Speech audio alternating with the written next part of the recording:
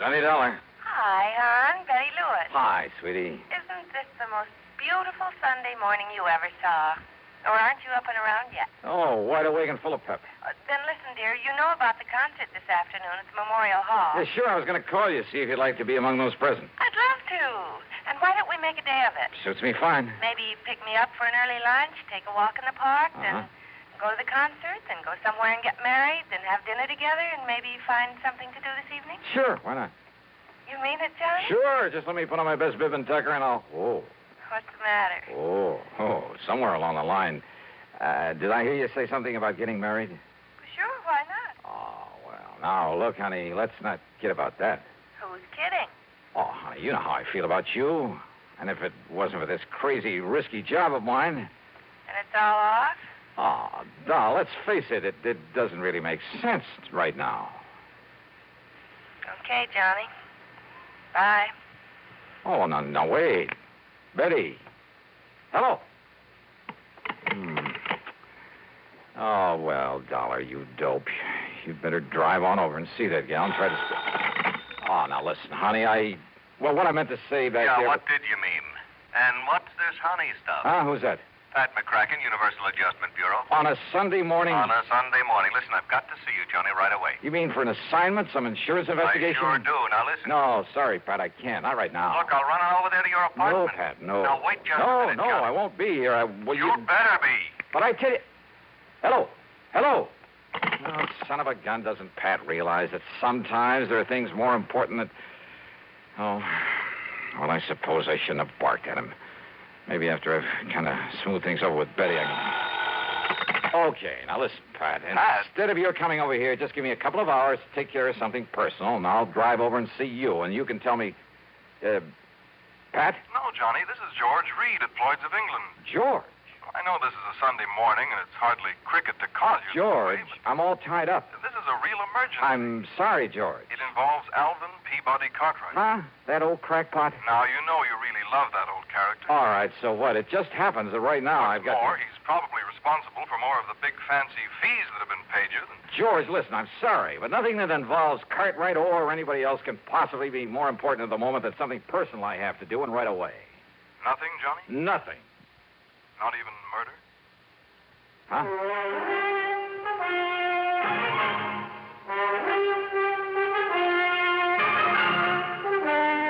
CBS Radio brings you Bob Bailey in the exciting adventures of the man with the action-packed expense account, America's fabulous freelance insurance investigator. Yours truly, Johnny Dollar.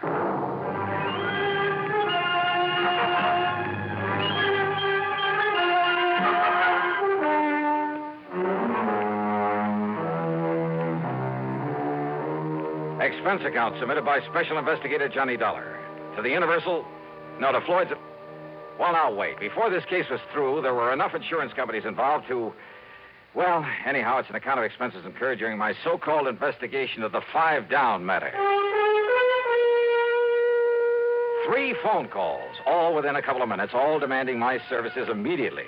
And I promised to call them right back. George Reed at Floyd's of England, Pat McCracken of Universal Adjustment Bureau, and frankly, more important to me, the best gal friend, Betty Lewis, on account of maybe I'd left the impression I was trying to give her a brush off or something.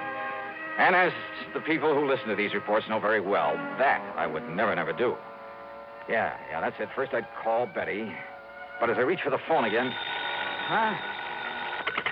Johnny Dollar. John, thank goodness I found you in. Who are you? It's vital that I see you at once, immediately. Yeah, I said, who are you? Who am I? Yes. Why, Johnny, this is Harry Branson of Philadelphia Mutual Liability and Casualty Insurance Company. Harry, look, if this call is about business... Well, of course it is.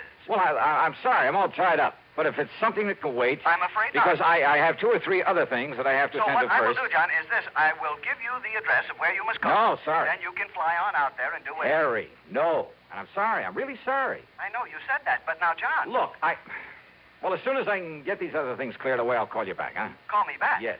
But good heavens, John. I'll call you back. John! Holy... What is this, anyhow? You'd think the world was coming to an end. Oh, now, wait. I call back to Betty. Huh? Oh, come on. This is carrying things too far. Johnny Dollar. Earl Poorman, Johnny. Now, look. Tri-State Life and Casualty. Yeah, out here on the Earl, coast. it's nice to... But listen, I'm sorry I can't talk to you right now. But, Johnny, I want you to come out here just as But quickly... I can't. That is... Why?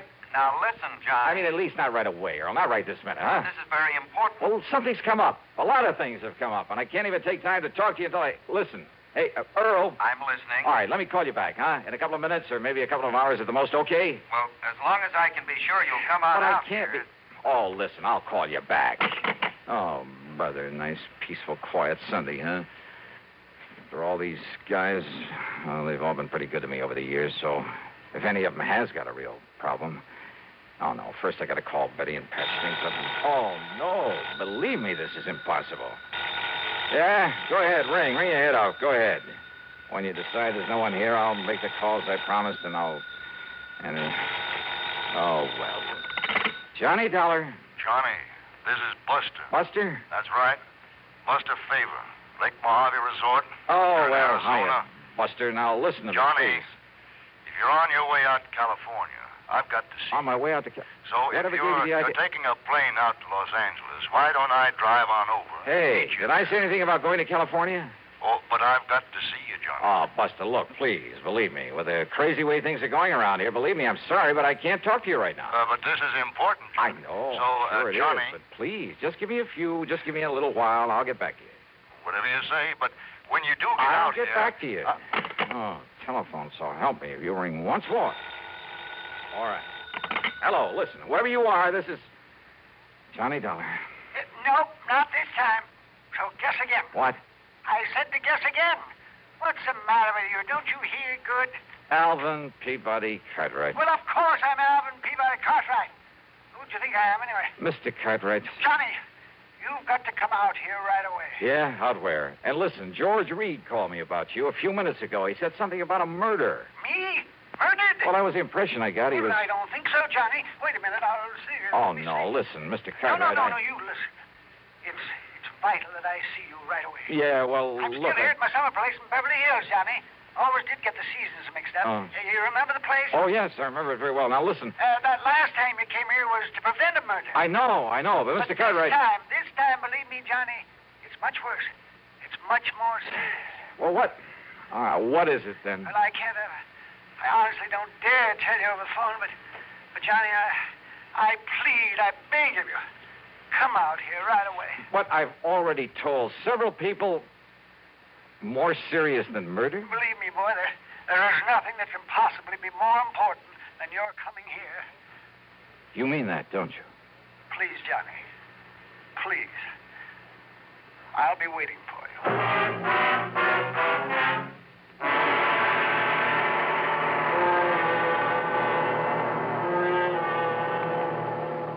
Ever notice the way Pepsi-Cola has of disappearing fast?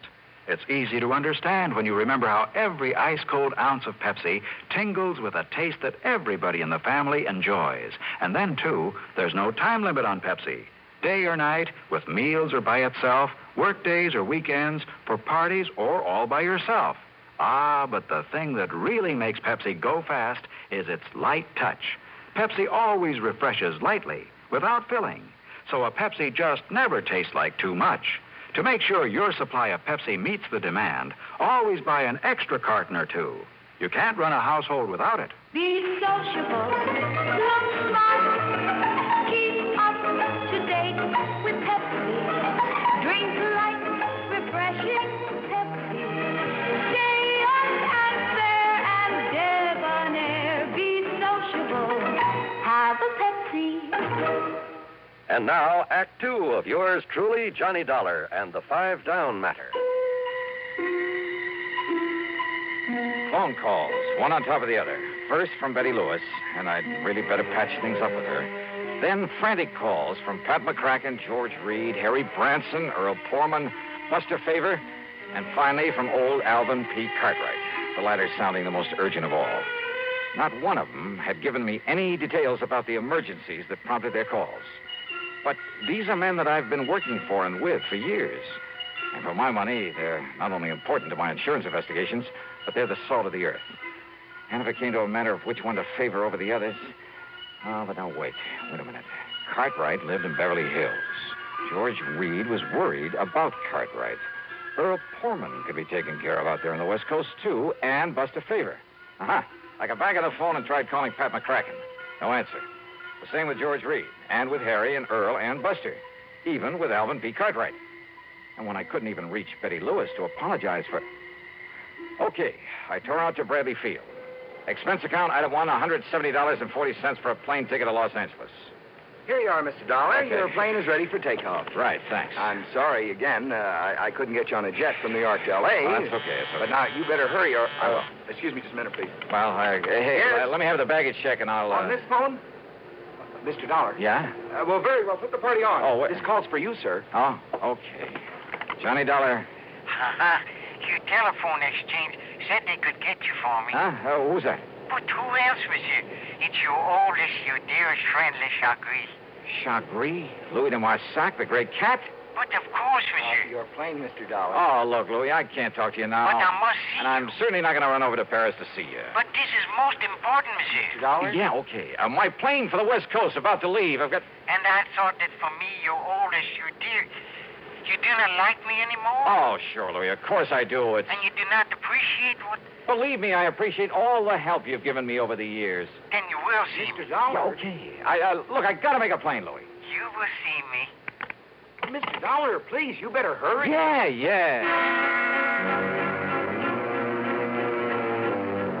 What? The real stopper came in New York when I changed for a plane to the coast, and with barely time to make it. Yeah. Another of my old pals. Another one I didn't want to turn down. Lieutenant Randy Singer of the 18th Precinct. But under the circumstances, and with only seconds to spare.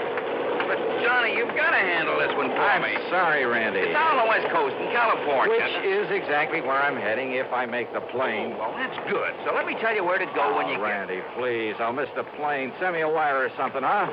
This your plane right here? Yes, it is. Well, then maybe I better climb aboard with you. No such luck. This flight is full up. All right, here you are. Here's my ticket. Fine, sir. Good. Right aboard. Thanks. Well, I can beat you out there on one of the jets. No space on them either. I tried it. Want to bet? Please, will you get aboard, sir? Right. So long, Randy.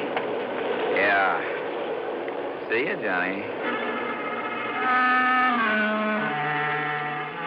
Yeah, pretty shabby, I guess.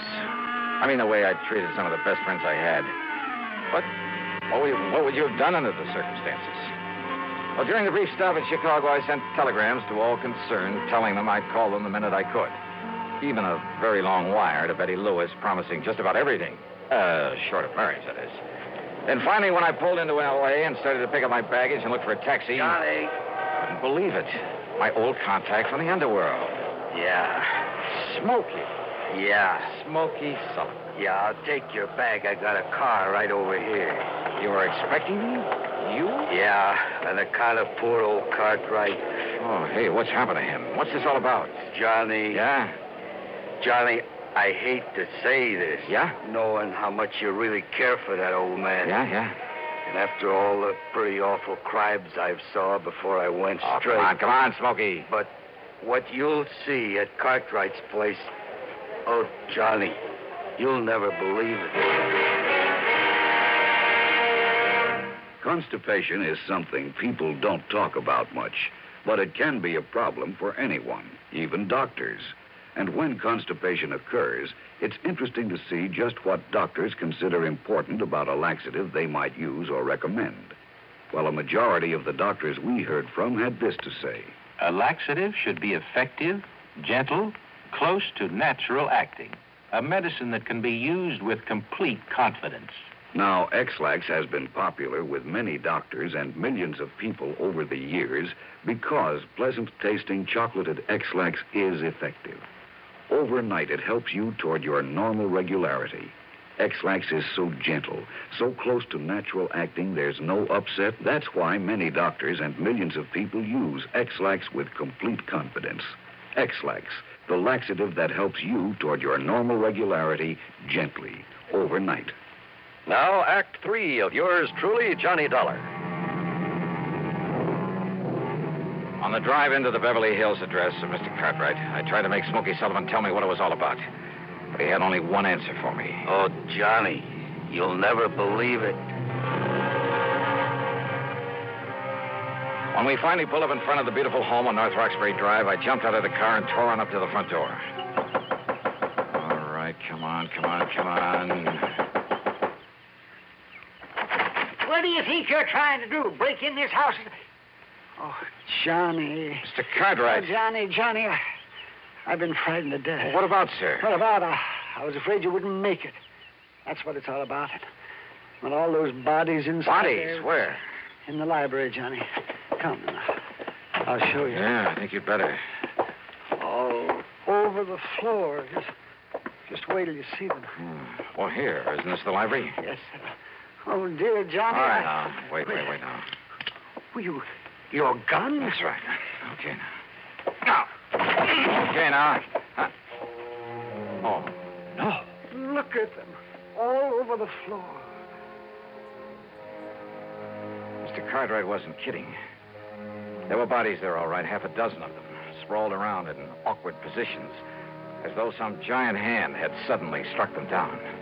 But why? And there was no sign of a struggle, not a... What is it, Johnny? Oh, I mean, isn't it terrible? Wait a minute. That's Pat McCracken. I know. And George Reed over here. Well, he's still alive. Shall I call a doctor? Yeah? Or shall I put him out of his misery? What? The gun, yeah. Earl Portman over here. Buster Favor. And me, Le Chagrin, my dear, my darling friend. All right, now. All right, you guys. What is all this? What goes here? Johnny. Buster, so help me. All right, now listen. Mr. Cartwright, will you take that gun away from him? Randy. That's right. I told you I could get a jet out here. Sure, we all came out on the same flight. Earl, you son of a gun. How are you, Johnny? Surprised? Are you kidding? And Harry Branson. Glad to Smoky. see you, Don. So this is why you wouldn't tell me anything, Smoky. Yeah. Fooled you, huh? Yeah. But come on now, what's the big idea? Wait a minute. Now, will you stop waving that 38 around, Johnny? Huh? Oh, I'm sorry, Pat. Yes, well, here, I'll take it. Yeah, you better, Mr. Cartwright. That's all right. I'll put it back in my pocket. I have it. Oops. Down, boys, down! Oh, dear. I'm sorry. Yes, you'd better be sorry. Well, Johnny, it looks like we succeeded in getting you out here, all right. Yeah, well, now, look, will somebody please start to make some sense and tell me what this is all about, huh? Why not? Yes, McCracken, why don't you speak for all of us? Yeah, go ahead, Pat. All right, fellas, I don't mind if I do. That's good. It's really pretty simple, Johnny. Today, Sunday, marks the end of 5 years in your present series of investigations for what we like to think is a pretty good lineup of insurance companies. Yeah, so happy anniversary, Johnny. Happy anniversary. Oh, thanks. Now, Now, Johnny, it also completes 5 solid years of the broadcasting on CBS of these cases you handled. Handled mighty well, Johnny. And you've performed a service throughout this country. Oh, now don't get soppy. No, will you? shut up a minute, will you? You've done a great service to the insurance companies, no question about it. Your broadcasting has helped to expose a lot of crookedness, fraud, that sort of thing. Has saved the insurance companies a lot of money. And that means it saved the people, their clients, the people who listen to your program every week. It saved them a lot of money, too. Well, it's... And purely incidentally, these CBS shows of yours have provided a lot of entertainment, a lot of pleasure to literally millions. In other words, Johnny, a lot of people think mighty well of you. And with very good reason. Oh, no. But take it easy. Oh, now you shut up. But to get all those people together to say thanks, well, that's impossible, obviously. So we thought, that instead of just handing you, if we could somehow, fellas, I'm doing pretty badly. Make your peep, monsieur. Well, Johnny, I went over all your radio reports. I made a list of the people who've been most involved in your cases these past 5 years. And then when I made the suggestion to Mr. Cartwright... That's right. I told Pat that if he didn't let me give this party to do you honor... Honor? That would... Are you kidding? Yeah. Oh, no. All right. I mean, throw a big fat brawl for you just to get her through that skull of yours. Just to show you how much we love and appreciate you, Johnny. And that's why we're here. Couldn't think of a better way to tell you. Well, you happy, Johnny? Well, look, if you guys think I want to break up over this. Yeah? Yeah, Johnny? Oh, well, Pat, Mr. Cartwright, Smoky, Harry, Earl, Louie, Randy, Buster, George. Well... To Johnny. Betty. Oh, well, will you look at that? I just really glad to see Weren't they nice to let me in on... And honest, honey, I won't ask you to marry me. Not yet. Rascal, you out of Now, will somebody break this up before we all start crying like a bunch of children? Yeah, let's bring it up, huh?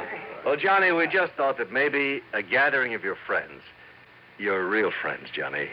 I mean that. And if there's anything you want, Johnny, this house, a nice yacht, a couple more cars, or anything, Johnny. Anything, huh? Yes, sir. More than this? Well, look, if I can somehow hold on to the friendship of people like you, that's all I ask. Believe me, it's the most that anybody could ask.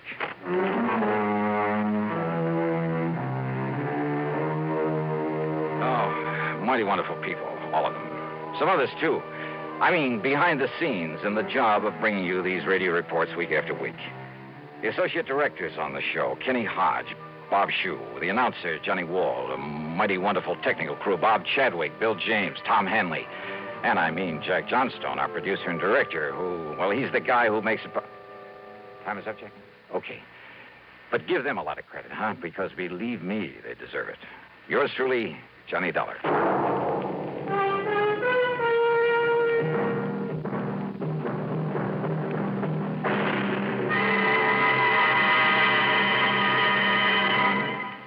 Stop and think a minute.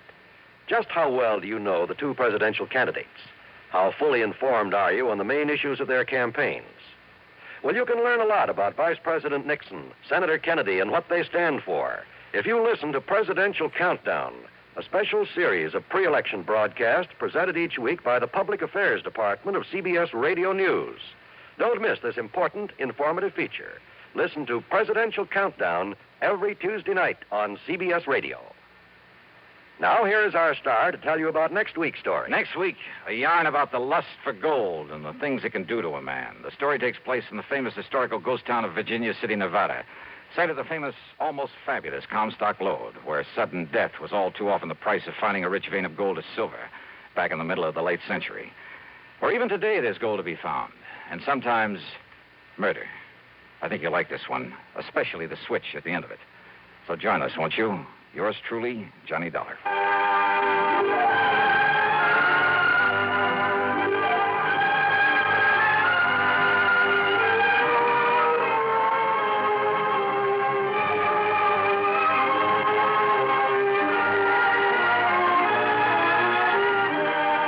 Yours truly, Johnny Dollar, starring Bob Bailey, originates in Hollywood and is written, produced, and directed by Jack Johnstone. Heard in our cast were Virginia Gregg, Larry Dobkin, G. Stanley Jones, Harry Bartell, Vic Perrin, John Daner, Howard McNear, Marvin Miller, Forrest Lewis, and Herb Vigran. Be sure to join us next week, same time and station, for another exciting story of yours truly, Johnny Dollar. This is John Wald speaking.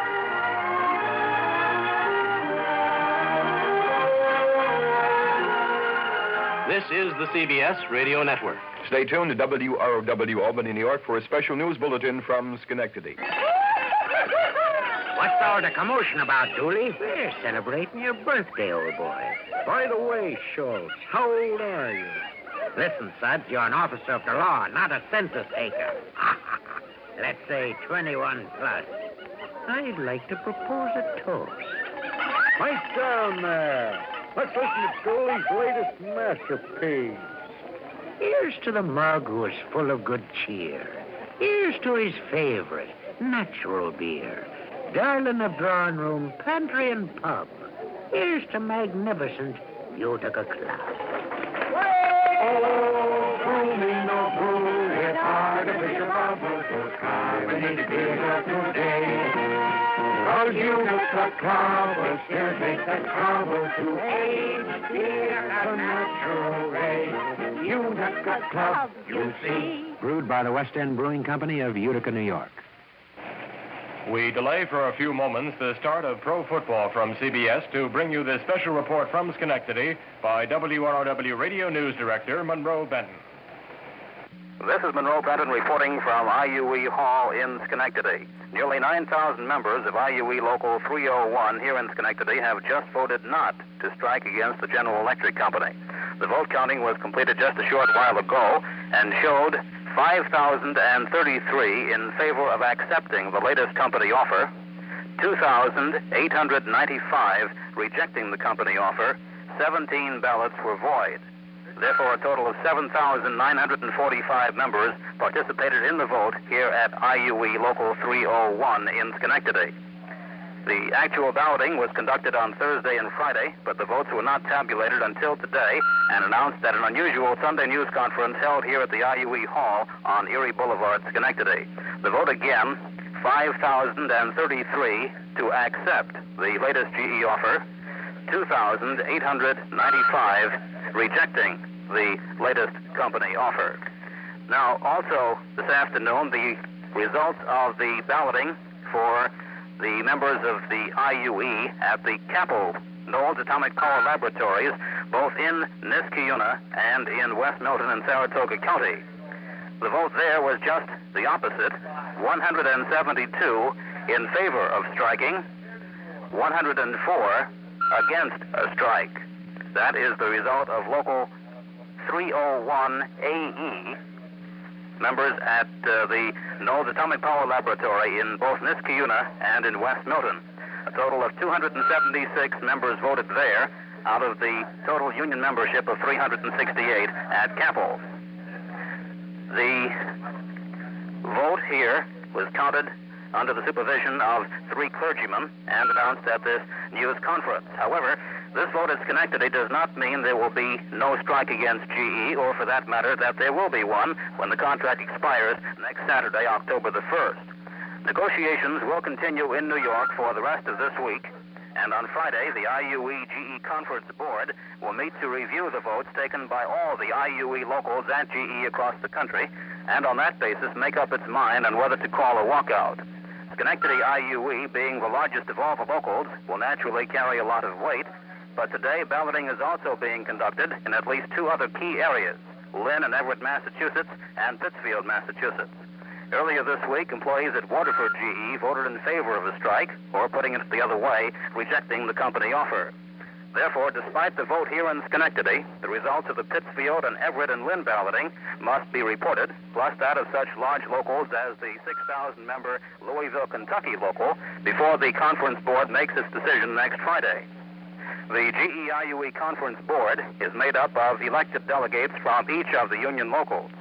They are elected on a representative membership basis, but each local is limited to a maximum of 4 board members.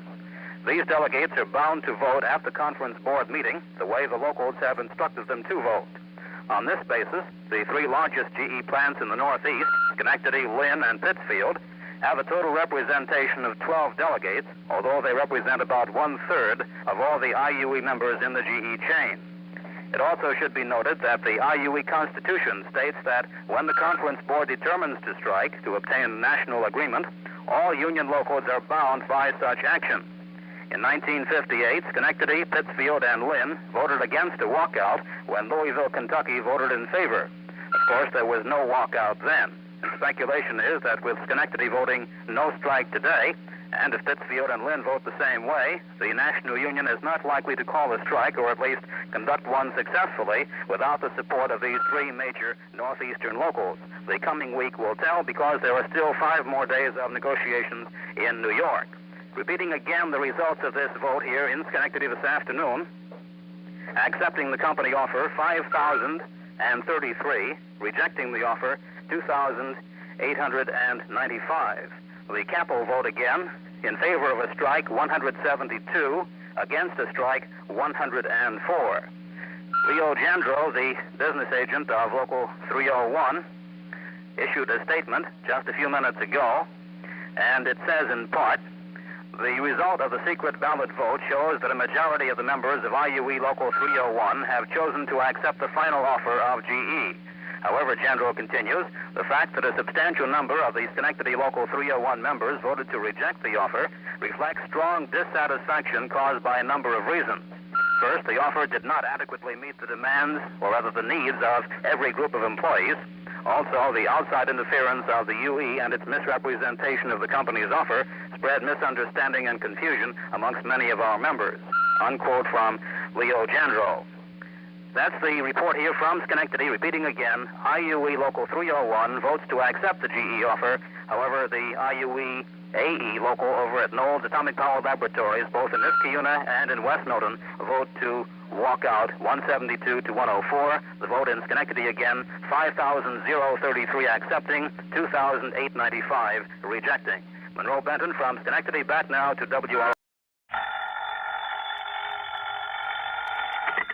$20. At McCracken, Johnny, Universal Adjustment Bureau. Well, greetings, Master. And now, what's that supposed to mean? Oh, just being polite when I see a nice fat commission about to come my way. You know something? You clear this one up for me, and maybe it could involve a sizable commission.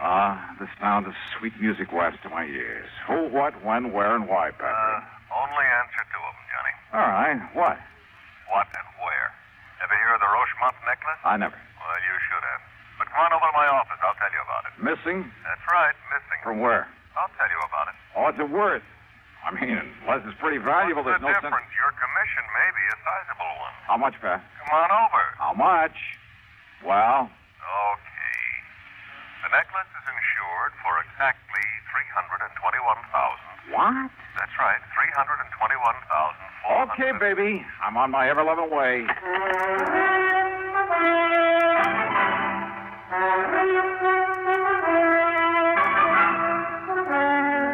CBS Radio brings you Bob Bailey in the exciting adventures of the man with the action-packed expense account, America's fabulous freelance insurance investigator. Yours truly, Johnny Dollar.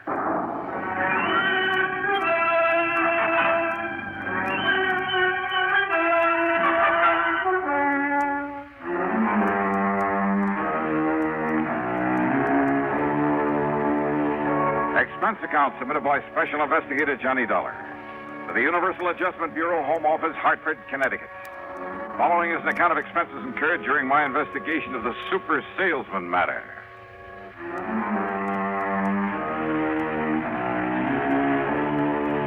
As always, the promise of a big commission did sound like sweet music to me. So, expense account item 1 is $1.25 for a cab to the Office of Universal Adjustment in the Spear Building down on the square where Pat was waiting for me. Oh, come in. Sit down and listen, Johnny. Sure, Pat.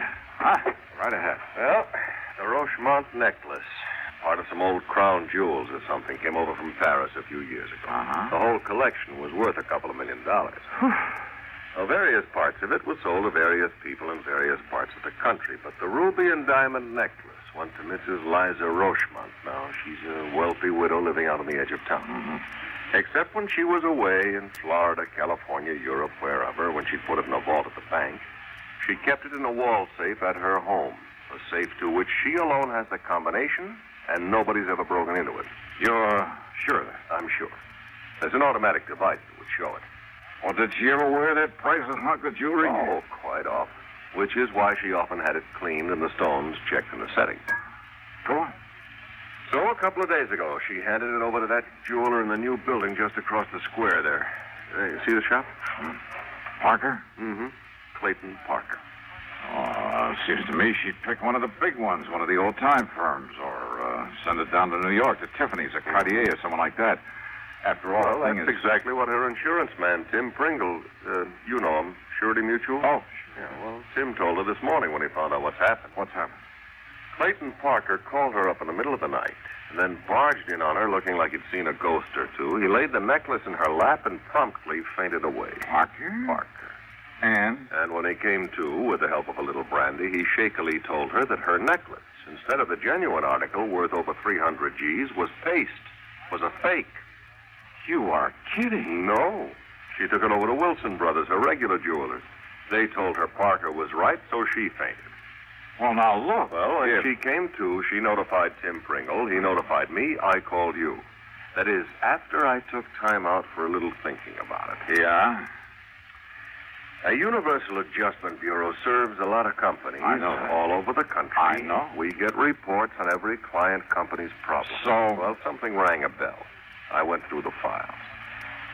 Johnny, this very same kind of thing happened back in 56 out in Chicago, down in Philadelphia, that was in 59. And in each case, the jeweler who discovered the switch answered the description of Mr. Clayton W. Parker.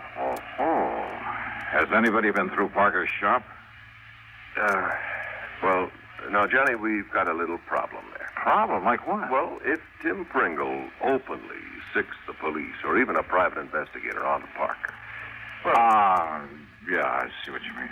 Now, if Tim were to pull a boo-boo, make a wrong charge against his own new client... So, what am I supposed to do? Bust into Parker's shop some dark night? Blow his safe, maybe? Well, Johnny, he does not have a burglar alarm in that little shop of his, nor on the safe inside. So what? And it is easily accessible from a dark alley out in the back. Oh, no. Wait a minute. Well?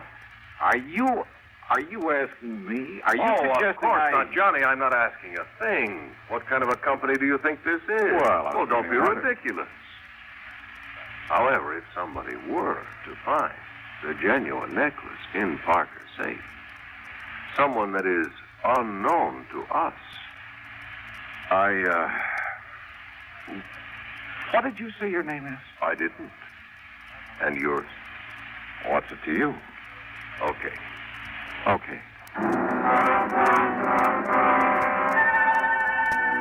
Item 2, $100 to a man named Fingers J. But let's leave his last name out of this. I may have use for his delicate touch again sometime. Well, getting into the back of Parker's store that night was a cinch. And once inside, we could see why he didn't bother with much protection. His stock was small, and most of it was novelty stuff. And he must have been a super salesman to get hold of Mrs. Rochemont's valuable necklace. If it was the real one that he took in for cleaning. While Fingers worked on the old-fashioned safe, I went over the store with a fine-tooth comb, wearing gloves, of course. No sign of the necklace anywhere, including the safe. So I helped Fingers out of the back window we'd opened, sent him on his way, made a careful check to be sure the place looked the same as it had before, then proceeded to hoist myself out of the window. Now, let's see if I can get this closed again. Huh? Oh, now, wait a minute.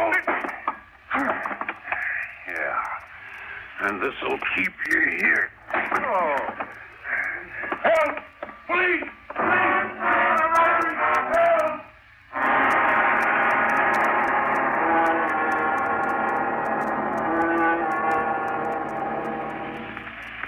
Listen carefully. Get the picture. Timber needed for thousands upon thousands of new houses is needlessly destroyed. Watersheds supplying vitally needed water for industry and life itself are laid waste. Wildlife is cruelly killed, their habitats ruined for many years to come. Sorely needed outdoor recreational areas are burned black. Homes are leveled to the ground and human lives destroyed. And what causes this terrible destruction, this tragic loss? It can be as tiny a thing as one paper match. 90% of our forest fires are caused by people. People who are careless for just one fatal instance with their cigarettes, matches, campfires. Every American, every one of us, man, woman, or child, is a potential firebuck. It takes only a moment's carelessness or thoughtlessness to set fire loose in the forest. Let's all observe the simple common sense rules of forest fire protection. Remember, only you can prevent forest fires. And now, Act 2 of yours truly, Johnny Dollar.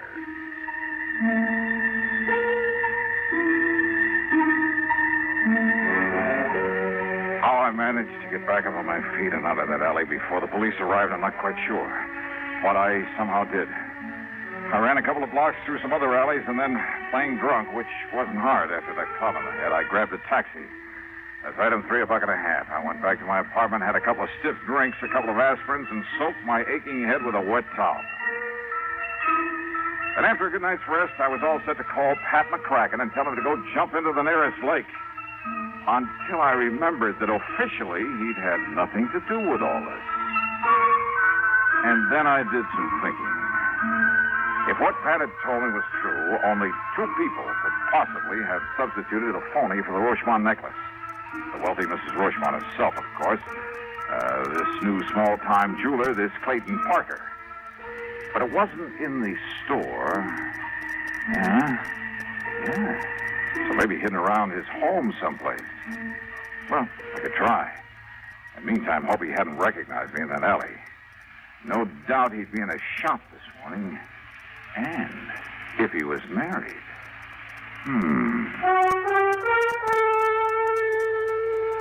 Expense account item 4, $5 for a handful of business cards at the shop of a small printer. Item 5, $79.95 for a vacuum cleaner, one of the tank-type jobs with all the accessories. And I managed to grab a stack of literature on it. Item 6, $2 1/4 at a pawn shop for a beat-up fiber suitcase. The business cards went into my pocket. The vacuum cleaner went into the back seat of my car, which luckily was badly in need of a wash job, but kind of poorly. The accessories and literature went into the suitcase, then into the back also. Then I crossed my fingers and took off.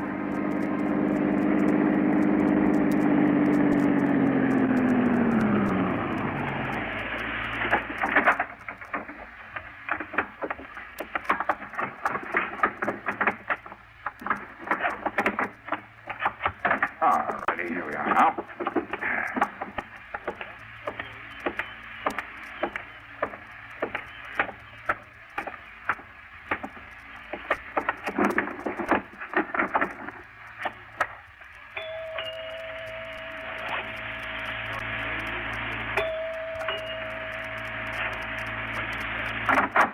Yeah. Well. Mrs. Parker? Yeah, that's right. Only who... Now, wait a minute. Yes? Didn't you see that sign over the doorbell? No salesman, or solicitor. Oh, well, of course. Well. When I came in answer to the coupon you mailed asking for more information in the free demonstration. Coupon? Oh, yeah. My name is, well, here's my card. Now, look. No obligation to buy, you know. None whatsoever. Yeah, ma'am? Look, is this some kind of... James Dakin, sales engineer, and a national vacuum cleaner service. Yes, ma'am. What the sales engineer? You really want to know? Uh-huh. Well, it's just a glorified name for an ordinary salesman. Well, you're a pretty glorified kind of guy to have to be going around pounding doorbells, Jimmy. Well, gotta make a living.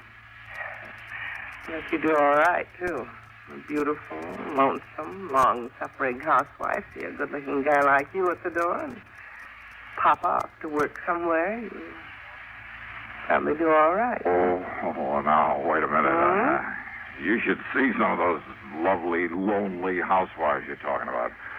No makeup, hair still up in curlers, a pair of dirty bedroom slippers chewed up by the family pet. What? Yeah, and all decked out in a sloppy house coat with an old apron full of soap suds from the breakfast dishes. Oh, what a picture. Yeah, and maybe even kind of hung over from the night before. You mean that's what you usually run into? Oh, run away from. Are you cute, Jimmy? And that's why it's such a relief to be met by somebody like you. I mean, well, that is. Well? Oh, I'm sorry. I mean, I brought the cleaner around to give you the demonstration you asked for when you sent in the coupon. Are you kidding, Jimmy? I didn't send in any coupon. Oh, but you must have. Whoa. Would you like me to go get my list out of the car? Oh, because if you hadn't sent in a coupon, and I wouldn't... hate to do you out of commission. But I sure don't need to buy another vacuum. I'm sorry. Good luck. But I wasn't going to send you one. What? Oh, no. No. They're sold only in the stores. I simply get paid for the free home demonstration. Oh? So just let me come in and show you how it works, huh? Then you can fill out the card saying you have had a demonstration and... Listen, Mrs. Parker. Yeah, my name's Gloria. Well, look, things have been kind of tough. And if I don't fill my quota this week, well, look, I'll do the whole house for you, and no obligation whatsoever. Well, Mrs. Parker? Oh, look, Jimmy, if my husband should ever know that he doesn't like people in here while he's out, well, come on in. And after all, if you have to work so hard, maybe you could use a little drink. Come on. Just to make the demonstration. Sure. Come on in.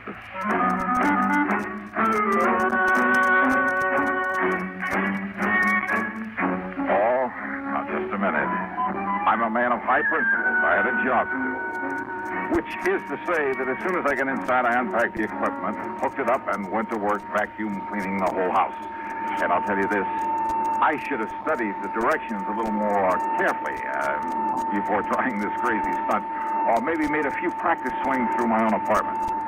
Now, modern appliances notwithstanding, I now have a great deal of sympathy for the American housewife. I mean, that living room was huge, and so was the dining room. But I didn't want to be obvious by heading into the study first. The study where her husband's desk would be, and where, if I were lucky, she wouldn't leave me alone for a second. Oh, come on, Jimmy. Isn't that enough? No, gotta finish the job. I promised I'd clean the whole place, and I'll do it. Why don't you just sit down, relax, and read a book or something? What about that little drink I promised you? We could have it right here in the den. Hey, look, I know. While you're out the bottle and some ice and soda. Yes, this will be fine. Suits me, too. See? We have the same taste. Yeah, well, while you're getting it, I'll finish up the study here, then we can sit down and relax a minute before I start. Relax, What? What did you say? Nothing. So I'll go get the drinks. Yeah. Still keeping the vacuum cleaner going, I made a dive for the desk. Top drawer and two on the side had only the usual junk in them. But the third one down had a small lock on it. By stepping on the handle, I was able to spring it. And there inside, in a small black metal box. Yeah, the Rochemont necklace. And even my untrained eyes told me this was no fake. But I couldn't very well leave it there. And what if Gloria Parker knew about them? What if she suspected that my loud job was just an excuse?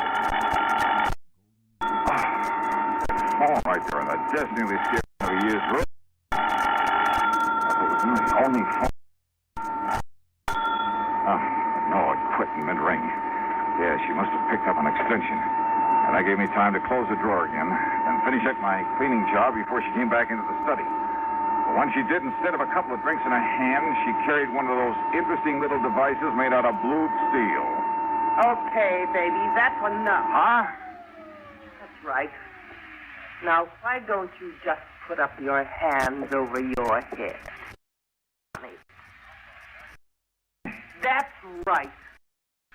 Johnny.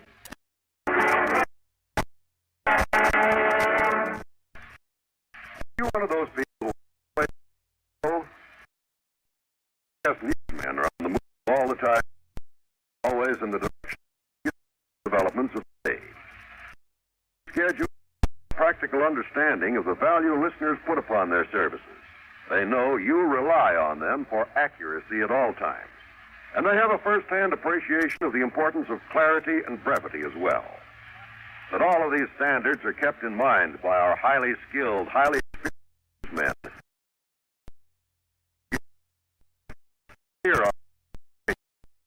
The busier you are, the more you'll appreciate the efforts of our CBS News staff. These men offer you a direct link with history day by day. But more than that, they do their job with full regard for your busy schedule. For accuracy, brevity, and clarity in news reports. For news at frequent intervals at the most time. Every day.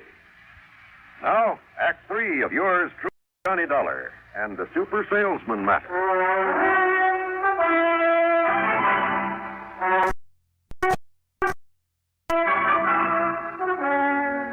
Smart, huh? Making like a famous salesman to get in here. Now, why don't you put that thing down? Oh, no. But you should have been smart. Oh, Johnny, that was Clayton, my husband. Thought you might come here. You... Johnny, Mrs. Parker. That's right. Johnny Dollar, the famous dick. You stupid. You think Clay didn't recognize me from the store last night? Oh? Then why didn't the police pick me up this morning?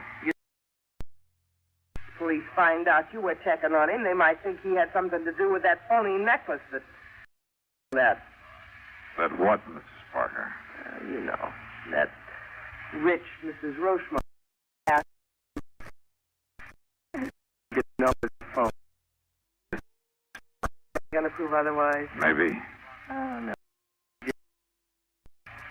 Got some crazy ideas. Well, I don't think anybody's gonna hear them. Because when Clay gets... Ideas, Tom. What? What if I have some proof? Any...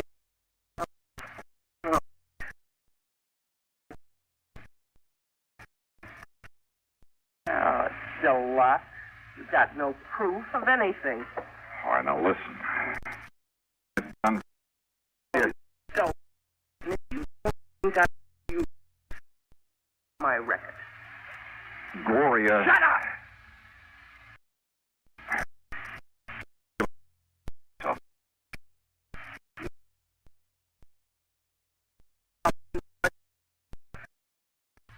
Go on.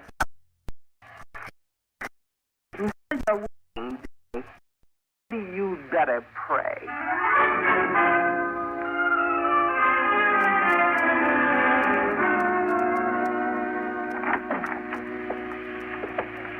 Good work, Glory. Sure, Clay.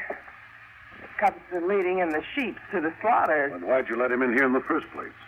Even if you didn't know who he was. Are you kidding? What do you mean, Dollar? Well, if you could have seen the open arm welcome I got on the strength of betting my nice brown eyes that are a couple of times. Sure. You don't keep very close tabs on her when you're out of the house, do you, Parker? Don't listen to him, Clay. He's lying. He's trying to trick you, make you drop your guard. That's right. Won't work, Dollar. Yeah. Okay, I tried. So, now you can call in the police to pick me up. The police? Don't make me laugh. Why do you think I didn't call them in last night? You're on this case. You sure of that? You trying to tell me they'd go for breaking and entering my shop? They or that insurance company of yours? In the hopes that maybe you'd find that pretty little necklace? Yeah, I see. So you admit that you substituted Phony. Well... Keep that gun on him, Glory, while I make sure it's still okay. Don't worry. He doesn't have a chance. Where to look. Up until you called, I kept him busy. I kept the great John busy pushing a vacuum. No, it isn't here. All right, Dollar. Give me the gun, Glory. Sure. Now frisk him. Yeah, sure.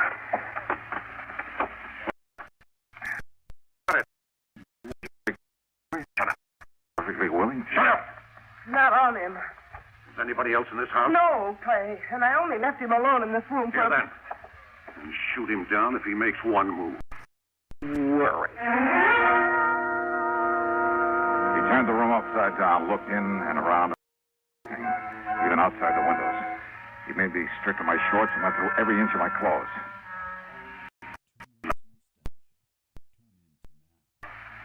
Glory, are you sure? Yeah, I'm sure.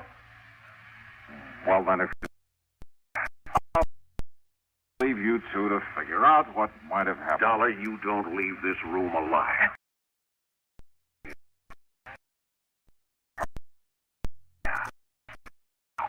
What? Police! Yeah, well, they don't get...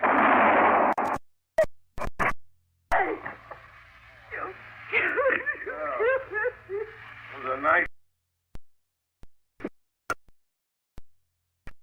You okay? Oh, sure, Pat. Oh, and thank you, Lieutenant. Only Pat. Why? Well, when you didn't report to me that you'd found that thing in his well, in were last night. Please go on. Yes. Well, when I saw Parker from my office window, they saw him tear out of a shop a few minutes ago and burn rubber heading out in this direction. Obvious. So thanks. Yeah, thanks, Pat. And would you like to see the necklace? Somewhere inside this vacuum cleaner I didn't sell.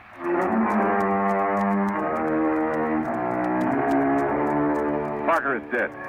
His wife yammered all over the place in the hope of getting off easy. Optimist. So that's that. Expense account total $189.95. Oh, and by all means, don't forget my commission over $320 grand. Yours truly, Sonny Dollar.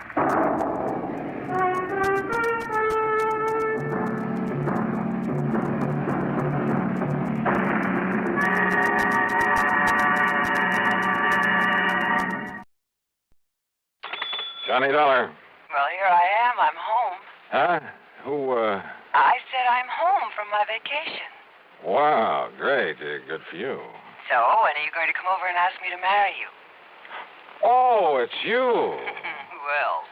Well, I don't know. How about if I pop the question right now? Well, go ahead. Will you marry me, Paula? You bet your life. What, Paula? Who else? Why, you two-timing. This is Betty Lewis. Yeah, I know. Come clean with me, Johnny. Who's Paula? Oh, now, does it make any difference? Paula who, Johnny? Johnny? Oh, Smith, Jones, Brown, you pick one. You rascal, I could... You were kidding me, weren't you? Weren't you kidding me? Oh, yeah, sure, I guess so. Oh, sure, honey. With this crazy business of mine getting slugged and shot at all the time, why, you know as well as I do it wouldn't be conducive to a happy married life.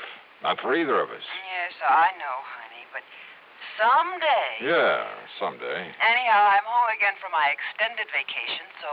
So, how about dinner and a show and a big night all around? I'd love it. Say 7 o'clock? Make it 6:30 and I'll have cocktails ready and waiting. Right here at 11/3/25. Eddie, my love, it's a deal. Good. I'll see you in exactly 7 hours and 31 minutes. On the nose. Bye, honey. Yeah. Well, let's see now. Yeah, honey. Huh? Don't give me that honey stuff. This is Randy Singer. Randy, how's the old New York Police Department these days? Johnny, I gotta see you. Okay, I'll run on down there first thing in the morning. No, I mean now, right now. Oh, well, now, look, Randy, I got a date tonight, important one. And I gotta go out of town with the chief on a murder case, leaving in a couple of hours. Maybe gone a week, maybe longer, so grab a train, will you? Well, if I could be sure of getting back here by early this evening. Back there in Hartford is where you should be, as quickly as possible. Huh? After I've talked to you. So if this timetable I have means anything, you can grab a train in about 20 minutes. Well, now, listen, Randy, I'll have the boys in the prowl car pick you up at Grand Central Station. Listen, will you? Grab your hat and come on. See you, Johnny. Randy!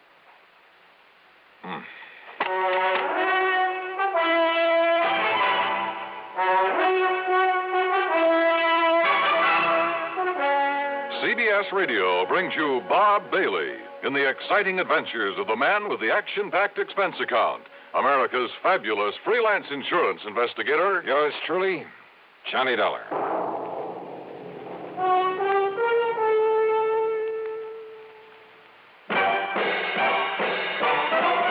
Are you smoking more now, but enjoying it less? Have a real cigarette, have a Camel. Are you missing the smoke the nation likes best? Have a real cigarette, have a Camel. Are you looking for flavor and mildness? Have a real cigarette, have a Camel. The best tobacco makes the very best smoke. Have a real cigarette. A real cigarette. A real cigarette, have a Camel. If you're smoking more today, but enjoying it less, try Camels. More people smoke Camels than any other cigarette. Any filter, any king, any regular. The Camel blend of caustic tobaccos has never been equal for rich flavor and easygoing mildness. The best tobacco makes the best smoke. Have a real cigarette. A real cigarette. A real cigarette, have a Camel. And now, Act One of yours truly, Johnny Dollar.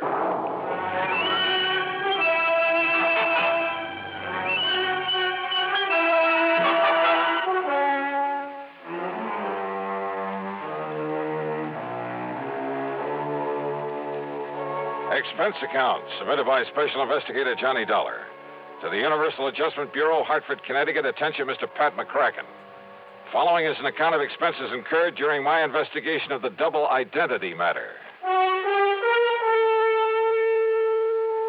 Pat, you haven't assigned me to this case, but it does concern some of the insurance companies that Universal Adjustment Bureau services. And if there's any question about reimbursing me for whatever charges I may run up, well, read on. Expense account item 1, $495, taxi to the station and a train down to New York. As promised, Lieutenant Randy Singer had a prowl car waiting for me at Grand Central, and a few minutes later I barged into his office in the Homicide Division of the 18th Precinct. Okay, Conroy, okay. Just go tell the chief I'll be ready to leave by the time he is. Now, go ahead. Yes, sir, Lieutenant. Sit down, Johnny. Glad you could make it. All right. Tell me one thing, Randy. Is this an insurance matter? It sure is, or rather, they are. They? Maybe you weren't called in on them, but, brother, you should have been. Here, look here. Fall 1956. John R.V. Brownfield. Lived in a small apartment over on the east side, but the old boy had a lot of money. So what happened? Somebody knock him off? His death was pronounced a suicide, overdose of sleeping pills. Yeah, happens all the time. Does it? The insurance company that paid off was Eastern Casualty and Trust. Oh? How much? $41,000. Beneficiary? His wife. He'd only been married to her a couple of months. And after she collected, well, she just sort of dropped out of sight. Ask me, a lot of those companies of yours pay off too fast. Now, what do you mean by that? Listen, September 1957. Franklin P. Ogborn died the same way. Insurance paid to his widow was $30,000. Tri-Mutual Insurance Company. Well, now, Randy, the mere fact that he also died from an overdose... Listen, will you? August 1958. Peter William Gerhardt. Same thing. His widow collected $50,000. Are you trying to say you don't think they were suicides, Randy? I'd bet my bottom dollar on it. Why? Now, here's the last one, middle of last month. William Earl Chadwick. $25,000 to the widow. I said, why? Johnny, in every case, the marriage was only a few weeks old. A good-looking young girl and a wealthy old man. Also, circumstances of death were exactly the same. Exactly. You investigate them all yourself? No, they all occurred in different precincts. So until I started digging through these files, until I realized that all these men had been married, and for only a short time, mind you, had all been married to the same girl. What? Yes, sir. You're sure of that? She used a different name every time, and we have no pictures of her, but, Johnny, according to the description by all the people who'd seen her, well, Johnny, it's one and the same gal. Okay, Randy, as long as there was insurance paid by some of the companies I work for. Right. Now, so far, I've been running this down alone on my own hook until I could really spot her. So what happens when I finally do locate this dame? I'll bite. What happens? She turns up outside my bailiwick. Also, I suddenly got to go out of town for a week, maybe longer. But you, being right there. Yeah, right where? Hartford. That's where I've traced her to. Oh? Do you know her name? Sure do. So I'm handing it over to you, Johnny. You've done me a lot of favors over the years, so... Well, maybe you can collect yourself a nice commission. Oh, what is her name, Randy? She lives at 11325 East Maple Drive. 11325. That's right, and she goes by the name of Lewis. What? Yep, Betty Lewis. What's the matter, Johnny?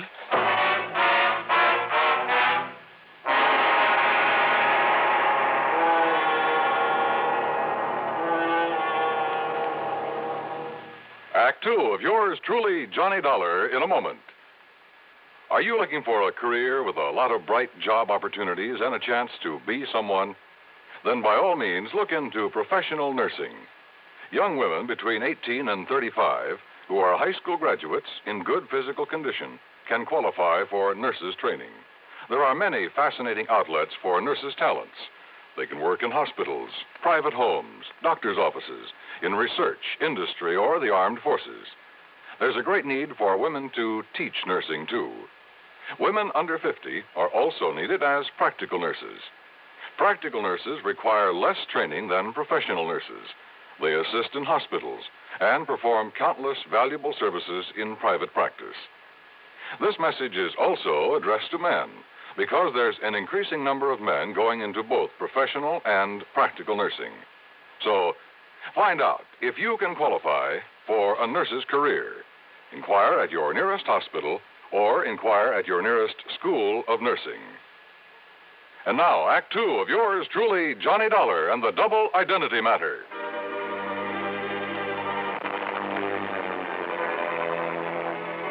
I went over the files on the so-called suicides word for word. I read and reread the descriptions of the widows. They all were the same. No question about it, the same girl had been married to each of the 4 victims, had been married to each of them only a very short time. Then after death, from an apparent overdose of sleeping pills, she had collected the insurance and quietly dropped out of sight. But Lieutenant Randy Singer, NYPD, had tracked her down and traced her to Hartford.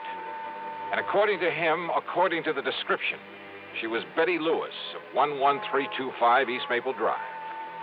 Betty Lewis, the girl I knew and palled around with. The girl I had a date with that very night. The one girl in the world I almost took seriously. What is it, Johnny? Do you know her? You know this girl? Yeah.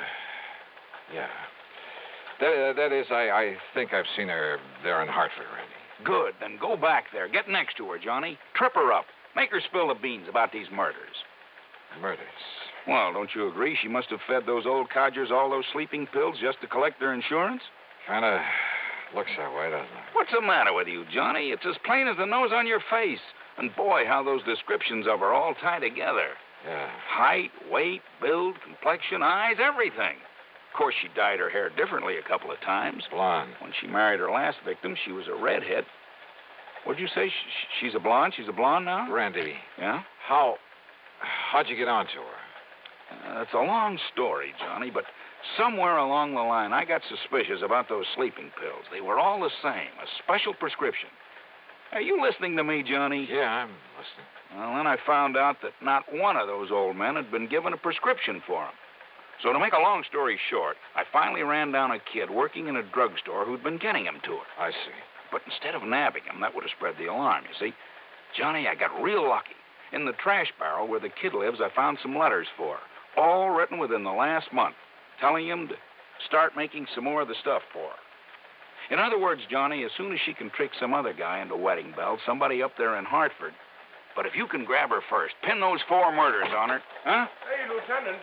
Yeah, Conroy, what do you want? That newspaper reporter that was here to see you. Oh, what newspaper reporter? I told him you was tied up with Johnny Dollar on that suicide run. You what? Well, I seen them files there on your desk. Conroy, you dope, when the chief and I get back from this trip, that's another thing, Lieutenant. Huh? The chief said if you don't want to start pounding a beat again, well, you see, he's been waiting out front for you for about 5 minutes. Conroy, you crazy? Why did you say so? Tell him I'm coming. I'm coming right away. Yes, sir. I'll tell you. Johnny, will you take it from here? Down. Sure, Randy. Attaboy. It's truly Johnny Dollar in a moment. Meet star Stuart Irwin. Nothing's worse for an actor than a nasty cold. To feel better quickly, I take wonderful 4-way cold tablets, a fast way to relieve cold distress. Right. Tests of all the leading cold tablets proved 4-way fastest acting. 4-way starts in minutes to relieve muscular pains, headache, reduce fever, calm upset stomach, also overcomes irregularity. Take my advice. For your next cold, take 4-way cold tablets, the fast way to relieve those cold miseries. 4-way, only 29 cents. And now here's a word about another fine product of Grove Laboratories. To get rid of embarrassing dandruff in 3 minutes, change to Fitch Dandruff Remover Shampoo. 3 minutes with Fitch regularly is guaranteed to keep unsightly dandruff away forever. Apply Fitch before wetting hair, rub in 1 minute. Add water, lather 1 minute. Then rinse 1 minute. Every trace of dandruff goes down the drain. 3 minutes with Fitch and embarrassing dandruff's gone.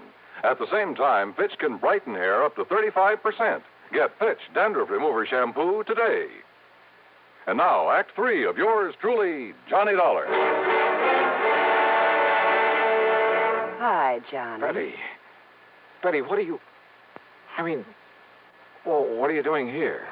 Hey, don't I even get a kiss after being away for a solid month? Betty, tell me. And don't you think I'm the one who's entitled to ask the questions? After all, honey, you stood me up. Or did you completely forget about our date for this evening? Listen, will you? Much as I hate to admit it, I guess maybe you were right, darling. Yeah? About what? No decent kind of a married life, that sort of thing. You wore out on some case, I suppose. Yeah. But you know something? I'm just not going to give up on you, Johnny Dollar. One of these days... Yeah, Betty, now listen. Well, what is it, Johnny? What's the matter? How did you get in here, Betty? Well, when you didn't come for me as you promised, and when you didn't answer the telephone, well, I was afraid something terrible might have happened to you, so I drove on over here to see you. The door was wide open, so I just came on in. I started looking around for you in the den and the bedroom, and then... Well, that's when you came in. Betty, your vacation. Well, it's about time you asked me about that. I missed you while I was away, honey.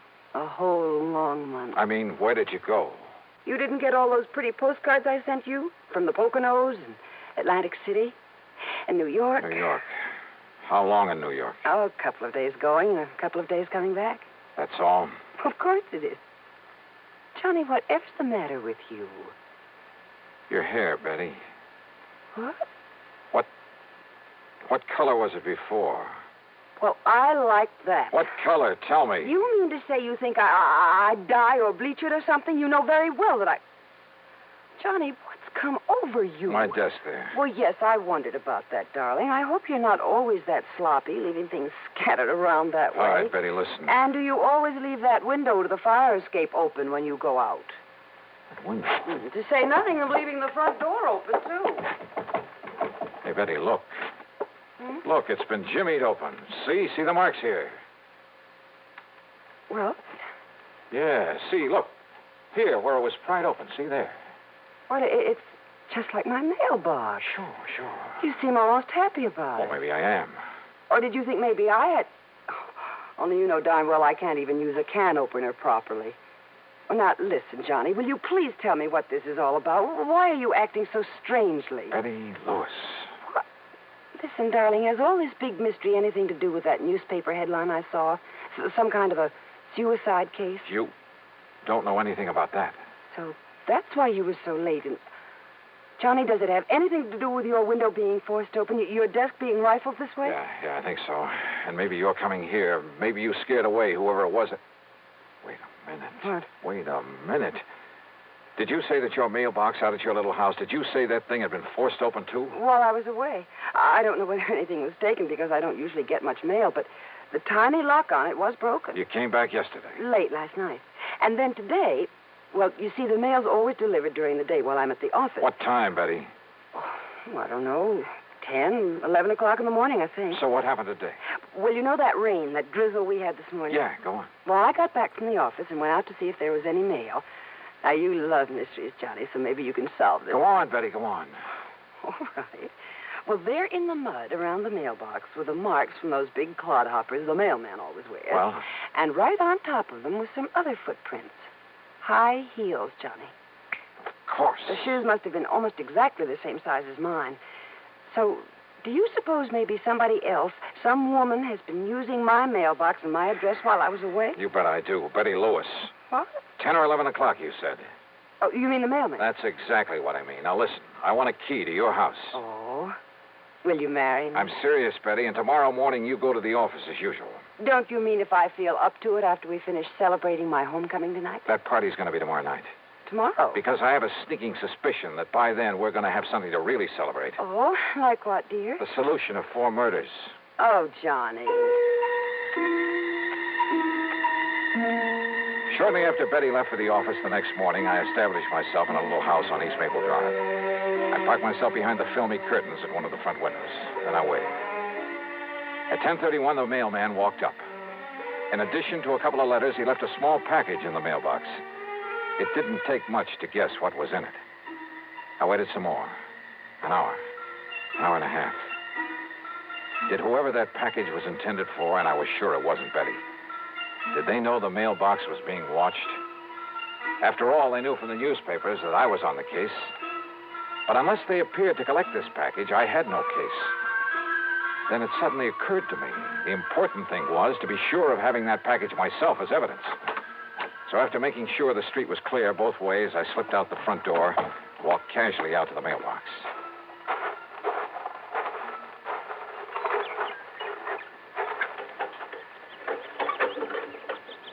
Aha. Miss Betty Lewis, 11/3/20. Huh?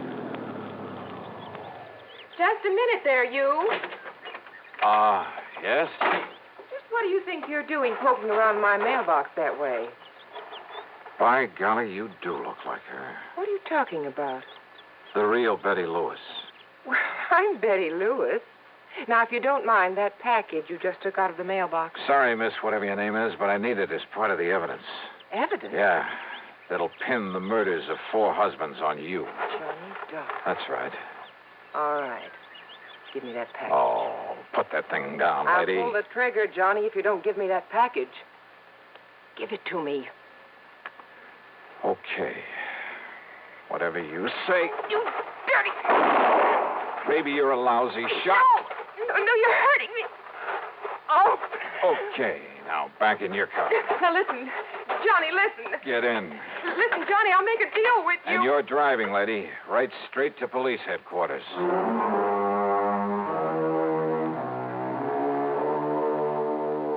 Sure, there's a lot more to be done, only by the police, both in Hartford and down in New York. But there's not much doubt about the outcome, especially since the kid who supplied the drugs broke down and said plenty. The insurance companies, well, the money she had left can be prorated among them, and that'll be that. My problem, of course, will be explaining things to Betty. But you know something? That may have its pleasant aspects, too. So expense account total, well, call it $20, provided there's also a fee on this one. Yours truly, Johnny Dollar.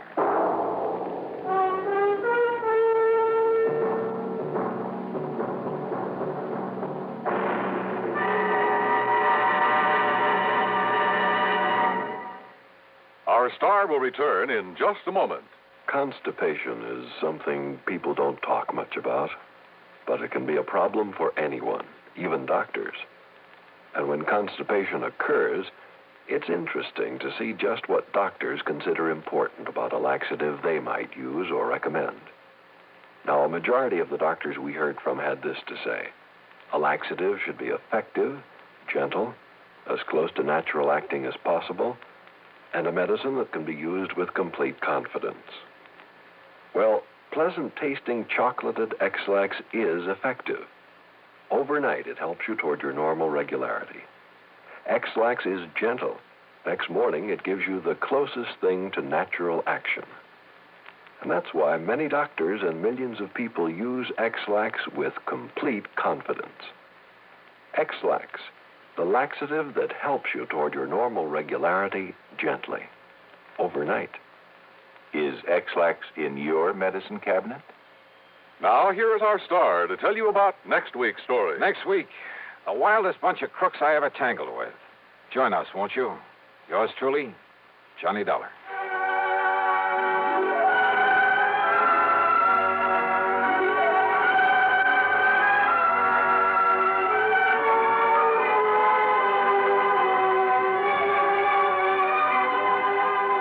Yours truly, Johnny Dollar, starring Bob Bailey, originates in Hollywood and is written, produced, and directed by Jack Johnstone. Heard in our cast were Joan Banks, Lillian Bayef, Herb Vigran, and G. Stanley Jones. Be sure to join us next week, same time and station, for another exciting story of yours truly, Johnny Dollar. This is Dan Cubberly speaking.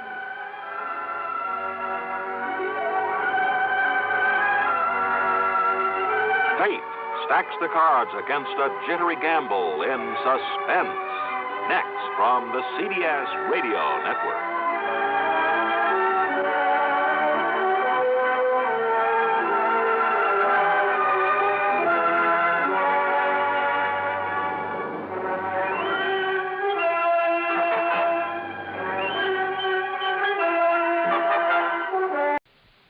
From Hollywood, it's time now for Johnny Dollar. Dave Lawler, Johnny, over at Surety Mutual and Trust Company. Oh, hi, Dave. Long time. Yeah, I know. Listen, do you own a pair of dark sunglasses and some real loud sports shirts? Mine are so loud I have to keep them in a soundproof drawer. Great. But where you'll be at this time tomorrow, nobody will give them a second look. Oh? Like where? Well, according to the travel folders, it's, quote, the land where the summer spends the winter, unquote. In other words... Palm Springs, California. Dave, you're on. Good. But don't forget, this can be pretty expensive for your company. Oh, more than you know, Johnny. $75,000 hard cash. Wowee. Unless you're able to prove the bracelet Dan Galloway gave to his child bride wasn't really stolen. For a trip to Palm Springs at this time of year, I think I could prove anything.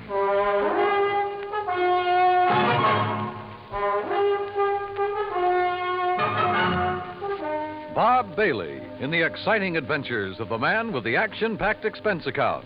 America's fabulous freelance insurance investigator. Yours truly, Johnny Dollar.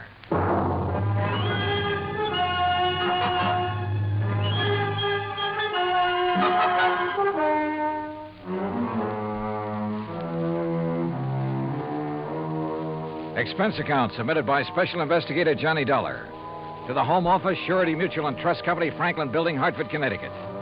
Following is an account of expenses incurred during my investigation of the Suntan oil matter.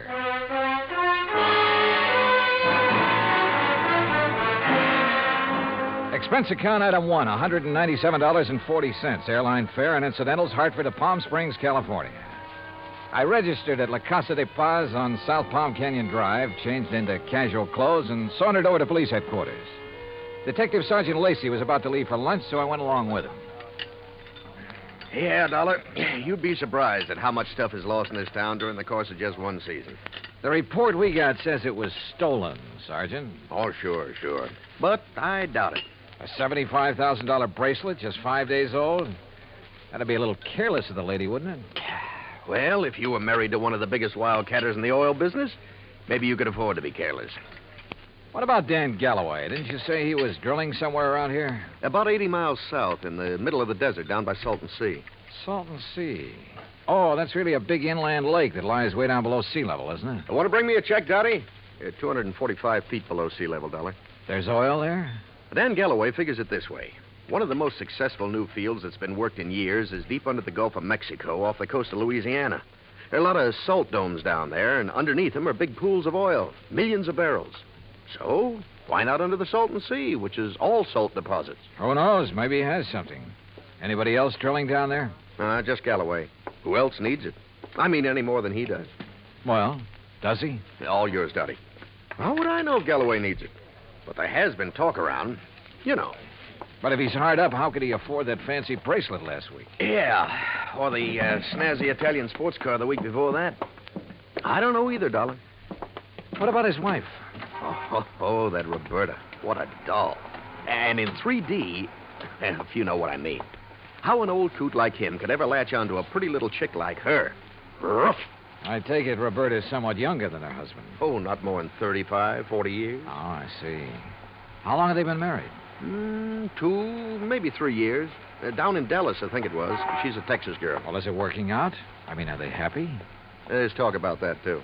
What kind of talk? Oh, it's really just small-town gossip for the most part. Ever hear of Sonny Wyman? Wyman? No. Well, Sonny's around Roberta's age. One of those kids who came up from nothing, but all the time knew exactly where he was going. You know, made a point of meeting the right people, shaking the right hands. Real nice kid, too. What's he do? Well, when the season's over here, he works Pasadena, Beverly Hills, and L.A. Always has something that'll intrigue his wealthy friends. This season, it's Italian sports cars. Cosmo Romas, I think they are. And he's the one who sold the Galloways theirs, huh? He sold Roberta hers. Any angle there in connection with the bracelet? There is. You let me know. Well, if there isn't, what have you been working up to? Well, actually, nothing. You see, I still believe it was lost.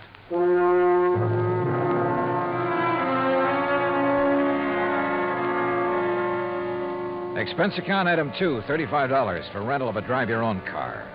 I found the Galloway place about 2 miles out north and east of town.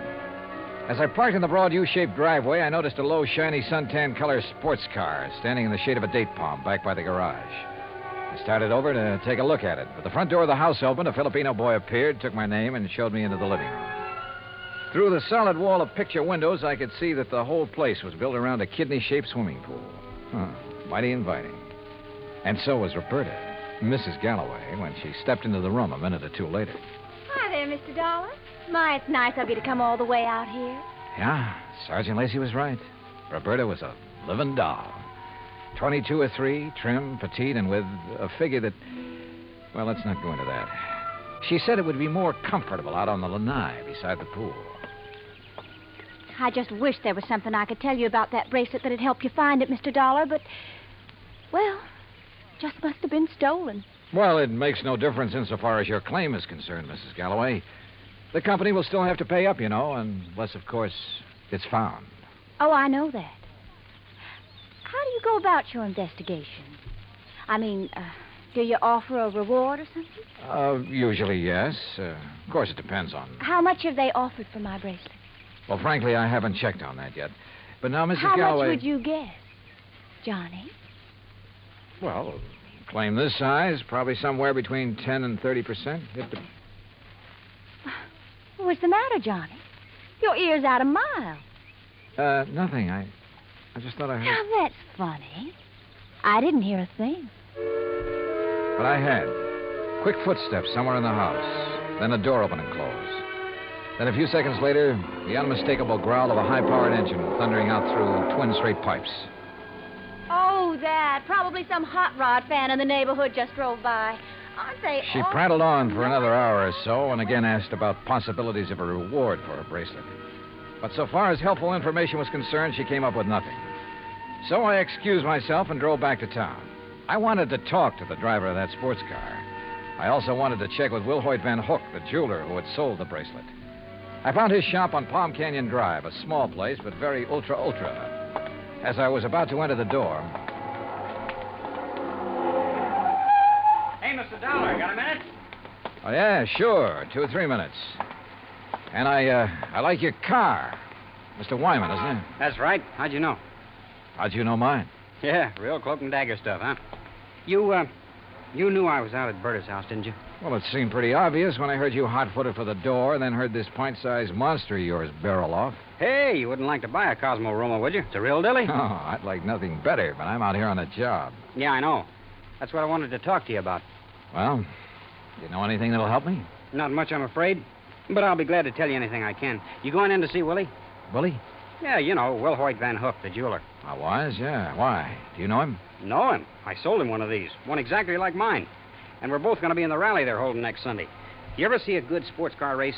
No, I'm afraid not. Well, we'll soon fix that. And look, after you've talked to Willie, if you want to go down to where Dan Galloway is drilling his new well, I'll be glad to give you a lift. Good idea. But I don't want to take you out of your way. Oh, not at all. I was going that way anyhow. Besides, I thought it might give us a chance to talk a little. Sure, Wyman. Why not?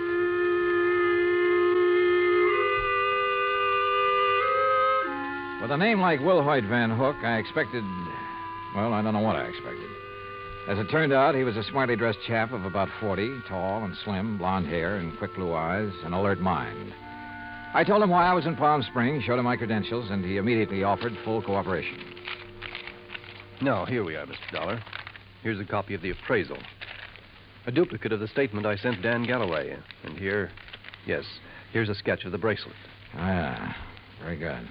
Diamonds here, emeralds, and the mounting is yellow gold. Hand-worked, all of it. Mm-hmm. One thing I can't help wondering about, Mr. Van Hook.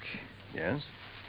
Isn't a $75,000 bracelet a bit unusual for a shop in a resort town? As a matter of fact, it is. As you can see, I specialize in rare and exclusive sort of things. But very little over, say, $10,000 or $12,000. Then the Galloway bracelet was an exception. Yes. After Dan told me what he had in mind to give to his wife, I had some sent over from Pasadena and Los Angeles by wholesalers with whom I do business. You know, had them shipped down on consignment. He liked one, and that was that. I see. Mr. Dollar, I wouldn't want this to go any farther, of course. But after all, jewelers and insurance companies are... Well, our businesses are pretty well tied together, at least on occasion. Yes, unfortunately. But what are you getting at? I'll tell you. 2 days after the bracelet was delivered, one morning, just as I was opening up, Dan came in here. So? He was ill at ease, looked worried. He said he had to have some cash quickly. He asked if I could possibly refund his money. Oh? Did you? No, because I couldn't. Things have been rather slow for me this season. Quite frankly, I'd used all I'd made on the bracelet to pay up some old bills. I told him as much and that I was sorry, but I just couldn't help him. Did Galloway say why he had to have that much cash right away? Yes. Well? I don't know much about oil drilling, but as I understand it, his test well is down some 400 feet further than he'd planned on going. And the day before he came in here, something on his rig had broken loose and left him with a highly expensive repair job before he could proceed any further. Apparently, it was all very serious and very expensive. Strange his wife didn't seem to be bothered. I just talked to her. Berta? Believe me, Mr. Dollar, she wouldn't be. In fact, I doubt if she even knows. Oh? Figure it out for yourself. A man of nearly 60 who has to give bracelets and fancy cars to his wife to keep up her interest. Well, you'd hardly expect him to tell her that kind of news, now would you? No, I suppose not. Especially if he's worried about the competition. And if you ask me, he has competition. If only he could see it.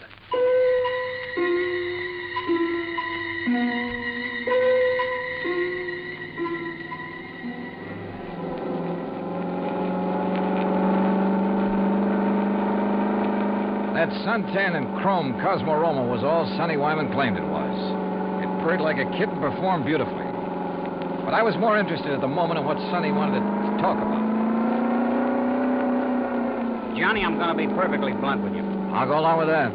Out at the house a while ago, I felt pretty foolish when you arrived, and Berta insisted I hide until she could get you out on the lanai. Did she have any particular reason? Well, you see, we know that... Well, there's some talk going around about Berta and me. Any truth in it, Sonny? A little, I guess. You saw her. Oh, yeah? I mean, there's nothing serious between us. It's just that, well, with Dan away so much of the time, we have fun together. Yeah, sure. Now, what about the bracelet? You mean who might have stolen it? That's the general idea. I don't know. I have no idea. That sound funny to you? Should it? Well, after all, Dan and Berta keeping their house open to everybody. People in to swim, play badminton, cocktails, barbecues. I guess half the population of Palm Springs has been there at one time or another. And even if it weren't an invited guest, why, it'd be simple for someone to just sneak in and walk off with it. Providing, of course, they knew where it was kept. Well, yeah, someone who was close enough to... Oh, yeah, I heard Berta ask you about a reward for it. You think a big enough reward would turn it up? I would think so. I understand that stolen jewelry brings about 20 cents on the dollar. Sometimes it brings 20 cents. Sometimes 20 years. Well, yeah. Well, I just wondered. How's the car business doing, Sonny? Oh, great, great. It's really one of the reasons I'm driving out this way. Oh, a prospect? An oil-rich Indian or a well-to-do prairie dog? Hardly. No, I told you we were having a sports car rally on Sunday. Well, being the promoter, so to speak, I'm going down to check the course. If you're still around, you ought to come. Oh, maybe I will. Having some good events, too. Willie Van Hook and I are running a match race. He's quite a bug, you know. And ever since I sold him the twin to this job, he's been working it over. Special carburetor, racing cams, everything. And I wonder I can't afford this kind of stuff. Oh, man. You'd be amazed at the amount of money that changes hands on wait a some of minute, these races. Sonny. Isn't that an oil rig over there? Yeah, Dan Galloway's. The rig itself's about 50 feet out in the lake. The shack or office or whatever you want to call it's over the other way. You see? About a quarter of a mile beyond those Joshua trees. I'll drive you over. He did. There was an old car parked near the shack, so we figured Dan Galloway must be inside. Sonny Wyman dropped me in front of it, then took off in a cloud of dust and exhaust gas. I picked my way between the cactus plants, opened the door without knocking, and barged right in. Mr. Oh. Oh, hello. Oh, no use asking. If Mr. Galloway is here, I can see he isn't. No, he isn't. Is it all right if I wait? I'm Johnny Dollar. I'm Mrs. Galloway, Mr. Dollar.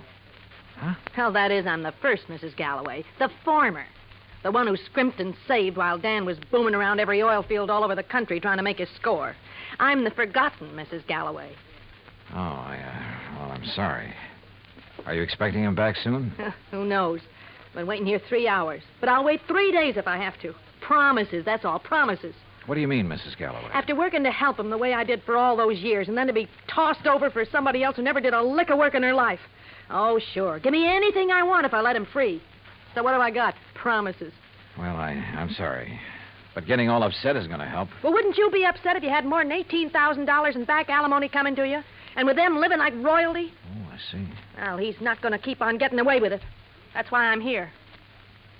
Well, now that gun in your handbag isn't the answer, I'm afraid.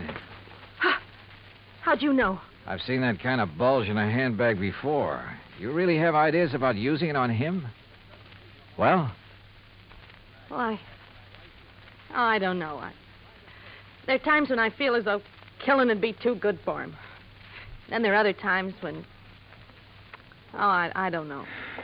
Well, here, better let me No, have it. leave me alone. Well, I'm not going to sit here and try to make sense with somebody as upset as you are who has a gun. Well, how would you feel? What would you do if you were me? How should I know? But killing him isn't the answer. Isn't it? Or sitting here shouting at me. Who are you anyway? What are you doing here? I came out here to see your husband, your ex-husband, on business. What kind of business? A friend drove me out here and figured Dan would drive me back. But since he isn't around, there's no point in my staying here. Or you either. Well, maybe you aren't You going have to a car, so you and I are driving back to Palm Springs. I'm not leaving here till I see Dan. Until I get some money from him. Or see him dead. Maybe he's at the well. All right. Maybe he is over there. Now, come on. Why I took this on, I didn't know. But I couldn't leave that slightly frantic woman sitting there, waiting, with murder in her heart. For all I knew, she'd murdered Dan already. Better inspect the gun later. The road down toward the oil rig was just a pair of ruts in the desert sand. Then just as we cut in between some yucca plants and a wind-blown Joshua tree, I slammed on the brakes. There, in the middle of the trail, lay a man's body, crushed and twisted. Dan Galloway had been carefully, repeatedly, run over by a car.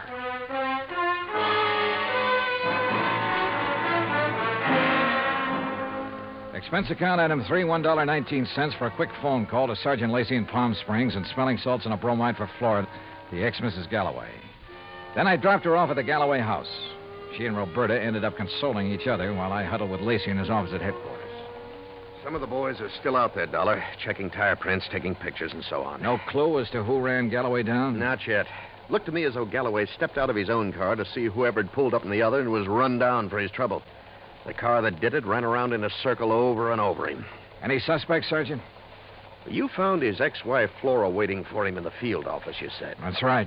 And she was pretty nervous, on edge, you said. So? Also, she was carrying a gun. Whoa, now, wait a minute. Any reason why she couldn't have run him down earlier, then gone back and just waited for somebody like you to come along? Somebody with whom she could then discover the body? Only one hitch. You told me yourself, Dollar, that she was pretty insistent about your going over there to look for Galloway. Yeah, I know. But, Sergeant, you're off on the wrong foot. Why? Because of the tracks left by the killer's car. They didn't match the tires on Flora's car. You checked? I checked. And if I were you, I'd have your boys find out whose car did make those tracks. I'm way ahead of you. Well, if you know, then what do you... Hey, wait a second. Yeah? Levine, Sergeant. I got news for you. Hey, listen to this, Dollar.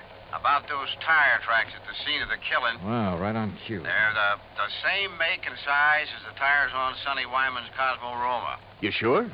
Well, I told you, it's the scene. I thought it was a sports car by the small size of the circle the tracks made. Yeah? And knowing the feeling between Wyman and Galloway, I went right over to his place. Nice, clean tracks all over. And they match. You holding Wyman? Oh, well, I don't know where he is, Sergeant. He wasn't at his place, and there was no answer to the phone at his showroom. Well, then get after him. Put out a flash on him. With that car, he shouldn't be too hard to find. Let me know when he's picked up. Yes, sir. What do you think, Sergeant? You know something, Dollar? I have a notion that when we find Sonny Wyman, we'll also find out what happened to that bracelet. Yeah, could be. One thing was certain. Dan Galloway could no longer be suspect in the case. But Roberta? Why not? Maybe she did know that Dan had run out of money. Maybe that's why she was so interested in the amount of reward for the bracelet. Now, what about Sonny Wyman? Well, it looked bad. A smart young opportunist out for the fast buck. And, of course, close to Galloway's wife.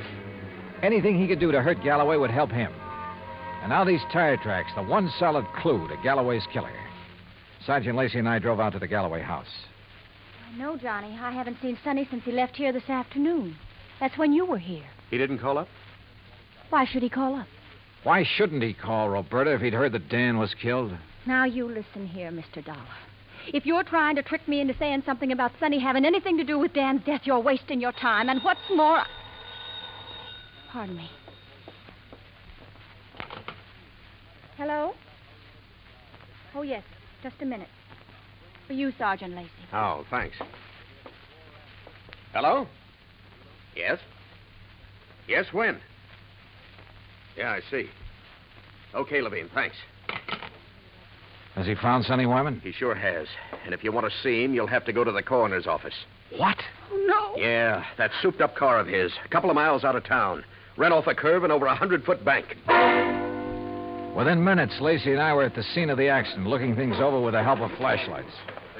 Yeah, he must have been really burning up the road to spin and roll this far off the highway. But surely he must have been familiar with that curve. Oh, sure. He knew these roads around here as well as anybody in the county. Tires still in one piece, too. And these sport cars usually corner pretty well. Well, this one didn't. Hey, Lacey, look here. Yeah? This left rear fender. Looks to me like this car was sideswiped. Hey, you're right. Rolling over'd never make a long crease like that. Uh-huh. No, wait.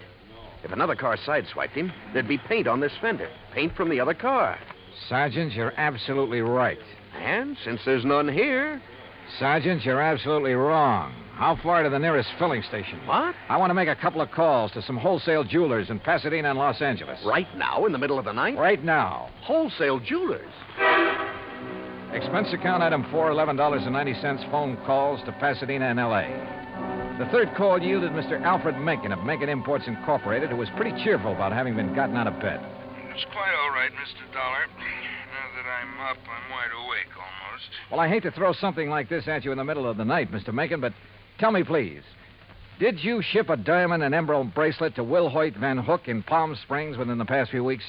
Why, yes, Mr. Dollar. Oh? As a matter of fact, I sent him 3. That was 2 weeks ago, and he returned them all. Returned them? When? Well, 2 of them the day after he got them. But the third one he kept for a while. I got it back just last Thursday. Now, I don't know if that means anything to you. You bet it does. Thanks very much. Lacey and I piled into one squad car, 4 patrolmen in another. It was several miles out to the little ranch where Van Hook lived, and Lacey and I chewed it over as we drove along. Don't hold out on me, Johnny. Whatever made you think a Willie Van Hook is the one who drove Sonny Wyman off the road? Well, apparently there was no paint on that fender from the car that sideswiped him. Actually, there was. Holy... Of course. Van Hook's car is exactly the same color as Sonny's. Another thing. The car that ran down Galloway, like the one Sonny drove, even down to the tires, but not necessarily the same car. Plus the fact I couldn't help wondering about Van Hook all along. Yeah, but why? In a job like mine, you have to wonder about everybody connected with a case. Anything particular about Van Hook? Well, he told me that he'd used the money he got from Galloway to pay off some overdue bills. And yet, a few weeks ago, he was able to buy an $8,000 sports car. It ties up, Dollar. It all ties up. But how did Sonny Wyman figure in it? Oh, Sonny was a fellow who lived by his wits. He may have reached the same conclusion about Van Hook that I did. May have had an idea for latching onto the reward money. He mentioned the matter of reward to me a couple of times. Or he may have had ideas for blackmailing Van Hook. Another thing. Van Hook saw me drive away from his shop in Sonny's car. That meant he had to act fast, get rid of Galloway, who'd given him back the bracelet, and, of course, take Sonny out of the picture, too. Yeah, it all seems to add up very nicely. And when we face Van Hook, well, there's his place now. Yeah, here's his driveway. Well, either he's skipped out or he's asleep. No lights on in the place. Well, if you ask me, he's far... No, wait. Yeah? That third window on the right. The blind was pulled away for a second or two. Well, then let's get out of this car. We're sitting ducks in here. Well, how about it, Sergeant? What do we do? You boys split up. Cover the back and sides of the house. He's in there? Yeah. Okay, boys. Come on. Johnny, maybe you better keep out of this. Are you kidding? Hey, listen. A car door, I'm sure of it. Yeah, I know. Holy... What's he up to? Gonna lock himself in and take the monoxide route? Come on. Are there back doors in that garage? Not that I know of. Here, wait a minute. Van Hook! This is the police. We've got men all around this place. Turn off that engine and come out of there with your hands over your head. Don't be a fool, Van Hook. You haven't got a chance. Come out of that garage. Hey, did you see that? He drove right through the door of his garage. Come on, Lacey, the car. Get after him, you guys. Get moving. Yeah, come on, boys.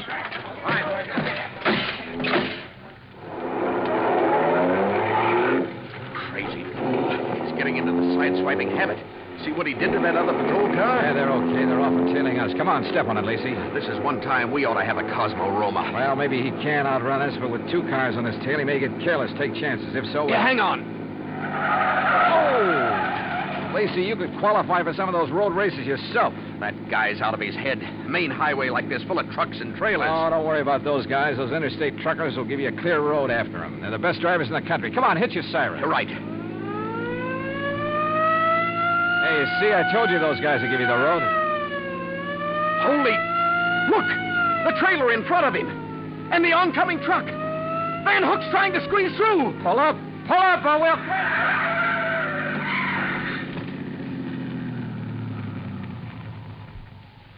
Well, he squeezed through all right. Squeezed right through the pearly gates.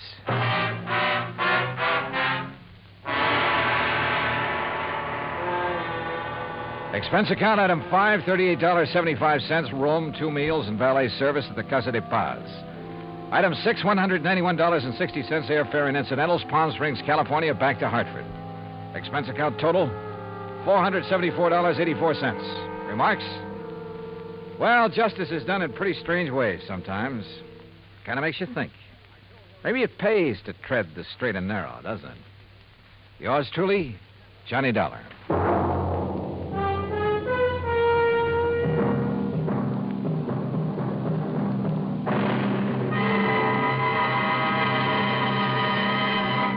Now, here's our star to tell you about next week's story. Next week, international intrigue.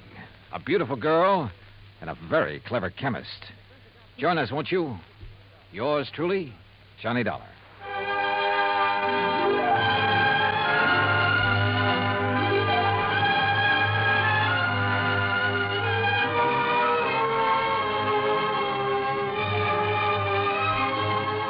Yours truly, Johnny Dollar, starring Bob Bailey, originates in Hollywood.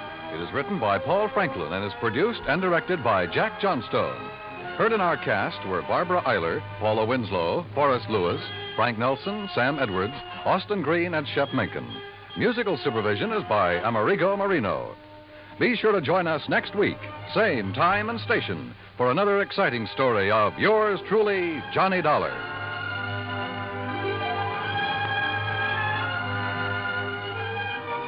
This is Dan Cubberly speaking.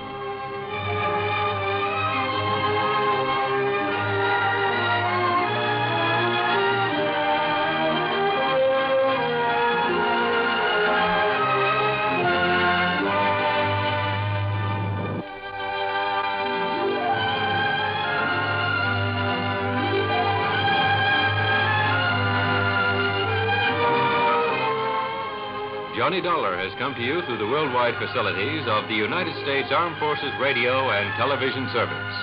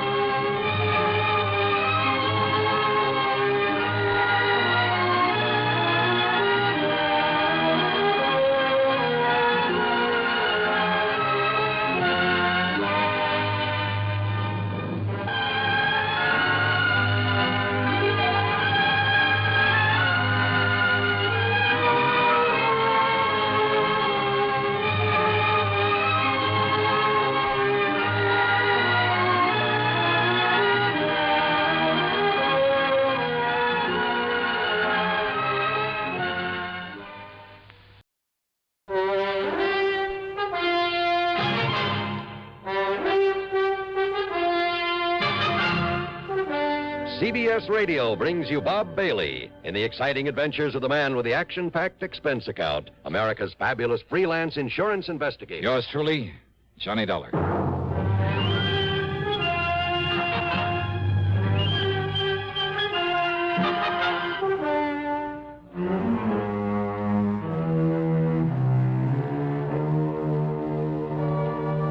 Expense account submitted by Special Investigator Johnny Dollar to the Mono Guarantee Insurance Company, Little Rock office. The following is an account of expenses incurred during my investigation of the Double Deal matter. Expense account item 1, $14.10, plane ticket from Hartford to Philadelphia, PA. Item 2, $6.25, taxi and tip for the ride into Eastern Trust and Insurance on Walnut Street. Hiya, Ted. Mighty glad you could make it, Johnny. How are you? So they made you the big wheel in this office, huh? Made me the goat is more like it. Sit down. Yeah, sure. Now, what's this about Mickey the Hood? Michael Jonathan O'Banion. Oh, it's a nice, respectable-sounding name, but, oh, brother, what a character. Bootlegger, among other things, wasn't he? Rum runner, gun runner, smuggler, jewel thief. Probably a killer, too, back there in the 20s. Only they could never pin it on him. Yeah, a real nice boy. Well, after he served his term, in order to fill out his parole, he worked for one of the drug companies here in town. Oh? And then about, 2 years ago, he opened a little importing company. Probably just a front. Importing? Yeah, drug imports, mostly from the Far East. And that's when Bruce Terwilliger sold him all his insurance. Terwilliger? Yeah, my predecessor in this job. Oh. That's when he sold Mickey all his insurance. Nearly $500,000 coverage on his business. I'm sure it's not worth a tenth of that. And over $250,000 on his life. Sounds as though he's still in the rackets. Sure. And wants plenty of coverage in case he gets bumped off. And he should have been, long time ago. All right, who's his beneficiary? Oh, hold your hat, Johnny. Mary Toodles Baker. Toodles? Yeah. She's a cheap stripper, right out of the saloon circuit. So you want to take him off your books, huh? Well, he's a bad risk. He's constantly behind in his premium payments, and Well, I just don't want him as a client of this office. Well, I can't say I blame you. But this dear old saintly conservative company won't let me cancel his policies until I can get some legal proof. Prove he's still in the rackets, huh? Yeah. And, Johnny, that's your job. Oh, now, wait, Ted. Yeah? That's not for me. That's a police job. Yeah, but they haven't got a thing on him, Johnny.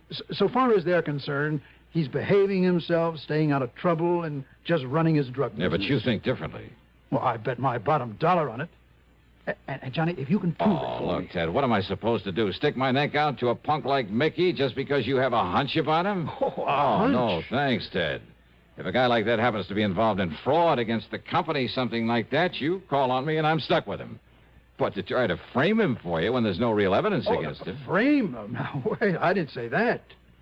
Just show him up for a wrong guy. Look, when he commits some offense against the company, okay. But until then... Johnny. No, sorry, Ted, but it's no go. No, you mess around a character like that without legitimate reason, I'd end up with a hide full of lead. No, so Johnny, thanks a lot. I want nothing to do with him. But, Johnny... Sorry, Ted. Okay. I suppose all I can do is wait until it's too late. And we have to pay him a lot of money on some fraudulent claim or on his rotten carcass. Afraid so. Oh, Johnny, if you'd only... Oh, excuse me. Ted Plainer. Well, that's all you wanted me for. Dollar? Hmm? Why, yeah. What did you... Look, talk a little slower, will you? Well, yeah, he's right here. What's that? Here, look, you talk to him. Here, Johnny, it's for you. For me? Oh, some crazy... He said he traced you here through your call service back in Hartford. Okay, let me have it. Ask me, the guy's off his rocker. $20. Hello? Evan only knows what might happen. Hello? Well? John Dollar? Yeah, that's right. John, you must come to see me at once. Who's that? The most terrible thing has happened. Oh, yes. Yes, what? This is Harry Branson at Philadelphia Mutual Liability and Casualty. Oh, I might have known. What? Nothing. What seems to be the trouble, Harry? Disaster, John, disaster. Can you see me at once? What about? The famous Canary Diamonds. Listen, Oh, John. now, wait, Harry. I brought those things back from France some months ago. I know, but now they've been stolen again. They what? Yes. John? Okay, Harry, I'll be right over. Now, who the devil was he? Well, now that insurance man wants to hand me a case that I can really do something with. Oh? And he'll pay me a pile of dough if I can solve this theft for him. Theft? Yeah. Hey, wouldn't it be nice if I could sort of tie Mickey the Hood in on it? Johnny, are you serious? You really think you could? Ted. Yeah, Johnny. Fat chance.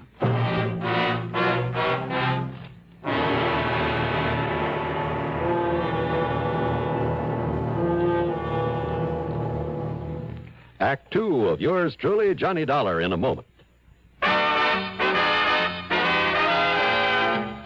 Have a commander, welcome aboard. Have a commander, welcome aboard. The cleaner the tobacco, the better it tastes. Have a commander and see. The cleaner the tobacco, the better it tastes. And in Commander, the tobacco is vacuum cleaned. Have a commander, welcome aboard. Treat yourself to a pack of new king-size Philip Morris Commanders, made on a new machine, the Mark 8, that takes rich, full-flavored Philip Morris tobacco and gently vacuum cleans it. And the cleaner the tobacco, the better it tastes. Yes, the cleaner the tobacco, the better it tastes. Noticeably better. Have a commander, welcome aboard. And now, Act Two of yours truly, Johnny Dollar, and the Double Deal Matter.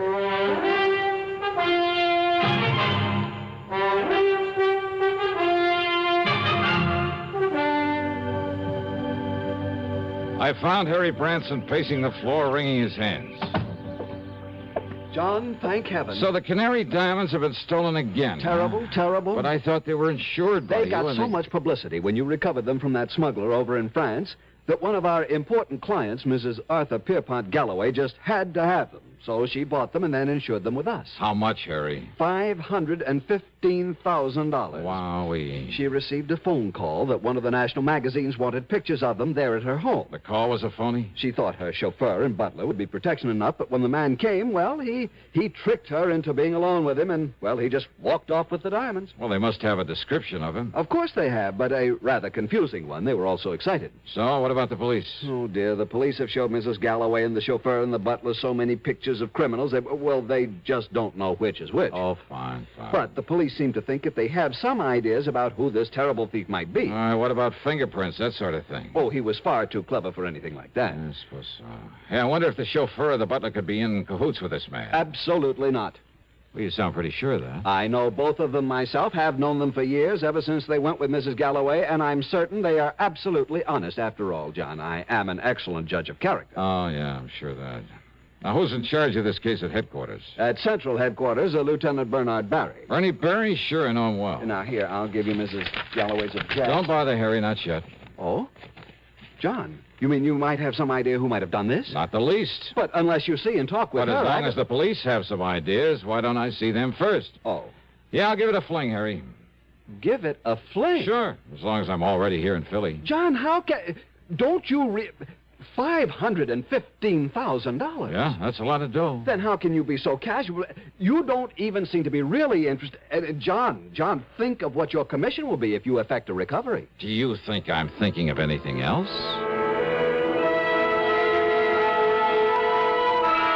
I walked on over to Central Police Headquarters and talked to Lieutenant Bernard Barry. You asked me, Dollar, that thief had concealed his identity pretty well. Oh, what do you mean, Bernie? Well, according to their descriptions, he must have been wearing enough makeup for a whole chorus line. But why Mrs. Galloway and her servants didn't realize that right in the beginning and throw him out, I'll never know. That's why they couldn't pick him out of the mug file, huh? Except for one thing the chauffeur noticed about him. What was that? He'd apparently tried to cover a scar on his face. Oh? From the outer edge of his left eye down his cheek. Wait a minute. Yeah? Maybe 5 feet 8 or 9. Very heavy. Say a couple of 100 pounds. Yeah, darling, I'm way ahead of you. And say about 51 or 2 years old. Well, with all that makeup, it was hard to tell. But black hair, bushy eyebrows, maybe. We'd powdered his hair to make it look gray. We found traces of the powder. But Mickey the Hood, Mickey O'Banion. So we've had a tail on him every minute since the robbery was reported. And nothing, darling, nothing at all. And, of course, he had an airtight alibi. Oh, sure he would have. And, of course, so would any other crook smart enough to pull a job like that. Just the same, Bernie. But until we can trip him up, or, more important, find out how he'll try to dispose of those stones... I know how to get him out of the country. Hey, but wait, his drug importing business. Yeah, importing, Dollar, not exporting. But he must ship stuff around in this country. And any shipments he makes will be gone over with a fine-tooth comb. Unknown to him, of course. Yeah? What do you mean by that? Well, if he did take these stones, he'll know everything you're doing. Maybe. You're thinking, of course, about how they were gotten out of the country before, in those cases of canned goods you found in Paris. Yes. I'm also thinking how impossible it would be to dispose of them here in the U.S. Even broken down? Taken out of the settings? Oh, look, Bernie, the distinctive color of the Canary diamonds, all of them perfectly matched. That color's so unique that, well, he'd have to get them abroad. But where and how? Dollar, all we can do is keep an eye on him. Of course, keep an eye open for anyone else who might have stolen them. Well, Bernie, I'll concentrate on him. But what'll you do? I mean, that we're not already doing. Well? Bernie, I haven't the least idea. Oh, sure. Maybe someone else had taken those stones. But I've played my hunches before, and somehow they've usually paid off. And sure, if Mickey did steal them, why, maybe he was smart enough to simply sit tight for a while until things cooled down. I looked up the address in a phone book, then spent item 3, $1 even for a cab to a small building on South 23rd Street marked O'Banion Drug Imports. It was a small kind of store building with a combination office and sales room in the front. Much to my surprise, there was only one person there. That's right, Michael J. O'Banion. Well, sir, my name is Russell. Peter Russell. Mr. Russell? Yes, sir, I own a small chain of drugstores in the South. And we get a lot of calls for anything unusual down there. Our customers seem to go for unusual, exotic-type drugs and medicines. Oh, so I understand. So when I saw your ad in the Yellow Pages, I thought I might take a look at your stock. Oh, fine. Everything we catalog is right here on these display shelves. All right, sir. Yeah, pick out whatever items you like. I'll be glad to ship them to you. Everything from dried seahorses and kelp, the Oriental people go over those things, to rare items like oil of rhodium, lovage, musk. Yes, sir. I see y'all import a lot of things from China, Japan. Well, I have contacts in Hong Kong and Kowloon that furnish me with many unusual items. Excuse me, Mr. O'Banion. Yes, I'll be with you in a moment, madam. Oh, Mrs. Peterson. Yes, that's Is that right. Yeah, we met at the travel office, and you promised me some Yes, of the... of course, Mrs. Peterson. I have the bottle of nerve pills I promised you right here. Oh, I'm so glad. And how much do I owe you for them? Oh, not a thing. Not a cent. Well, Glad to have been able to make them up for you. well, Here you are. aren't you nice? Such a big bottle, too. Oh, it's my pleasure, Mrs. Peterson. Well, have a nice trip. I hope I can swallow such big pills. Yeah, well, you just chew them like candy. Well, they don't taste bad. Just like sugar pills. Well, how nice. And remember, keep them in this bottle with its special seal and take only one each day.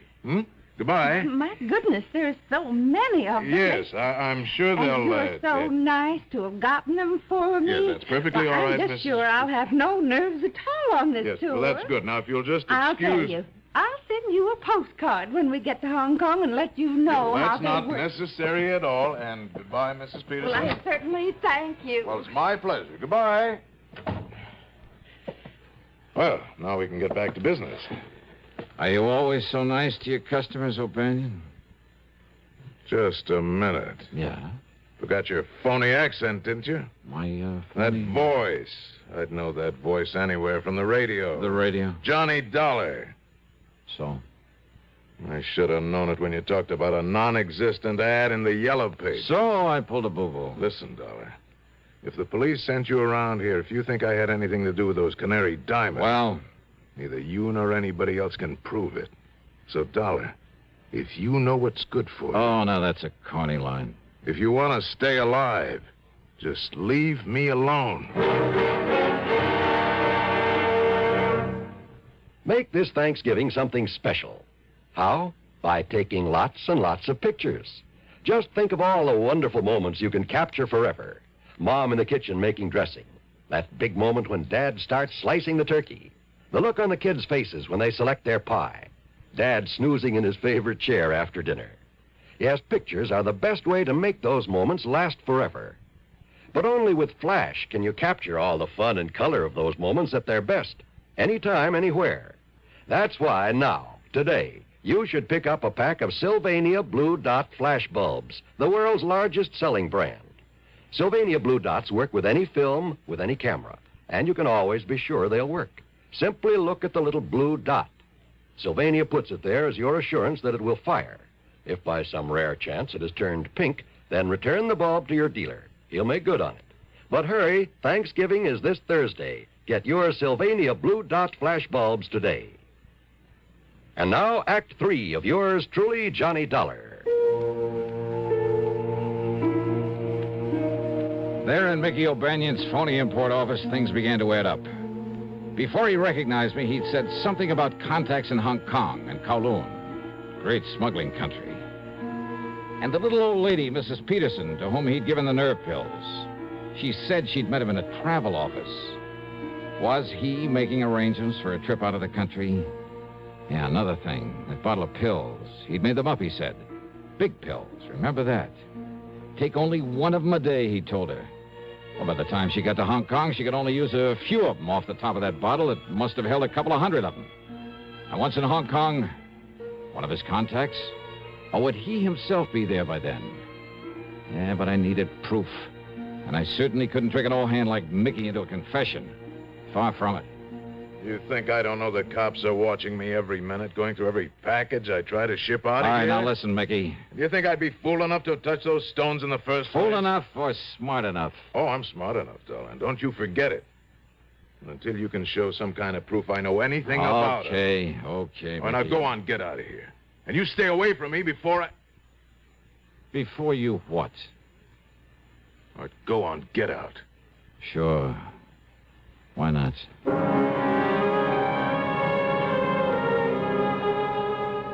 If only I'd had sense enough to follow that Mrs. Peterson. While I was standing there talking to Mickey, she could be on her way to a plane, a train, or steamship. Item 4, $1.30 in a phone booth, calling every travel agency, airline, steamship, company, railroad I could find listed until I got the one who'd arranged her round-the-world tour. That was due to leave in a few hours. Better still, they told me she'd been staying at the Bellevue, Stratford. Item 5 is $1.25 taxi fare to the Bellevue. Just a minute, bellboy. Well, Mrs. Just a minute. All packed now, bellboy, and you... Oh. Mrs. Peterson. Why, you're the young man I saw a little while ago. I want that bottle of pills you got from Mr. O'Banion. Now, look here. Where are they? I'm a very nervous woman. All right, my name is Dollar, special investigator. Investigator? That's right. That's like a detective. That's right. Now, please, those nerve pills. I haven't done anything wrong. You will if I don't stop you. What? No, you're a robber, a burglar or something. Oh, look, and listen to me, I'm will you, so please? nervous. Then why don't you take one of those pills? Yeah, go ahead. Yes. Yes, I will. While I dig out some credentials to prove I'm telling you the truth. Here. Now, here they are. All right, here are my credentials. And let me have this bottle. Johnny Dollar, freelance. But you're selling them. Now, they can't all be loaded with... Let me have one of those pills so I can... Here, now... All right, that one you took. Maybe from the bottom of the bottle. Because of the way they fell on the table when I spilled them out. What possible difference could... Oh. Oh, my dear, I've broken a tooth. No, you haven't. All right, spit it out into my hand. I certainly will not. Come on. All right. Here. Broken tooth, huh? What? Ever see a more perfect yellow diamond than this? Diamond? Over a carat, I'd say. No wonder he had to make the pill so big. But I don't... Oh, and what a beautiful stunt. Who'd ever think to question a bottle of nerve pills carried to Hong Kong by such a sweet, pretty little old lady? Well, but... And once there, either Mickey or one of his pals would take them away from him. Mr. Dollar? But instead, we'll just dissolve the sugar coating off the rest of these and... Mrs. Peterson, Well, yes, Mr. Dollar? how would you like some extra spending money on this trip? Say, a couple of $1,000? Couple of $1,000? And all you have to do is come along with me and tell the police where you got this bottle of pills. But I'm afraid I still... Well? Well, of course.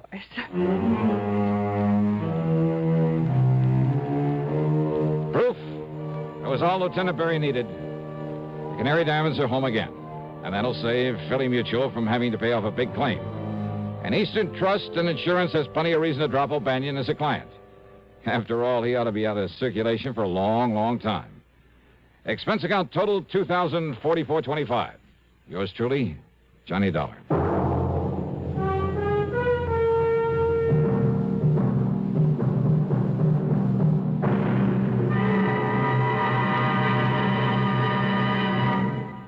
Our star will return in just a moment. Constipation is something people don't talk about much, but it can be a problem for anyone, even doctors. And when constipation occurs, it's interesting to see just what doctors consider important about a laxative they might use or recommend. Well, a majority of the doctors we heard from had this to say. A laxative should be effective, gentle, close to natural acting. A medicine that can be used with complete confidence. Now, X-Lax has been popular with many doctors and millions of people over the years because pleasant-tasting chocolated X-Lax is effective. Overnight, it helps you toward your normal regularity. X-Lax is so gentle, so close to natural acting, there's no upset. That's why many doctors and millions of people use X-Lax with complete confidence. X-Lax, the laxative that helps you toward your normal regularity gently, overnight. Now, here's our star to tell you about next week's story. Next week, one of the roughest, toughest, and most unusual investigations I ever get involved in. Join us, won't you? Yours truly, Johnny Dollar.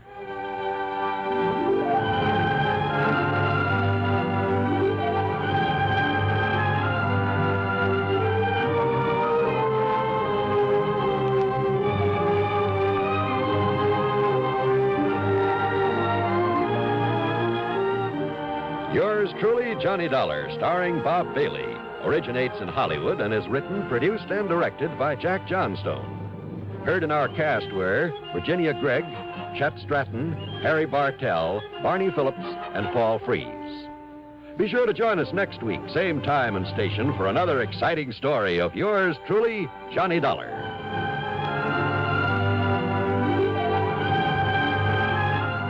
This is John Wall speaking.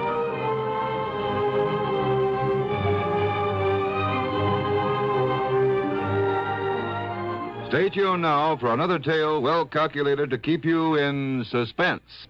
This is the CBS Radio Network. You're tuned to Radio 590 WROW in Albany, New York. From Hollywood, it's time now for Johnny Dollar. Johnny, this is Ed Barrett at Tri-State Life and Casualty in New York. Oh, hi, Ed. How are you? A little sick at the moment. Oh, what's the matter? I was planning to go up to the fishing lodge of a friend of mine over the weekend, Tommy Hargrave. Oh, but now you've had to call it off, and, brother, I know exactly how you feel. No, Johnny, I don't think you do. Look, Ed, I'm a fisherman myself, and when something interferes with going... What was that? I just received word that Tommy had a car accident up there. Car rolled over on him. He was killed instantly. Oh, I'm sorry, Ed. Yeah. And company policy being what it is, since he carried $70,000 in insurance, double indemnity, since there was an accident involved, well, I got to order the usual investigation. Yeah, sure, I see. Who's the beneficiary? His wife, Mary. They get along all right? No, as a matter of fact, Now, look, Johnny, don't get any crazy ideas. Just go on up there and help her all you can. Oh, sure. Where, Ed? Place is called Shadow Hill, near the little town of Bethel. New York? Yeah, up in Sullivan County. The police department is a man named Skinner. Police? If everything's okay? It was Skinner who called me, that's all. Oh, yeah. Okay, Ed, I'm on my way. And if I dig up anything... Johnny, I assure you that everything's all right about this one. Oh, sure.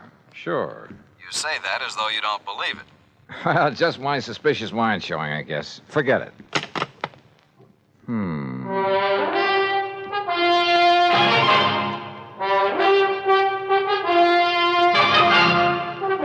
Bob Bailey in the exciting adventures of the man with the action-packed expense account.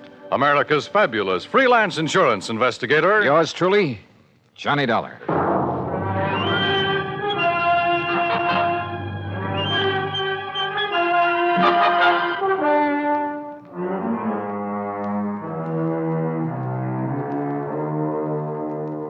Expense account submitted by Special Investigator Johnny Dollar to the Tri-State Life and Casualty Insurance Company, New York, New York.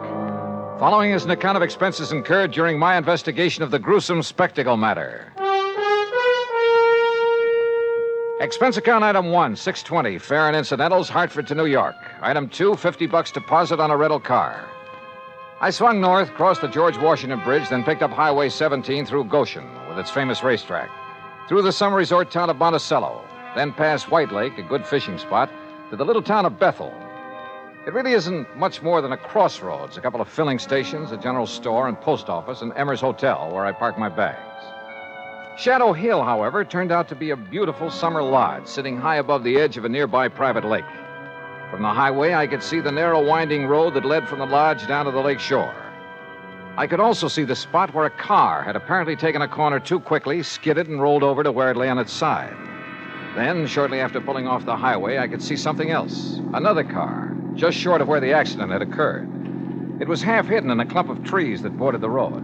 And as I slowly pulled up to it, a man suddenly jumped out and leveled an old .30-30 rifle at me. Stop right there. Don't come any closer. Oh, well, now, just a minute, mister. Who are you? What are you doing around here? Stranger, huh? Yeah, I guess you'd call me a stranger, but look, Then maybe you're the stranger I'm looking for. Get out of that car with your hands up over your head. And don't try no funny business. Hey, what is this, a holdup? Do like I tell you to. And be quick about it. Okay, whatever you say. Come Come on. This door doesn't seem to want to... You trying to pull some trick? No, Open that door. Well, it's stuck, I guess. Well, here, I'll do it. Now then. Thanks. Yeah, now I'll take that gun. Oh, no, you won't. All right. Now, All right, up on your feet. now, just a minute, son. Turn around. Go on, turn around. You just look here, son. You just take it easy, old man, and remember I have the gun now. I'll lock you up for this. That's what I'll do. You'll what? Yes, sir. Interfering with the law this way. The law? You? That's right. See? Here's my badge. See? Oh, okay then. Look, Mr. Skinner. You look, you... Hey, how'd you know my name? You are Mr. Skinner, aren't you? Well, sure I am. Amos Skinner. Only it's Chief Skinner to you. Police Chief Skinner. And if you think you're going to get away with this, you... What's your idea? Oh, Chief, it looks like you're just the man I came to see. Huh? Only, maybe you'd better have your gun back. Here. Well, all right. All right, now, you just put your hands up and... Say, now, just a doggone minute. Who are you? Johnny Dollar? Johnny Dollar? That what you said? That's right. The Johnny Dollar? I'm an insurance investigator. Well, praise be to Betsy. Well, I might have known there was someone like you, the way you outsmarted me. Banging the car door against me that way. Oh, I'm sorry about that, Chief. Well, Johnny, I'm real proud to meet you. And believe me, son, I'm just mighty glad you're here. Oh? Why do you say that? Just you look here, Johnny, over the edge of this road. Look. You see it down there? That car? Is that the car in which Mr. Thomas Hargrave was killed? Oh, you know about that? That's what I came here to investigate. Well, all right then. Now, you listen here to me, Johnny. Well? I'm the one that telephoned down to Mr. Hargrave's insurance company down to New York. So I understood. I did it as a favor to Mary. That's his wife. On account of she was so broke up and all. Never did like her, but she was pretty upset. Very considerate of you, Chief. And I told the insurance company just what I told everybody else. That Tommy Hargrave took this turn in the road too fast. Now, you see the turn right above here?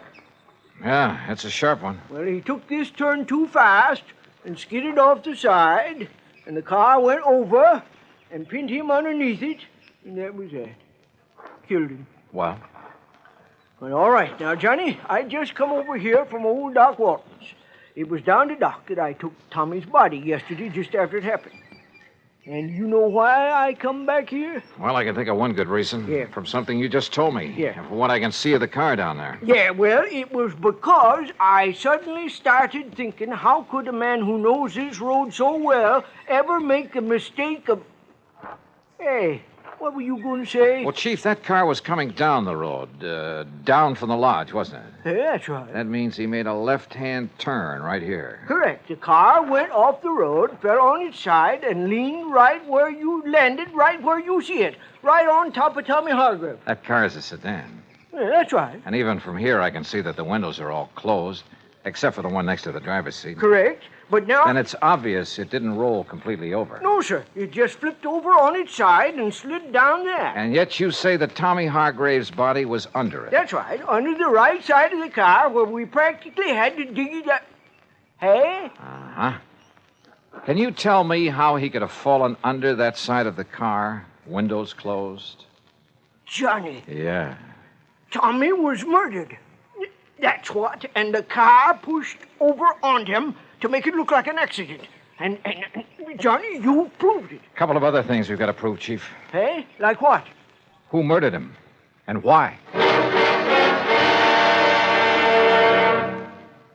Act 2 of yours truly, Johnny Dollar, in a moment. Our flag now numbers 50 stars, and behind each star there stands yet another flag, representing one of the 50 states. Rhode Island's state flag is white with an anchor, first used as a colony symbol in 1647. The motto Hope was added in 1664 when the government was organized under a charter from King Charles II. A circle of 13 gold stars were added for the original 13 colonies. This is the flag of a unique colony and state which carried out a most noble experiment in freedom. The Royal Charter of 1663 reads, "To hold forth a lively experiment, that a most flourishing state may stand and best be maintained with full liberty and religious concernments." Rhode Island's state flag, the flag of the 13th state to enter the Union, was adopted on May 19th, 1897. And now, Act Two of yours truly, Johnny Dollar and the Gruesome Spectacle Matter.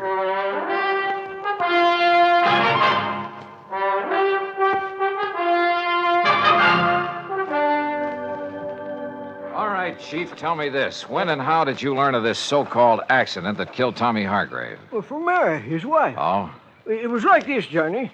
I was sitting down at Bob and Ernie's and... Who are Bob and Ernie? Well, they run that mobile gas station down the highway you pass on the way. Oh, go on. Well, we were just sitting there talking about the Hamiltonian and all the money... What do you mean, the Hamiltonian? Well, you know, the big harness race they run down to Goshen every year. Oh, yeah. Why, it's world famous. Bigger than the Kentucky Derby. Yes, I know. Go on. Well, we was talking about how much money Barney Marson has made taking bets on those races, and we... Oh, Chief.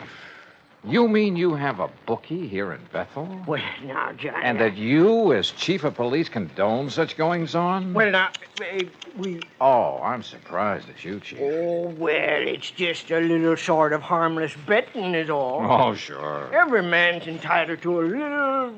Well, you know how it is. Yeah, I sure do. Now, let's get back to the subject. Yeah, sure. Well, like I say, we was sitting there talking... And we seen Mary Hargrave driving by on her way back from New York, where she'd gone to do some shopping that day. She wasn't here when it happened? Well, no, sir. She couldn't have been. You're sure? Well, like I told you, she was in New York.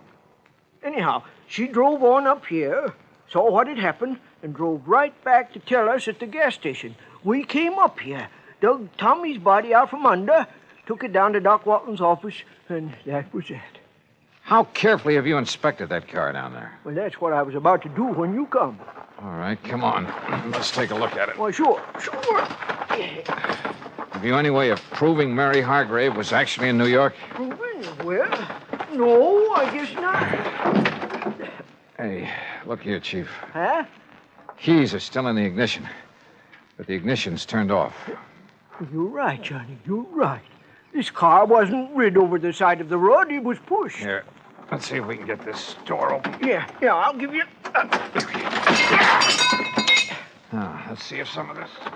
Yeah, very good. Well, what are you doing with that handful of dust? Well, it's not very professional, but some of this fine dust ought to bring out any fingerprints on the steering wheel, and we'll be...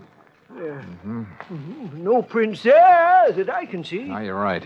Chief, this wheel has been carefully wiped off. So whoever did it... Huh? What'd you find? Did Tommy Hargrave wear glasses, spectacles? Tommy? No, sir. What? Come on, Chief. First thing I want is a look at his body. Doc Walton's just say... That's right. Then let's go.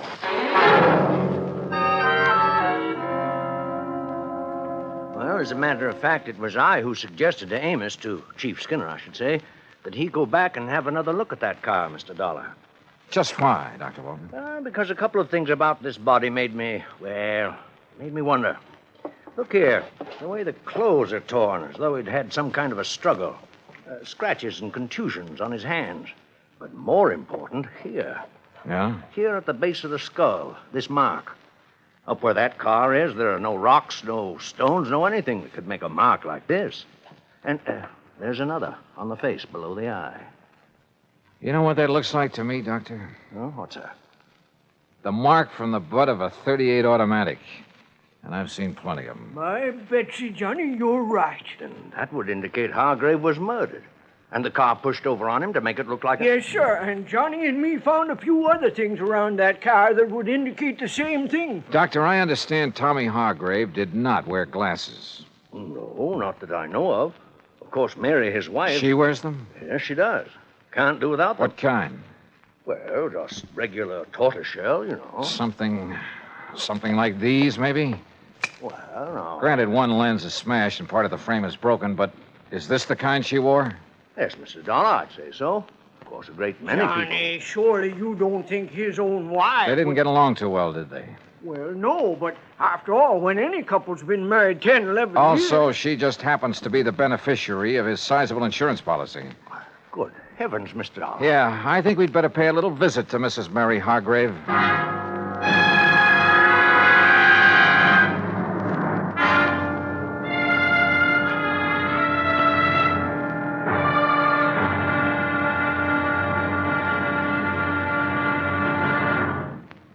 Act 3 of yours truly, Johnny Dollar, in a moment.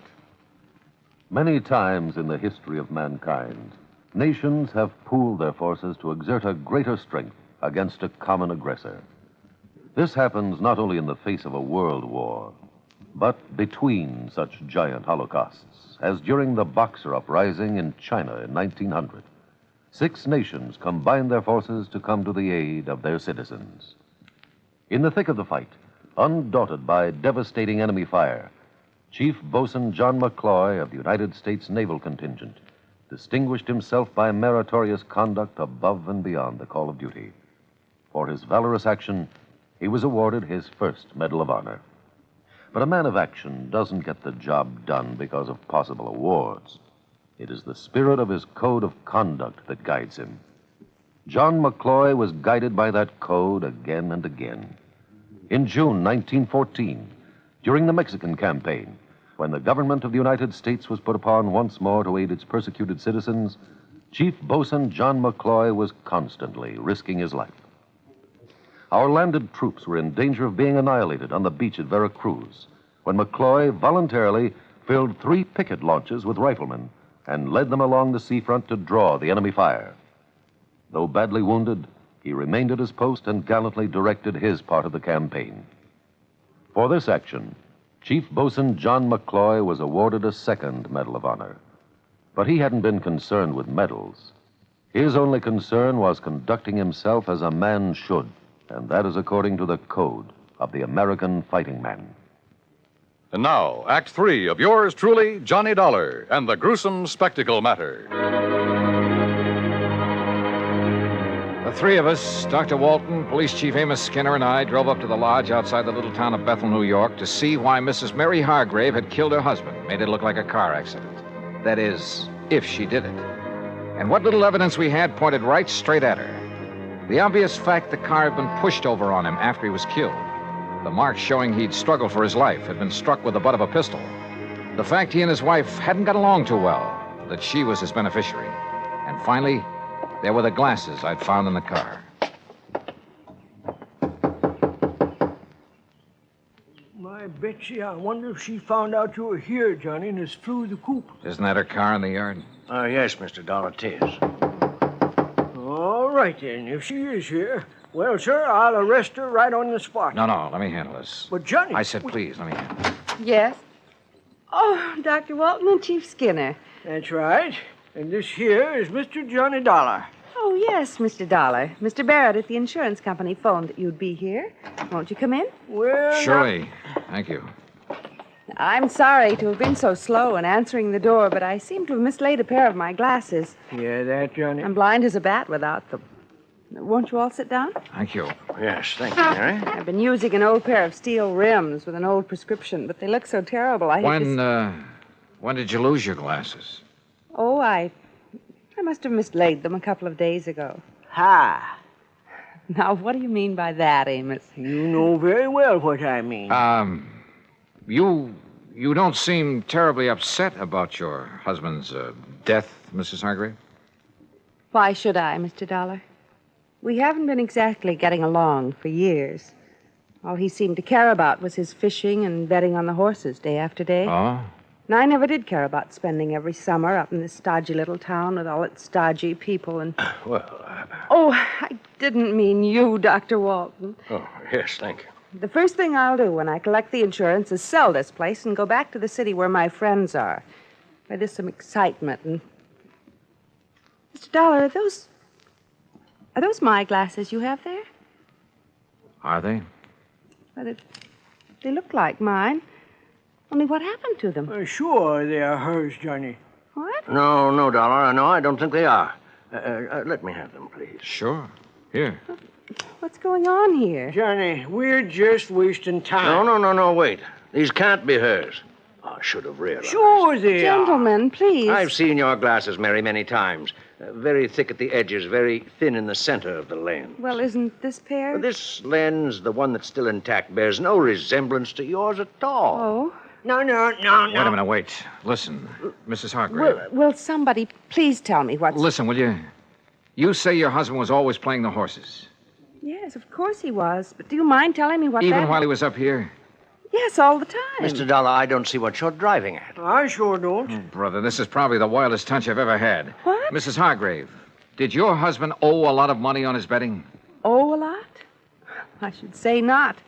Just the opposite. He's been going around for nearly 2 weeks boasting about the big killing he made. If he ever collected... Doctor, let me have those glasses. Oh, yes. Look, here, this little mark inside the temple. Oh, that's the mark of the optometrist over in Monticello. Here, you see? The same mark as in mine. Yeah, okay. Now, just sit tight, the three of you. Oh? Now, Mr. Dollar. Now, you look here now, Johnny. And Amos, don't try arresting anybody while I'm gone. But it Johnny... might make you look a little foolish when I get back. Back from where, Dollar? I'll see you all later.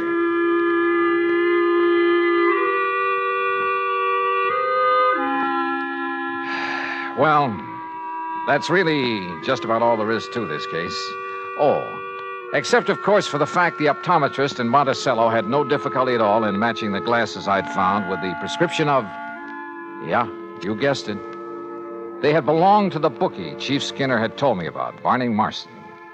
Of course, Barney wanted to put up a fight when we faced him with the facts. But then he couldn't seem to explain the various and sundry bruises he was carrying around until we reminded him of the fight he'd had with Tommy Hargrave. Yeah, he'd killed him and pushed the car over on top of him. The reason for it all? Simple. Tommy had won a cool $25,000 from him. Had threatened to put him out of business if he didn't pay, which he couldn't. So, Barney killed him and tried to fake the accident. And you know something? I have a sneaking suspicion Chief Amos Skinner isn't going to stand for any bookies operating in Bethel, New York from here on out. Oh, and Mary Hargrave found the glasses she'd mislaid. Expense account total, including mileage on the rental car and the trip back to Hartford, $148 even. Yours truly, Johnny Dollar.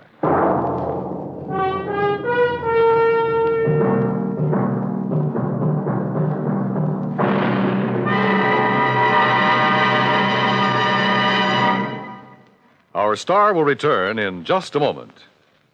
Our flag now numbers 50 stars, and behind each star there stands yet another flag representing one of the 50 states. Kansas' state flag is dark blue, and in the center is the state's seal, surmounted by a large sunflower, the official state flower. The seal reflects the history of Kansas, the train of ox wagons going west, for most of the great roads passed through Kansas. An Indian is depicted chasing a herd of buffalo, recalling the words of the official state song, "Oh, give me a home where the buffalo roam." For this truly was the home of the buffalo and Indian. The East is represented by a rising sun, and the promise of future prosperity is indicated by the steamboat on the river and the farmer plowing the field. Above a mountain range are 34 stars, for Kansas was the 34th state admitted to the Union. Over all is the state motto, Ad astra per aspera, to the stars through difficulties. Kansas state flag, the flag of the 34th state to enter the Union, was adopted on March 23rd, 1927. Now, here's our star to tell you about next week's story. Next week? Well, listen. I promise you the most unusual case and some of the most unexpected people you ever... Well, join us, won't you? Yours truly, Johnny Dollar.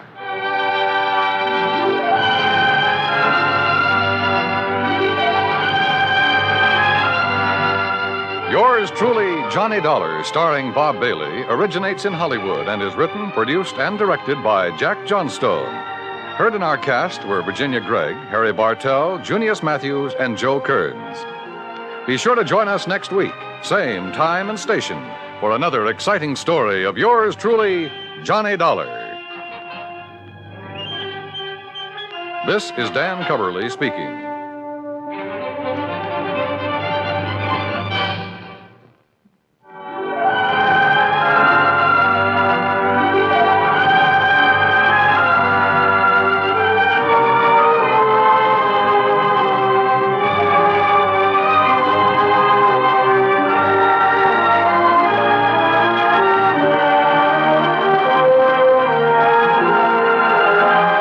This is the United States Armed Forces Radio and Television Service.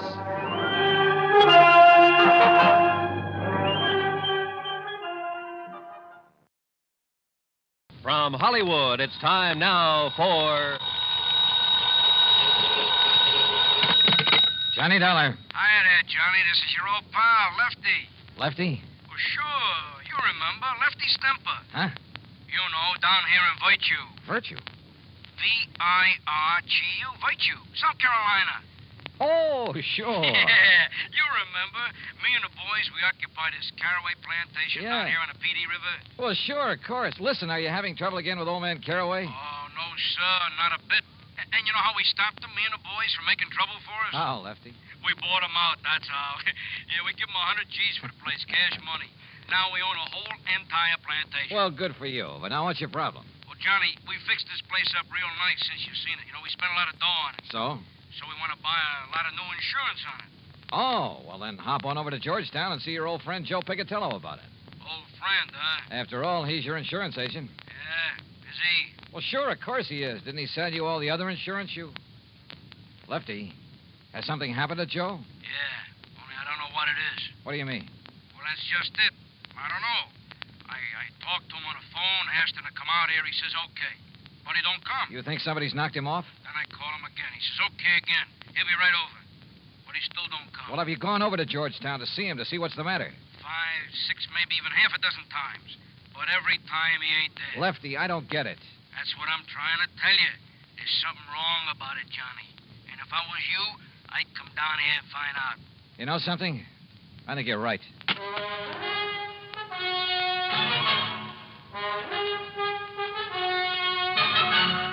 Bob Bailey in the exciting adventures of the man with the action-packed expense account, America's fabulous freelance insurance investigator. Yours truly, Johnny Dollar.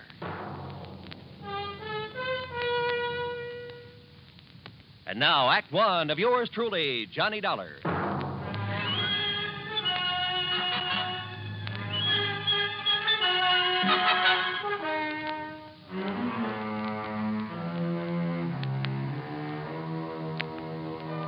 Expense account submitted by Special Investigator Johnny Dollar to the Continental Insurance Company, Home Office, New York, New York. Following is an account of expenses incurred during my investigation of the Virtuous Mobster matter.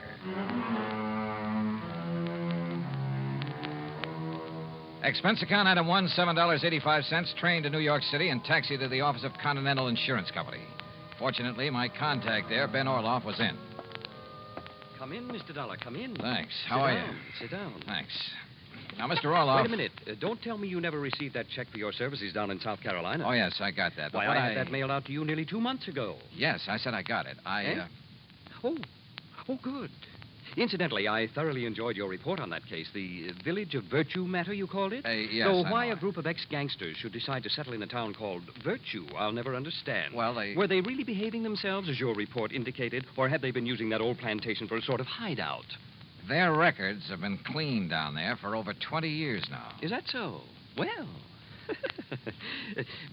maybe the answer to organized crime is to give all those fellows a nice, quiet plantation to live on. Yes. Though I must say that when our agent down there, Joseph Picatello... It's about Joe that I've come to talk I to. must say that I was a bit concerned when I found Joe had sold policies to characters like Lefty Stemper and Bully Magoon and Flippy Lackovich. Mr. Orloff. Why, those were the very sort of men that Thomas E. Dewey chased out of New York when he was DA some years ago. Mr. Orloff. That was before Dewey became governor, you know. So naturally, what were you going to say about Joe Picatello? Have you heard from Joe recently? No, I don't think I have, now that you mention it. Because I just Why? talked over the phone. Wait. You must understand one thing, Mr. Dollar. Oh, what's that? Our office down there in Georgetown is probably the smallest one we have in the whole country. Joe really doesn't handle much business for us, you know. Yes, I understand. I understood that when I talked to him in April. If it weren't for those mobsters over in Virtue... Ex-mobsters, Mr. Orloff. Well, if it wasn't for them and some of the townspeople to whom we've issued policies, I'd... Mr. Dollar, has something happened to Joe Picatello? That's what I want to find out. Because now that I think about it... Excuse me. Miss Bailey? Yes, Mr. Orloff. Did you ever get a reply on the Harmon policy from Mr. Picatello in our Georgetown office? No, sir. I've written Mr. Picatello several times now. Thank you. Dollar, we wrote Joe about that Harmon matter over 4 weeks ago. Well, didn't it occur to you to phone him and find out why he hasn't answered you? But it involves such a small policy that... yes. perhaps I'd better try to call him. Miss Bailey? Wait. Yes? Nothing. What? I said nothing. Well, Mr. Dollar? Well, Mr. Roloff, if something has happened to Joe Picatello, well, look, instead of spreading the alarm, how about if I quietly run on down there? But have you reason to believe something wrong has happened to him? Only from what his clients down there at the plantation have told me over the phone. You think perhaps some of his old gangland enemies have got to him? After 20 years, I don't know. But if you'll okay my expense account, I'll go down there and see. Well, now, Mr. Dollar... And if you won't, I'll go down there anyway. But there's the danger, too. This might be a very dangerous... Let me hear from you as soon as you can, Mr. Dollar.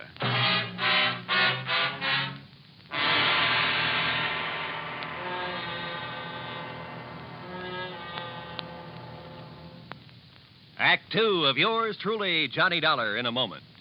And now for another episode in the life of Sergeant Donald Bellwether, my husband.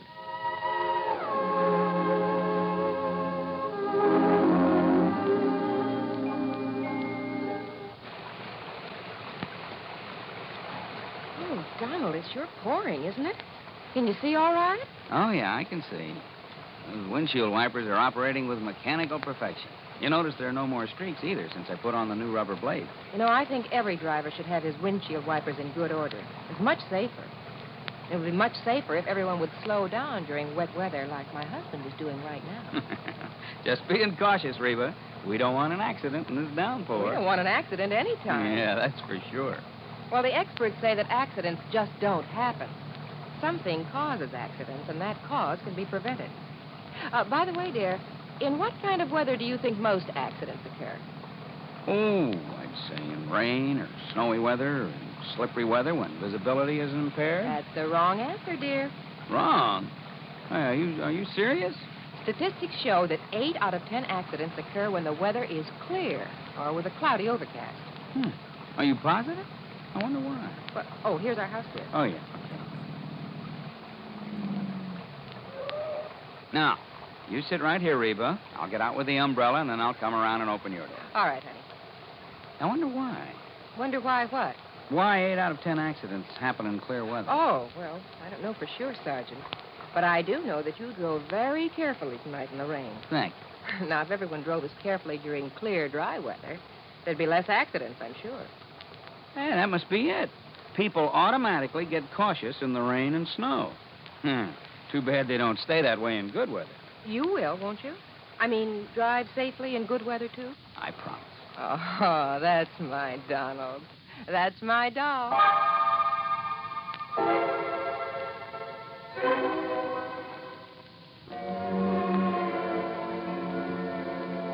And now, Act 2 of yours truly, Johnny Dollar, and the Virtuous Mobster Matter.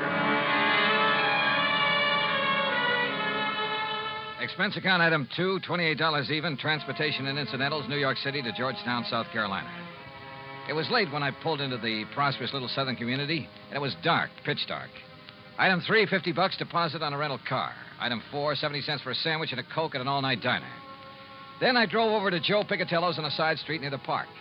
The small frame building that served as both office and living quarters for Joe was dark. But in the hope he might be asleep in his little apartment up above, I knocked. No answer. Until I was about to turn and go back to my car. There was the sound of a door slamming somewhere inside. But still no light showed. I knocked again.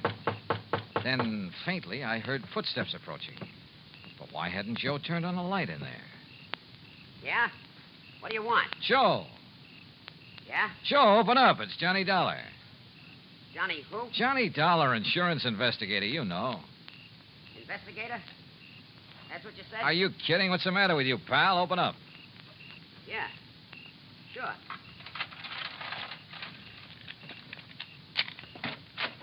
Hiya, Joe. What's the idea of no lights in here? You forget to pay your bill or something?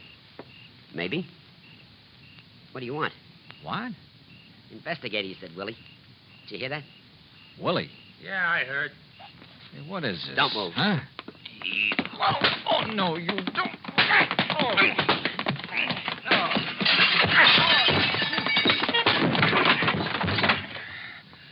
All right, Willie, I got his gun.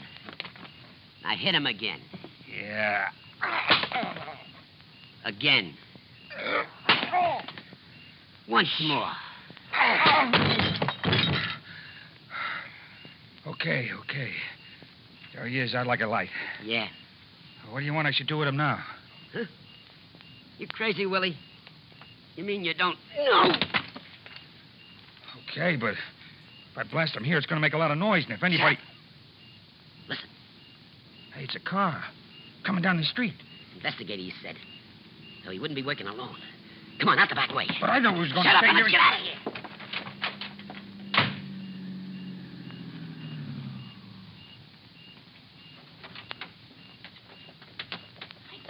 I don't see no lights on, Lefty. Well, maybe Joe's went to bed, if he's there. He didn't answer the phone when you called him. Listen, Flippy, Johnny Dollar told me I should come down here and look for Joe myself. So come on, we'll see. Oh, well, whatever you say, Lefty. Only I thought that Johnny was coming down here himself to... Huh? Hey, look, this door's open. Yeah, you look what I stepped on. Joe, what happened there? That ain't Joe. It's Johnny Dollar. Johnny Dollar. Hey, you're right, Flippy. Somebody must... Listen, get away. Oh, Johnny. Johnny, it's me. It's me, Lefty. Lefty? And me, Flippy. Johnny, okay? You all right? Yeah, I... Holy... Who done this to you, Johnny? Yeah, we'll murderize him. Hey, Flippy, turn on some lights. Yeah, sure. What the hell happened in here? You know who done this to you, Johnny? Yeah. Yeah? It was... Oh. Hey, come here, Flippy. Help me lay him up on the sofa. Sure, Lefty. Easy. Yeah, get it easy. Sure. Here now. Yeah. All right, now, Johnny, listen to me. Who, Johnny? Who? Yeah, Johnny. I can't believe it, but I could see him in the light from the street. Who? Joe. What? Joe Pigatello. Smoky Pigatello done this to you? Another guy with him. Called him Willie. Willie the Lump? Why? Why did he do it? I don't know. Acted very strange when he came to the door. But I don't get it. He was my pal. He was your pal. And, Willie the Lump with him. That's what I don't get. It means he's went back. That's what it means. He's went back to the old racket, dope smuggling. No. Yeah, him and Willie the Lump was partners in the old days. But 20 years, Joe's been straight, Lefty. Like you and me and Bully Magoon. Yeah, for 20 years, you and me and Bully, the only guns we ever used was for hunting, for killing snakes. But not no more. What do you mean, Lefty? Joe Pigatello done this to you, Johnny. It means only one thing. There's only one thing we can do. No. He's right, Johnny. No, Lefty. Yeah, Johnny. First we take you back to the plantation where you get all right again. No, listen to me. Then we find Joe Pigatello. Flip and Bully and me. No. And when we do... Huh? Well, now, what are you punks doing here, huh? Hey. Joe. That's right. Who'd you expect? What's the big idea? All right, don't move. Because, Joe, I'm going to blast your head off. Act 3 of yours truly, Johnny Dollar, in a moment. Do you know who said, every individual in society has certain powers, rights, and privileges which no other individual can justly abridge or destroy? Those words were written by Noah Webster, the man who compiled America's first great dictionary. Mr. Webster knew that if the country which he had seen come into being were to succeed, the rights of the individual have to be protected. Each person is entitled to certain basic rights, powers, and privileges which must not be taken away because of the whim of someone with greater power. In the United States, the individual is important regardless of his wealth, power, or position. The importance of the individual is closely linked to the American tradition. Remember the words of Noah Webster. They are part of your American heritage. The rights and privileges of the individual must be preserved. And now, Act 3 of yours truly, Johnny Dollar, and the Virtuous Mobster Matter.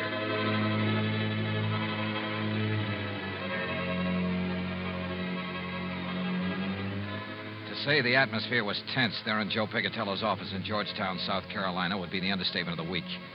After the beating I'd taken from the ex-gangster and one of his pals, my old friends Lefty and Flippy had come in and had found me there. And they couldn't understand why Joe had done this to me. Unless... It means he's went back. That's what it means. Went back to the rackets. Oh, Willie, the lump was with him. Him and Willie was partners in the old days. Dope, narcotics. So the two of them swore to get Joe. And then suddenly we looked up to see someone standing in the doorway.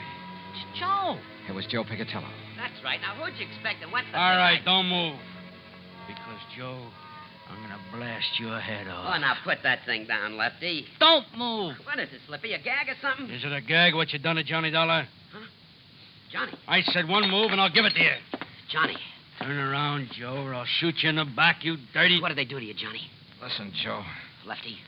Flippy, I'll kill you for this. What are you talking about, you dirty rat? Wait, Lefty. Johnny's my pal. Like you used to be before you went back in the rackets. Went back in the rackets? Yeah, with that dope hound with Willie the Lump. What do you know about Willie the Lump? Plenty. Now that you're back with him. You're crazy. It's no good, Joe, because Johnny recognized you. You and Willie the Lump when you waked him over. And I tell you that I had 20 years, you and Bully and Flippy and me, we showed we could do it straight. We could be respectable.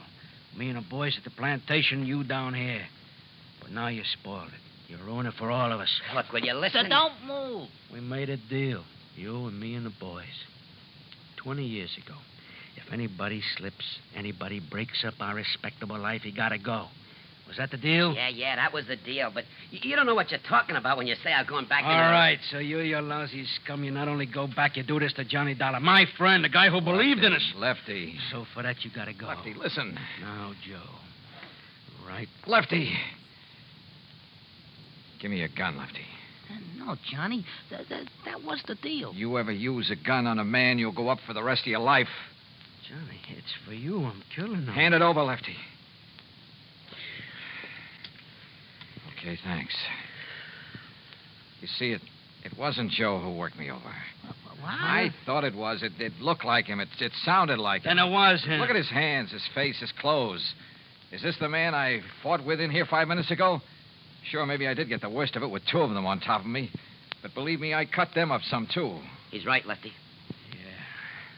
Yeah, but then I don't... Look, if it wasn't him... The twin. The twin. You're right, Lefty. It must be the twin. The twin here? All right, boys. Let me in on it, too, will you? Shep Larko, the twin they called him. That's what the law called him. Called him and Joe the twins. Because they looked like each other. They talked like each other. There was always the alibi for each other. But what's Shep Larko doing here? I can't tell you, Flippy. Not yet. All right, Joe. All right. I believe you about not working over Johnny here. Because of what he says about you and me, it must up. But if you and Shep are back in the racket... I'm not, Lefty. That's straight. No? All right, then tell me. Where you been? I can't tell you. 3-4 weeks now, we don't know where you are. The insurance company don't know where you are. Well? I can't tell you. Now listen. Oh, you listen. You listen. If Shep and Willie have been here, they'll be coming back. Why? Yeah, Joe. Why? I can't tell you. I can't tell you. All right. Listen. We're listening, Joe. The Secret Service. Huh? Well, after those killings up in Baltimore. During that smuggling job? Yeah, Johnny. They knew the twins, Shep Larko and Willie. Well, the boys in Washington knew they did it. But they didn't know where to find them. Well, go on, Joe. So they spread the word. The Secret Service spread the word. That I knew where Shep and Willie were. That I would lead them to them. You knew where they was, huh? No, but the law boys knew that'd flush them out. Get Shep and Willie out looking for me. Gunning for me. And the Secret Service didn't keep you undercover? Yeah, until today, back in Washington. But I talked to you on your phone right here. Oh, the line was rigged through to Washington. You said until today, Joe. Yeah, because Shep and Willie didn't show. The law boys had to make them show. So then they sent you here as living bait? Yeah. And they passed the word that you'd be here? That's it, Johnny. That's why Shep and Willie were waiting here when you came. That's why they'll come back now that I'm here. Boy, you stuck your neck out for the sake of going straight. I couldn't help myself. The Secret Service rigged it on me. Guy named Phillips. But now you're all in it. So, Flippy, turn out the lights. Yeah, let's get out of here. Oh, no. What? Oh, listen, we was crooks, but never killers. But it's killers that's coming to get Joe. What do you mean, Lefty? But they won't. And they won't get you, Johnny. Sorry, Lefty, I can't move. Then we're staying. For you and Joe. Yeah, right. So turn out the lights, Flippy. You're too late, boys. Shep. The twin. That's right. Your old pal, Shep Larko. Keep a rat on him, Willie. Don't worry, Shep. Investigator, huh, Dollar? Only at Secret Service, ain't it? Is it? I knew we should have killed you when we had your dollar. But we thought these boys driving up was reinforcements. Ha! Reinforcements. We should have known the Secret Service wasn't that bright. All right, Willie, frisk him while I keep this gun on him. Sure. No, none of you trying to... Not Dollar. We got his gun. Oh, okay. Just what do you intend doing, Shep? They're clean, Shep. What do you think? All right, Joe gets it first. Put your gun up close so it don't make no noise. Go ahead, Willie. Yeah.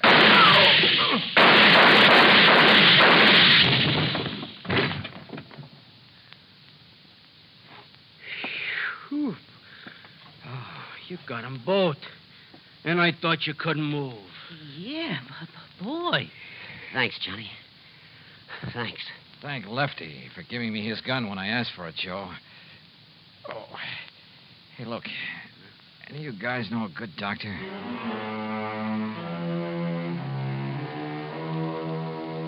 Yeah, I've said it before and I say it again.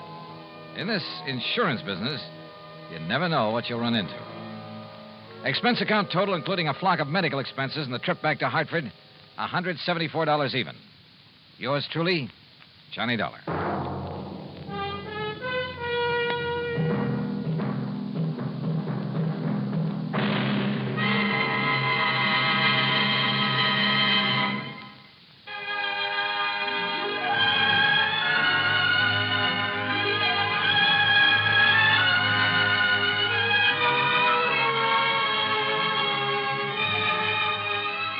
Yours truly, Johnny Dollar, starring Bob Bailey, originates in Hollywood and is produced and directed by Jack Johnstone, who also wrote today's story.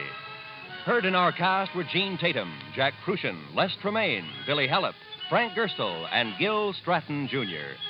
Be sure to join us next week, same time and station, for another exciting story of yours truly, Johnny Dollar.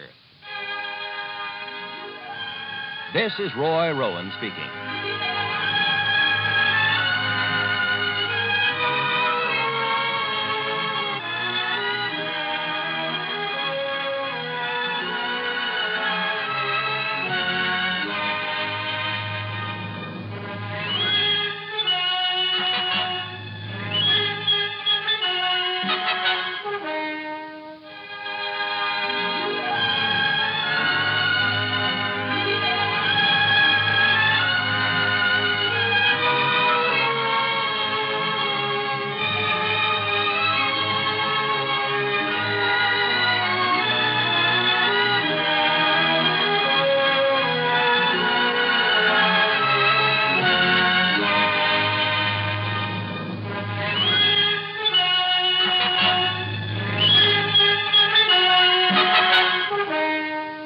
Yours truly, Johnny Dollar, has been a presentation of the United States Armed Forces Radio and Television Service.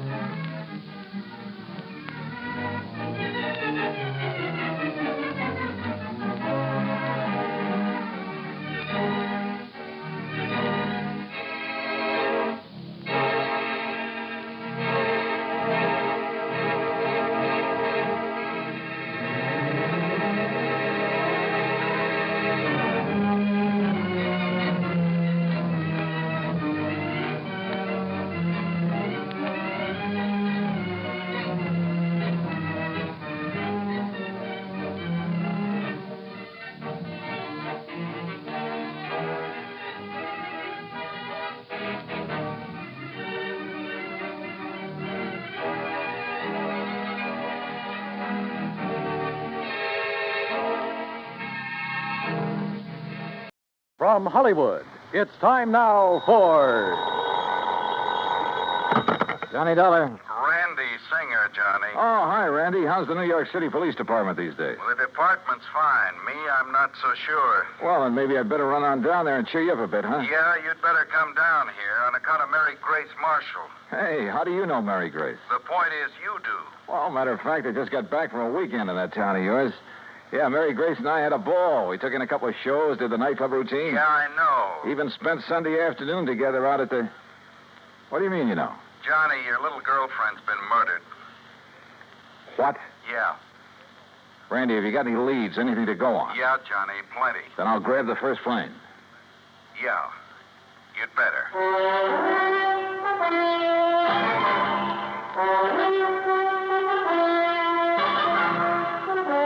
Bob Bailey in the exciting adventures of the man with the action-packed expense account, America's fabulous freelance insurance investigator. Yours truly, Johnny Dollar.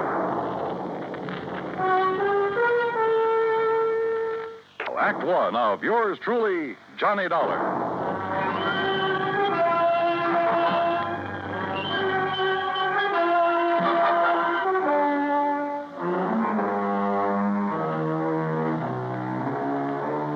Expense account submitted by Special Investigator Johnny Dollar to the Mideastern Life and Casualty Insurance Company, Home Office, Hartford, Connecticut. Following is an account of expenses incurred during my investigation of the Mary Grace matter.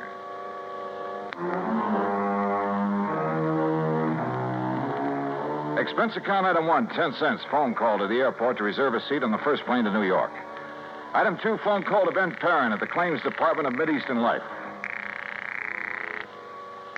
Aaron here? Ben, this is Johnny Dollar. Oh, hello, John. Now, listen, I'm on my way down to New York at your company's expense, though the expense part is beside the point. What? No, just wait a minute. Mary Grace Marshall has just been murdered. Marshall? Your company holds a policy on her, and I'm going down there to investigate. Well, now, wait, John, until we issue proper authorization for you to conduct the investigation. Don't give me that, Ben. I'm going down there now. Well, then it's completely without sanction from this or any other office. Okay, forget it. I was trying to save time, and I thought I was doing you a favor. Well, I suppose you are, but until a request for your services can be I routed through said the proper forget it. channels. Didn't you hear me? I gotta go. Gotta catch a plane. Well, for heaven's sake, man, what are you so up in arms about? Why you're so concerned about this particular... Because that girl was a personal friend of mine. A very dear friend. Oh. John, I'm sorry.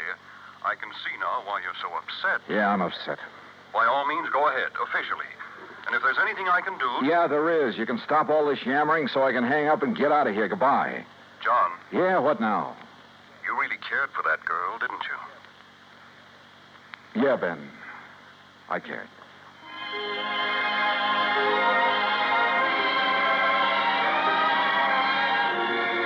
Expense account item 3, 920. Cab to the airport and plane ticket to New York. The trip down there gave me time to think. And thinking about it hurt. Mary Grace Marshall. Tall, brunette, and very beautiful. And as straight a girl as I'd ever known. There was a time a few years ago when I'd hoped she might marry me. But she wanted to stay with her successful career as a fashion designer. And she was right. I'm not the marrying type either. So we just remained friends. We had a lot of fun together. Theaters, dancing, an occasional nightclub. Sometimes the long hair stuff, a recital or the opera. And we'd go to the zoo or the circus, a boxing match or a baseball game. Or just go for a quiet walk in the park. And often just a long, quiet evening in her apartment over a tall, cool drink and good conversation. A goodnight kiss? Sure. But that was all. Now she was gone. And believe me, somebody was going to pay. Item 4, $6 even for a fast taxi to the 18th Precinct headquarters and Sergeant Randy Singer. Come on in, Johnny. Close the door. Sure. Hi. Better sit down, huh? Yeah. All right, when did it happen, Randy, and how? You said on the phone you have some leads. Clues all over the place. They all point toward one person. Oh. Toward the one person known to have been with her at about the time the coroner says she was killed. How was she killed? Struggle. Fell and struck her head on the base of the fireplace. Cigarette, Johnny? Oh, yeah, thanks. Incidentally, so far I've been able to keep this thing out of the papers. Oh, Hey, give me a light, will you, hon? I seem to have forgotten my lighter. Yeah, you have. Here. Thanks. Now, the coroner says she was killed Sunday night, late. What? By somebody who must have spent several hours with her. You said late Sunday night. That's... Go on, Johnny. Hey, look, stop snapping that lighter and... Wait a minute, where'd you get that? According to all the evidence, it was left behind by whoever murdered Mary Grace Marshall. Here. Look familiar? Are you crazy? This lighter is mine. Yeah, Johnny. I know. And now, Act Two of yours truly, Johnny Dollar, and the Mary Grace Matter.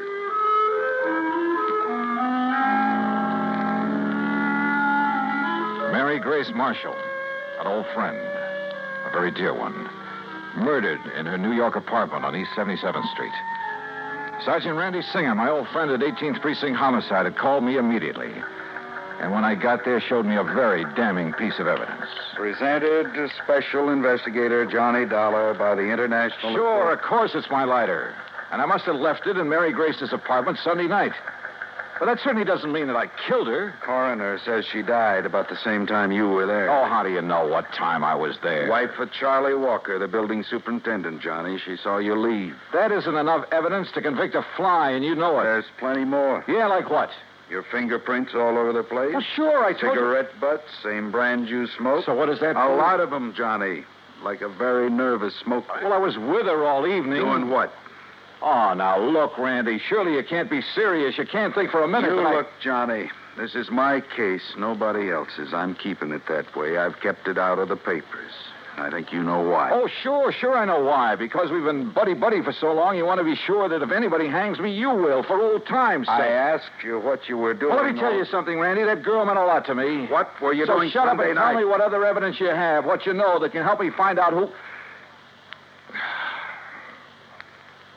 I'm sorry, Randy.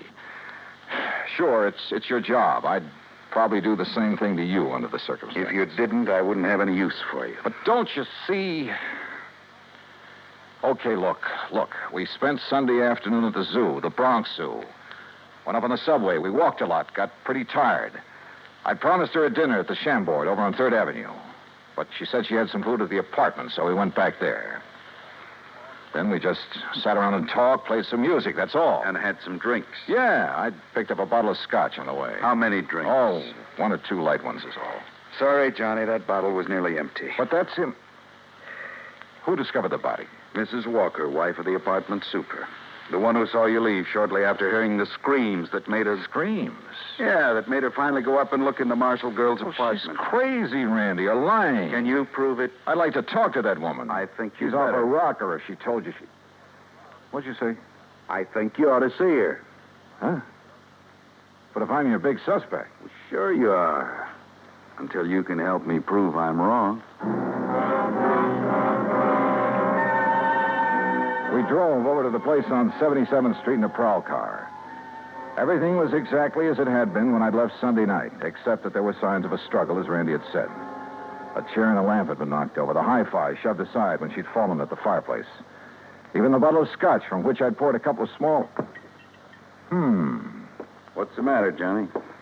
Well, I'm not sure, Randy, but... Well, I'd have sworn I left this bottle out in the kitchenette where I... Huh? Hey, are you making more prints? Yeah. Look, this bottle of soda, 3/4 full. You don't kill most of a bottle of scotch with only this much soda. Unless you're drinking it straight. Oh, who drinks it straight these days? An alcoholic? Or somebody who needs a jolt for his nerves. Maybe. Want to go downstairs and talk to the super's wife? Yeah, let's.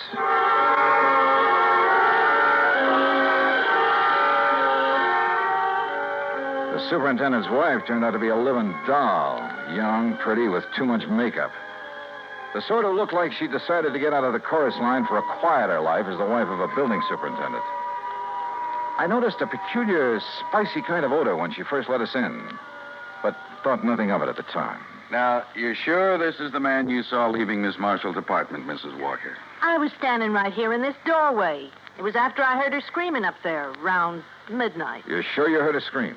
Well, my husband heard it first. He woke me up pounding on the wall between our bedrooms. Well, didn't he get up to investigate? Oh, no, the lazy... Well, he's been sick. He's still sick. But then I heard the screaming, so I run into his room and ask him what to do. Go back to bed and forget it, he says. It's probably just a party upstairs. Then you went up and found the body, huh? Well, first I tried to sleep, but I kept thinking I heard noises. From upstairs? Well, no. You sure? It was like maybe my husband was getting up or something. Go on. Well, finally, about 2 a.m., I went up to her apartment. When she didn't answer my knock, I let myself in. And there she was, dead. Who called the police, you or your husband? Him? Huh. Besides, I told you he was sick. He still is. I'd like to talk with him.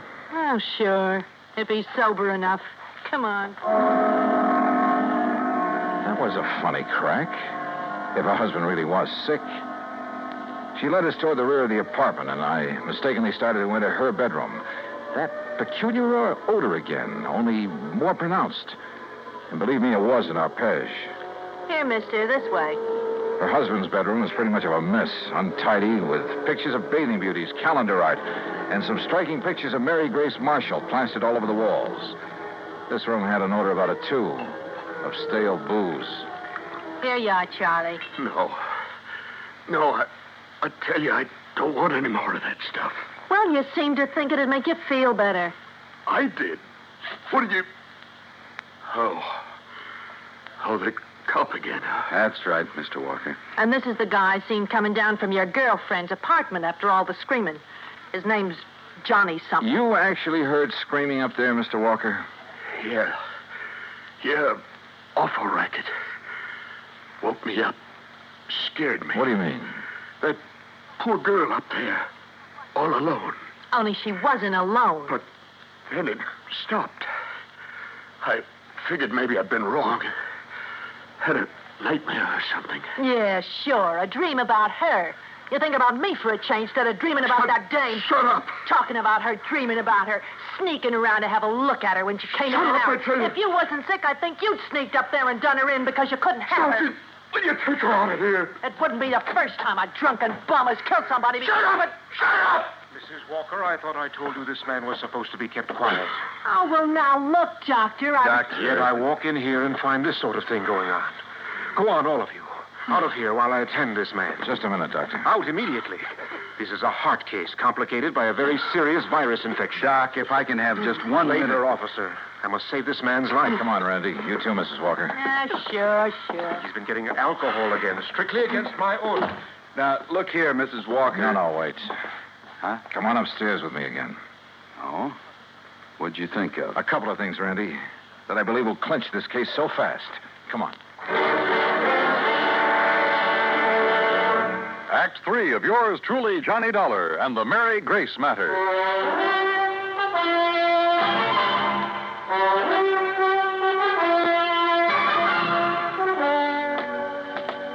What do you mean, clinch the case, Johnny? Didn't you hear enough from Charlie Walker and his wife? Yeah, I heard plenty, Randy. Well, then what's the point of coming back here to the dead girl's apartment? Let me show you something here in the kitchenette. A scotch bottle. You shouldn't pick that up, Johnny. Print? Yeah, prints. And where your boys dusted over them to show them up. But look. Yeah? Right here they're smeared, see? By a piece of cloth. Sure, he tried to erase them when he killed that bottle. Now, come on back to the living room. And here, take a look at this. Well, what's the hi-fi set got to do with it? I told you, Mary Grace and I sat here Sunday night talking and playing records. So? This record on the turntable is the same one we were playing just before I left her. Look at it. Dolorima by Vingetti. Never heard of it. We shut it off because it got too noisy in the death scene from that opera, huh? Listen.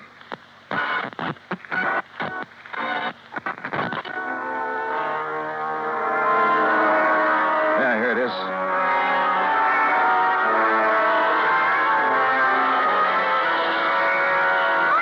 Holy. It sounds like somebody... Shut it off. I'll be darned. Sure. The screams that Walker and his wife said they heard. And that record's what gave him the idea. And now it's a matter of pinning it on him. All right, what have you got for his motive? Motive? Are you kidding? Didn't you see those pictures of all those beautiful those babes he has on the wall of his room? And the pictures of the Marshall girl? All right. He was gone for Mary Grace, talked about her, dreamed about her, had her pictures all over his room, but she wouldn't give him a tumble. All right. All right. So he hits the bottle heavier than ever on account of this frustration over the Marshall girl. Wouldn't be the first time that sort of thing has happened. Happens all the time. So if he can't have her, he's going to kill her. You see my point? Yeah, and it's well taken, Randy. All right. Last weekend, you're taking his dream girl out on the town, having a good time with her, doing all the things he wished he could do. Go on. Well, it's too much for him, driving him out of his rum-soaked mind. Then he hears that screaming on that opera record. It gives him the idea. He wakes up his wife, so she'll hear it, too, so his wife will think somebody's getting killed up there. But he doesn't let her go up there, right? Sounds good, Randy. After his wife goes back to bed, that's when she saw you leave, he goes up there and kills the girl. But if he was as sick as he appears to have been... John, the time like that, a man gets superhuman strength. Strength of a madman, they call it. And listen. I'm listening. His wife said she thought she heard him walking around, remember? I remember. So that's it. She finally got up, came up here, and found the body. So naturally, she tied it all in with the screams her old man woke her up to hear. And that suited him perfectly. She couldn't help but alibi for him. Come on, let's get downstairs again. Well, I realize, Johnny, it's all circumstantial, and I still have to pin it on him. Or her. But I'll hold him on suspicion. Or her. The same circumstances would work just as well for Walker's wife if she were the killer. Yeah, but what about the motive? Jealous wife. Jealous of somebody taking that drunken bum out of her hair? That funny odor I noticed about her when I first stepped into this place. I finally remembered what it is. Hey, I noticed that, like a cooking spice. Well, it is sometimes. Cardamom seed. Cardamom? Yeah, they used to call it the drunkard's friend. A man could booze all night, chew a couple of cardamom seeds, kiss his wife goodnight, she'd never be the wiser. Well, I'll be... That odor was so strong in her bedroom that... Well, maybe she's the lush, huh? Hey... And tried to make the same thing out of her husband, on the excuse it would make him feel better. You mean he isn't a heavy drinker, Doctor? No, he is not. Doctor, you said he has a heart condition. A very serious one, complicated by a... Yeah, I know. Could he possibly have got out of bed, climbed those stairs Sunday night, struggled with, and killed someone? The odds against his surviving such a thing are 1,000,000 to 1. 100 million. All right, I heard it all. That means you're going to start accusing me of killing that girl up there. Mrs. Walker, I told you to stay out of your husband's room. Yeah? Well, he's dead, Doc. Dead? I don't know what you give him, but he's dead. Did you give him more liquor? No. But you gave him enough before I came to... Wait here, all of you. Well, you going to try to pin that Marshall dame on me now that Charlie's gone? You've already pinned it on yourself, Mrs. Walker. What? You thought you'd left no fingerprints on that bottle up there. Well, I didn't. I used a handkerchief. Yeah. That's what I thought. But, no, wait a minute. I didn't mean that. Too late, I'm afraid. Oh, no, it ain't. Put down that gun, Mrs. Walker. All right. So I killed that dame on the second floor. And if I have to kill you,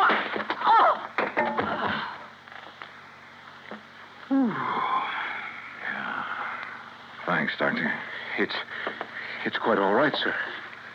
Well, Randy, there's your killer. Happy? Yeah. I guess I ought to be. You? It doesn't bring back Mary Grace.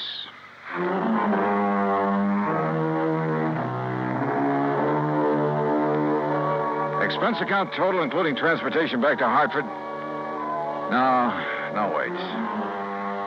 I took on this case myself because of Mary Grace and, well, whatever she may have meant to me is none of the company's business. Oh, sure, you'll have to pay the claim on her policy. But let it go at that, will you? The rest is on me. I want it that way. Understand? For old time's sake. Yours truly, Johnny Dollar.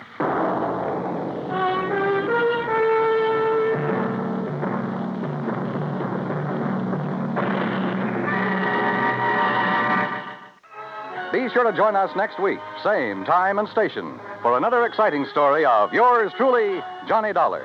This is Dan Cubberly speaking.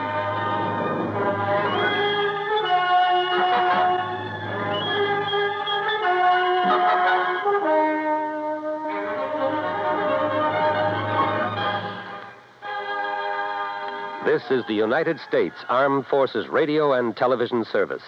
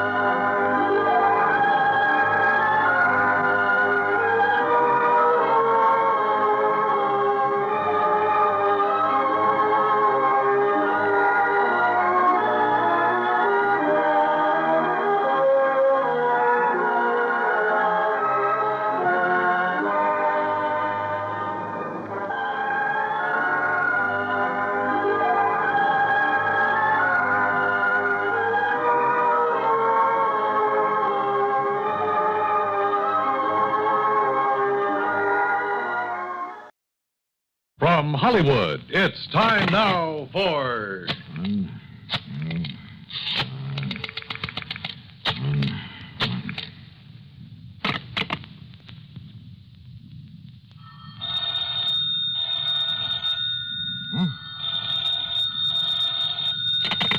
Johnny Dollar. Betty Lewis. Hey, it worked. Sure it does. So hang up that extension. Come on back here in the living room. We'll finish up our cocktails and be on our way. Yes, sir. How about that, Johnny? Where'd you learn that trick of making your own phone ring? And the extension, too. From the man who put the extension to my apartment. Yeah, it's kind of a line check. You dial that number and hang up. Then if both phones ring, you know the extension is okay. Oh, what do you know? Yeah, there's another line check number that you can dial. I forgot what it is, and all you get is a busy signal. It could be an awfully cute gag sometime, you know, on somebody who didn't know about these numbers. Yeah. Oh, let's finish our cocktails and go... Oh? Well, I'm sure you didn't make it ring this time. I kind of left your number with my call service. Oh, no, So Johnny. maybe I'd better take it, huh? Now, listen. If that's some insurance company, well, you can just tell them they'll have to wait until tomorrow. Sure. This is the third time in a week that we've tried to have dinner together. First, it was that Curly Waters who tried to kill you. Oh, And then no. Take it easy. Maybe this call's for you, one of your faithful boyfriends. Oh, well, then maybe I'd better answer it. Well, just leave it to me. I'll scare him off.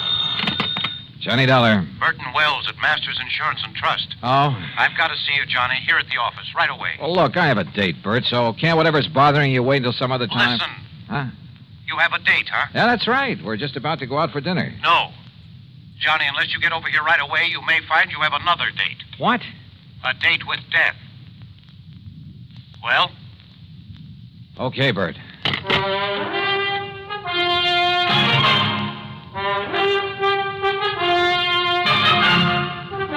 Bob Bailey in the exciting adventures of the man with the action-packed expense account. America's fabulous freelance insurance investigator. Yours truly, Johnny Dollar.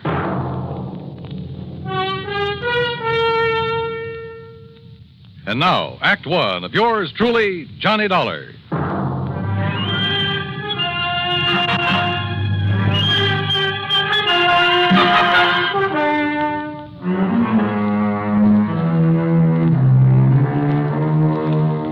Expense account submitted by Special Investigator Johnny Dollar to the Masters Insurance and Trust Company, Home Office, Hartford, Connecticut. Following is an account of expenses incurred during my investigation of the date with death matter.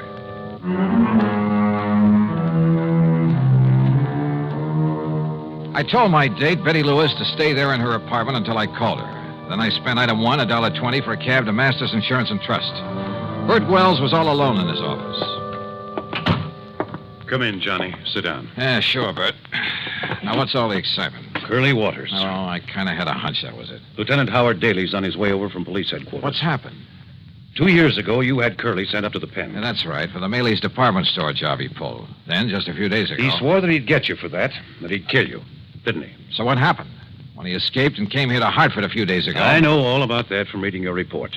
Thanks to some quick thinking on your part, the police nabbed him instead, plus the loot from the department store robbery. You know who deserves the real credit for that? The girl I had a date with tonight, until you spoil things with your phone call. Johnny, as you know, either you or the police wounded Curly Waters, which is why he was taken to the hospital and placed under guard instead of being locked up. So?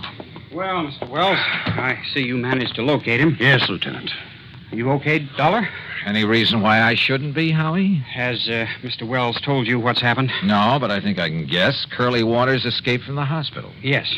I had 3 good men there watching over him, but he managed to get by them. How? With help. One of his old cronies. Gimpy Taylor? Yes. Gimpy created a disturbance out in the hall, and when they went after him, Curly crashed out through the window. When they went back in after him, Gimpy took it on the lam. 3 good men, did you say? Well, the odds were all with Curly and Gimpy. When the boys went out in the hall after Gimpy again, it was full of interns and nurses and stretchers with patients on them. If they'd fired a shot, they might have killed somebody. Well, what goes? Do you want me to go out and look for him? No, sir. Don't you see, Johnny? The reason I called you is because of the threat against your life. Of course. And, Johnny, I'm going to provide you with a bodyguard 24 hours a day until Curly is picked up. No, wait a minute. Listen, Howie. You listen. He almost got to you just a few days ago. Don't you forget that.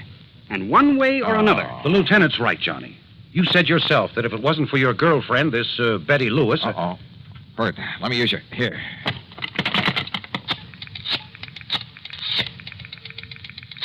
You said one way or another, Howie. That's right. And, yeah, maybe through your girl. Is that who you're calling? Yes. Are you sure she's at home, Johnny? That's where I just left her.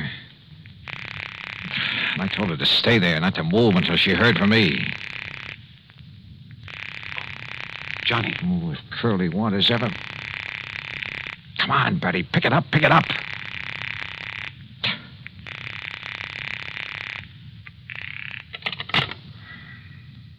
No answer.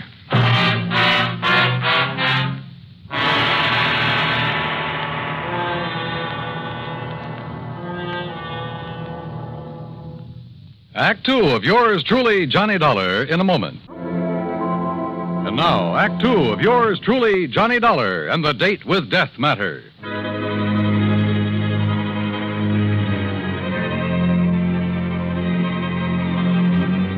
Curly Waters, killer, on the loose again. I left Betty in her apartment. I told her to stay there. But when I tried to call her on the phone, no answer. Lieutenant Howard Daly and I took the elevator down to the street to his prowl car.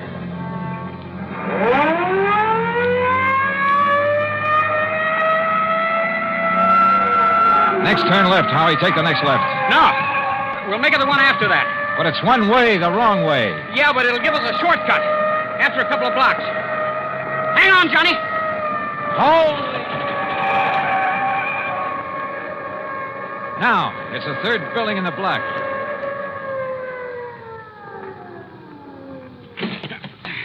Lead the way, Johnny. Where's the elevator? Come on, forget it. The stairs are quicker. Johnny, if Curly has got to her... Don't say it. Haven't you got a key? I have not. Stand back, Johnny. I'll see if I can smash it open. Wait a minute. Betty. Wait, look, it's open. Betty, are you...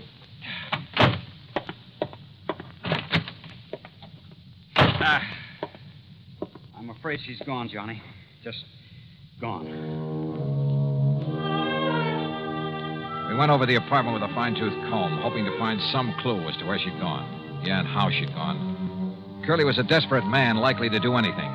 Betty had left in a hurry, we were sure of that, because the closet in the foyer was left open, the coat hanger lying on the floor, and because of the way she'd left the front door unlocked. But that was all we knew. At least there was no sign of a struggle. Because he probably had a gun. And your girlfriend probably knows he's one of the best shots in the country. All right, Howie, now listen. Huh? No, let me take it, Johnny. But it may be. I'll get it. Hello? Lieutenant Howard Daly there? Who's calling? Riley, down at headquarters. Who'd you think? Oh, it's Riley. Thanks. Yeah? We got one of them, Lieutenant. Gimpy Taylor. What's that? Where? About 11 miles up North Road. Yeah? He wrapped the stolen car around a big elm tree, up at Dead Man's Cave. Did it kill him? I managed to crawl a couple of 100 yards into the brush before he conked out. Was Curly Waters with him? Riley, was Curly Waters with him? There was no sign of him, but the man they stole the car from said there was 2 of them. There was 2 of them then. Ask him. Any sign of Betty there? Riley, any sign of a passenger, a girl? No, sir, Lieutenant. Okay, I'll keep checking with you. You hear it all, Johnny? Yeah. 2 men stole the car. So the other one must have been Curly. Yeah, but whether they were both on the rack and Curly was able to get away. After all, if Gimpy was able to crawl a couple of 100 yards... Yeah. Curly may be a couple of 100 miles away by now. Or maybe not.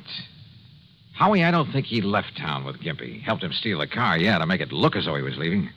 Why do you say that, Johnny? Because of Betty. Because I think he's holding Betty to get me to him. Then maybe you'll agree to a 24-hour-a-day bodyguard after all, huh? No, absolutely not. Johnny, You think that Curly's a jerk? I Well, he know. isn't. He's smart. He's smart enough to smell a cop a mile away. Just the no, same, Howie, no. There's only one thing to do. Only one way to flush him out. Johnny.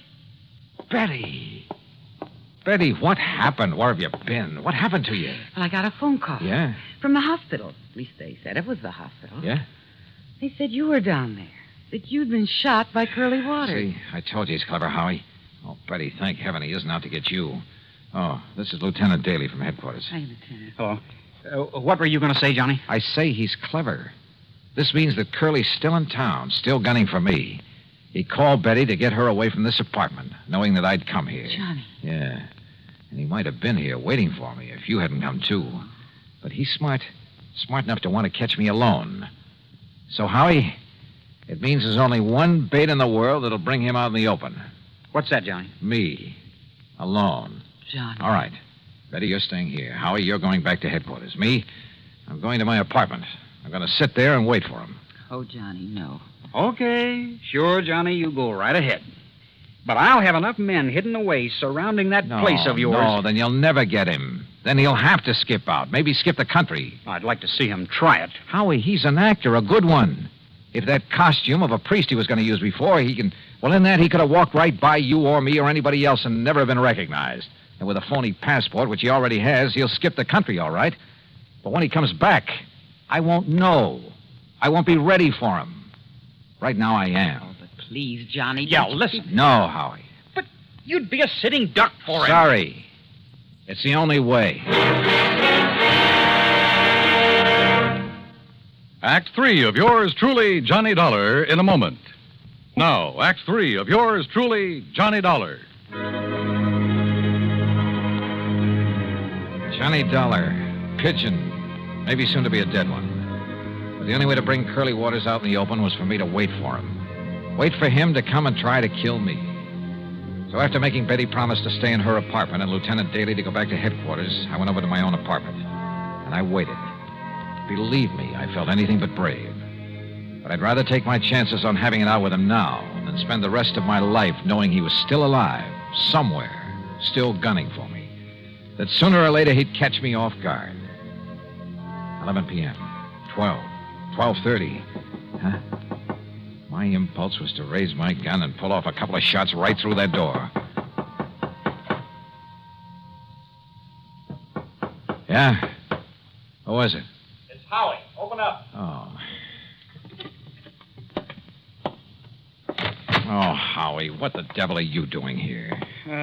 Just checking up, Johnny. Checking up.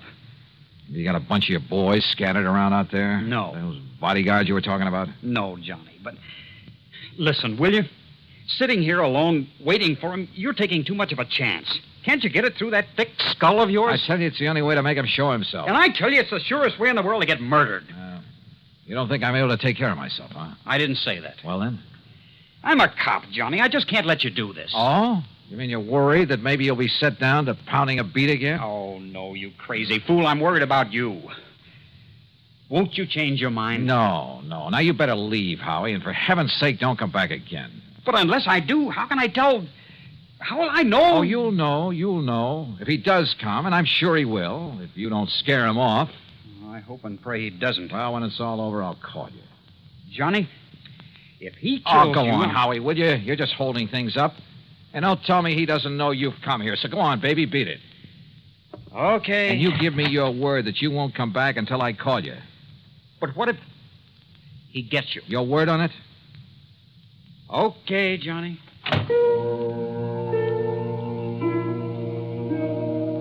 I went back into my little kitchen and brewed a pot of coffee, a big one. Fatigue was a possibility I hadn't thought of until right now. But maybe Curly Waters had. Yeah, he probably thought of a lot of things, a lot of tricks. Because at least one thing was sure, after what happened a few days ago, he knew that somehow he'd have to get me off guard. I hoped and prayed that Howie would keep his word, would keep his men away from the whole area. That he himself would stay away, not even call until this whole thing had come to a head. Then I heard it. It was at the back door of my apartment, the kitchen door that led to a fire escape. Fortunately, I'd turned the light off in the kitchen. I could sneak in without being seen. Johnny. Oh. Johnny. Betty, get in here quick. Oh, why did you come here? Oh, Johnny, I've been crazy with worry. Didn't the lieutenant have brains enough to put some men around your place to keep an eye on you? I threw an old tin can out the window, and when they went to investigate, I sneaked out the back way through the alley. Betty, you're insane to have come here. Don't you see? If Curly comes and there's a lot of shooting... You think I could just sit there knowing what might happen here any minute?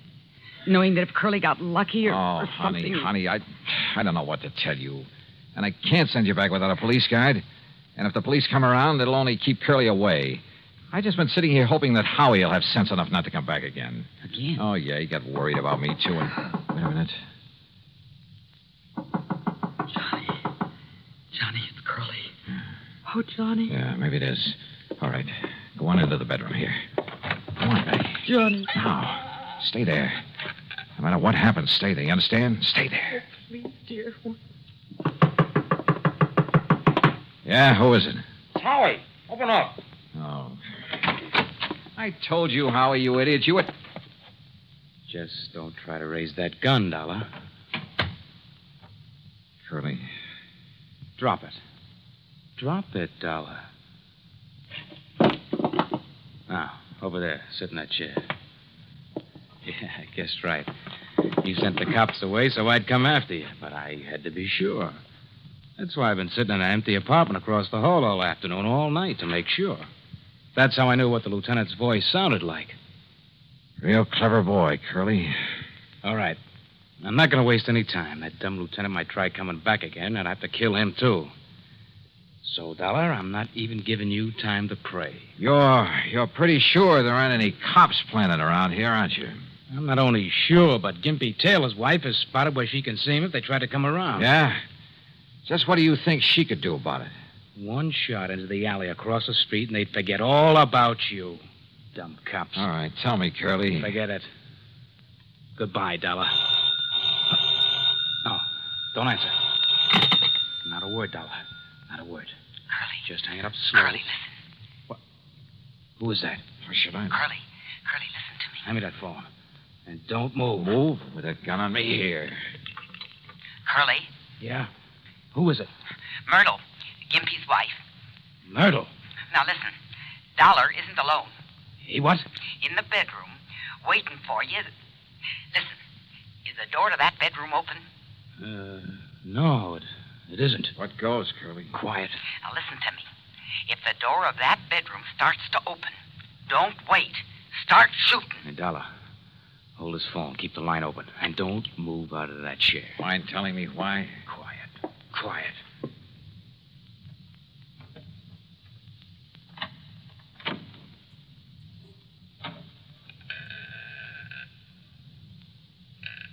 No, you don't. But I do.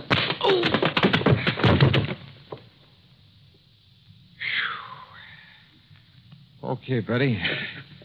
And thank heaven you remember the number to dial and make those phones ring. And how about the way I disguised my voice for him? Do you realize what a chance you were taking if he hadn't turned to fire when you kicked open that door? If I'd missed him when I threw that phone at him? It worked. That's all that counts. And look, one of his bullets nicked you right here on the arm. Nicked me? Oh, blood. Oh, hold me, Johnny. Oh, sure.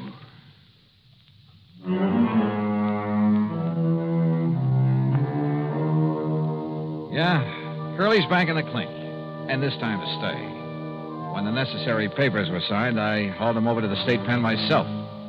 So, expense account total, including transportation, $47 even. Ready? Ready, Lewis? Well, I'll tell you this. If I were the marrying kind, believe me. Yours truly, Johnny Dollar.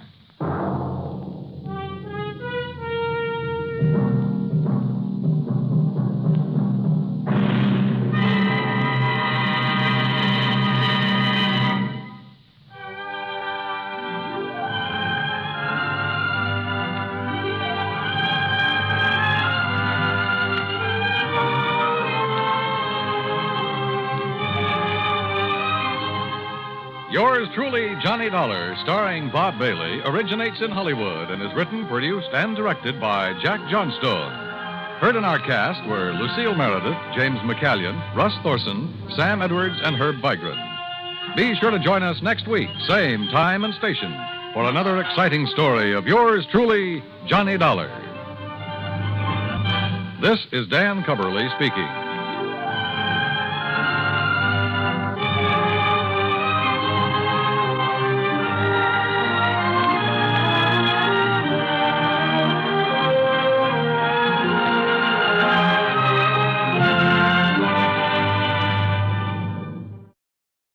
From Hollywood, it's time now for Johnny Dollar. Perry Jameson, the Paramount Insurance Adjuster, Johnny. Hi, Perry. It's been a long time. I'd begun to think you're neglecting me. Oh, how you talk. Matter of fact, I've just been waiting for a nasty enough case to come along for you. Yeah, you do have a habit of handing me the dirty ones. What is it this time?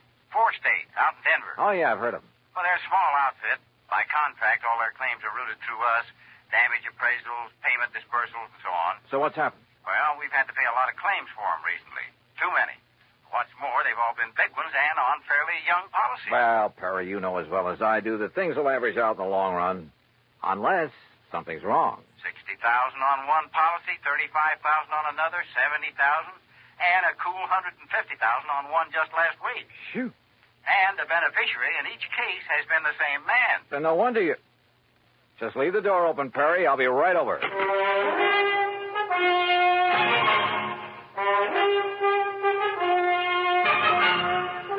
Bob Bailey in the exciting adventures of the man with the action-packed expense account, America's fabulous freelance insurance investigator. Yours truly, Johnny Dollar.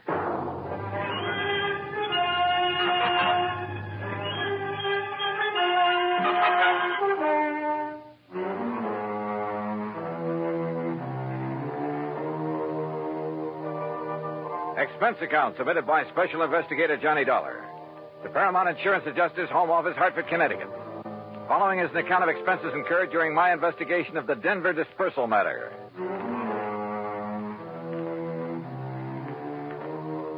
Expense account item 1, $1.10 for the cab that took me over to Perry Jameson's office at Paramount. True to form, the door was wide open for me.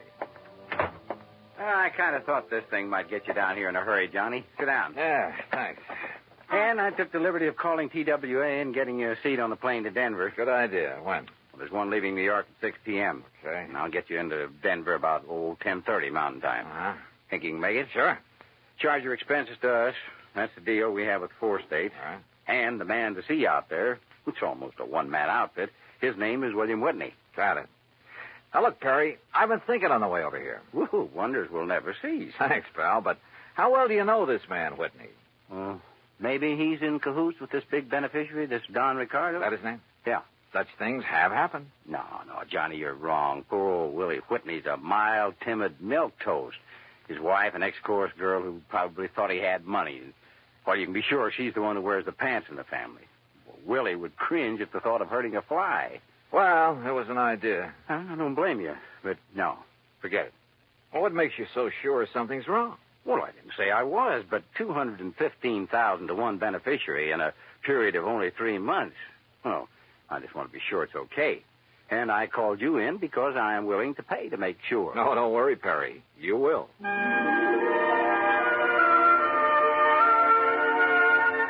Expense account item 2, $141 even, plane fare and incidentals, Hartford to New York to Denver. Originally Indian country, the mile-high city is now a maze of oil refineries, steel companies, grain mills, chemical and manufacturing plants. A huge downtown shopping area and beautiful tree-studded residential sections. No wonder it's one of the big insurance centers. Item 3, $2 even for a cab into town where I park myself at the world-famous Brown Palace Hotel. Item 4, 10 cents phone call to an old newspaper pal from back east who is now working on the Denver Post. Pete Packard. Johnny Dollar, Pete Packard. Okay, what's the story? Johnny Dollar, hey, how are you, Keith? Great. You gonna be here long? We gotta get together. Where you stay? The Brown Palace. Now, Pete. look, you want I should dig up a couple of dates? We'll go out on the town. Remember the last time we tied one on together? together. Ooh, are you kidding? I had such a headache the next morning, it hasn't left me yet. Well, Hey, look, listen. Keith, I get away from the desk at 2 a.m. No, you look. Huh? I'm out here on a job, insurance investigation. Did you ever hear of a man named Don Ricardo? You know Don Ricardo? No. What do you know about him? Well, they say, now mind you, I don't know for sure, Keith, but don't forget I did a hitch on the Chicago Sun-Times a few years back. What's that got to do with Don Ricardo? It was back in the days of the Capone mob. Oh. And Don Ricardo, well, mind you, nobody was ever able to pin anything on him. Yeah, I see what you mean. Where does he live, Pete? 20 to 30 miles east, the other side of Golden, a little place called Millville. Uh-huh. Now, mind you, Keith, I don't want to really say anything against him. I mean, if I don't seem to be really telling you anything about him... Pete, I think you've told me plenty. Well, now listen, Keith. Thanks, and I'll be talking to you. It was late, and I was tired, but I went downstairs to the cocktail bar, and with the help of a big fat tip for a nightcap, got some more lowdown on Don Ricardo. The bartender talked plenty. Yeah, it seems Ricardo was living the life of Riley in the little town of Millville. Lovely home, expensive cars, threw a lot of big, gaudy parties. And always for people from out of town, mostly Chicago or Miami Beach. Yeah, the bartender talked plenty. Until he spotted a lean, well-dressed, rather too well-dressed man sitting alone at one of the tables watching him. A man who'd somehow forgotten to take off the light gray hat that shaded his features and slightly narrowed eyes. The bartender clammed up. I paid for my drink, that's item 5, and was conscious of being watched closely as I casually sauntered out and took the elevator up to my room. First thing in the morning, I looked up the address of 4th State. Instead of the striking new mile-high center as I'd expected, it was a dingy old office building on South Broadway.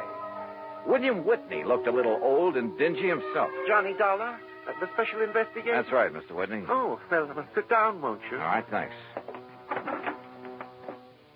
Just here on a visit? I'm here because the insurance adjusters are concerned about some recent claims they've had to pay on policies issued by you. We've been very unfortunate lately, Mr. Dollar. Yeah. $215,000, unfortunate, on only 4 policies. Yes, and all paid to the same beneficiary by some odd coincidence. You sure it was coincidence? Who were the policyholders? By some old miners living over near Golden. Old miners insuring for those amounts? Yes, sir. They were all able to pay the premium. Give me their names. Yes, sir. Unless I'm cockeyed, there's something wrong with this whole thing, and I intend to find out what it is. The policies were issued in good faith, and the premiums paid. But I agree with you, sir, and I'm terribly concerned. I'm glad you're here, sir. It'll not only save the company a lot of money, but it'll take a great load off my mind. Here's the list. Yeah. Do you know the beneficiary, this Don Ricardo? Only through seeing him when I've given him the checks. Barno, Mulligan, R. Smith, and J. Smith. Did any of these insured have families? Well, I don't know. You see, the beneficiary in each case... Yeah, I know. Better let me see those policies. Whitney left me alone while I plowed through his files. Satisfied, at least, that the policies themselves were okay, I finally left him, hailed a taxi, and told the driver to head for the town of Golden. As we pulled away from the curb, a small black foreign car in the next block swung around and appeared to follow us. And I wondered. But then it cut off at an intersection, and I decided I was imagining things. Until we pulled up at one of the addresses Whitney had given me in Golden, a ramshackle, unpainted old frame house on the edge of town. I told the driver to wait for me and walk up to the front door.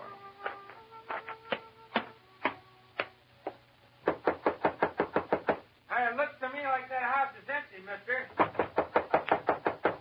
You sure you give me the right address? Yeah, this is the address, all right. But I guess that... Huh? Hey, that door open by itself? I don't know. Hello? Hello? Anybody? No! Mister! Act 2 of yours truly, Johnny Dollar, in a moment. Our flag now numbers 50 stars. And behind each star there stands yet another flag representing one of the 50 states. Vermont's state flag, in its early form, imitated our national flag, uniquely bearing 17 stripes and 17 stars, with only the inscribed word Vermont to distinguish it.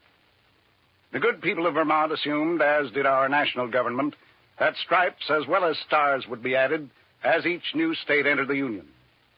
Vermont entered the Union after Tennessee and Ohio, and with Kentucky to join shortly, the Vermonters naturally put 17 stripes on their flag.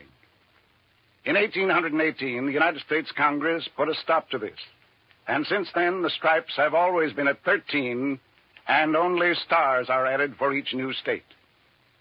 Vermont's present flag captures the famous beauty of the Green Mountain State in its coat of arms, and inscribed is the phrase, Vermont, Freedom and Unity. Vermont's state flag, the flag of the 14th state to enter the Union, was adopted on April 26, 1923. And now, Act Two of yours truly, Johnny Dollar and the Denver Disbursal Matter.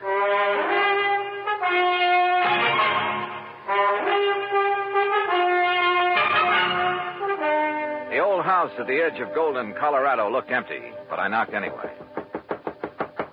You sure you give me the right address, mister? Yeah, driver, this is the address, all right.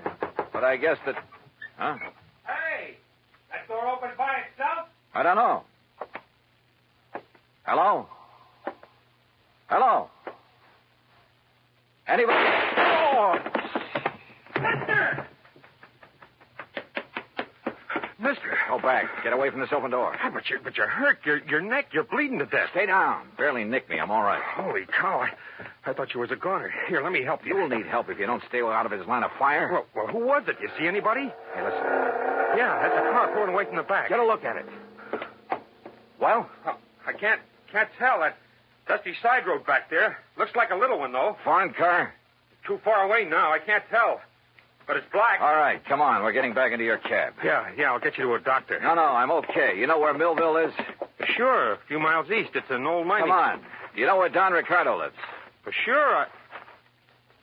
You want to go there?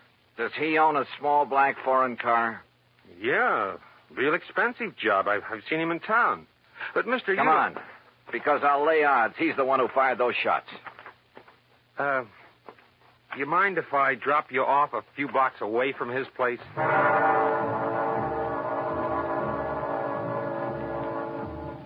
cab driver relented, dropped me off at Ricardo's front door, then hightailed it for other parts.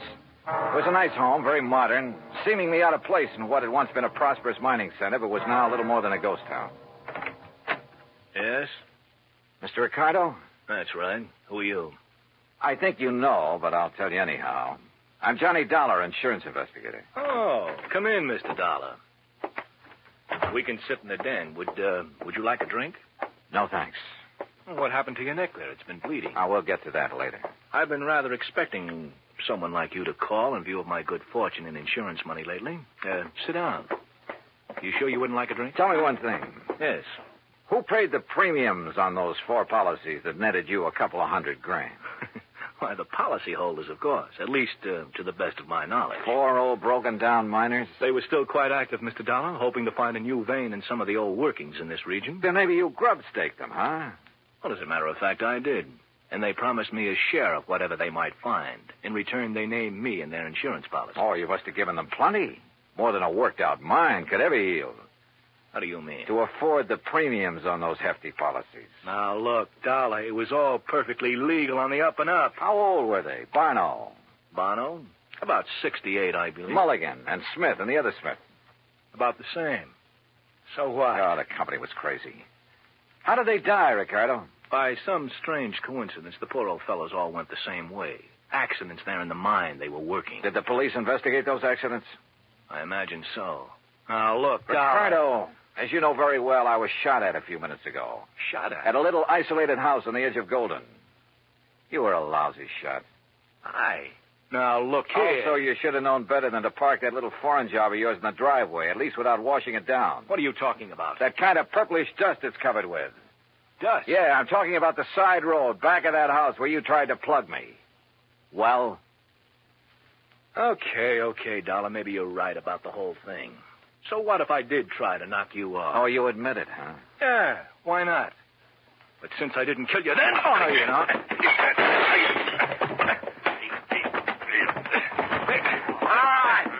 All right. Put him up. Wait, that's hands off of me. Come on, get your hands Officer, off. I've never seen a prettier uniform in my life. What is this? What is this? We've been waiting a long time to nail you, Ricardo. Get him out of here, boys. All right, take it easy. Take it easy. Pete! So help me, Keith, I knew if anybody would bring Ricardo out in the open, you would. You mean to say that... Yeah, I figured I'd better bring these state police out here. Oh, Pete, you're a doll. Now let's you and me go out and tear the town apart, huh? Later. After I finish this job.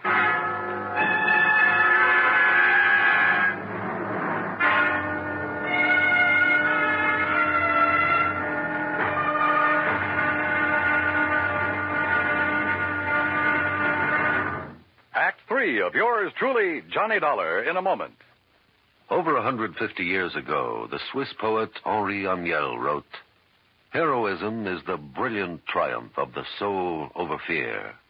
Heroism is the dazzling and glorious concentration of courage." During the Korean campaign, Corporal Ronald Rosser was attached to the heavy mortar company of the 38th Infantry, 2nd Division, United States Army. Rosser, a veteran of World War II, rejoined the Army and shipped to Korea when he heard that his brother had fallen in the winter assault of the Chinese Communists. One day, Rosser's company moved into enemy territory. At the time, the corporal was a forward observer and carried a radio. Suddenly, in the midst of an enemy attack, Rosser handed his radio to a buddy, slipped the safety off his carbine, and filled his shirt with hand grenades. He charged at the enemy through fierce mortar and artillery fire, shooting from the hip. Straddling a bunker, he riddled its occupants. Still advancing, he accounted for 2 more of the enemy, shooting one through the head and clubbing another to death. Continuing his one-man charge, he jumped into a trench full of enemy soldiers, opened fire, and forced his way relentlessly down the length of the trench, killing right and left with grenades and carbine fire. Out of ammunition, he returned to his company, where he replenished his supply. Then he charged the enemy again and again. Finally, he returned to his own area, and taking the radio back from his friend, he moved out with his company. Corporal Ronald Rosser was awarded the Medal of Honor for his action. Action which had shown the enemy that his personal code of conduct wouldn't let them push around either his kid brother or his country. And now, Act 3 of yours truly, Johnny Dollar, and the Denver Disbursal Matter.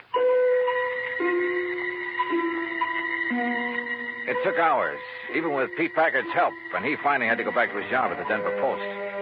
But there in Don Ricardo's house, carefully hidden away under a drawer lining and a sideboard, I found what I was looking for, a handful of canceled checks. It was well after dark when I appropriated one of Ricardo's fancy cars and drove back to Denver, to a little house in the south end of town, not far from the office of 4 State Insurance Company. As I pulled to a stop, a big fancy truck nearly sideswiped me. Good. It covered the sound of my stopping there. As unobtrusively as possible, I walked up to the front door of the place. Even above the sound of passing traffic, I could hear voices, loud ones, coming from somewhere in the rear of the building. Cautiously, I edged my way around the side to where I could see the lighted window of a bedroom. All right, I hate you. Only why don't you tell me why? Stop asking questions. Get the things back. Make sure it's only enough to put in the car. We're traveling light and fast. All right, Willie, all right already. Boy, you're bossier than Don ever was when you want to be. Forget Don Ricardo and collect your stuff. If it wasn't for me, you'd still be working in one of his nightclubs in Chicago. Lucky you never talked this way down to that insurance office of Oh, yours. stop that. I thought we were going to stay in Denver until you made a lot of dough at the insurance racket, huh? I left this happy domestic scene to walk slowly back to the front door. Yep. My original hunch at the office in Hartford had been right. What's that? Somebody at the front door. Well, why don't you go answer it? Huh? Willie? Oh, Mr. Dollar. That's right. Oh, my, I'm glad you're here, sir. Well, you look upset, Mr. Whitney. I am, sir. I am terribly upset. Handbags, they're in the hall? Yes. Going somewhere? It's that Don Ricardo. Oh? I thought you didn't really know him. I didn't.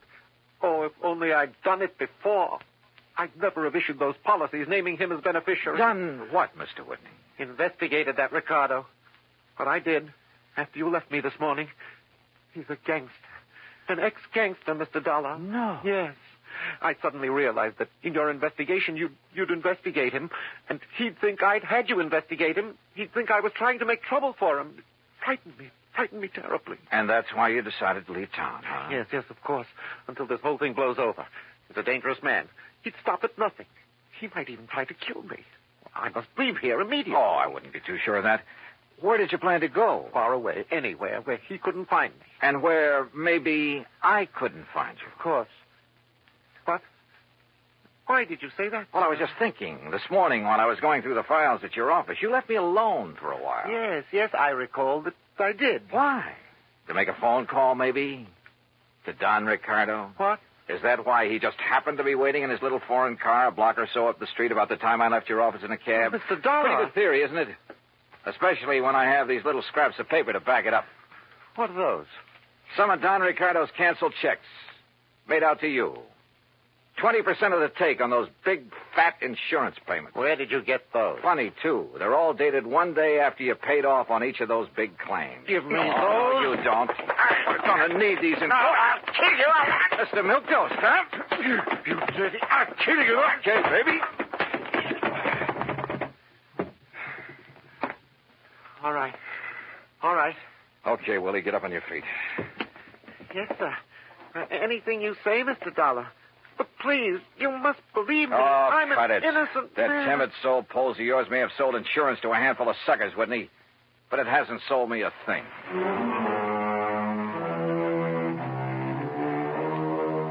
Oh, I suppose you find them in every trade.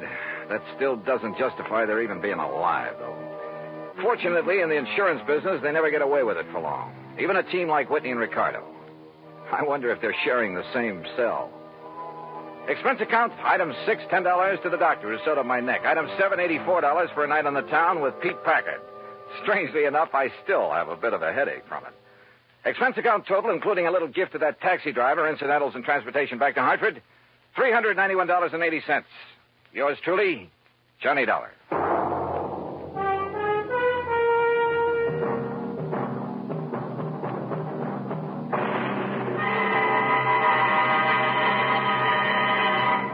Our star will return in just a moment.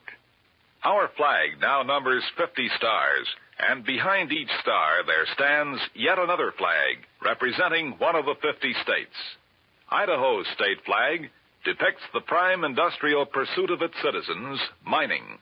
Balanced against this image is a female figure combining the virtues of the goddess of liberty, for she carries the spear and cap of liberty, and the goddess of justice, represented by the scales in her hand. A bright, shining star in the heavens is an indication that Idaho has joined the nation. Overall is the motto, Esto Perpetua, may she endure forever. Idaho's state flag, the flag of the 43rd state to enter the Union, was adopted on March 12, 1907. Now, here is our star to tell you about next week's story. Next week, a killer's list. That's right, a list of victims. And guess who's on it? Join us, won't you? Yours truly, Johnny Dollar.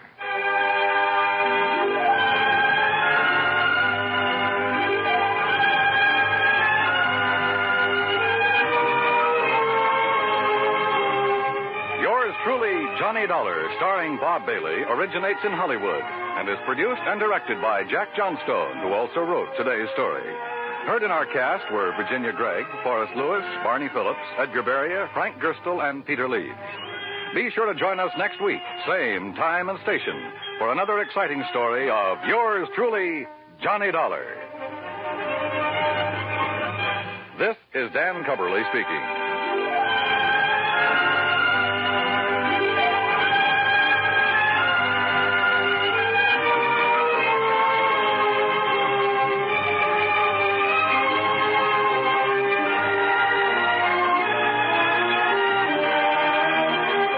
This is the United States Armed Forces Radio and Television Service.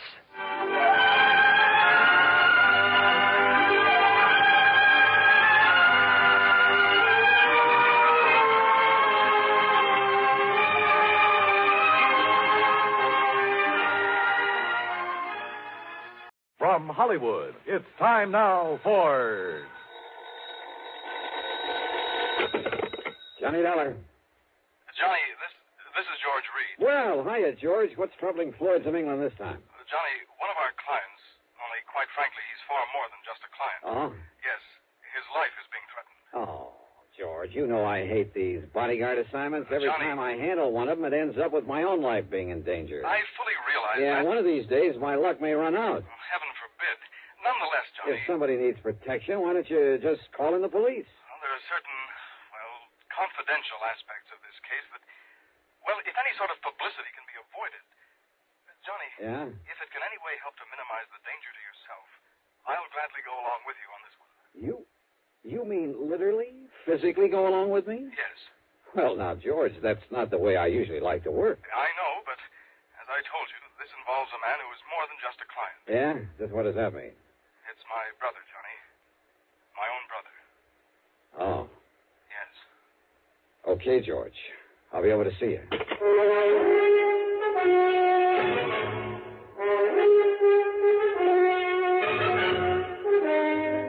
Bob Bailey in the exciting adventures of the man with the action-packed expense account. America's fabulous freelance insurance investigator. Yours truly, Johnny Dollar.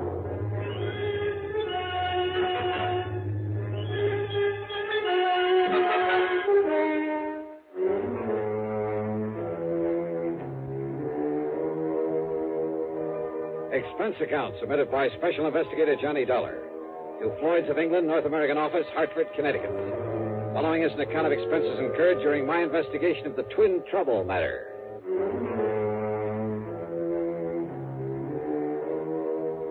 Expense account item 1, $1.20 for a taxi over to George Reed's office at Floyd's of England in downtown Hartford. I found him pacing the floor waiting for me, and needless to say, he didn't waste any time getting down to business. As I told you over the phone, Johnny, this matter involves my brother, my twin brother, Adam. Oh, you're a twin? Yes, we're identical in every way, except perhaps for our manner of speaking. Why is that? Well, you see, Adam completed his education at the University of Dublin, whereas I stayed on in England, then did postgraduate work over here. Oh, I see. About 18 years ago, Adam and his wife came here to the United States. Is he also with some branch of Floyd's of England? No, Johnny. Adam owns a small brokerage office down in Newark, New Jersey. He lives in a nearby town called Upper Montclair. Say, tell me, has this business of his anything to do with the threat against his life? Everything, I'm afraid. Now, don't tell me he went around selling a lot of worthless stocks and bonds, and now somebody wants to get even with him. Of course not. Adam is a completely honest, reliable dealer in legitimate securities. Then what's the trouble? Well, you see, when he first arrived in this country, he traveled around quite a bit, not only sightseeing, but, looking for a good business connection. Figures? While on the West Coast, he met two men, Shockley and Barron, independent stockbrokers. Uh-huh. They seemed to like him immediately, offered to take him in with them. Well, since his funds were beginning to run out, he jumped at the chance. Naturally. But, Johnny, it turned out that they were swindlers of the worst possible sort, dealing in completely worthless securities. Uh-oh. Yes. Because of his lack of familiarity with American manners and methods, it took Adam quite a while to catch on. But when he did... George, I'm way ahead of you. What? When he finally got wise to them, he called in the law. So they got sent up the river, including your poor misguided brother. And now... Yes, Johnny. It was Adam's information, his testimony, that brought the whole foul operation into the open. As a result, of course, his prison term was a relatively mild one. I didn't know there was such a thing. But now that the others are free, they're out to get him. At least the one named Shockley is. It's he who has contacted Adam with this impossible proposition. Uh-huh. When did he and Barron get out of the clink? About 2 weeks ago. I see. So what's the proposition Shockley has made your brother? Johnny, Adam has spent the past 9 years, ever since he was released out there, building up this small brokerage office here in the East. Now he and his wife are finally beginning to reap the fruits of their labors. Children, two fine, upstanding kids, are in college over in New York State. So? But if it were ever to become known that he once served a term in prison for participation in a stock swindle... Yeah, I know. It would kind of pull the rug right out from under him, wouldn't it? It would completely ruin him, Johnny. And it would probably kill his wife. What's that? This 9 years of struggle of trying to make up for that one mistake has been just as hard for her as it has for him. And right now, she happens to be in the hospital with a serious heart condition. Oh, I see. Is she the beneficiary of his insurance? Yes, she, and then, of course, the children. All right. Now, what is this proposition that Shockley has made? He's demanded $75,000. 70? Wow. Yes. Unless Adam pays it in cash, in unmarked bills, Shockley will release to the papers, anonymously, of course. Well, he'll tell them all about Adam's unfortunate part in that stock-selling racket years ago. Yeah, which means that if Adam had a single customer left inside of a week, it'd be a miracle. Then Shockley says, after he's ruined him, he'll kill him. He'll what? Unless he pays this money, of course. He'll make it look like suicide. After all, under the circumstances, well, you know, the ruined businessman. Yeah, I do know. Sure, there'll be no reason for anyone to think it isn't suicide. Exactly. Wait a minute. That's the insurance angle, isn't it? Yes. If Adam's death is called suicide, his policy will be void. His wife and kids will get nothing. And if this man Shockley is as clever as Adam says he is, he'll do it in such a way that any court in the land will call it suicide. George, I just can't believe it. And yet, I suppose... He's told Adam that he's already got away with this sort of thing once before Adam knew him. But why doesn't he call in the police, the FBI? If this man already has a criminal record... No. Well, maybe the other one, Barron, is still working with him. No, Johnny, don't you see? Don't you see he doesn't dare? Yeah, I guess you're right. If he called in the cops, the publicity would be just as bad, just as ruinous to him as if Shockley were to shoot off his mouth at the papers. Yes, Johnny. If he goes to the police, he'll only bring his business crashing down on his own head. Yeah. George, your brother's in a pretty bad spot. No matter what he does, he loses. If he pays off, $75,000. But who knows whether that one payment would be the end? Well, of course it wouldn't. But if he doesn't, don't you see it means not only his business, his wife, his children, but his own life? I know. If it were me, alone, a bachelor with nobody else to think about. But with Adam, Johnny, he couldn't do it. He might as well cut his own throat. So we'll have to do something about it. What, Johnny? What can we do? George, I wish I knew. It was obvious this was to be more of a personal affair than business, in spite of the insurance policy involved. So for once, I decided to forget padding out the old expense account. Okay, then. Item 2, $4.35, a tank full of gas for my own car. It was after business hours by the time we got down to Jersey, so instead of trying to catch Adam Reed in his office, George phoned ahead and we went directly to his home on Highland Avenue in Upper Montclair. George stood beside me when the front door was open. And you know something? It was like looking at George in a mirror. Yes, can I... George! Even their clothes were alike. Hello, Adam. Yeah, these twins were certainly identical, except for the slight difference in their manner of speech. Adam, this is the man I told you about on the phone. The man I hope can somehow help you. Johnny Dollar. Yeah, how are you, Mr. Reed? And excuse me for staring. Oh, it's quite all right, Dollar. Quite understandable. And please call me Adam, if you don't mind. Sure. But so help me, I've never seen two people look so much alike. You know something? What, Johnny? What are you thinking? Just a wild, crazy idea, Adam. George. This perfect similarity might... No, well, we'll see. Well, now, wait. Maybe you have an idea there. No. Look, George, forget all about it. Come on, let's go inside where we can talk about this thing. I'm in complete agreement, Dollar, because we have no time to waste. If there's anything you can do about it. Why do you say that, Adam? I've heard from Shockley again. Oh? When? This morning, after the last time I talked to George. He called me at the office. I'm afraid I didn't get as much business done today as I might have liked. Then I left as early as I could. I went to the bank and called on my wife at the hospital. She's very seriously ill, sir. Yes, so I understand. I've not yet had the heart to tell her about this whole ungodly affair. And I can't say that I blame you. And yet, what difference would it make? Whatever happens, whatever this man does to me, it's bound to affect my darling. Oh, it's a terrible thing, Dollar. Now, this phone call today. Yes. Shockley says that he's coming here tonight. Tonight? Yes. Uh-oh, with my car out front. Well, that's why I stopped at the bank today. He says he must have $10,000 as a sort of down payment, as evidence of my good faith. $10,000? Well, I say that he won't get it. Oh, now, wait a minute, George. No, Johnny. I tell you, I won't let Shockley get away with it. George, If please. he comes here tonight and demands that money, I'll kill him rather than let Adam give him a single cent. Now, listen, will you? I told you, Johnny, with me it doesn't mean a thing. But with Adam, his wife, his children... You think he'd come in here with my car out front? If he does, I want to be ready for him. Give me your gun, Johnny. George. This whole rotten thing has gone too far. I tell you that if I have to in order to stop it, I'll... No, Adam, wait. Is there an extension phone? In the next room, in the library. Go ahead. But, Dollar, if it's Shockley and he hears you pick it up... He won't, if we do it right. Now, wait till I call to you, then pick it up immediately. I'll do the same on the other end. Yes, all right, Dollar. Can you hear me? I can hear you. All right. Now. Yes? Are you alone, Adam? I'm alone, Shockley. You haven't called in the police. You know as well as I do what that would mean. The publicity. I'm glad you realize that. But I don't trust you, Adam. What? So instead of my coming to your home, you're going to meet me. You've got the 10,000 for me. I have. All right. Cedar Knoll, about 7 miles north of here. Do you know the place? Yes. Cedar Knoll. There's a little shack on top of it, empty. Get into your car. Your own car, Adam. I'll recognize it. Meet me there.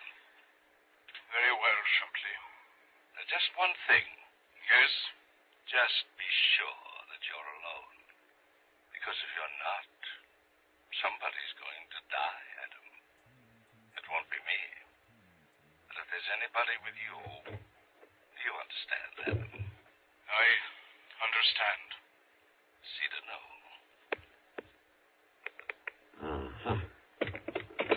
Well, Adam, it sounds as though your man Shockley is as clever as you seem to. So where's George? Dollar. He listened to the phone next to my ear. Yeah? As soon as Shockley named the meeting place, George took the gun out of my desk and left. He what? He's going up there to kill Shockley. Unless I can stop him, Adam, he's going up there to get murdered.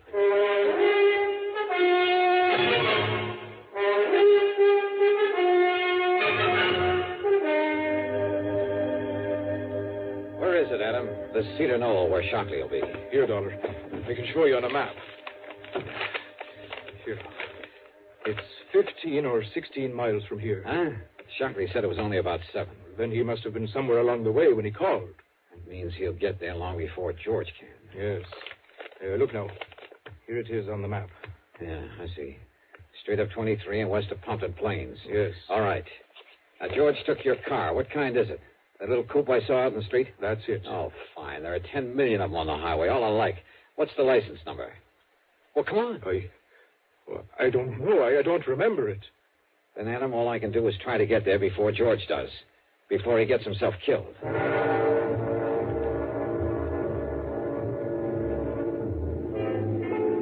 Traffic was heavy. And I don't know why, but Highway 23 was lousy with police patrol cars. I wanted to stop one of them, tell him to come along with me. But this was one case where I couldn't.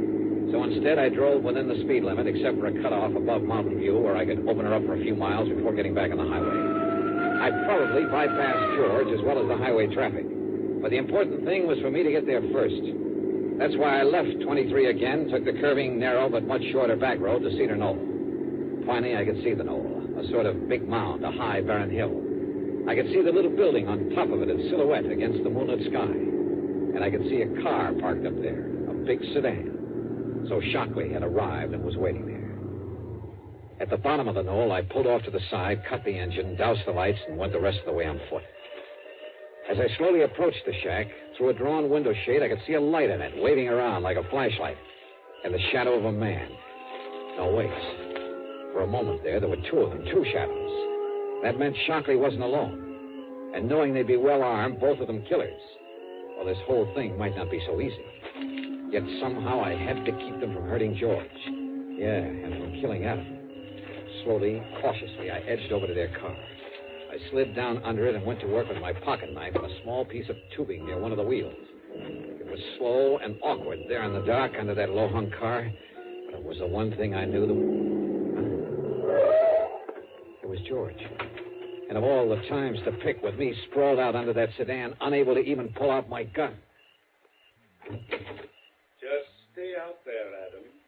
We'll take the money and be on our way. Oh, no, you won't, Shockley. This is all you'll take. Watch him, Shock. He's got a gun. Yes. And I'll kill both of you if I have to. Mr. Barron, this isn't Adam Reed. Sure he is. No, he talks differently. This is his twin.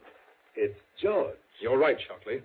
And I'm here to put a stop to this nefarious scheme of yours. Well, listen to the fancy talk. Of course it isn't Adam, so it must be George. And George, my name... No, don't move. Just drop your guns, both of you. Mr. Barron, I'm afraid that Mr. Reed, Mr. George Reed, has the advantage of us. Yeah? Well, listen. He shoots at you, I get him. He shoots at me, you get him. That's right. I'll kill at least one of you. So, under the circumstances, I'm afraid there's only one thing we can do. Yeah? What? Hand over our guns to him. So, here you are. George! No! You surely I yanked myself out from under the car, and just in time to have George land right square on top of me. Before I could push him away and get to my feet, he was out like a light, and both Shockley and his pal were on top of me. I never got off the ground. No! Kill him, Charles! Blow his head off! No, wait, Hewitt. You had enough? You had enough, mister? Get away, Shock. Let me shoot him. No. But listen, we've got to get out of here. Those shots he got off, the cops will be coming up from the highway to see what they were. But don't you see if we leave him here? We've got to, but we're not leaving this state until we kill his brother. Come on. No, you wait. You want some more? Never get away. Oh, no? Use that car. Kill yourself. Drop dead. Come on, Barry. No. Listen. You listen. Oh! Come on, Barry. Okay. Take the back road down the hill. Yeah,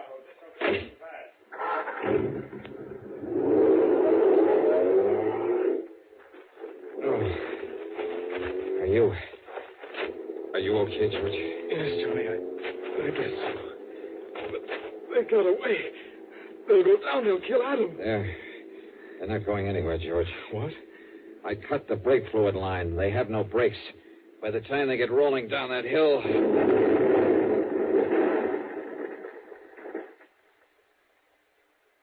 Good heavens. No, George. They're not going anywhere.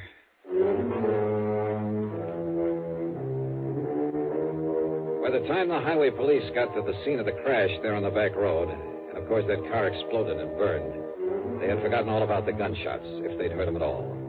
So George and I were able to leave by the main road unmolested. At the bottom of the hill, I picked up my own car without attracting attention. I suppose I'll have to make some sort of report to the police. But I don't see any reason why I should have to reveal the name of the man they were out to get. Do you? It's certainly too late to need anyone to bring charges against them. As for the expense account, so what's a couple of gallons of gas in so good a cause? Yours truly, Johnny Dollar.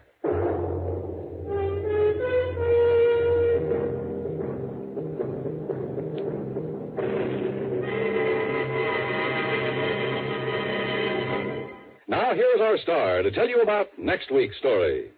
Before I do, I just want to say thanks to all you good people who write in to tell me how much you like the show. It may seem like a little thing to you, but it means a great deal to all of us. Believe me, I'll answer your letters just as fast as I can get around to them. But you'll just have to be patient if it takes a little time. Now, as for next week, well, I suggest you read The Cask of Amontillado by Edgar Allan Poe. Then join us, won't you? Yours truly, Johnny Dollar.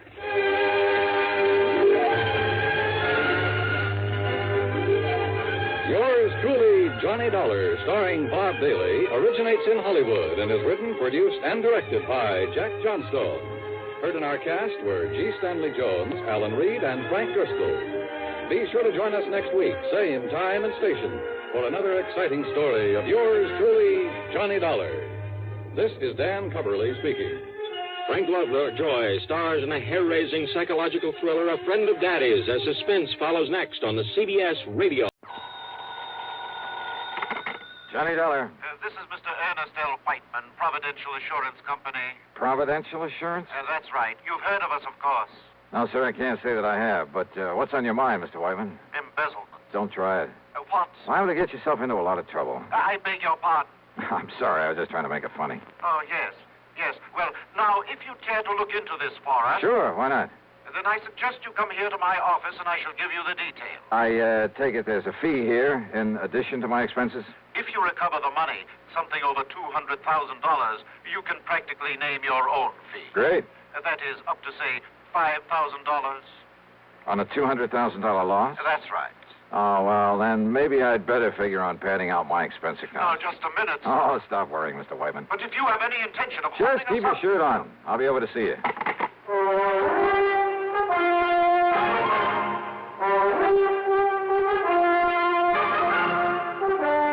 CBS Radio brings you Bob Bailey in the exciting adventures of the man with the action-packed expense account, America's fabulous freelance insurance investigator. Yours truly, Johnny Dollar.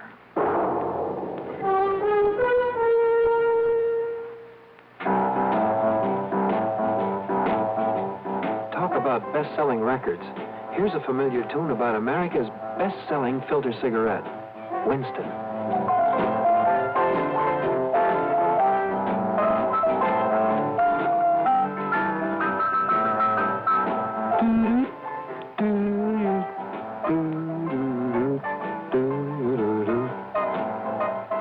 Winston gives you real flavor, full, rich tobacco flavor.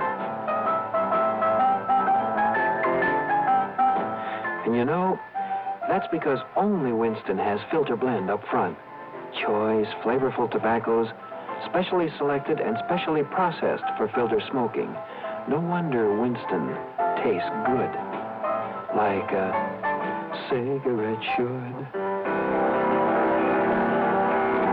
Smoke Winston. And now, Act One of yours truly, Johnny Dollar.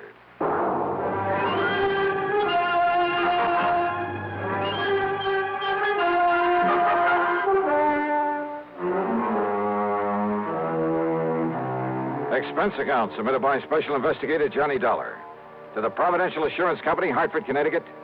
Now, at this point, I don't know if it's the Home Office or not. Anyhow, following is an account of expenses incurred during my investigation of the Hand of Providential matter.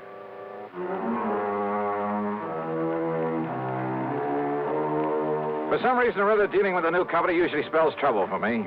But expense account item one, $1.25 for a taxi to the offices of Providential down in the square. When I say offices, I mean exactly two with a connecting door. I'm very glad to see you, Mr. Dollar. I'm Ernest L. Whiteman. Mr. Whiteman? And this gentleman, Mr. Dollar... I'm the man that had Ernie Whiteman send for you. Yes, this is... Name is Elwood Sprague, Dollar. I'm the owner of this business. The sole owner, Mr. Sprague? That's right, son. Providential Assurance is all mine, lock, stock, and barrel. Oh, I see. Made a lot of money in oil down in Texas. Couldn't find any way to spend it all, so I started this here. So what happens? All I get is more money out of it. Yeah, well, Mr. Whiteman said something over the phone about an embezzlement. Exactly. $200,000 that was Go ahead and tell them all about it, Ernie, my boy. Tell them how it happened. Well, you see, Mr. Dollar, immediate public acceptance of our company is largely due to the What fact he that... means, Dollar, is the reason we sell so many policies is on account of we always pay off any claims real prompt in cash and hard, cold cash. Exactly. And for that reason, Never question a claim. Just pay it off in cash. That's what we promise, and that's what we do. And for that reason, Mr. Dollar... That's why so many people who can't afford much insurance come to us. Yes, but as a result... So what happens? Instead of a nice tax loss, there ain't enough claims to fill your hat. All we make is profit. You mean you've hoped to lose money in this business? Tax loss, Mr. Dollar. You ever have to pay the taxes on profits from a couple of hundred producing oil wells? Hardly. But now, Mr. Whiteman, about this embezzlement. As I started to say, paying off in cash as we do... That's right. Means keeping a lot of cash on hand. Oh? Then this embezzlement was of your own money? Exactly. The money was stolen from us. You kept that kind of money here in a safe or something? Well, wouldn't keep it laying around on the floor, would you? Well, have you any idea who might have taken it? We most certainly have. Sure. It was Hauser. Tom Hauser. The only one besides Whitey had the combination to the safe. He also kept the books, Mr. Dollar. Well, didn't you check his books periodically? Oh, of course I did. But when I discovered the loss this morning, I also discovered he'd been juggling the accounts. Well, how long ago did this Tom Hauser work here? Up until yesterday. As I told Mr. Sprague, I informed Hauser last night that I planned to check the cash as well as the books this morning. So what happens? This morning he's gone, and so is the money. Well, Dollar?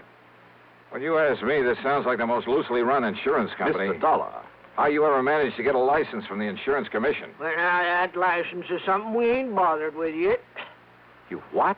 We gotta make sure we got a business first, don't we?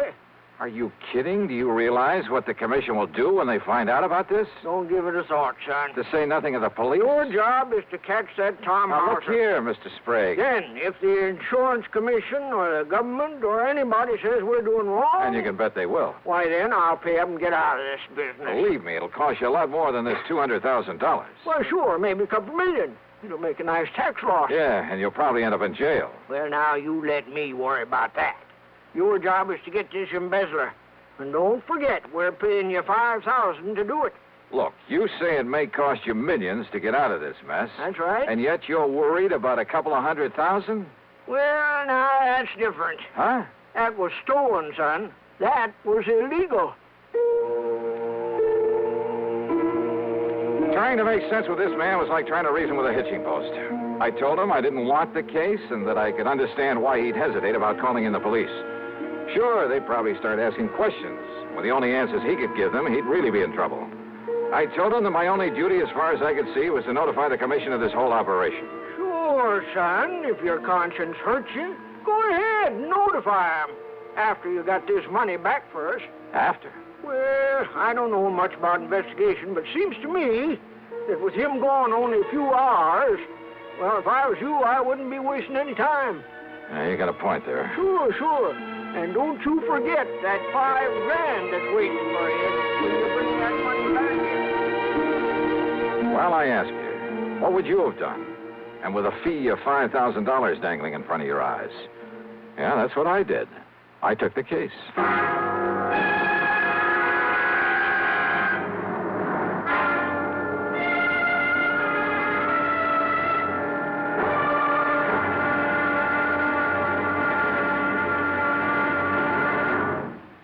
Act 2 of yours truly, Johnny Dollar, in a moment. Higginbotham here. We will now commence our lesson in stereophonic reproduction. Listen to the call of the spotted bill snicker on ordinary stereo. Now then, on a Columbia Stereo 1 phonograph. Obvious difference, what? The Columbia stereophonic system really causes all others to blush. For it is not composed of just a few separated speakers. Columbia is the originator and exclusive purveyor of stereo projection. Only Columbia fills every inch of a room with real, lifelike sound. Now, when I was bird-watching with the Duchess of... But let that pass. You simply must hear the Stereo 1 phonograph by Columbia. Ask your Columbia phonograph dealer for a demonstration. And, chaps, portables are priced as low as $39.95. Consoles commence at $129.95. Lost that bird. And now, Act 2 of yours truly, Johnny Dollar, and the Hand of Providential Matter. Hoping the insurance commission wouldn't hang me if they ever found out I'd taken an assignment from this outfit, I decided to check the last known whereabouts of the embezzler, the bookkeeper who'd stolen some $200,000 from them. After getting his description and his address for Mr. Sprague, I spent item 2, $1.85, for a taxi to a dingy rooming house on the north side of town. At the front door, I was met by a frowsy old maid wearing a rather slovenly blue housecoat. She looked like she'd just gotten out of bed, and her stringy black hair was up in paper curlers. Special investigator, huh? That's right. Here, my credentials. Johnny Dollar, freelance. Well, Mr. Tom Hauser ain't here right now. I know. Have you any idea where he might be? I seen him leaving bag and baggage late last night. Guess he's gone on a trip somewhere. I was sitting by the front window having a can of beer before I went to bed, and I seen him get in his car and drive off. Yeah, well, just let me have the key to his room. Are you sure that's all right unless you got some kind of a warrant? Yeah, I'm sure. The key, please. Well, I ain't had a chance to clean his room up yet today. Don't do it. Don't touch a thing of his until I tell you to. Oh, well, now look, dearie. Just let me have the key. And here's a 5-spot for your trouble. Oh. Well, now, you're what I'd call a real gent. And here's the key. It's the first apartment on the right, top of the stairs. Yeah, thanks. Something wrong, Mr. Dollar? Did Mr. Hauser do something he oughtn't have done? What do you mean? What are you talking about? Hey, I had to come back here, pick up my stuff. So he isn't here. Yeah, don't worry about the split. I'll meet you like I said. Yeah, then we'll take care of it. All right. I'm leaving it right away. Neither Johnny Dollar nor anybody else will ever... Hey, what? Well, if he does, I'll be ready for him. So come on now, hang up. Let me get out of here. Stop worrying, pal. I can take care of him and anybody else. Quietly as possible, I slipped the key into the door. I had some difficulty turning it, but finally heard the lock slip. Then I started slowly turning the knob.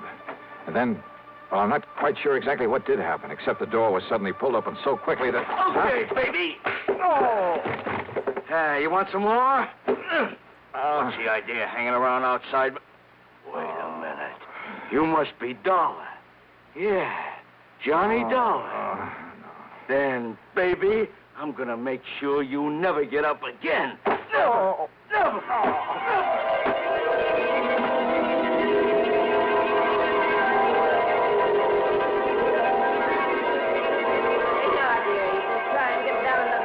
Out of this bottle.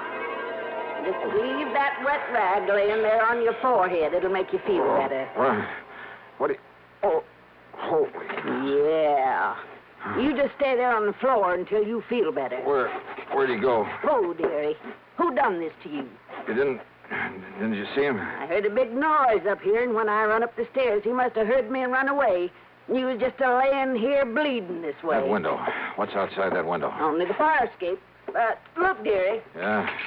Busted table lamp. This must have been what... Don't touch it. What? No, I'll wrap it in my handkerchief and... But who could have come here and done this to you? I can't imagine. Well, I can. Tom Hauser. Item 3, $1.20 for a cab to police headquarters. Anybody but Sergeant Ed Wilson would have asked a lot of questions that I didn't feel like answering. Ed simply took the lamp, told one of the boys in the lab to check, and if he found any prints on it, to classify them, then send a teletype to Washington. Item 4, $1 even for a cab to my apartment. After a long, cool shower, I felt somewhat better. I just got back into my clothes when the phone rang. Johnny Dollar. Ed Wilson, Johnny. Those prints on that lamp. Yeah, Ed. Thomas Harker, alias Tim Hosker, alias Tommy Hauser, alias just about everything else you can think of. Johnny, that boy is one of the 10 most wanted. No kidding. And for everything from safe-cracking to murder. You got any kind of a lead on him? Only that rooming house where he slugged me. Then he may be 100 miles away by now. I wouldn't bank on it. So, Ed. Yeah? You'd better put out that good old dragnet. Oh, don't worry, Johnny. But listen, just remember one thing about him. Like what? If that boy thinks you recognize I didn't even get a look at him. Maybe he doesn't know that. And if he finds out he didn't kill you, Johnny... Well? He'll be back to finish the job.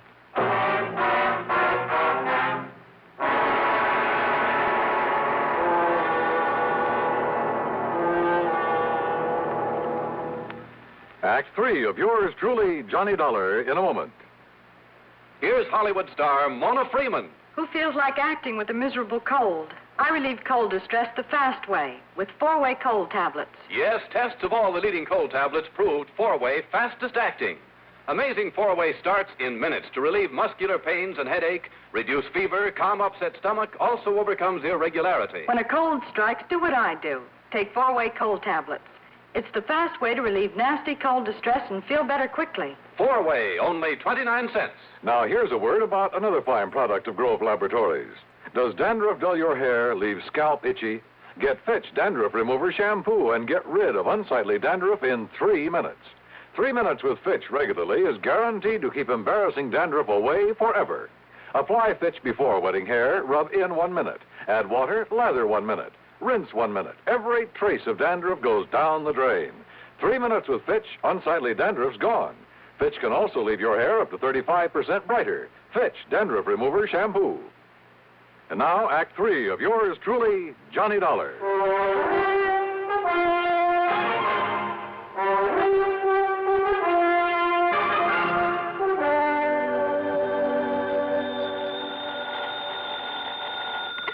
Yeah, Ed.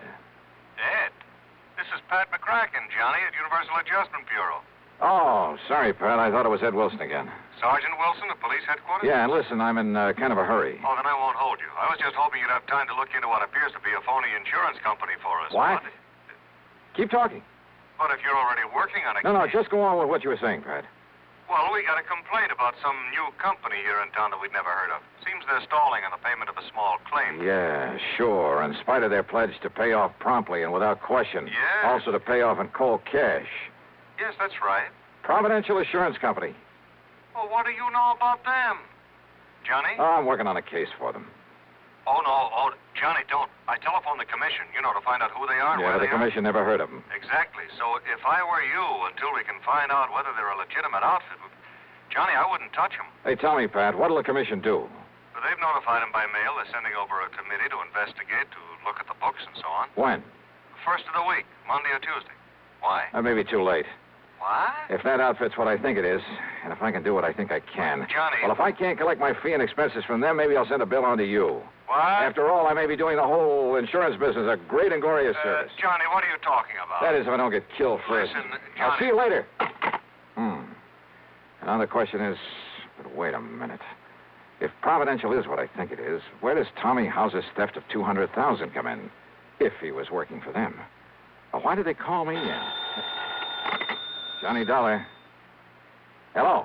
This here is Elwood Sprague. Oh, yeah, Mr. Sprague. I wasn't sure I'd find you in. Yeah, I think I can understand that. Or maybe you weren't sure you'd find me around at all anymore. No, listen, don't get me wrong, Dollar. I want to see you. I got to see you right now. Yeah, why not? There at your office? No. Well? My room, here at Guilford. And you'll come alone? Are you alone, Mr. Sprague? Yes, Mr. Dollar. Will you come right away? Yeah, as soon as I can. Thank you. That's funny. If he wants to see me, if he is alone, or is this some kind of a trap?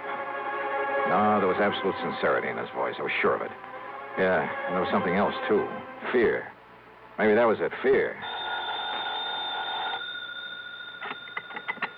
Hello? Johnny, listen, you said you'd been working with the police. So? Well, I knew I'd never get anything out of you, so I called them. Listen, if this Elwood Sprague of Providential has anything to do with the beating you took, has he? Pat, I'm on my way over to see Sprague right now. Well, I tried calling Providential. He isn't there. I know. But if he and that gangster, that Tommy House... Sorry, Pat, he's waiting for me over at the Guilford. Johnny... There was no time to waste. Maybe Hauser was still gunning for me, but if so, well, maybe I wasn't the only one. Item 5, a couple of bucks for a cab to the Guilford Hotel. And there in his room, I found a very different Elwood Sprague than I talked to earlier. And the story that he slowly, nervously unfolded proved to be very interesting. So maybe I didn't ever make no oil fortune there in Texas. It ain't so easy down there as you might think. But I learned to use my wits and my brains to get along by outsmarting the next man. You see what I mean, Mr. Dollar? Then those 200 oil wells you were talking about... Well, it made a good line. It fooled you, didn't it? It even fooled Ernie Whiteman for a while. That's what gave him the idea. The idea for what, Mr. Sprague? Well, me to front for this insurance racket. You know, collect a lot of premiums and then we'd skip town. Right in the heart of the insurance industry? Always harder to pick out a bad apple in the barrel for, ain't it? Oh, brother. So what happened? That Ernie's a salesman, Johnny. When he got started on the country people around here, the money come rolling in. And when somebody made a claim, we stalled him on it. How long did you think you could get away with this? Until the commission got wise to us. Then we'd move out. The commission was planning to investigate you next week. I know. Only by that time we'd be out of here. You and Whiteman and this Tommy Hauser. Hauser. Ernie brought him in. He said because he had a record, the police would know about him, so he would take the rap if anything went wrong. But then he walks out with all the money last night. And then you sent for me. Why? Because Ernie and me go after Hauser, he might have killed us. Ernie didn't want to send for you, but I made him. I held a gun on him. Oh, real nice people. Because maybe Hauser didn't know you. Maybe you could nab him and get the money for us. So what if you did get wise to us? What if we should have to cut you in to keep you from blabbing to the law? You rotten... Do you think everybody in this world is a crook? Well, at least it was better than leaving Hauser get away with all of it. It looks to me like he has so far. But, Johnny, now listen. Oh, I'm listening. Now, Ernie didn't know it, but I heard him on the phone. He was talking to Hauser. He was double-crossing me. They're meeting somewhere to split the money. Yeah? Well, what else could you expect? Now, listen, Johnny. Then they're coming over here to kill me so that I can't talk, you see. That's when I phoned you to come over here. And you think for 1 minute I'm going to stick my neck out to save that lousy hide of yours? Oh, you got to, Johnny. You got to. All I got to do is turn you over to the police. The police? Or would you rather just sit here and wait for Hauser and Whiteman? Well? Oh, all right, Johnny. All right, come on. At least it may keep you from getting shot, which is better than you deserve it. Well? Ernie. Back inside, please. Ernie, Both of you. That gun. That's right. The one that killed Hauser when he tried to hold out on me. The one that's going to kill you, Elwood, for what I heard just now through this door. Oh, no, Ernie, please. Johnny. And, of course, that means you'll have to go with him, Dollar. Now, get inside that room. Pat, Both of you. I kind of thought you might be coming over here. What are you talking about? After I told you where I was headed. You too, Sergeant. Sergeant. The police. That's right. So you'd better drop Look that. out! You think you're going to...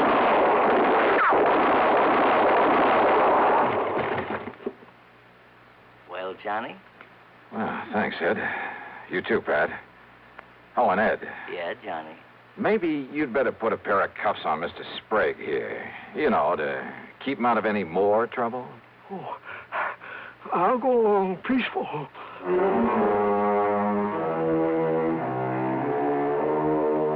So the big fat fee that was promised doesn't get paid to me after all. And I'm sure I may as well forget the expense account for a change. But you know something? It doesn't matter. Because the important thing was to have had some small part in wiping out this dirty racket.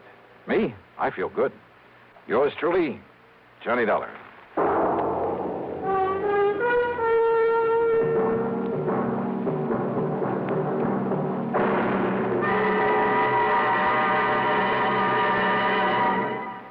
Our star will return in just a moment.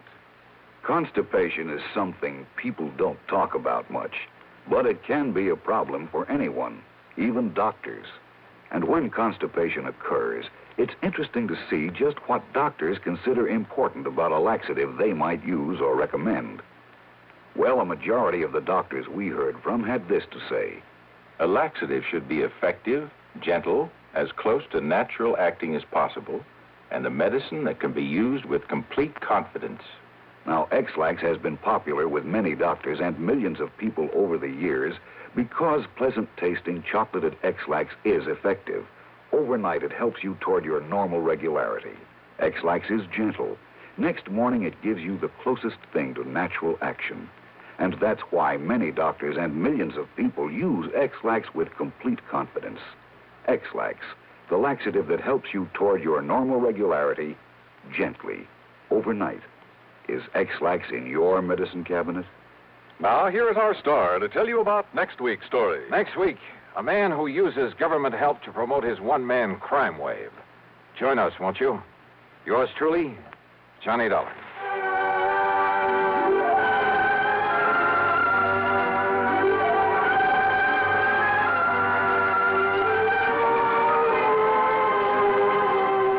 Yours truly, Johnny Dollar, starring Bob Bailey, originates in Hollywood and is written, produced, and directed by Jack Johnstone.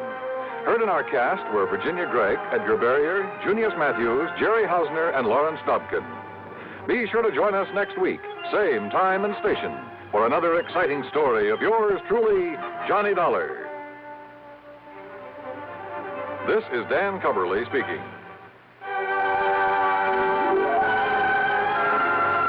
Next, the nerve-tingling progress of a man hurled into space from Suspense on the CBS Radio Network.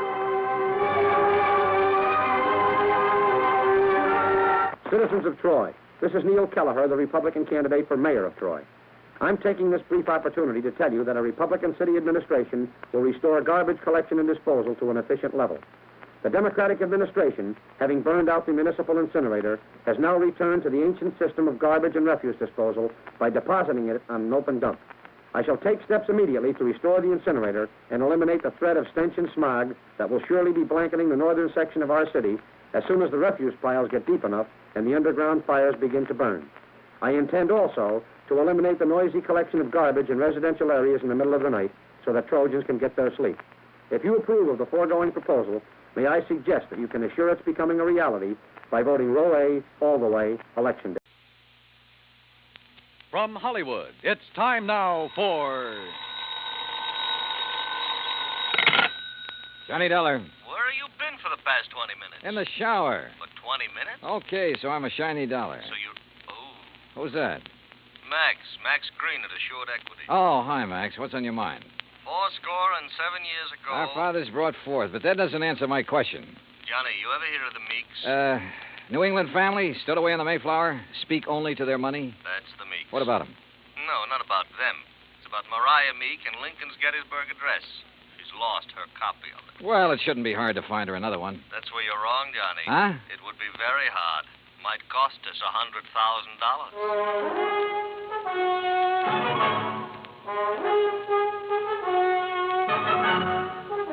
Bob Bailey in the exciting adventures of the man with the action-packed expense account, America's fabulous freelance insurance investigator. Yours truly, Johnny Dollar.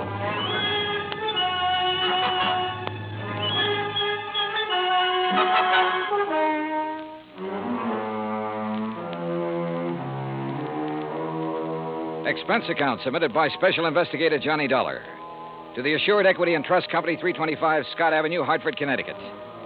The following is an account of expenses incurred during my investigation of the Meek memorial matter.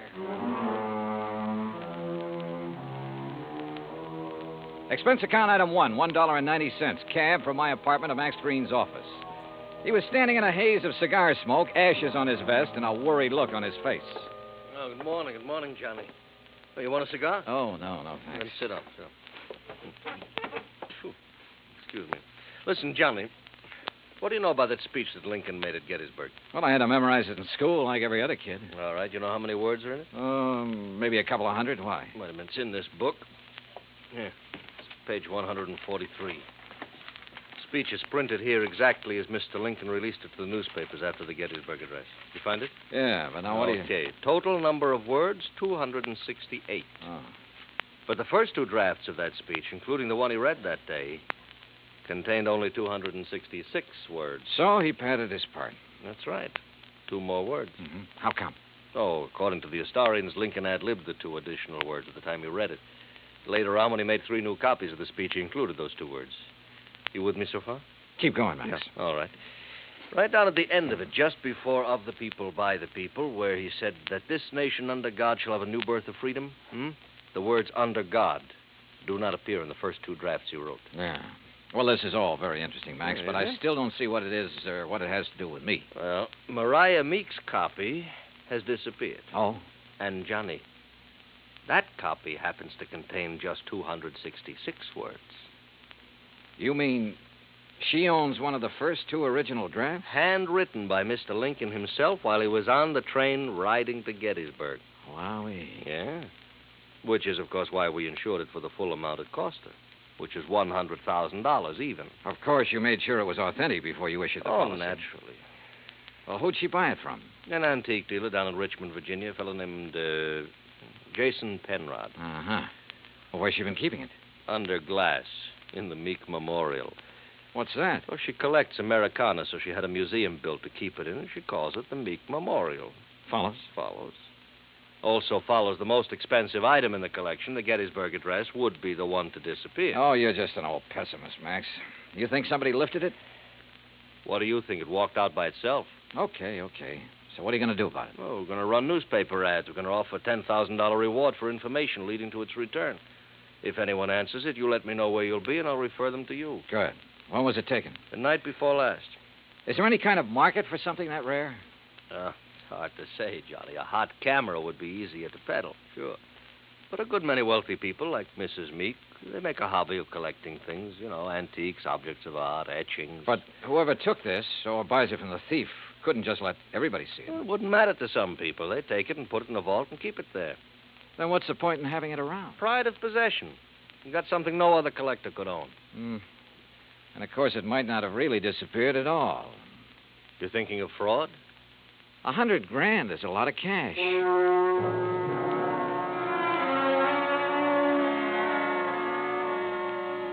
Expense account item 2, $1.90, cab fare back to my apartment. I wasn't particularly intrigued by this assignment. Rare documents, like anything else antique, have always seemed to be just one step from decay. And that sometimes goes for the people who collect such things. Item 3, $16.10, transportation, including a round-trip ticket, Hartford to New Bedford, and cab fare to the Whalers Hotel. There was a convention in town, so I was lucky to get a room. After checking in, I called the Meek residence. Mrs. Meek was expecting me and said she'd have her car pick me up. I had just put down the phone when someone knocked on the door. You in there? Depends on what you're looking for. Oh, looking for Mr. J. Jay, did you say? Nobody by that name here. Oh, yeah. I see. I guess I got the wrong room. Yeah, well, why don't you ask down at the desk? Huh? Yeah. Oh, sure. Yeah. Funny. Or is it?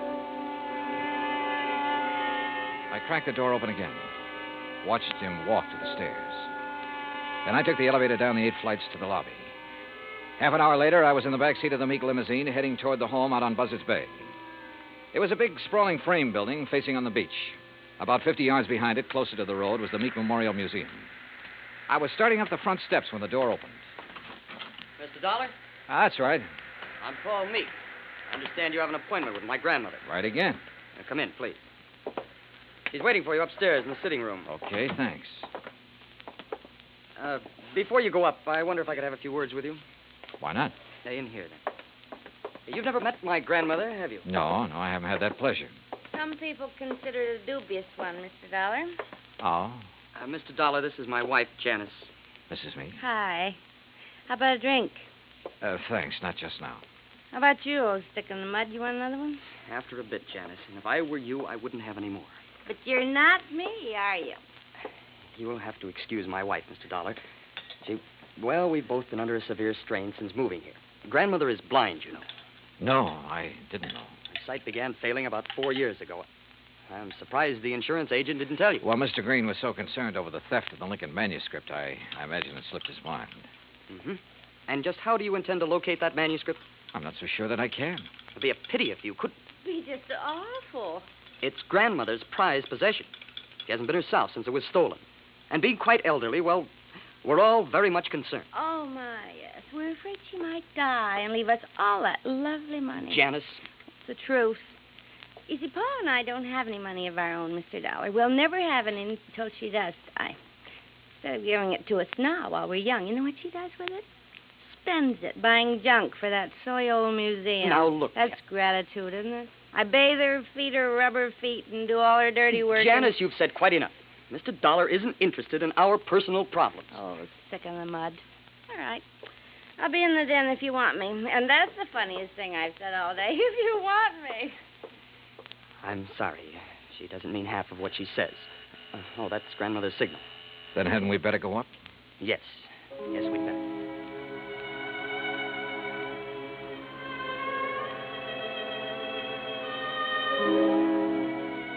We went up the broad staircase, through a hall, and into a bright, sunny room. Wrapped in an old kimono and shawl, Martha Meek sat in an invalid chair, facing the ocean. Paul introduced us, then sat down quietly near the door. Paul? Paul, I know you're there. Now answer me. Yes, grandmother. You go on downstairs. I want to talk with Mr. Dollar in private. Whatever you say. And close that door. Don't mind my back, Mr. Dollar. I couldn't see you if I looked into your face. Now then, when are you going to arrest that crook and bring my Lincoln speech back to me? Well, I'm going to need a lot of help and information, Mrs. Meek. Mm-hmm. What kind of information? Mostly about the museum. Like what? Well, do you know who was in there the night the manuscript disappeared? Certainly. The dirty robber was. Anyone else? Well, old Pete's always there. Supposed to be guarding the place, but he didn't do a very good job the other night. Got himself slugged. Does he live on the grounds? Yes. I brought him over from Naples 10 years ago. He was my guide in Italy. Showed me around so nice I decided to bring him back. Tell me, is the memorial open to the public? It was going to be. I intended it to be once. But when my eyes... No, Mr. Dollar, I keep it locked most of the time. Uh-huh. And who discovered the manuscript was missing? Pete did, I guess. At least when he recovered, he ran yelling bloody murder up here to the house. Everybody went down to see what had happened. Everybody but me. They left me all to myself. Were there any strangers here in the house that night, Mrs. Meek? Anyone beside the servants and your grandson and his wife? One person, but he's no stranger. Who's that? Jason Penrod from Richmond. He's an art dealer. We were discussing some business. May I, ask what kind of business? No, it has nothing to do with you or the people you work for. Sorry. Where can I find Mr. Penrod? He's staying here now. If he isn't in his room, then he's most likely out in the memorial. Now, that's enough questions. You, give me a cigarette. Ma'am? What's the matter? You deaf? Give me a cigarette before Paul with that snoopy wife of his comes prowling around. All right, sure. Light me. Yeah. Well, you want any more information, Pete's the one to talk to. All right, thanks. But what about your son and daughter-in-law? Were they inside the house at the time of the robbery? You don't suspect them, do you? Right now, I suspect everybody, Mrs. Meek. Even me? Yes, ma'am. Even you. Well, bless you, boy.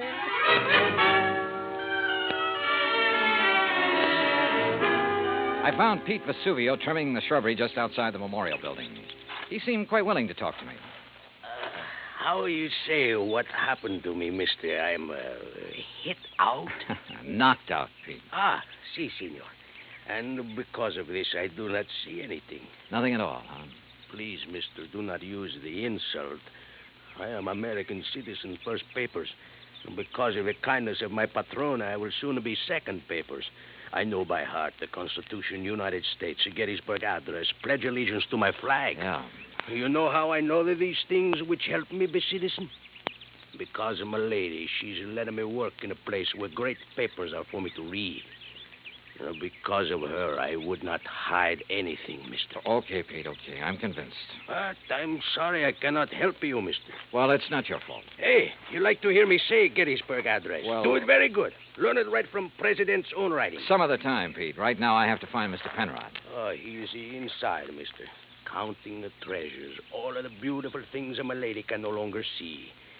You'll find him in Section L, senor. I found the small, neat-appearing art dealer just where Pete had said he'd be, peering into a glass case crowded with Derringer pistols. He had a notebook under his arm and seemed to be making some sort of inventory. Oh, dear. You gave me quite a fright, sir. Oh, I'm sorry. Well, I wish I could concentrate like that. Oh, well, there's nothing more interesting to me than these fine old pistol things. What histories they must have, Mr. Dollar. Johnny Dollar. Oh, yes, the insurance investigator. Paul told me you were wandering about the place. I suppose you'd like to ask me some questions, huh? If you don't mind. Oh, no, goodness, no. I understand you were with Mrs. Meek the night of the robbery. That is correct, sir. We heard the shouting. We ran out here just as fast as we could. I was the one who discovered the manuscript was missing. You have any idea how the thief got in here? No, sir, no. Unless someone forgot to lock the front door, or unless he had a key. Well, has Mrs. Meek given out many of the keys? Well, in my opinion, too many. Even I have one. What about Paul Meek and his wife? No, I don't think so. Well, they really aren't interested in the museum at all, Mr. Dollar. Oh. Mr. Penrod, I understand you're quite an authority on antique art and things like that. Well, Isn't taking inventory a little beneath your position? Well, I suppose it is, Mr. Dollar. Last week when I received dear Mariah's wire asking me to do it, I simply couldn't refuse. She's been such a good customer of mine. Well, yes.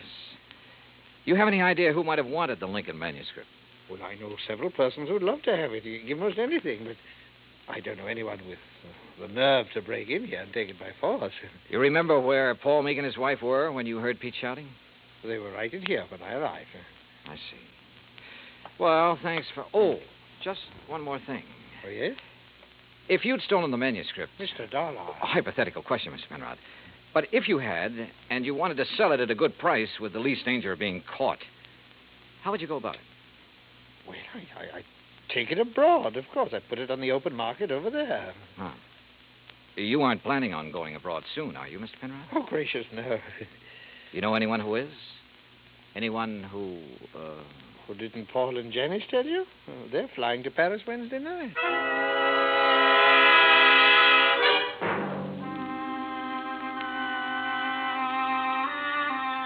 I left the memorial and walked back to the house. The Meeks were in the study, engaged in their favorite pastime. When I told them what the art dealer had said, Paul set down his glass long enough to confirm the fact that they did have reservations and insisted that he had a logical explanation for not having told me of those plans earlier. Very logical explanation, Mr. Dollar. Let me handle this, Janice, please. Sure. Drink, Johnny? Now, first I want to hear that explanation, if you don't mind, Paul. Of course I don't mind. Janice and me were fed up. Why didn't you tell me about the plane reservations? Well, why should I have? I'm not even sure I'm going to use them. Oh? Grandmother's upset enough over losing that manuscript. Something else might... Well, anyhow, if the manuscript doesn't turn up within 48 hours, we're canceling our trip. Oh, no, please. Sorry, Janice, but that's the way it's got to be. She did it. What do you mean? It's an act, don't you see? Jason Penrod told her we were going to leave, so she had him hide the manuscript. And now this thing about her being so upset and having such a weak heart. It's an act to keep her precious darling boy tied to her apron strings. I don't believe that. Well, just wait. You will. Anything else, Dollar? What does a trip to Paris cost, Paul? Well, it's not inexpensive. Your wife was complaining about being so broke. Haven't you ever heard of flying now and paying later? We have friends in Paris, Dollar. It won't cost as much to live once we get there. And we'll worry about paying for our ticket when we get back. Any other questions, Mr. Snooper? Yeah. Later.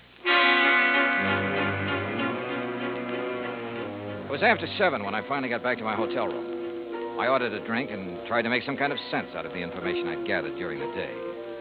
But it all added up to 0. I called Hartford and asked Max Green to look into the Meek finances. Then I dressed for dinner. I was about to go downstairs when the phone rang. Johnny Dollar. Mr. Dollar, I was told to call you. Yeah? It's about the ad. The ad? In tonight's paper about something missing from a certain memorial. Go on. Well, I called Hartford Collect. They said to call you. Yeah, that's right. Who is this? My name's not important, Dollar, but that 10 grand reward is. You think you can earn it? You meet me tonight, you'll see. Where? In the alley behind the Bourne Whaling Museum. Be there at 9:30 and be alone. You got it? Yeah, I got it. Expense account item 4, 85 cents cab fare from my hotel to the Bourne Whaling Museum. I don't like wandering around dark alleys at night, alone in a strange town. It isn't the best way to stay alive. But at 9:29, I passed the old whaling museum and started down the alley. It was dark, no moon, and it was very quiet.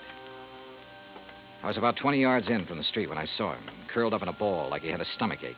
Only he didn't. Because somebody had made him very dead. I struck a match and turned him over. I'd only seen him once before, but I didn't have any trouble remembering where it had been. Right after I'd checked in, he'd knocked on my hotel room door. By mistake. At least that's what he'd said. After giving a statement to the local police who identified him, I went back to my hotel. Evening, Mr. Dollar. Yeah, say, look, I know it's probably against all your rules, but who had my room just before I checked in? Oh, I couldn't disclose that information, sir. Sorry. Oh, well, so am I. It'd mean a lot for me to know. Maybe even $5 worth. Well, well, sir, if it's that important. Thank you. Now, let's see here. Yes, here it is. Can you read his signature, Mr. Dollar? Yeah, thanks. Just fine. The name I'd seen scrawled on the hotel register wasn't important now. At least not without something more to back it up. There was no law against checking out of a hotel, but there was a law against murder, if it could be proven. And that would be hard to do without finding a motive. So I went back to the Meek house to look for it. I paid off the taxi, that's item 5, and started up the front steps. Oh, hi, Johnny. I thought it might be you. That's so? Mm-hmm. I hope you aren't mad at me for the things I said today. No, not at all. I've been a very bad girl. But everything's going to be all right now. It is. Mm-hmm. Or haven't you heard? Heard what? About dear old grandmother. She's had a real bad stroke. Isn't expected to live. You, aren't a bit sorry, are you? Would you be, if you were me? Dollar, you mind coming up here? No, not a bit, Paul. I'm trying to reach you at your hotel. Thank goodness you've come here. Did Janice tell you? Yeah. How is she? Bad. Doctor's given up. Says it's only a matter of hours. She told me to send for you, Mr. Dollar. Oh? I don't know why. I've never been able to figure out a lot of things she did. All right, where is she? In there. Old Pete's with her, but go on in. Thanks. Would they increased devotion to that cause for which they here gave her the last... Who is it? Oh, it's Mr. Dollar, my lady. Hello, Mrs. Meek. Oh, thank you for coming, Mr. Dollar. I go now. No, wait. Mr. Dollar, you have a moment, haven't you? Of course. I promised Pete the last time I visited the museum. I promised I'd let him recite some of the things he's learned while working there. Haven't been able to keep that promise till now. Go on, Pete. please. Yes, my lady. They here gave the last full measure of devotion. That we here highly resolve that these dead shall not have died in vain. That this nation under God shall have a new birth of freedom, and that the government of the people, by the people, for the people, shall not perish from the earth. Thank you. That was wonderful. Thank you, my lady. Now I go. Well, Mr. Dollar, I have a confession to make to you. Yes? I lied to you. Oh, I'm sure it wasn't a very big lie, Mrs. Meek. Oh, but it was. I told you the business Mr. Penrod and I were discussing the night of the burglary. Yes? I told you it had nothing to do with you or the people you work for, remember? Yes, ma'am. Well, that was a lie. I'm broke, Mr. Dollar. All I have left in the world is this house and the things in the memorial. I see. That's why I sent for Jason Penrod. He purchased most of my treasures for me. He's evaluating them now, so Paul and Janice will know what they're worth when they go to sell them, which they'll do immediately. Mrs. Meek, don't you think you should try to rest now? Will you give me a cigarette? No, ma'am. Sorry. And you must rest. There isn't much else to do, is there? Good night, Mr. Dollar.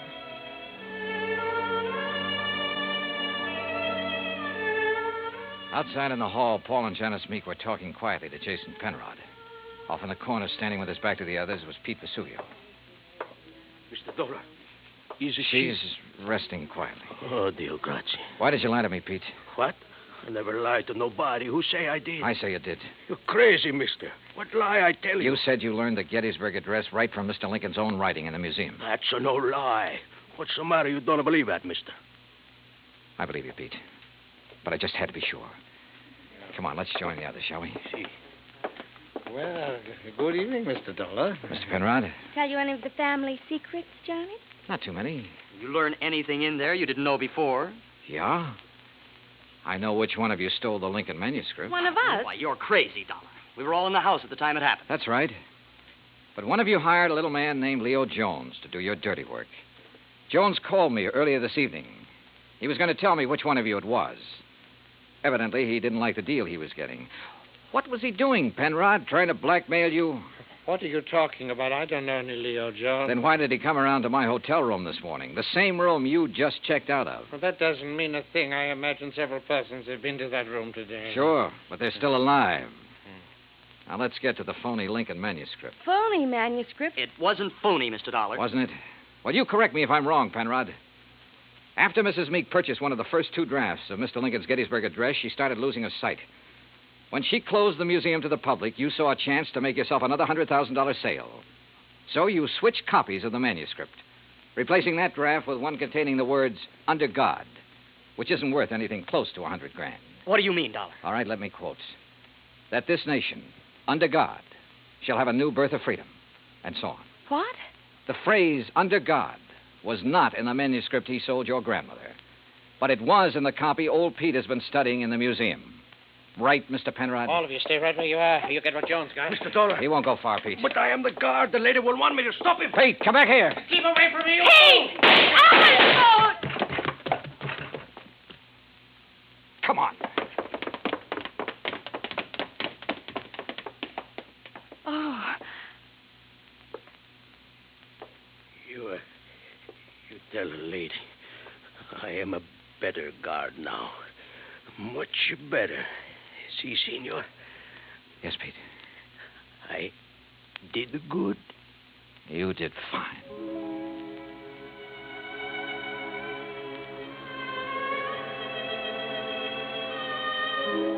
Pete Vesuvio will live to apply for his second papers. And in time, probably open a spaghetti joint in New Bedford. Penrod will be tried for murder. As yet, he hasn't disclosed the name of the person who purchased the stolen manuscript. But in time, I'm sure he will. As for the Meeks, Well, Mariah passed on later that night. But as she said, there was nothing left for her but to rest. Expense account total, including hotel and numerous incidentals, $98.30. Yours truly, Johnny Dollar.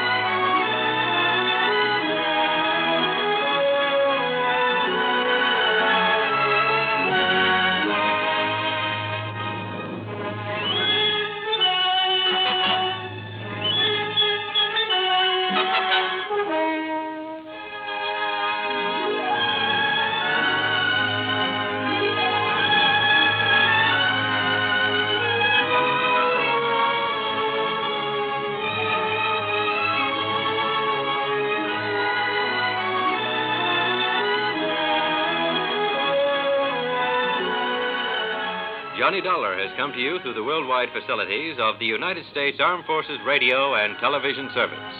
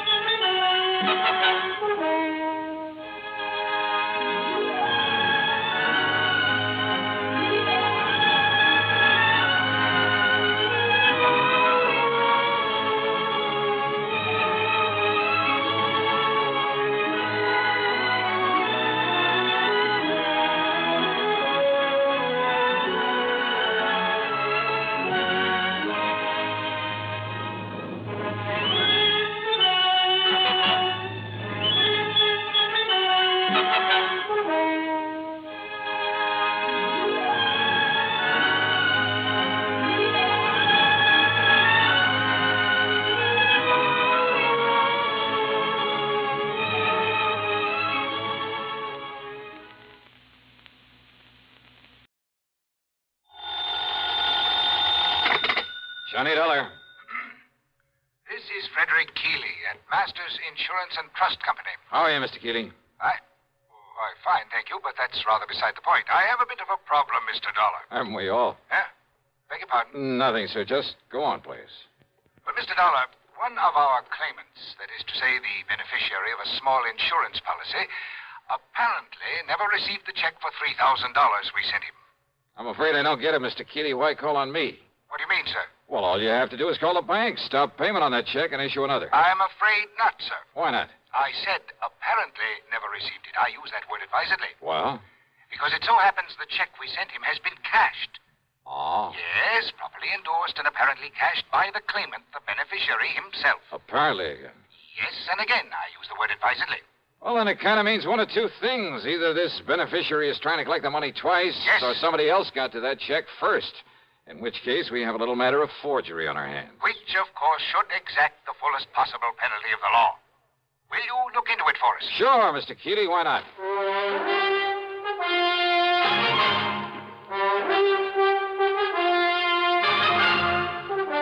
CBS Radio brings you Bob Bailey in the exciting adventures of the man with the action-packed expense account, America's fabulous freelance insurance investigator. Yours truly, Johnny Dollar.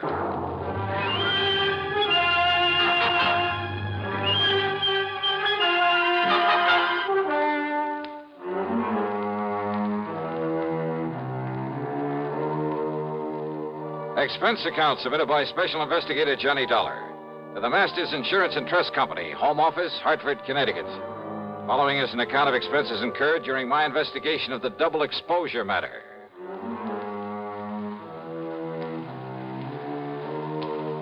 Expense account item 1, $1.20 for a cab to Keeley's office on the 10th floor of the Star Record Building. He's a man of about 60, I'd say. Short, stout, and rather pompous in his manner. Or maybe self-important is more like it. No, I'm sure you realize as well as I do that a $3,000 claim is relatively small, relatively unimportant. I use that word advisedly. Well, that means I can't expect much of a commission. Huh? What's that? Nothing, sir. Go ahead, please. Yes. The fact remains that if the claimant, the beneficiary, thinks he can get away with collecting twice on the policy... Seems to me he'd have to be pretty stupid to try a thing like that. Oh, you're right. You're entirely right, sir. Exactly the way I feel about it. And Peter Upman is not a stupid man, so far as I have been able to determine. Upman? The beneficiary. In other words, it becomes evident, and I use that word advisedly, that someone else got hold of that check, endorsed it with Peter Upman's name, signed the receipt, of course, and, shall we say, left for parts unknown. In other words, we are faced with a case of forgery. Yeah, I think I suggested something of that sort. Why, yes, of course you did. And forgery is a serious matter, sir. I'll go along with you on that. Not only in this particular instance, because of the relatively small amount involved, and I use that term advisedly. Oh, I'm sure you do. But because it could lead to other attempts where perhaps much larger amounts could be involved. So you want me to see if I can run down this forger for you? No. No? Why do you say that? If we are to believe the People's National Bank over in Milford. Milford, Connecticut? That's right. If we are to believe them, the personnel concerned, their actual photographic record of the transaction, there was no forgery. But I thought you just finished saying... What's that? Mr. Dollar, according to them, and I have no reason to doubt them in the least, Peter Upman himself appeared, endorsed that check, cashed it, and left with the money. However... Yeah? I have here a properly signed deposition to the effect that Upman not only never cashed that check, but that he never saw it. Oh, no, this doesn't make sense. We have no reason whatsoever to question the validity of this deposition. You're sure of that? I am certain of it. But you can't be. That is why I have called upon you. Somehow, Mr. Dollar, you must bring the criminal, whoever he is, to justice. Will you do it, sir? Well... Yeah, sure. Why not? And I use that term advisedly.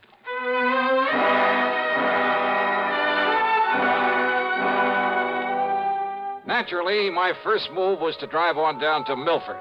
On the expense account, that rings up item 2, $5.25 for a tank full of gas for my own car. The People's National Bank was closed for the day, so I registered at the Milford Arms, ate some dinner. That's item 3, another $5.25. That is, including a couple of drinks beforehand. Then I drove over to the address of Mr. Peter Upman. Pete, living alone in a small apartment on East Willow Drive, turned out to be about 33. He was tall, husky, good-looking. The football type with a big shock of red hair. Very nervous, though. The kind who doesn't stay put anywhere for very long. Yeah, sure. Come in, darling. Sit down, sit down. Okay. How about if I pour us a drink or something? How about it? No thanks, Upman. Upman? Sure you don't mean Mr. Upman? Now, don't be so formal. Just call me Pete. Sure you couldn't do with a little drink just to sort of celebrate. How about it, huh? Celebrate what? Celebrate what? You said the insurance company, didn't you? That's right. Then produce, man, produce. Just don't keep me hanging here. Only I'll sit down, too. Come on, man. Come on, let's have it, huh? What are you talking about? The check. What else? Old Aunt Lizzie's insurance. Don't tell me you came all the way down here from Hartford without bringing me another check for all that lovely money, that $3,000. Now, don't tell me that. Oh, another check, huh? Why, sure. What else? Hey, now, look. What I mean is... Yeah. Now, what do you mean, Pete? I mean another one to take the place of the one the company was supposed to send me, but I never got it. That's what I mean. They said they sent it to me, but, man, I never saw it. Oh, they sent it all right, and they got a receipt for it. That's what they say, man. That's what they've been saying to me ever since I put in that claim for it. Now, look. Maybe the Upmans are kind of funny about some things, but they aren't liars, see? And I'm telling you, I never got that check. Pete, that check... You don't believe me? You asked that lawyer, that AFRTS. He took my statement and made me swear to it. And I don't swear to something unless it's true, see? That's all very well, Swear to something isn't true is a one-way trip to the jailhouse. And, man, that's not for me. I'm beginning to wonder... Sure, that's the fastest way to get yourself into trouble, but... Oh, look, Dollar. You be careful what you say. Yeah? I'm a nervous man, darling. Sometimes I got a pretty quick temper, and if somebody's trying to pull a fast one on me, well, don't try it. I don't care who you are. Just don't try it, Dollar. Maybe it wouldn't be very healthy for you. See what I mean? Is that supposed to be a warning, Pete? Warning? No. No, man, I don't fool around. That's a threat. Pepsi-Cola refreshes without filling. Why? Because it's truly light. Charlie, you're forgetting something. Wait, Kay, there's more. Yes, ice-cold Pepsi is the delicious refreshment that goes great at a picnic or a party. But, Charlie... And Pepsi goes fast. People like it, so keep plenty handy. There. Oh, you did fine, except for one thing. Well, I mentioned lightness and how Pepsi refreshes and how fast it goes. You left out Pepsi sociability. You know the Be Sociable song. But, Kay, I can't sing. I can. Listen. Be sociable, look smart, keep up to date with Pepsi. Drink light, refreshing Pepsi. Stay young and fair and debonair. Be sociable, have a Pepsi. Well, at least I can say this. Pick up an extra carton of Pepsi today. Please do. And now, Act Two of yours truly, Johnny Dollar.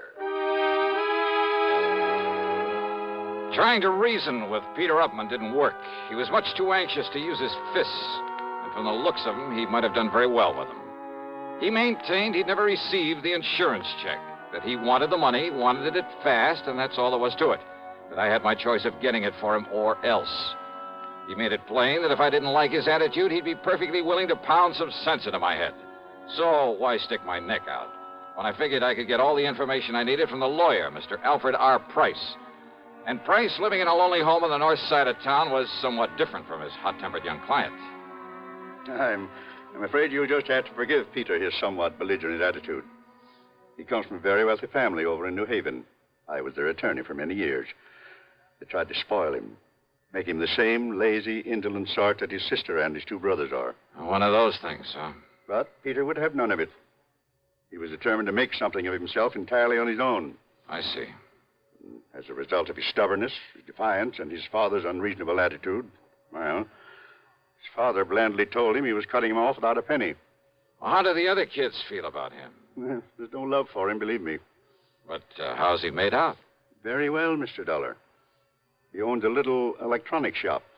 More important, he's the only member of the family who has any real knowledge of the value of money, simply because he's the only one who's gone to work for it. Which explains, I suppose, why he's so anxious to get his hands on the $3,000 insurance that his aunt left. Oh, he can use it, too. That is, if he hasn't already got it and is simply trying to bluff his way into another $3,000. No, don't you believe it, Mr. Dollar. Peter could no more think of such a thing. Well, you seem pretty sure of that. Yeah, I've known him since the day he was born, and have liked him in spite of his hot temper. And I'm absolutely certain he would never attempt anything out of line. Well, you're pretty convincing, Mr. Price. Well, after all, I'm a lawyer, Mr. Dollar. But the fact remains the company sent him a check. It was properly endorsed. The money was paid out. But not to him. Well, how can you be sure? Because he says it wasn't. And that's good enough for me. But in that case... Have you talked to the people at the bank, to the teller who made the payment? No, I haven't. Have you seen the photograph of the actual transaction as it took place? So you're the second one to mention such a photograph. Very ingenious device there at that bank. I suggest the first thing in the morning you go down there, see it, talk with the president, Mr. Oliver, and then see what you think. So first thing in the morning, I was at the bank talking with Mr. Barton Winfield Oliver, the president.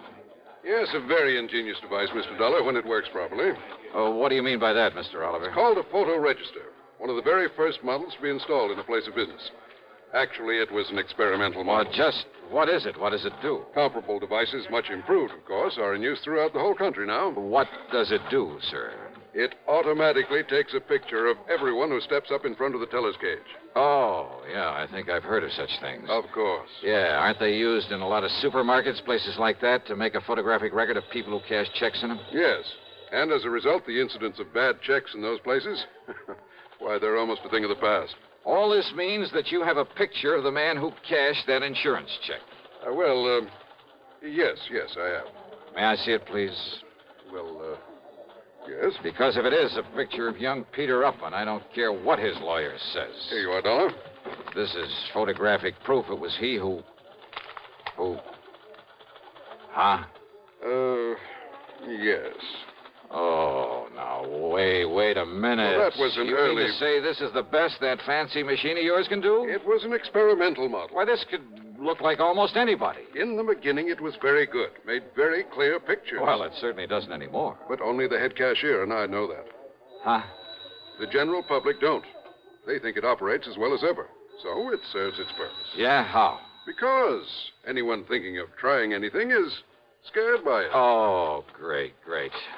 Then this photo doesn't really mean a thing. Oh, sure, in a way it does look somewhat like Peter Upman. Same build, same general sort of face, even the same shock of hair. But it's so blurred, so indistinct, like a double exposure. Yes, I know. But when Mrs. Eberhardt says that it was Peter... Who's Mrs. Eberhardt? She's one of our oldest, most trusted employees. The teller who waited on him. Oh, let me talk to her, please. Certainly. Mrs. Eberhardt, will you close your cage for a moment and come here, please? Certainly, Mr. Oliver. That's the one? It is. She's been with the bank much longer than even I have. Almost from the beginning. She knows more about the people here in... Mr. Dollar, what does this mean?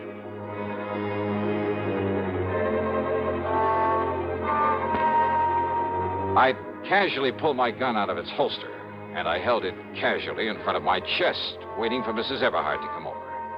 Because I'd had a real good look at her when she turned to answer Mr. Oliver. And suddenly I began to see things a lot more clearly.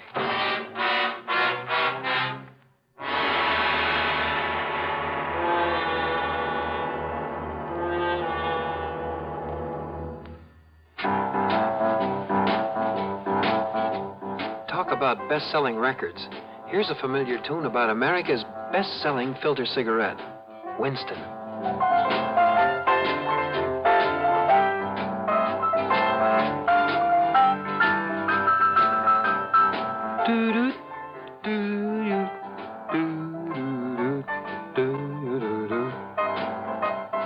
Winston gives you real flavor, full, rich tobacco flavor. And you know, that's because only Winston has filter blend up front. Choice, flavorful tobaccos, specially selected and specially processed for filter smoking. No wonder Winston tastes good. Like a cigarette should. Smoke Winston. And now, Act 3 of yours truly, Johnny Dollar and the Double Exposure Matter.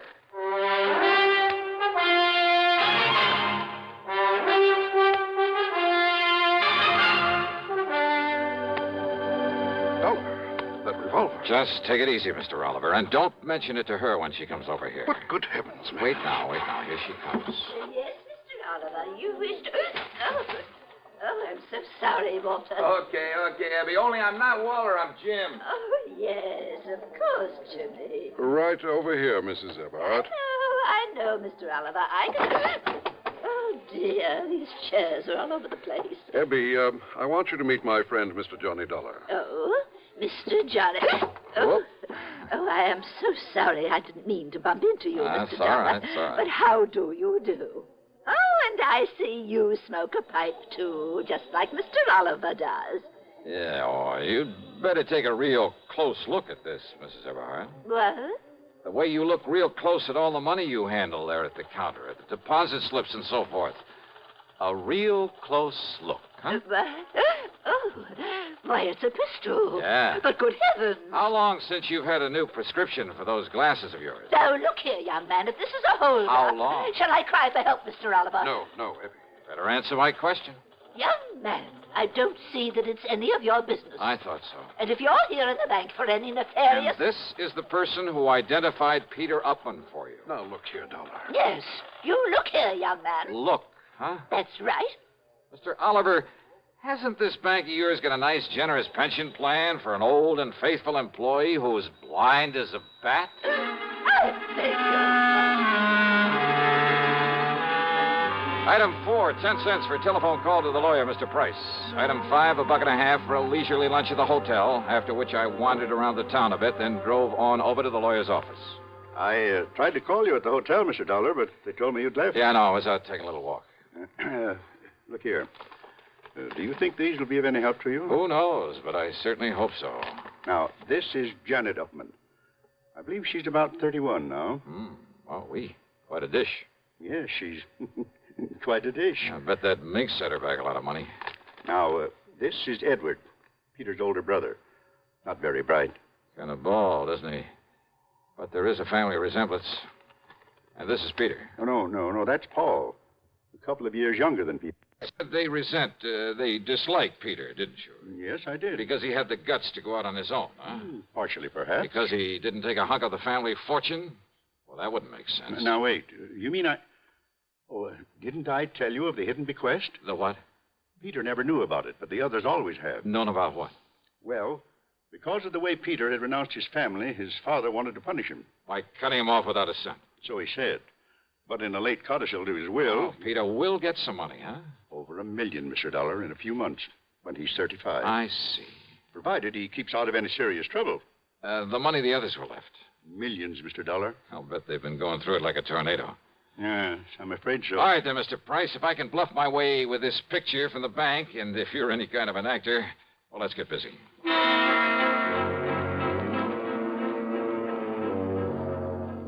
I telephoned to Peter, told him to come over. Mr. Price called the others.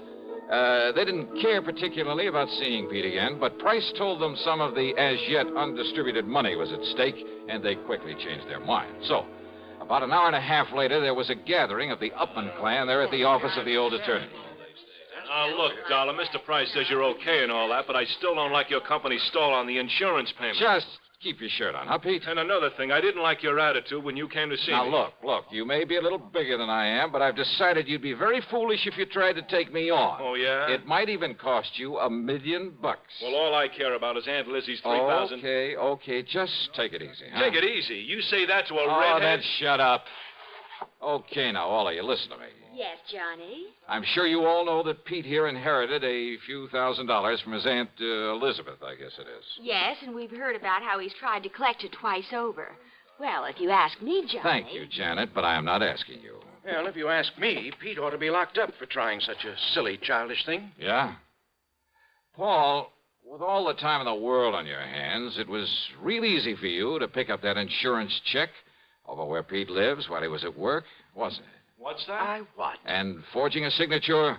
Well, after all, you're his own brother. Just a minute, please. And there at the bank, why, dear old half-blind Mrs. Eberhardt couldn't tell which was which. Now, look here, Dollar. But a little machine put the finger on you, Paul. Absurd. Yeah, a little device at the bank that photographs everybody who goes up to a teller's cage. Dollar, you mean that... Oh, now, Johnny, you've been taken in. Have I? That old thing is just a bluff. It hasn't worked right in years. Oh, what makes you think that? I know. Because the cashier is a boyfriend of mine. Oh, that bank had better check its books. What? He didn't tell you it's been fixed recently? Fixed? No, he didn't. I mean, Paul. Now, wait a minute. Like to see the picture it took of you, Paul, collecting that money? Here, Mr. Price, see what you think. Why, yes, Mr. Dollar. It's about as clear as it can possibly... Okay, Paul, you dirty... No, stop him. Somebody Stop me, and not you, Paul, or anybody else. Good heavens, Mr. Dollar. Peter will kill him. Oh, I doubt it, Mr. Price. Can you think of a better way for justice to be done?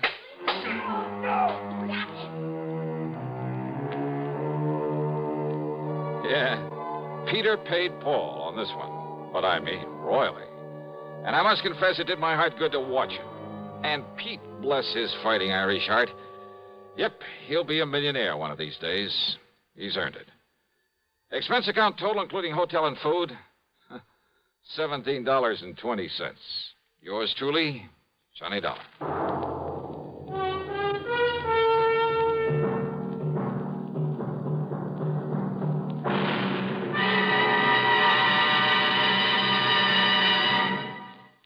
Our star will return in just a moment. Constipation is something people don't talk about much, but it can be a problem for anyone, even doctors. And when constipation occurs, it's interesting to see just what doctors consider important about a laxative they might use or recommend. Well, a majority of the doctors we heard from had this to say. A laxative should be effective, Gentle, close to natural acting. A medicine that can be used with complete confidence. Now, X-Lax has been popular with many doctors and millions of people over the years because pleasant-tasting chocolated X-Lax is effective. Overnight, it helps you toward your normal regularity.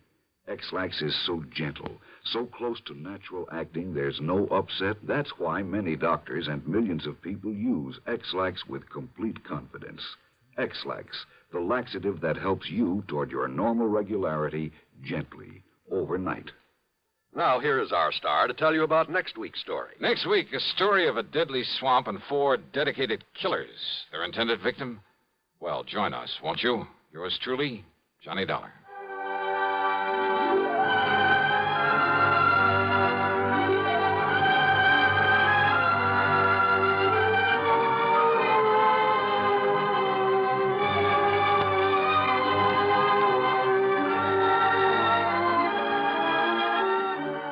Yours truly, Johnny Dollar, starring Bob Bailey, originates in Hollywood and is written, produced, and directed by Jack Johnstone.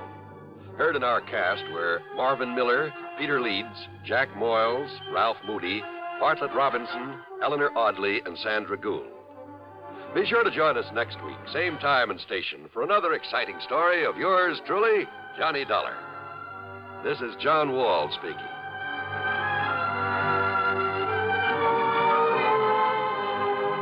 Silent death stalks a ship's corridor as suspense follows on the CBS Radio Network.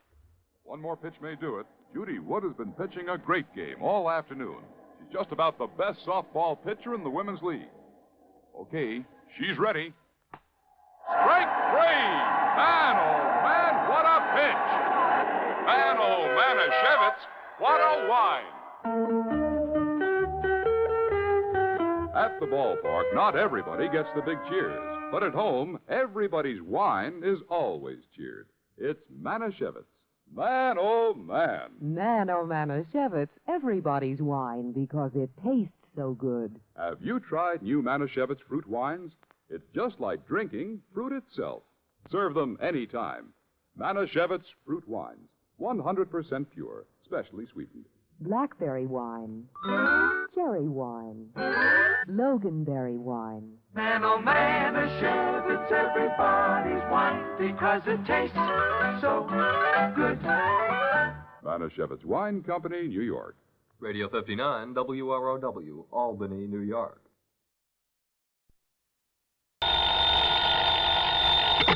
Johnny Dollar. Johnny, this is George Reed. Well, hiya, George. How's dear old Floyd's of England these days? If you read the Wall Street Journal, Johnny... If I what? What? Nothing. Just keep talking, plutocrat. Well, according to the financial reports, the leading insurance companies are doing better than ever. And I'm proud to say that Floyd's of England is among the leaders. Does that answer your question? So, as head of the North American office, the company has given you a big fat raise? No. And you'd like to celebrate by taking me out to dinner tonight? No such luck. Just name the time and place, and I'll... What'd you say? Listen, Johnny, you'll get far more than a free meal out of this. And you are available. Completely? All right.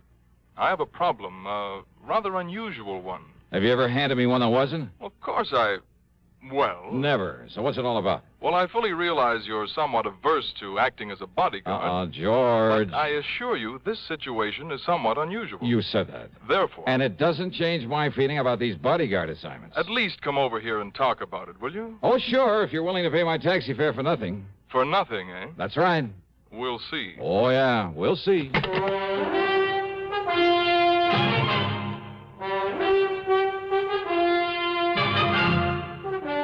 CBS Radio brings you Bob Bailey in the exciting adventures of the man with the action-packed expense account, America's fabulous freelance insurance investigator. Yours truly, Johnny Dollar.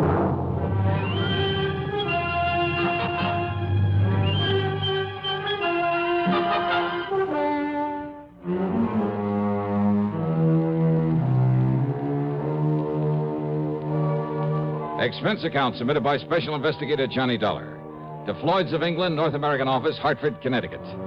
Following is an account of expenses incurred during my investigation of the empty threat matter.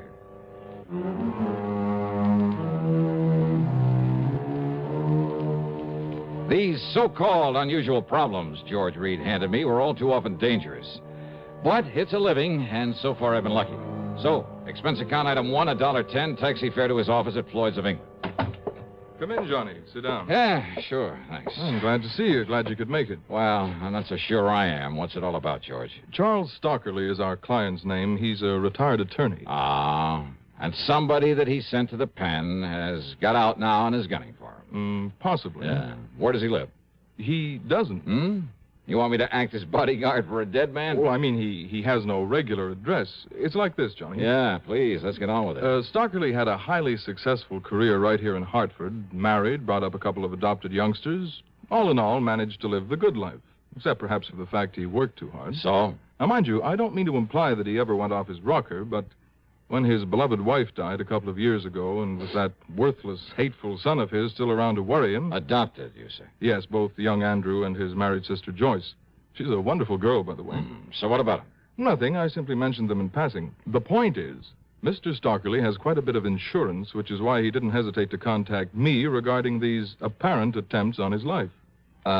You kind of punched that word apparent. Because when he first told me about this thing, considering his extremely upset and nervous condition, well, frankly, I didn't take him too seriously. Is he an older man? In his early 60s. But now, apparently, and I use that word again, these threats have become very real, which is why he's been running away. Running away? Well, I told you he has no permanent address. And now that he's demanded your protection, that you stop whoever is trying to kill him, if somebody really is. All right, where is he, George? At the moment, in Tahiti.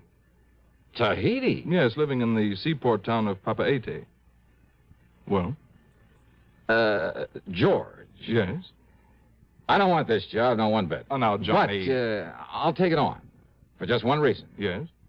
All my life, I've dreamed about someday seeing Tahiti. Item 2 on the expense account includes $8 plane fare, Hartford to New York City. $785.30 to the Fiji Islands. Then we'll call it a total of $850 for plane tickets and a handful of incidentals. It took over a full day of flying for me to reach the town of Nandi on the western shore of the little Pacific island of Viti Levu. But it was a lot better than a couple of weeks aboard a steamer.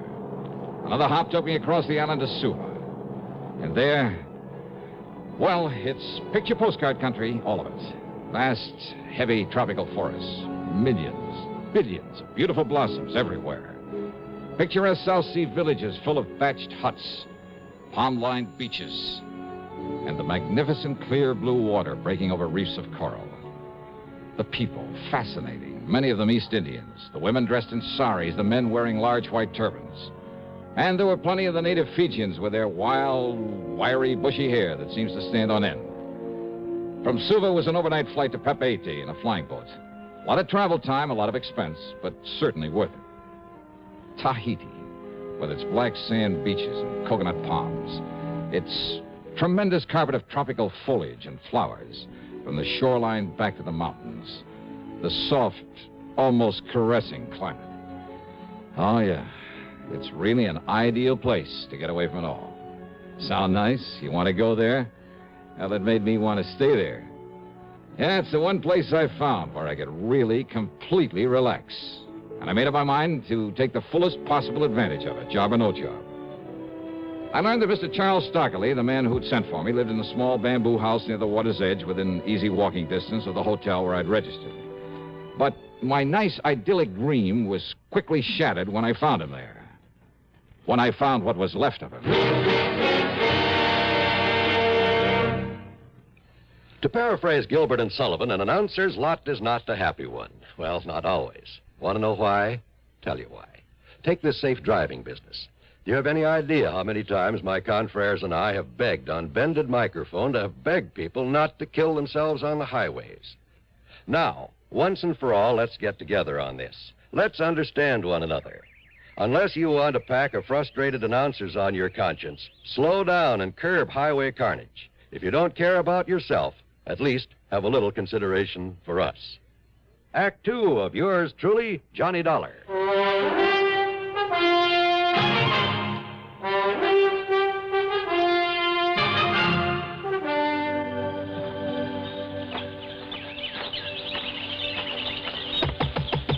Mr. Stockerly?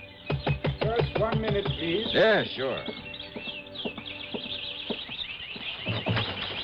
Yes, Mr. Stockley? No, I am Dr. Bentley.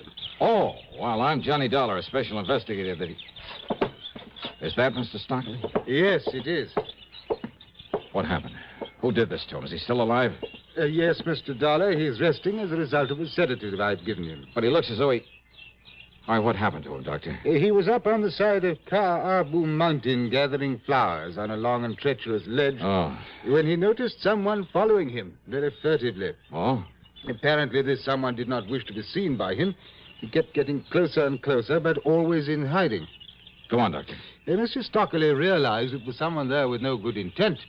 But as he sought to escape, stepping gingerly and carefully along the rim of the ledge... Yeah? He isn't certain exactly what happened.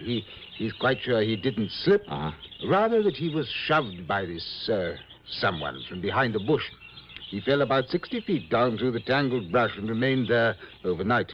Now, if one of the natives hadn't found him early this afternoon... But he isn't sure he was pushed off there. Oh, he's quite certain of it. And that the person he saw up there wasn't just somebody else gathering flowers. Mr. Dollar, if it weren't for his exhaustion, and, of course, the sedative I have given him, he would have fled this island immediately.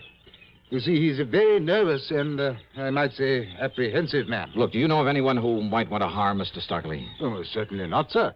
Mr. Stockley, in spite of his nervous affliction, a constant kind of fear, I would say. Yes, I know. Why, he is one of the most highly regarded... Well, I am certain that no one, white or native... Yeah, okay. Now, how long do you think he'll sleep? Oh, until sometime late tomorrow morning. All right, then I'd better plan on bunking down right here. Tell me, Mr. Dollar. Yeah? Do you think that he is possibly in danger from someone? Maybe. Maybe not. We'll see. When I told the doctor my job, he was completely cooperative. Helped me improvise a bed near Mr. Stockley's, and he had some food brought in for me. That and his fee for the care of Stockley came to $9. I didn't get much sleep that night. Every completely harmless sound around that little shack got me up with a start. Had I known what the morning was to bring, I might have asked the doctor for a sedative for myself. Promptly at 5:30 a.m., Stockley woke up. He was so worried, nervous, and excited, I thought he'd gone completely off his nut. It's no use, Dollar. We got to get out of here, yes? We must get away before he finds me again and kills me. So he left on the morning plane. But it wasn't until we changed at Suva, then at Nandi, and finally started that long leg of our flight across the Pacific towards San Francisco that he calmed down long enough to tell me what it was all about, after a lot of irrelevant chatter about his family. The death of my darling wife back in 1958 upset me terribly, Mr. Dollar. I confess I became a nervous wreck. Temporarily, that is. If it hadn't been for our adopted daughter, Joyce, a wonderful girl, I'd have lost my mind. What about your adopted son? Wasn't he any help? Andrew? Oh, never. I've given Andrew everything, Mr. Dollar. Too much. Education, money, investments that'll keep him wealthy for life. A bad mistake. He's never done a day's work in his life. Yeah, well, now... What's more, he's never shown the slightest sign of gratitude for love for his sister. I see. But Joyce, who asked for nothing in all her life, who worked to train herself, to support herself, and is now married to a fine young man. Mr. Stockley... Joyce has been nothing but a joy and comfort to me. About these threats now. That is why I never worried about the... Threats? Yes. They've been more than that. They've been attempts upon my life. Like the one you nearly witnessed there in Tahiti, where I thought I'd finally found safety. From whom, Mr. Stockley? From whom? From whom? Home in Hartford, when I tried to tell the police, they wouldn't believe me. I suppose perhaps because of my nervous condition, but it must be Harry Linker. Linker? Yes, Linker. Years ago, I had him sent to prison. He swore he'd get even with me. But look, don't they all make that kind of threat? But what did the police say? That he's reformed now, that it must be someone else. But I knew he'd come back to kill me, and he has. Oh, now listen. First was threats over the telephone, right after Martha died, as I was about to leave for Europe. Oh, and when you left, he stopped bothering you? Stopped. It was in Paris that I heard from him again. It was in Paris, Mr. Dollar, that I narrowly escaped being run down in the street and by an American car. But now look... So I fled to London. I should have known better than to walk the streets there alone at night. But it was there that only the intervention of a bobby kept me from being murdered by him after another warning. But, Mr. Stockley... In Jakarta, more threats. I found a poisonous reptile in my trunk. In Stockholm, I found the scorpions in my briefcase just in time. Oh, now, please, look here, Mr. I've Stockley. run and I've run and I've run, but he's kept coming after me. He attempted to poison my food, I'm sure of that. Mr. Stockley. And there in Tahiti. Yes.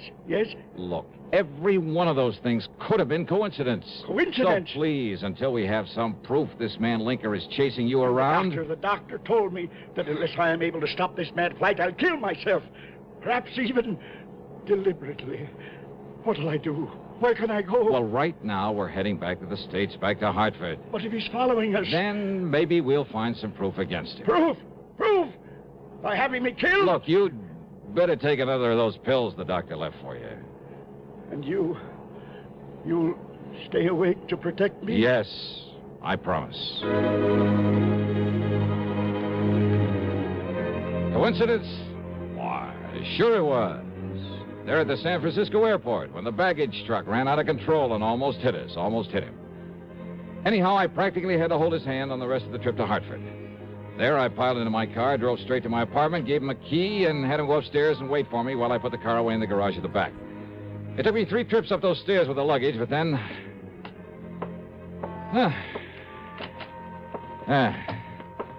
There we are, all set. Aren't you going to lock the door, Mr. Dollar? Oh, please, now, don't worry. I've sprung the catch. Hey, did you pull down all those shades? Of course I did. Oh. Look, as I told you on the phone, until we get some proof that this... here now. There, this place looks a little more cheerful. Holy... There, do you see? Now, Stockley. What's the matter with you? Get away from that window. He thinks you're me. Oh, no, please, listen. That must have been some kid with a little 22. Oops. Now, do you believe me, Mr. Dollar? Yeah, you got a point.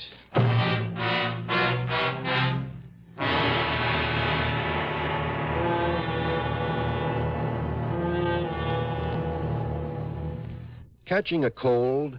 Well, I guess most everyone knows that the smart thing to do when you feel a cold coming on is to get plenty of rest. But there are some days when no matter how miserable you feel, you just can't stay in bed. And if tomorrow is one of those big days and your cold is complicated by constipation, well, that's when you'll appreciate X-Lax most. You see, X-Lax has the qualities doctors consider most important in a laxative. It's gentle, effective, and close to natural acting. Taken at bedtime, X-Lax won't disturb sleep. It works effectively, overnight, to help you toward your normal regularity. And X-Lax is so close to natural acting, there's no upset or discomfort. So gentle, it's even recommended for children. So, if tomorrow's a big day for you, if you have a cold and need a laxative too, take X-Lax, a laxative with the qualities a doctor would recommend. X-Lax. Act 3 of yours truly, Johnny Dollar, and the Empty Threat Matter.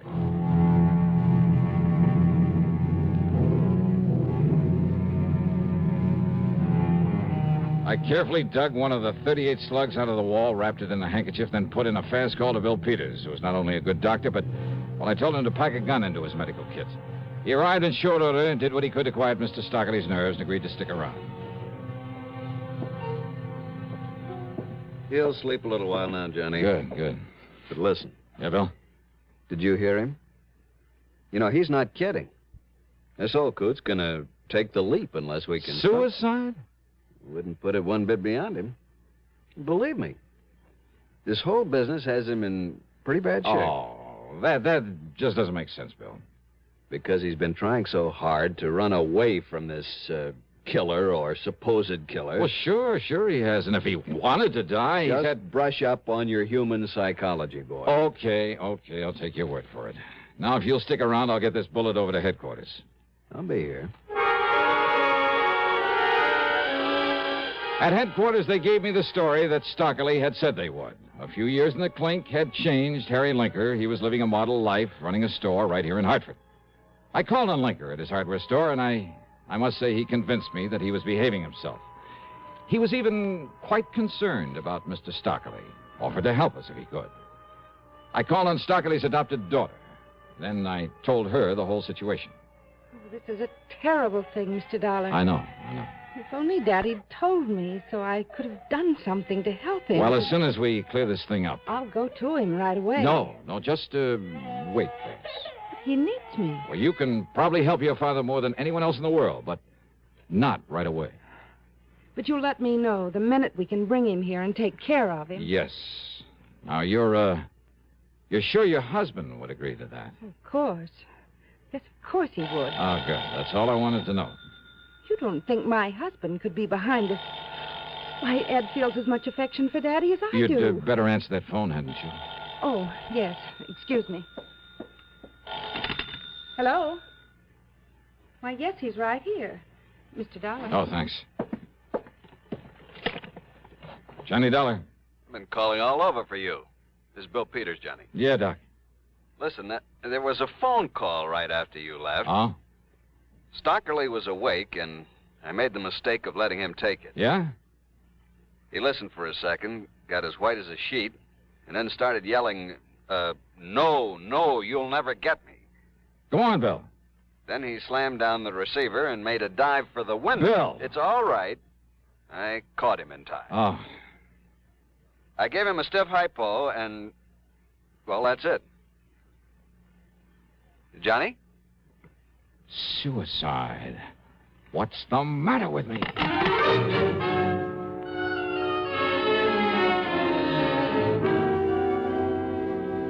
I tore on over to George Reed's office at the insurance company. Here you are, Johnny. Our copy of Mr. Stockerly's policy. Yeah, good. All right. Now, let me see if As you'll note, his adopted daughter, Joyce, is the sole beneficiary. Yeah, I see. But Andrew, the adopted son, is specifically omitted. Irrevocably. So if you think he might have anything to gain by Mr. Stockerly's death, you're wrong. Look. Here it is. The suicide clause. Well, of course. All right. So maybe Andrew couldn't get any of Stockerly's money. But if that old man killed himself, neither could Joyce. And believe me, Andrew would love that. Oh? So, these attempts on the old man's life, were they? Were they really? What? Or were they just part of a long, drawn-out, careful campaign to drive him off his rocker, make him kill himself? But if that's Can true... anybody prove that Andrew actually tried to kill him? No. In spite of all sorts of opportunity, and with plenty of money to follow him all over the world, to plague him, to worry him, to... All right. Where does he live, George? Andrew, I mean. Have you got his address? Well, yes, Then give it to me, quick.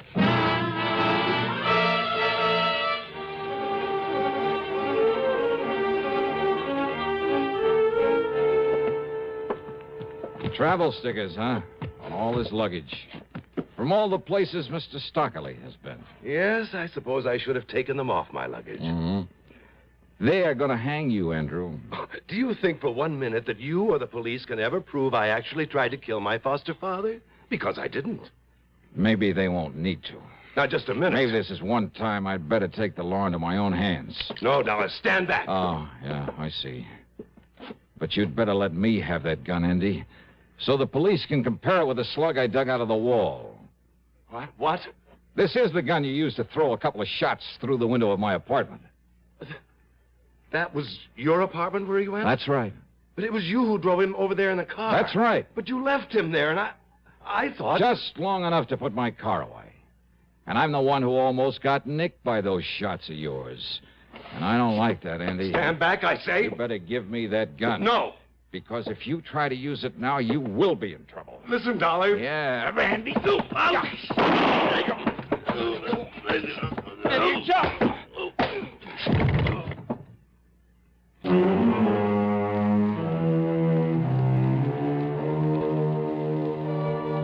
All I hope is they lock that bird up for the rest of his life.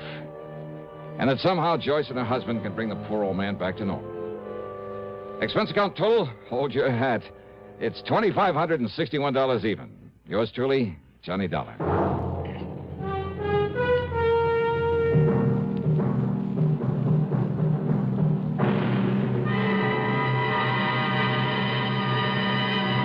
Constipation is something people don't talk about much, but it can be a problem for anyone, even doctors. And when constipation occurs, it's interesting to see just what doctors consider important about a laxative they might use or recommend.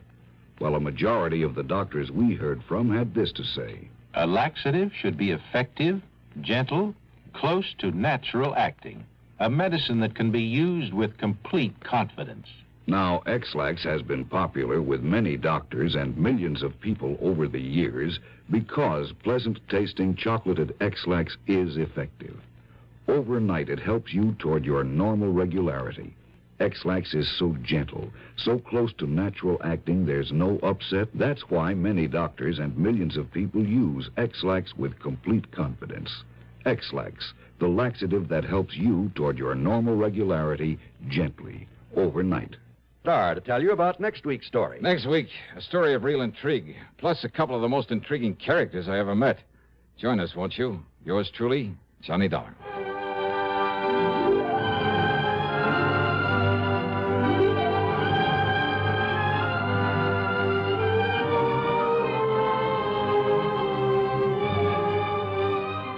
Yours truly, Johnny Dollar, starring Bob Bailey. Originates in Hollywood and is written, produced, and directed by Jack Johnstone. Heard in our cast were Virginia Gregg, G. Stanley Jones, Ben Wright, Ralph Moody, Harry Bartell, and Carlton G. Young. Be sure to join us next week, same time and station, for another exciting story of yours truly, Johnny Dollar. This is John Wall speaking. This is the CBS Radio Network. You're tuned to Radio 590 WROW in Albany, New York.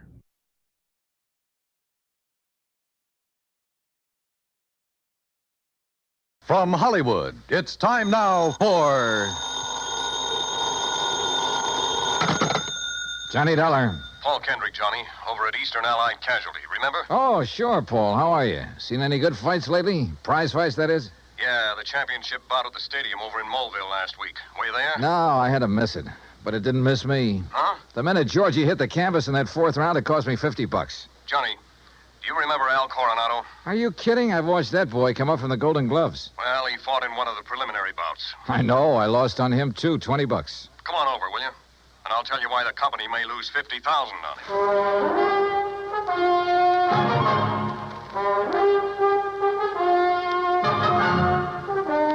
Bob Bailey in the exciting adventures of the man with the action-packed expense account. America's fabulous freelance insurance investigator. Yours truly, Johnny Dollar.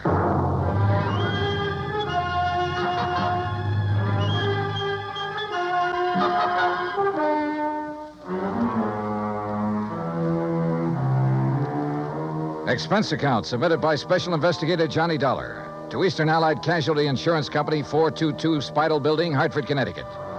Following is an account of expenses incurred during my investigation of the Squared Circle matter. Expense account item 1, $1.10, cab from my apartment to the offices of Eastern Allied. When I got upstairs into his personal cubicle, I found Paul Kendrick pacing the floor. Sit down, Johnny. Have a drink if you want one. No, thanks. Hey, looks like you're the one who could use a drink. What are you worried about? Don't tell me you've been hitting the company till for big money to bet on the fights. Johnny, I'm worried about murder. Listen. I'm all ears. How long since you've seen Al Coronado fight? Oh, 6 months, a year, maybe. But before that, when he was working all the local arenas, you and I were present every time he put on the gloves. So? We knew him when he had reflexes quick enough to... Well, do you remember how he'd show off by picking a fly or mosquito out of the air, grabbing it between his fingers without even hurting it? Yeah, sure. He was no mental giant, not by a long shot, but he had the fastest eyes and hands I ever saw in a man. Right. But something has happened to him, something very wrong. And I think I know what it is. Listen. I'm listening. A few years ago, his manager, Ricky Malone, took out a $50,000 policy on him. Annuity. So what? A lot of managers take out policies on their boys. And then get him killed? Look, Al is fighting again tomorrow night in a small town outside of Joplin. Joplin? Missouri? A little place just across the state line. Johnny, I want you to be there. You mean as a sort of bodyguard? I want you to see the fight, that's all. See Al Coronado fight. Yeah, but this murder correct. I'm having a copy of the policy made, and you can pick it up at the Joplin post office. General delivery. Now, Paul... I know. I may be all wrong. This may only be a hunch, without a single legitimate reason for suspicion. That's why I took a whole week to think it over before calling you. That's why I want somebody who knows Al as well as you and I do to... Look, will you go down there and see him? Well, We'll pay the freight. Pad your expense account, anything you like. Oh, now that's an attractive But do offer. it, Johnny. Will you?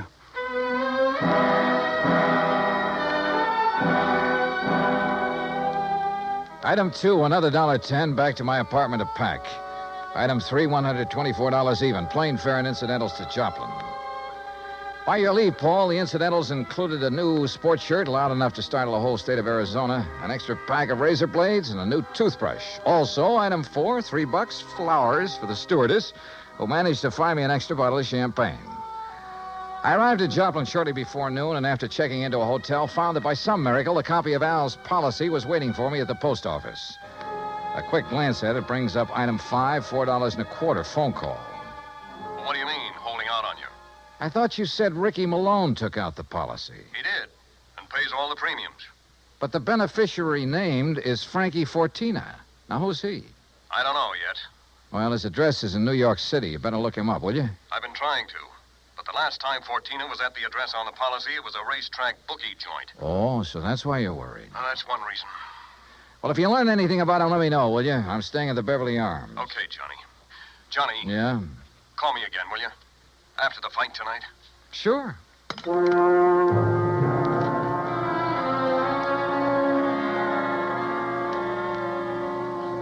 I was tired, so I had a big lunch. That's item 6. Went up to my room and slept.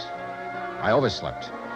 It was nearly 9 o'clock when I woke up, so I grabbed a cab. That's item 7, and went out to the arena in the nearby town of Mount Elba. For $5, item 8, I managed to get a seat at ringside in time to catch the end of the last preliminary. The winner in 1 minute, 10 The program seconds told me of the Al third was round, scheduled for the main event against some local boy named Rafe Cummings. I never heard of him, and I doubt if anybody outside of Tucson ever had. I understood why when he stepped into the ring. This kid looked like the rankest kind of amateur. Strong, sure, and in good condition, but clumsy. He almost tripped over his own size 15 feet. And it was no act of fooling an opponent either. Al, when he came in, looked as good as ever. He gave me a quick glance of recognition, though I'm sure he knew nothing about me except possibly my name. At the opening bell, he came out fast. All the old speed and timing were there. Feint, weave, and flick out that light but punishing left. Same old pattern, same old... Oh, wait a minute. Those quick left jabs were only landing about 1 and 4. As though he touched Cummings only when the clumsy ox happened to walk into him. But because of his speed, Al took nothing but a few light ones on the body. He kept his face well out of reach. Oh, yeah, his timing was perfect, but his aim was terrible. Every time he shot out his fist, he was 3-4 inches wide. Then a funny thing happened. At the end of the round, when Al went back to his corner, and remember, Rafe had only tapped him a few times on the body. When he went back to his corner and started to sit down, he almost missed the stool. Would have if one of the seconds hadn't aimed it under him. Funny. The second round got underway the same as the first. Al was all speed, dodging, weaving, keeping his face out of the way. But again, he wasn't hitting his mark. And then it happened. He missed Cummings wide, then practically ran into his glove, catching it hard in the cheek, and down he went. Why, there wasn't enough steam behind Cummings' glove to hurt him. But Al took the count. He'd been hurt by that tap on the face. Then another thing. The second he was counted out, his handlers practically hauled him out of the ring and back to his dressing room. And believe me, Al looked terrible. His eyes had a strange, almost far-away look. As though that little smack had knocked his brains loose. My seat was on the far side of the ring, but I elbowed my way through the crowd and back to the row of dressing rooms in a hallway built onto one end of the building. Al Coronado. I told you on the way up the aisle, Doc. Huh? We don't need you. The boy's all right. Go on, Doc. Beat it. You hear me, Doc? Listen, this is Johnny Dollar. Huh? Old fan of Al's from Hartford. I want to see him. Some other time. No, now, right away. Come on, open up. I said some other time. Don't you understand? We're pulling out of this, Berg, and we ain't got time to stand around and talk. Now, look, buddy. Malone's the name. I'm Al's manager, see? And when I say get out, I mean vamoose. Al, are you okay, boy? This is Johnny Dollar. Oh, no, you don't. Brother, that's where you're wrong. Hey, Al. Al. Good Lord, Al, what's the matter with you? Hello, Johnny. Hey, Al, look at me. No, I mean straight at me. Here. Al. I'm all right, Johnny. You're in bad shape. You should never have fought tonight. Oh, that's all right. Where are your seconds, your trainer? Ricky, he don't let nobody in after fight. Look, Al, can you get up off that table, stand up and walk? Oh, sure, Johnny. Then come on, I'm taking you out of here to no, a doctor. Johnny. Easy, Al. No, look behind Al, you, Rick. please, He's come on. up, he's got it. You bet I am, Dollar.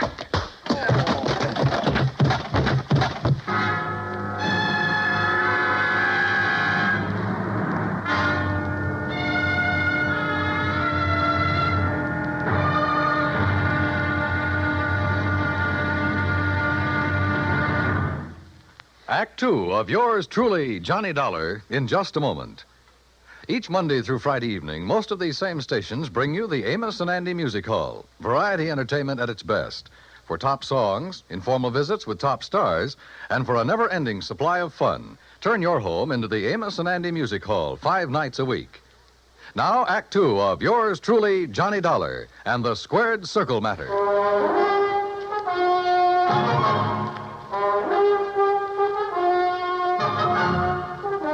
When I came to, the dressing room was dark and quiet.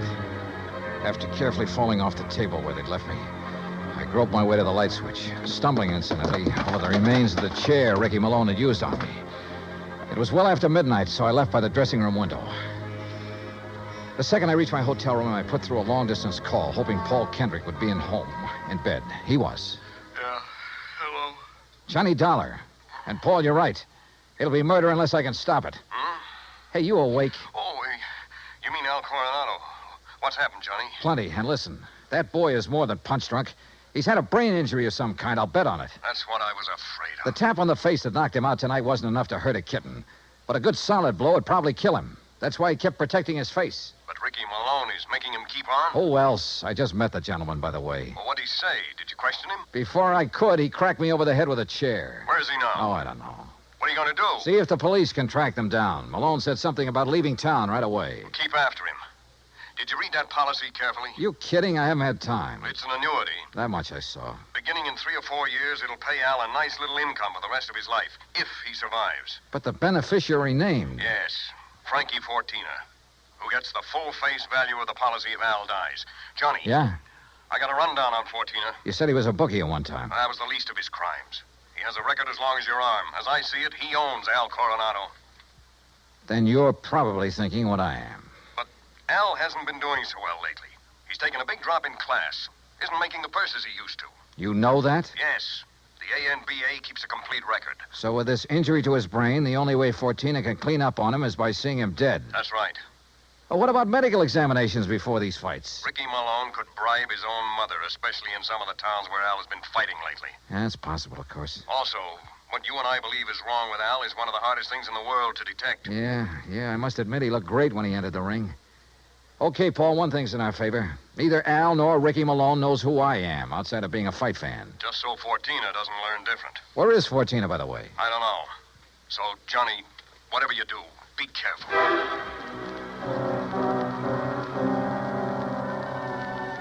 Expense account item 9370 for a couple of phone calls, some breakfast, and a taxi to police headquarters. I'll say this for the Joplin police. When they go into action, they really get things done. Within less than 2 hours, Sergeant Danny Ruskin dug up all the information I wanted. Well, that ties in with what Conroy found out at the airport. No, that does it, Herm. Thanks very much. Something? And I think it gives us the whole story, Johnny. Al and his manager, Ricky Malone, checked out of their hotel, the Rayberry, at 1 o'clock this morning. Just the two of them? Right. There was no third party by the name of Fortina or anything else, just the two of them. They caught the 140 plane for Oklahoma City. Oh? And there they bought tickets routing them to Monterrey, Mexico. Mexico? How soon can I get a plane? You going down there, huh? I told you, I gotta save that guy's life. All right, look, in Monterrey, look up Sergeant Romelia Garcia, Main Homicide Division. You mention my name, he'll give you anything you want. Good. Now, what about that plane?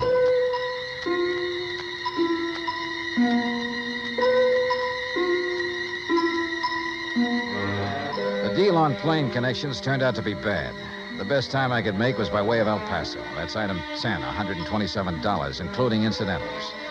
I finally pulled into Monterey shortly after 8 p.m. I parked my bag at the airport, taxied into town. Item 11, and went straight to main headquarters of the Policia. Sergeant Romelio Garcia was off duty. Had gone to the fights. Item 12, $4 American for a fast taxi ride to the Plaza del Fisticuffs, or whatever they call it. There, for item 13, $5, I had the sergeant paged over the PA system. After 2 or 3 minutes, a short, stocky, important-looking figure in police uniform strode up to the door. Senor Johnny Dollar? Yeah, that's right, Sergeant. How are you? You Americanos. Now, what is so important I must leave the excellent fights to talk with you, huh? The possible murder of an American fighter right here in your own ring. So what is that to be excited about? Something that happens all the time. It's because the Mexican fight is more better than the Americano fight. So if that is all it is bothering Incidentally, you... Sergeant Danny Ruskin of the Joplin Police. Sergeant Danny. Why do you not say so at the beginning? Well, you didn't give me much of a chance. How is it, my good friend, Sergeant Danny? Pues it's too long IFC here. Yeah, well, look. Excellent man, Sergeant Danny. When I have trouble with one of our Mexican nationals who escape across the border and go all the way to Missouri, Joplin, it's Sergeant Danny who... But you have a problem, huh? Yeah. A fighter named Al Coronado. Coronado. Oh, but of course, tomorrow night he is fighting here, and he will lose. Why do you say that? Come, look. Here on the, what you call, a billboard, a picture of the man he is to fight. So, El Toro Negro. That sounds more like the name of a bull than a... Holy... See, big man, is he not? Is this picture real? 240 pounds, senor. But Al Coronado only weighs in at 181. See, El Toro, big man. And Senor Dollar, he is a killer. Our best. 3 men he is knocked out of the ring. But nobody hurts him, so no wonder you worried. Sergeant, unless you and I can stop it, that won't be a fight tomorrow night. It'll be a premeditated, cold-blooded killing. Oh? How so?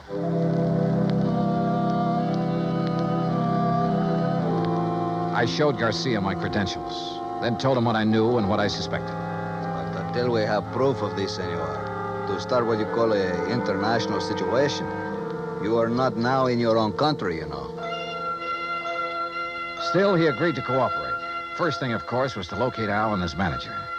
In this city of nearly 200,000, that could be pretty rough. But he said he'd try. He drove me by the airport to pick up my bag, then to a hotel. And there, as the bellhop unlocked the door of my room, I got a real break. The next door down the hall opened. Hey, kid, how'd you like to bring me up a glass of warm milk, huh? Al Coronado. Huh? Oh, hi. Here, boy. Just put in my bags inside and leave the door open. Gracias, senor. Hey, Al, are you alone? Oh, sure. Hey, you're Johnny, ain't you? Yeah, that's right, Johnny, and I want to talk to you. I used to see your rig side all the time up in Hartford, huh? You saw me in Joplin, too. Only you don't remember. Where's Ricky Malone, your manager? Oh, he said he had to go meet somebody. He's always going out. Look, Al, I'm an insurance investigator. Oh? Oh, I got some insurance. Yeah. One more fight and somebody's going to collect it. Ah, no, Johnny, that's my retiring money. The only one who'll retire on it is Frankie Fortina. Hey, Frankie, he's my owner. You know him?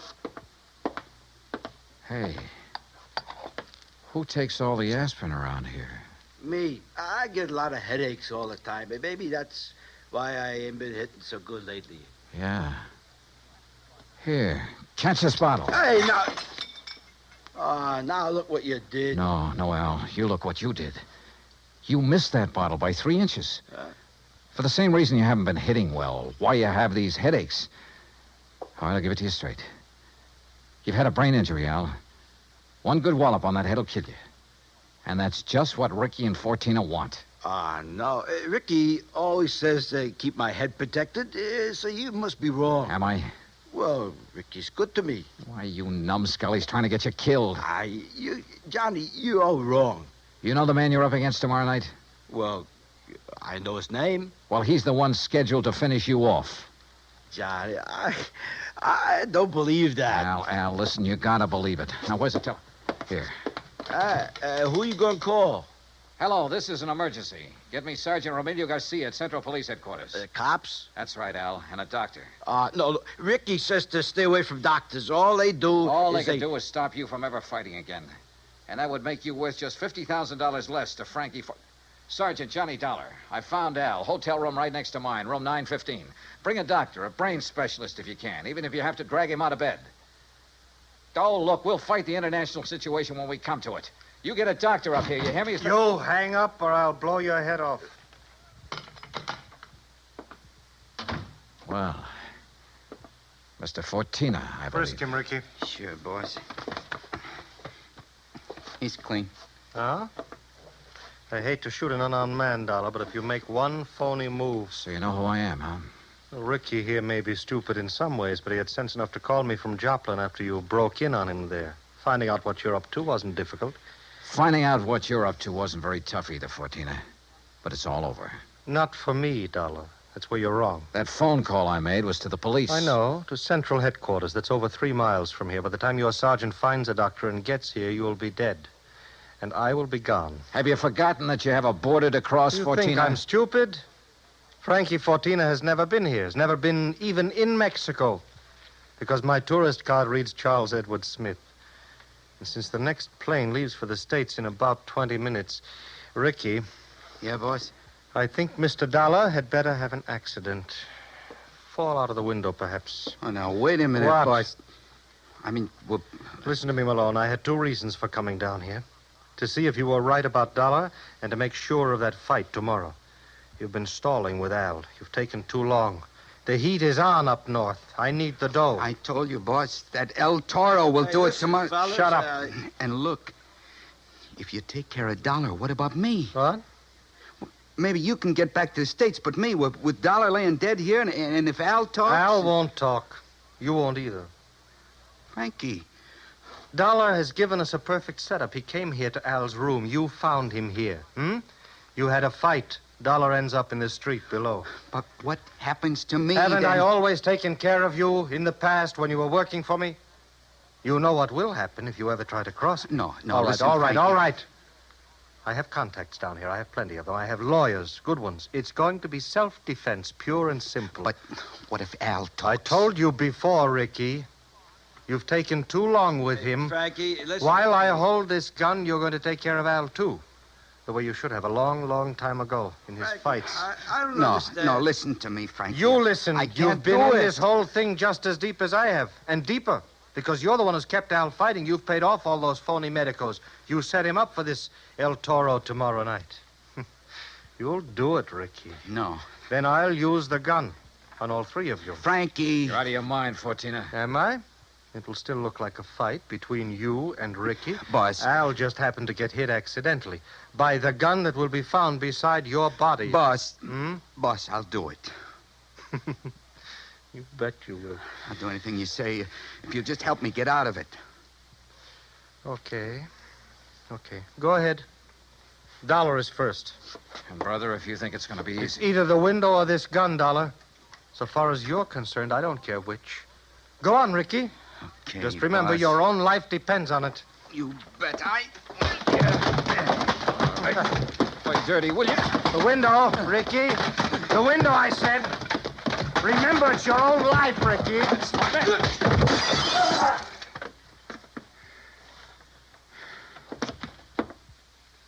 All right, Fortina. So you have got a gun? Al.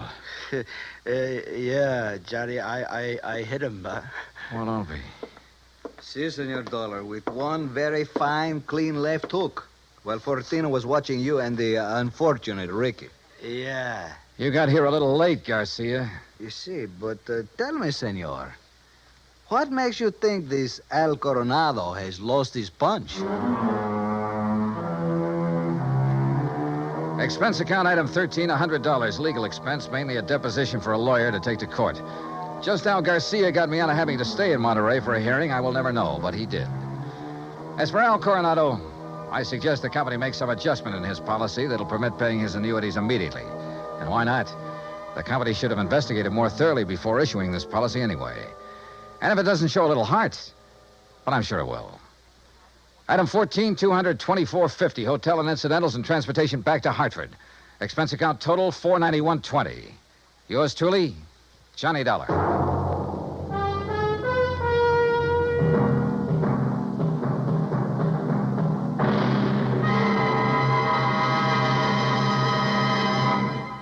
Now, here is our star to tell you about next week's story. Next week, a fast trip to the West Coast to an impossible case involving an impossible man. Join us, won't you? Yours truly, Johnny Dollar. Yours truly, Johnny Dollar, starring Bob Bailey, originates in Hollywood. It is produced and directed by Jack Johnstone, who also wrote tonight's story. Heard in our cast were Harry Bartell, Herb Ellis, Victor Perrin, Jack Crucian, Les Tremaine, and Lawrence Dobkin. Musical supervision is by Amerigo Marino. Be sure to join us next week, same time and station, for another exciting story of yours truly, Johnny Dollar. Stay tuned for 5 minutes of CBS News, to be followed over most of these same stations by the FBI in Peace and War. Dan Cubberly speaking.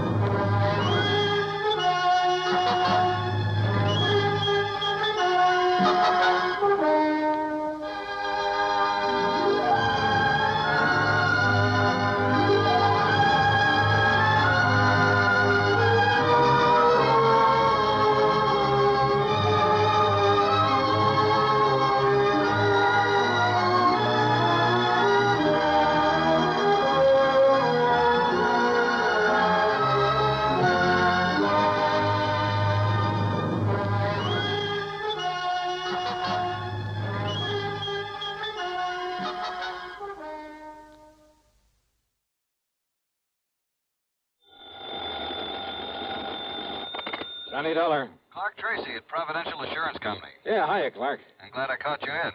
Are you free to take an assignment? Sure, why not? Did you ever hear of Kennett, Missouri? No. It's a small town about 100 miles south of Memphis, Tennessee. So what goes? We have a little office in Kennett, only it's become pretty obvious that we put the wrong man in charge of it a few months ago. What do you mean? His name is Charles Kingsley St. Clair. Lived in Boston most of his life, and he's a Harvard man. So? He doesn't have the least idea how to deal with those people when it comes to any problems or adjustments. In other words, he simply doesn't belong. Well, the answer to that ought to be easy enough. Transfer him. Give him a job somewhere up here in New England. Exactly what we plan to do, and close up the office there in Kennett. Okay, then why call on me? Because of the death of one of the few remaining policyholders down there, a man named Casper Crump. Yeah? His widow, Eupha Crump, has to be paid the $5,000 as due her and, of course, sign for it. Well, what's so tough about that? St. Clair says that he can't do it. Why not? If you must know the truth, he sounded somewhat scared of the whole idea. Oh, now listen. So, Johnny, will you go on out there and take care of this thing for us and get us off the hook? But on the strength of what little you've told me. I know, but I'm sure St. Clair will be able to make it all perfectly clear to you. So I'll wire to him that you're on your way, okay? Oh, no, look. Johnny, I promise I'll okay your expense account without question, even tack on some kind of a fee. Well, now you're talking a language I understand. If the fee is big enough? Then you'll do it, fine. Now take it easy until we settle I'll wire him right away. Clark! Then wait to get your report. Wait a minute, will you? Thanks a million, Johnny. Bye. Clark! Hello.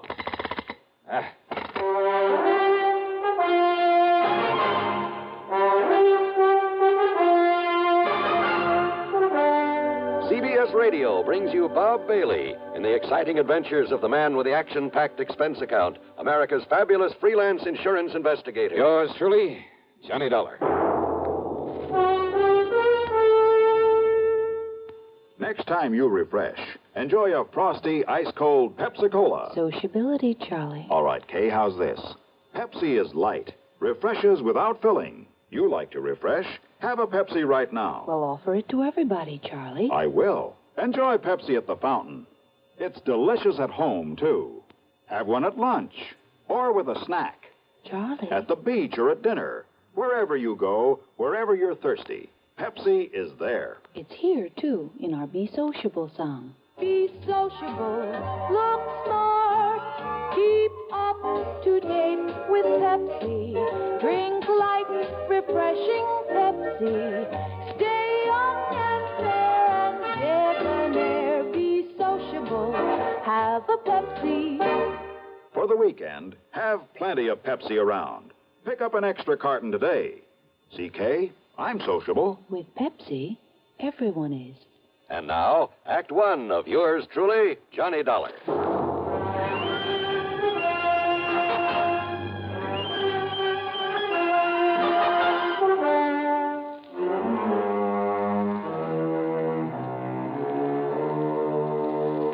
Expense account submitted by Special Investigator Johnny Dollar to the Providential Insurance Company, Home Office, Hartford, Connecticut. Following is an account of expenses incurred during my investigation of the Moonshine Matter.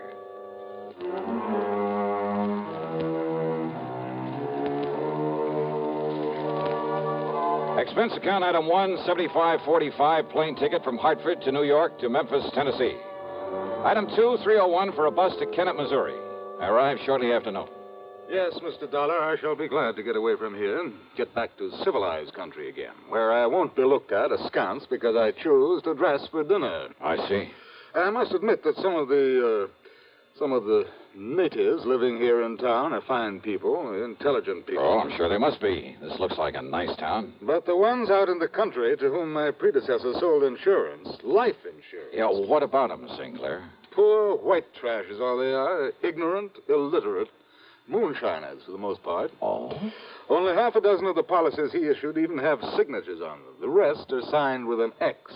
The people didn't even know what they were buying. Your predecessor must have been quite a salesman.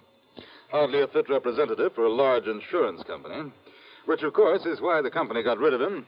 Yes, Mr. Dollar, I shall be glad to get away from this, but until the insurance payment can be made to Mrs. Euphor Crump. Well, any reason why you just can't call her in here and hand her a check? Call her? How? What do you mean? She lives in the swamp, Mr. Dollar. In the swamp? 20-mile swamp up north of here. It's terrible country. It's hardly fit habitation, even for the wildcats and coons and otter and the cottonmouths that infest it. A treacherous, swampy jungle. Ah, I see. A veritable nest of moonshiners, too. And if you think a gentleman would dare to simply walk in among those people... So I'm no gentleman, so you sent for me. And don't forget that Casper Crump died under, shall we say, questionable circumstances. Oh, now, what do you mean by that? The natives all say it was murder. What do the police say? The police have sense enough to leave these people alone. They stay away from them. Oh, great. But, Mr. Dollar, if you can somehow clear up this one remaining account, get this money in to Mrs. Euphor Crump, and I have it here in cash all ready for you. Stick my neck out to save yours, huh? To be honest about it, yes. Okay. Let's say I'll try. How do I get to this 20-mile swamp?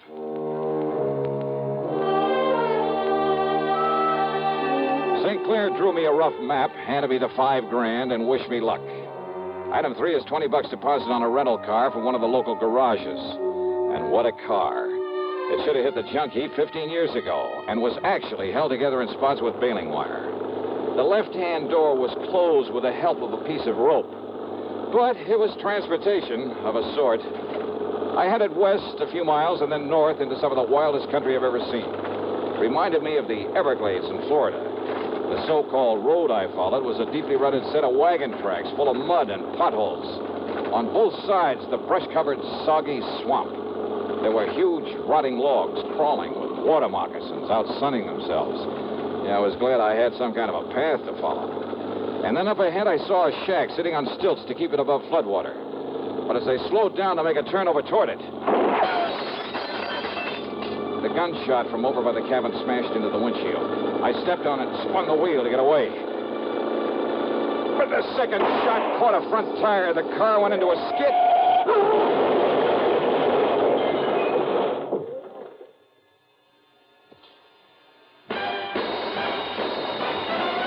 Are you smoking more now, but enjoying it less? Have a real cigarette, have a Camel. The best tobacco makes the very best smoke. Have a real cigarette, have a Camel. Are you looking for flavor and mildness? Have a real cigarette, have a Camel. The best tobacco makes the very best smoke. Have a real cigarette, a real cigarette, a real cigarette, have a Camel. If you're smoking more today, but enjoying it less, try Camels. The Camel blend of costly Turkish and domestic tobaccos has never been equal for rich flavor, easygoing mildness, real smoking satisfaction every time you light up. The best tobacco makes the best smoke. Have a real cigarette, a real cigarette, a real cigarette, have a Camel. And now, Act 2 of yours truly, Johnny Dollar and the Moonshine Matter.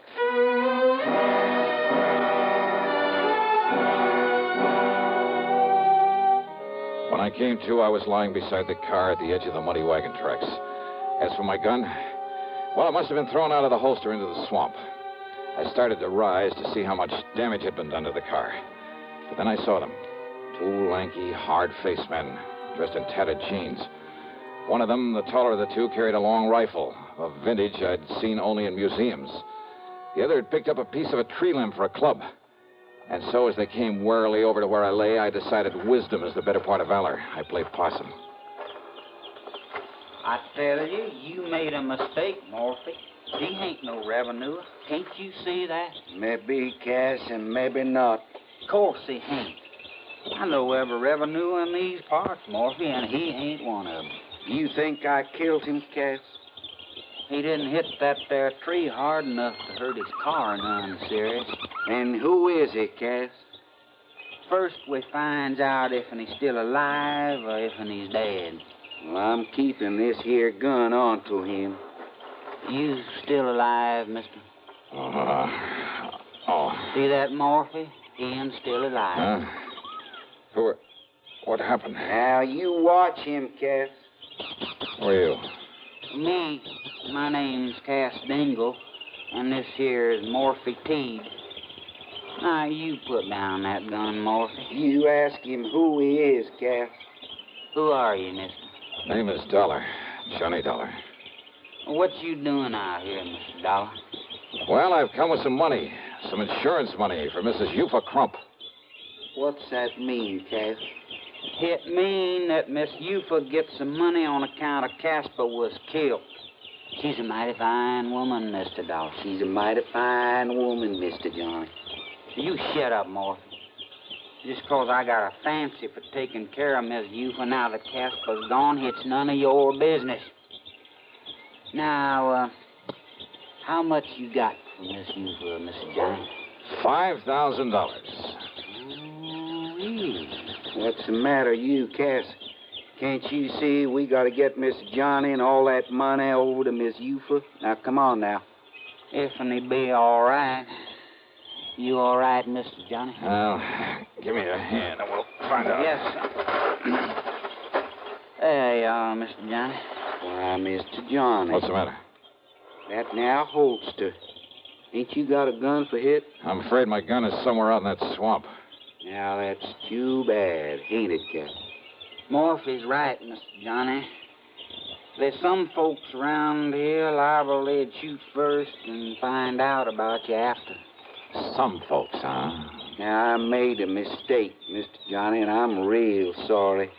But Cass, he meant somebody like Dade Whopper. Yeah, who's Dade Whopper? Why, he's the one that killed off Casper Crump. You sure of that? Yes, sir. Dade Whopper. But no matter who you are, you better look out for him, Mr. Johnny. Why do you say that? No matter who you are, he ain't gonna believe it. He's gonna think you come in here after him. Even if you tell him different? Even if the good Lord himself told him different. But now I got a jug in that cabin, Mr. Johnny. It'll fix you up real good. Then me and you can take the money to Miss Eufa. And you better come back here and find your gun in case Dade Whopper shows up. Oh, don't worry about it. As soon as I turn over that money to Eufa Crump, I'm on my way.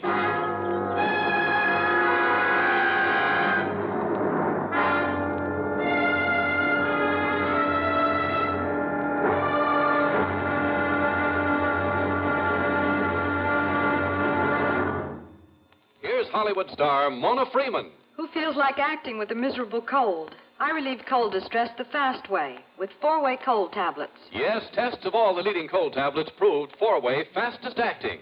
Amazing 4-way starts in minutes to relieve muscular pains and headache, reduce fever, calm upset stomach, also overcomes irregularity. When a cold strikes, do what I do. Take 4-way cold tablets. It's the fast way to relieve nasty cold distress and feel better quickly. 4-way, only 29 cents. And now, here's a word about another fine product of Grove Laboratories. To get rid of embarrassing dandruff in 3 minutes, change to Fitch Dandruff Remover Shampoo. 3 minutes with Fitch regularly is guaranteed to keep unsightly dandruff away forever. Apply Fitch before wetting hair. Rub in 1 minute. Add water, lather 1 minute. Then rinse 1 minute. Every trace of dandruff goes down the drain.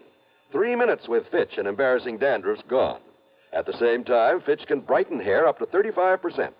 Get Fitch Dandruff Remover Shampoo today. And now, Act 3 of yours truly, Johnny Dollar.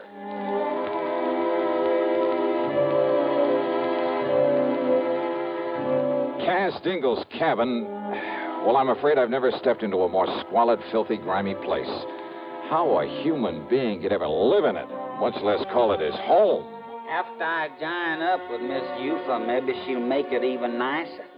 Maybe even hang up some of them lacy curtains. Anyhow, on the excuse I needed all the fresh air I could get, I sat on the doorsill. As for the jug of corn liquor that Cass dug up, brother. Right out of Casper Crump's big still. That's Miss Eufa's now. The best there is. The first gulp had me gasping for breath. I felt like I was on fire inside. So Cass strained the tadpoles out of some branch water for a chaser. After the second snort, I was ready to tackle anybody in the world single-handed. Even Dade Whopper. I told you that'd fix you up. And now, oughtn't we go see Miss Eufa? Yeah, sure, Cass. Why not? Only, where's Morphy? Oh, he took in his dugout and went on ahead to say the good news. Dugout? So me and you, we'll go in mine.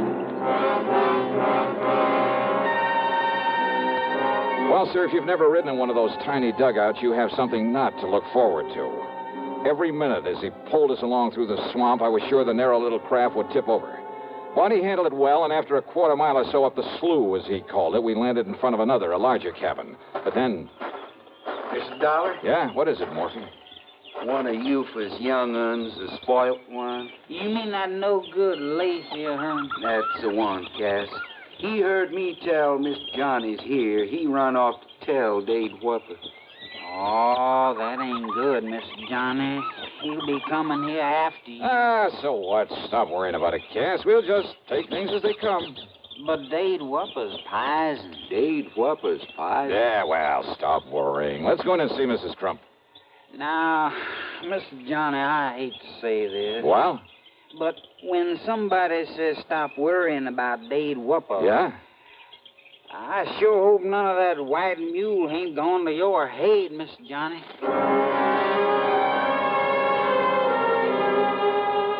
Mrs. Eufa Crump, much to my surprise, turned out to be a rather nice-looking girl of about 20, despite the fact she was the mother of 4 kids. Her cabin boasted 4 separate rooms, a couple of worn-out rugs on the floor, some lace curtains.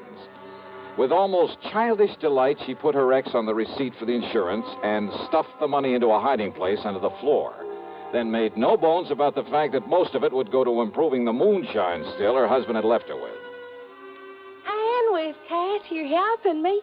It's going to be the best still in all these here now parts. Well, good for you, Mrs. Crump. And, Cass, I'm going to see that you get yourself a nice suit of clothes, a whole suit. Oh, now, you... And, Mr. Johnny, I thank you very much, sir. My pleasure, Eufa. Only now, you two better get on your way. If that brat of mine, that Lacey, has found Dade Whopper and told him... Dade Whopper. What, Morphy? Dade Whopper.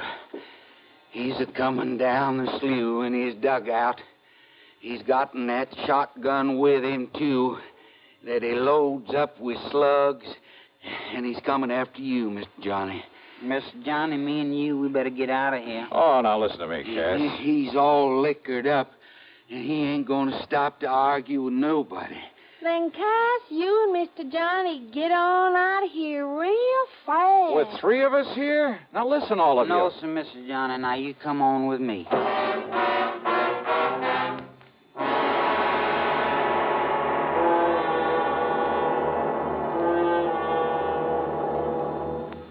Munch, munch, munch a bunch of Fritos, corn chips. It's not polite to smack your lips, but you can't help it with Fritos, corn chips. Munch, munch, munch a bunch of Fritos, corn chips.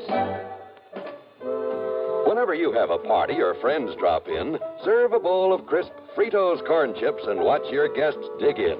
They're golden chips of corn just made to munch. Serve them plain or with your favorite dip. There's a special Fritos in a king-size style that's just right for dips. Munch, munch, munch a bunch of Fritos, corn chips. You'll find Fritos corn chips taste just right whenever the occasion calls for good munching. They have such good, crisp flavor, such good-for-you nourishment, there's contentment in every munch. Get Fritos today, Fritos, Fritos corn chips. Munch, munch, Munch a bunch of Fritos, corn chips. And now, Act 4 of yours truly, Johnny Dollar. Morphy was scared. My gun was somewhere out in the swamp. So again, it was a case of letting wisdom be the better part of valor. Especially after Morphy made it plain that even his rifle wouldn't mean a thing against Whopper when he'd had a jugful. Morphy promised to do all he could to keep Dade from following us.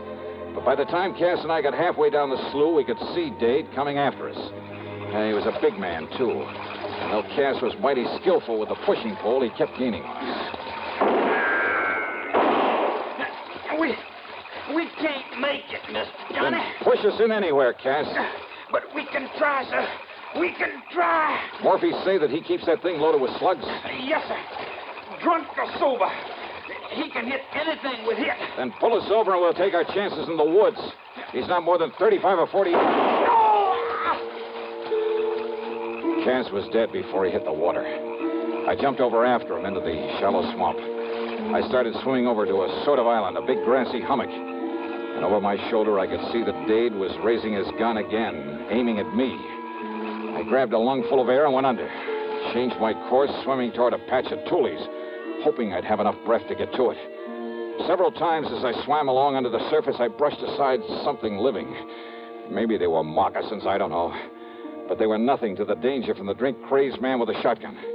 Finally, my lungs bursting, I reached the tules and came to the surface, emerging slowly and breathing as quietly as I could. Dollar! Dollar! I know you're out here. I know you come to get me, too, for killing Castle Crump. I held my breath. But you ain't gonna. But I'm gonna get you first. There ain't nobody get you away from me, you hear me? I can see the mud you stirred He when you could come track up me out by here. the mud I'd stirred up when I'd swum along on the water. He was ready with a shotgun to do the same thing to me he'd done to Cass, to kill me. And all I had were my two bare hands and my wits. I could hear him coming closer, closer. He was at the other side of the patch of tules now, his gun ready for me. I could see his hulking shadow now. I got you now, Dollar. I'm going to kill you now. Quietly, I slipped under the water again, and I swam hard for where I'd seen him. And then I found his legs, and with all the strength I had, I lifted him. No, you Dave! But he missed, and I struck him, and I struck him, and I struck him.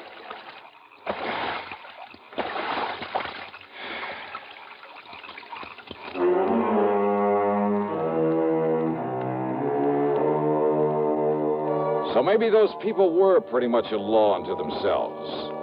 But Dade Whopper went back to Kennett. There he'll stand trial for 2 murders. And I'll just continue to poke along in this soft, cozy little job of mine. Yeah. Expense account total, including some new clothes and a trip back to Hartford, $340 even. Yours truly, Johnny Dollar.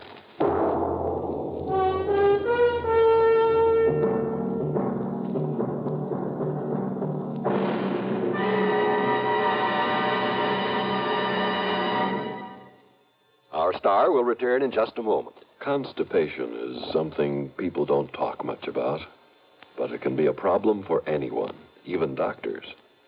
And when constipation occurs, it's interesting to see just what doctors consider important about a laxative they might use or recommend. Now, a majority of the doctors we heard from had this to say: a laxative should be effective, gentle, as close to natural acting as possible, and a medicine that can be used with complete confidence. Well, pleasant-tasting chocolated X-Lax is effective. Overnight, it helps you toward your normal regularity. X-Lax is gentle. Next morning, it gives you the closest thing to natural action. And that's why many doctors and millions of people use X-Lax with complete confidence. X-Lax, the laxative that helps you toward your normal regularity gently, overnight. Is X-Lax in your medicine cabinet? Now, here is our star to tell you about next week's program. Well, next week I go deep underground, into a copper mine, to meet a killer in the dark. Join us, won't you? Yours truly, Johnny Dollar.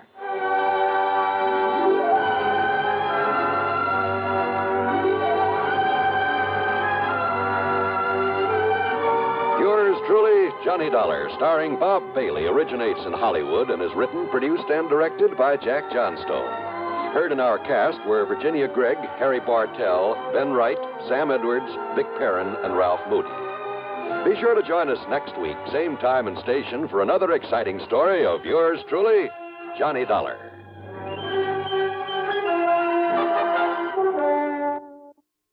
Here are the facts. 2 out of every 3 persons in New York State under 40 years of age have now received at least 1 dose of the Salk vaccine.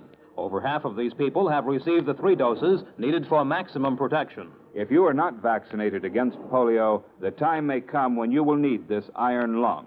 What will your children do then? Your New York State Health Department urges you to be vaccinated against polio now. This is important for people of all ages and especially important for those under 40, the age group where the incidence of polio is the greatest. Remember, Salk vaccine is safe and effective in preventing paralytic polio.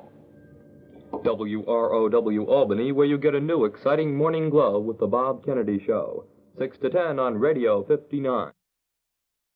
From Hollywood, it's time now for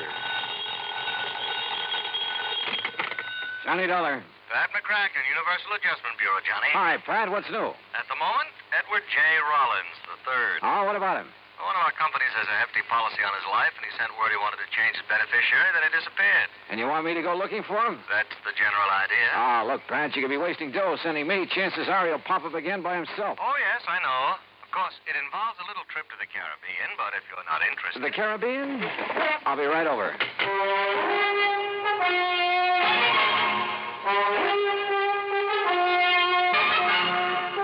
Bob Bailey in the exciting adventures of the man with the action-packed expense account, America's fabulous freelance insurance investigator. Yours truly, Johnny Dollar. And now, Act 1 of yours truly, Johnny Dollar.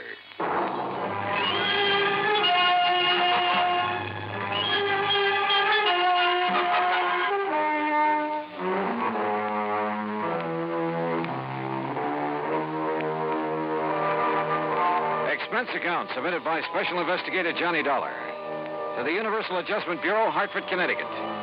Following is an account of expenses incurred during my investigation of the Time and Tide matter.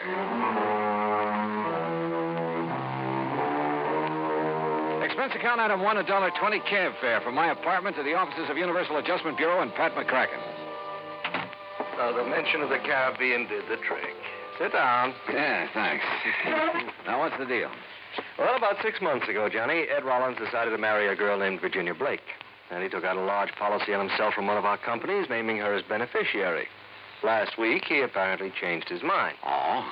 Called from Nassau, said he wanted to remove Virginia Blake as beneficiary, and he was supposed to come to Miami to sign the papers. We had an agent waiting there for him. But he didn't show. What was he doing in Nassau? He had his cabin cruiser down there with 3 of his friends.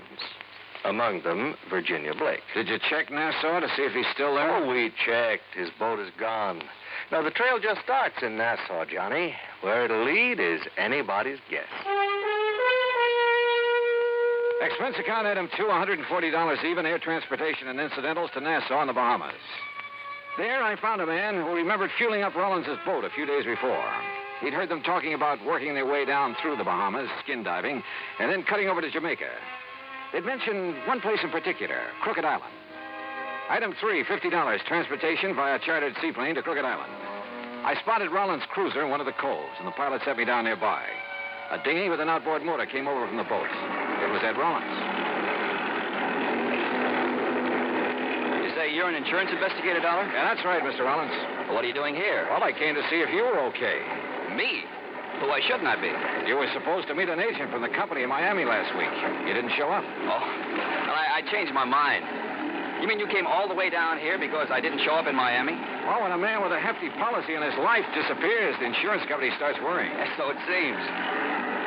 Hey, mind slowing down a bit? I'd like to talk to you before we get on board. Sure. Now, what's on your mind? As I understand it, you took out a policy about 6 months ago and named a Virginia Blake as beneficiary. Yes, that's right. We're going to be married. Then a week ago, you apparently changed your mind. Well, I decided to think it over some more. That's why I brought the boat down here. What's the trouble? Oh, it's just... Well, I might as well tell you. I began to suspect Virginia's been two-timing me. Oh? With whom? For that, I don't know. Have you asked her about it? No, not yet. Why not? Because I'm afraid she might tell me the truth. Maybe I don't really want to hear it. Ah, I see. Look, Mr. Dollar, we're going to do a little more skin diving here in the cove this afternoon and then shove off for Jamaica around dark. Why not come along? You can catch a plane back to the States from there. Okay. Who all's on board your boat? Let's see. Virginia, you know about. The nurse Bill Winslow. Winslow? Yes, kind of a beachcomber at heart. I bring him along mainly to handle the boat. He's real good at it. Anybody else? Oh, Tony Atherton. A worthless sort of guy, but rather amusing company once in a while. Besides, he introduced me to Virginia, so I owe him something for that. I guess. Well, look, you mind introducing me as just an old friend of yours? Yes, that's just what I had in mind. Oh, say, there they are waiting for us on deck.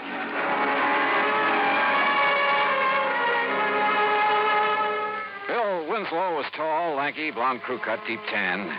The kind who looked at home on a boat.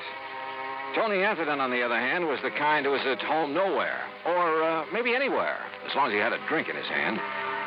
And Virginia, well, one look at her and you forgot where home was. Rollins and Bill Winslow strapped on aqualongs and went over the side to do some skin diving. Tony Atherton, Virginia, and I sat around on deck for a while.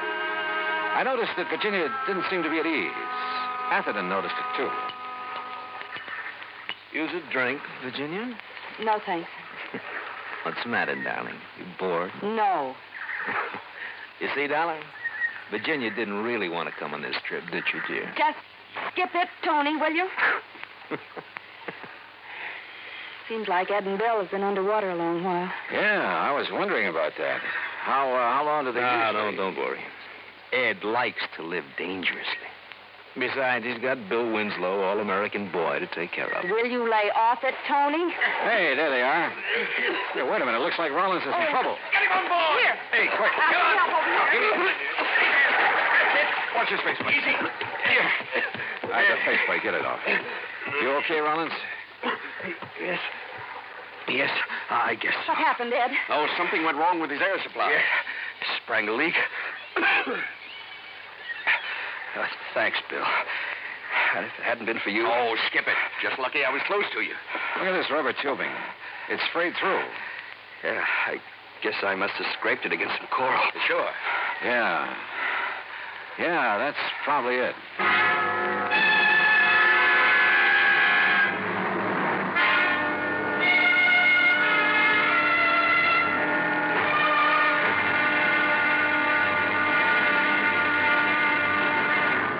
Act 2 of yours truly, Johnny Dollar, in a moment. And now for another episode in the life of Sergeant Donald Bellwether, my husband.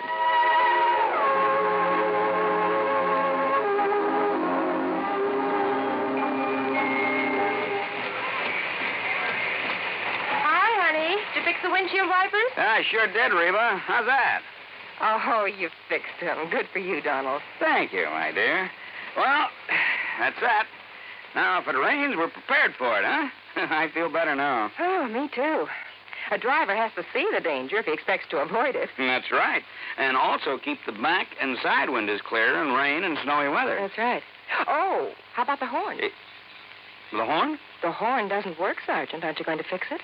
No, I don't think so. Frankly, Reba, I hate horns. Whenever there's a traffic jam, the first thing some guys do is blow their horn. Which does absolutely no good. Of course not. All it does is jar everyone's nerves. No, I don't think I'll fix the horn. Oh, but now wait a minute, Don. Look, supposing we're driving along and suddenly we see a youngster on his bicycle headed right out into the street. Sounding that horn will warn him and possibly avoid a tragic accident. Yes, that's true, but... Or supposing we're driving on the highway, and just as we're about to pass a car, that car decides to pull out into our lane and pass the car ahead of him. He obviously doesn't see us, and he won't hear us shout. But one little beep on that horn, and he'll automatically scoot back and avoid a collision. Reba, you've convinced me. Even though it can be a nuisance, the automobile horn is a necessity. Then you'll repair it? Immediately. Oh, that's my Donald. That's my doll.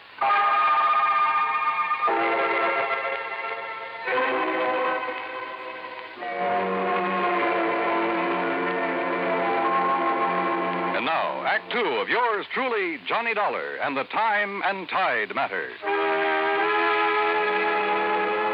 Ed Rollins seemed to regard his close shave underwater as an accident, so I decided to play it that way.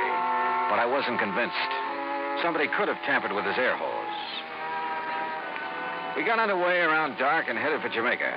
About 10, I went up on deck for a cigarette. It was a dark night, but from the stern I could see two figures up in the cockpit. One was Virginia. The other at the wheel, I figured, was Ed Rollins. There was a long kiss. Then they lit cigarettes. In the light from the match, I could see it wasn't Ed Rollins at all. It was Bill Winslow. Dollar? That you? Ed Rollins. I guess he'd just come topside. But I didn't know if he'd seen what I'd just seen. If he had, he gave no sign of it. Johnny. You know that stuff I was telling you about? Maybe cutting Virginia out as beneficiary? Yeah, what about it, Ed? I think you better forget it. I've decided to go ahead and marry her. Well, I don't think I could get along without her. Oh, I see.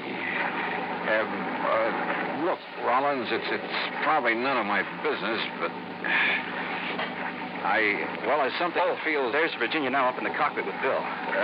Yeah, that's right. I thought she was below. Well, she must be doing some navigating. Yeah. Virginia?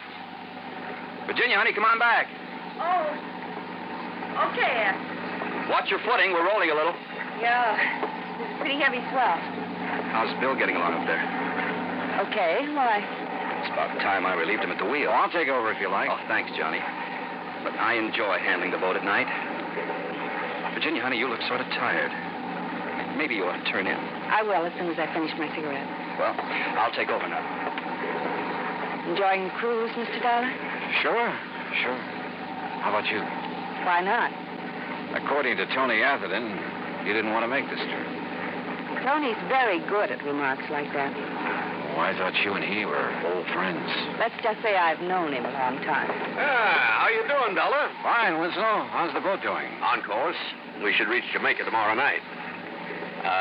Virginia. I think I'll go below now. I'll see you in the morning. Good night. Night, Virginia.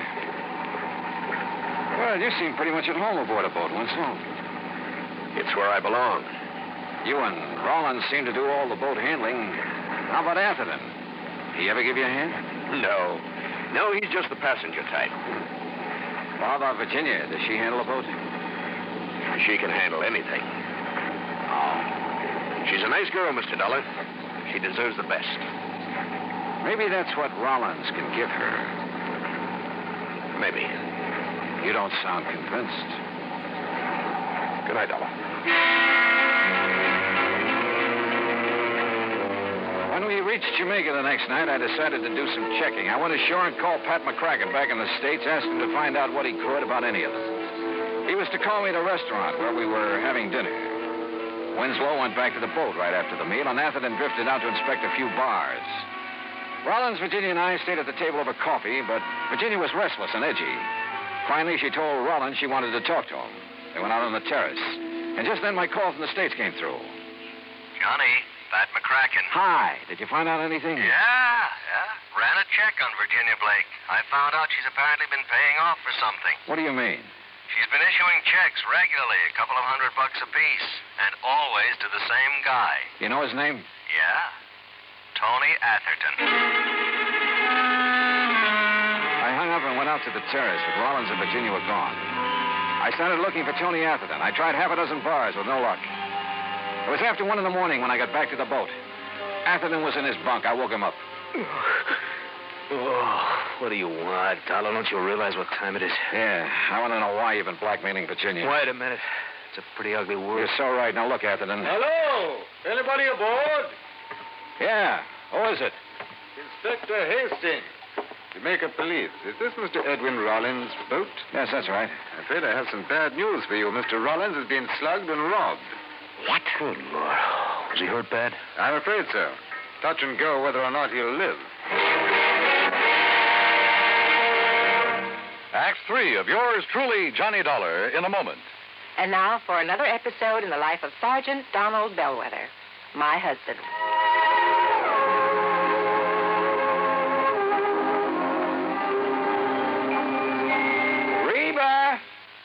Reba! What is it, Donald? Confounded Reba, I can't find the fountain pen. I've looked all through this desk. Here it is, dear. Here it is. You must have used it as a marker when you were reading this book.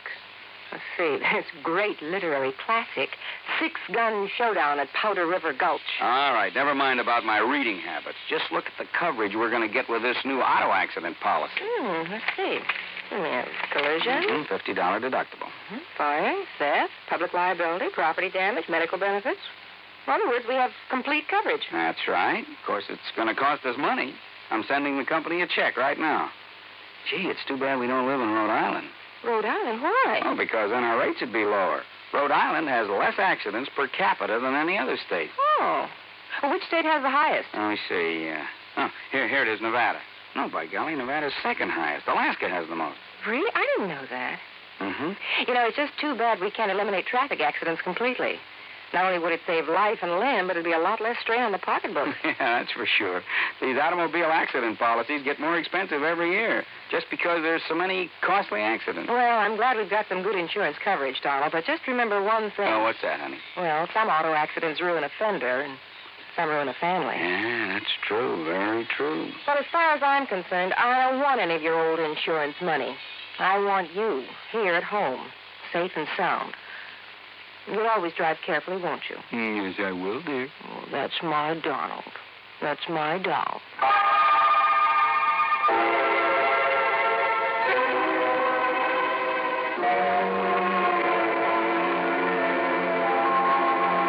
And now, Act 3 of yours truly, Johnny Dollar, and the Time and Tide Matter.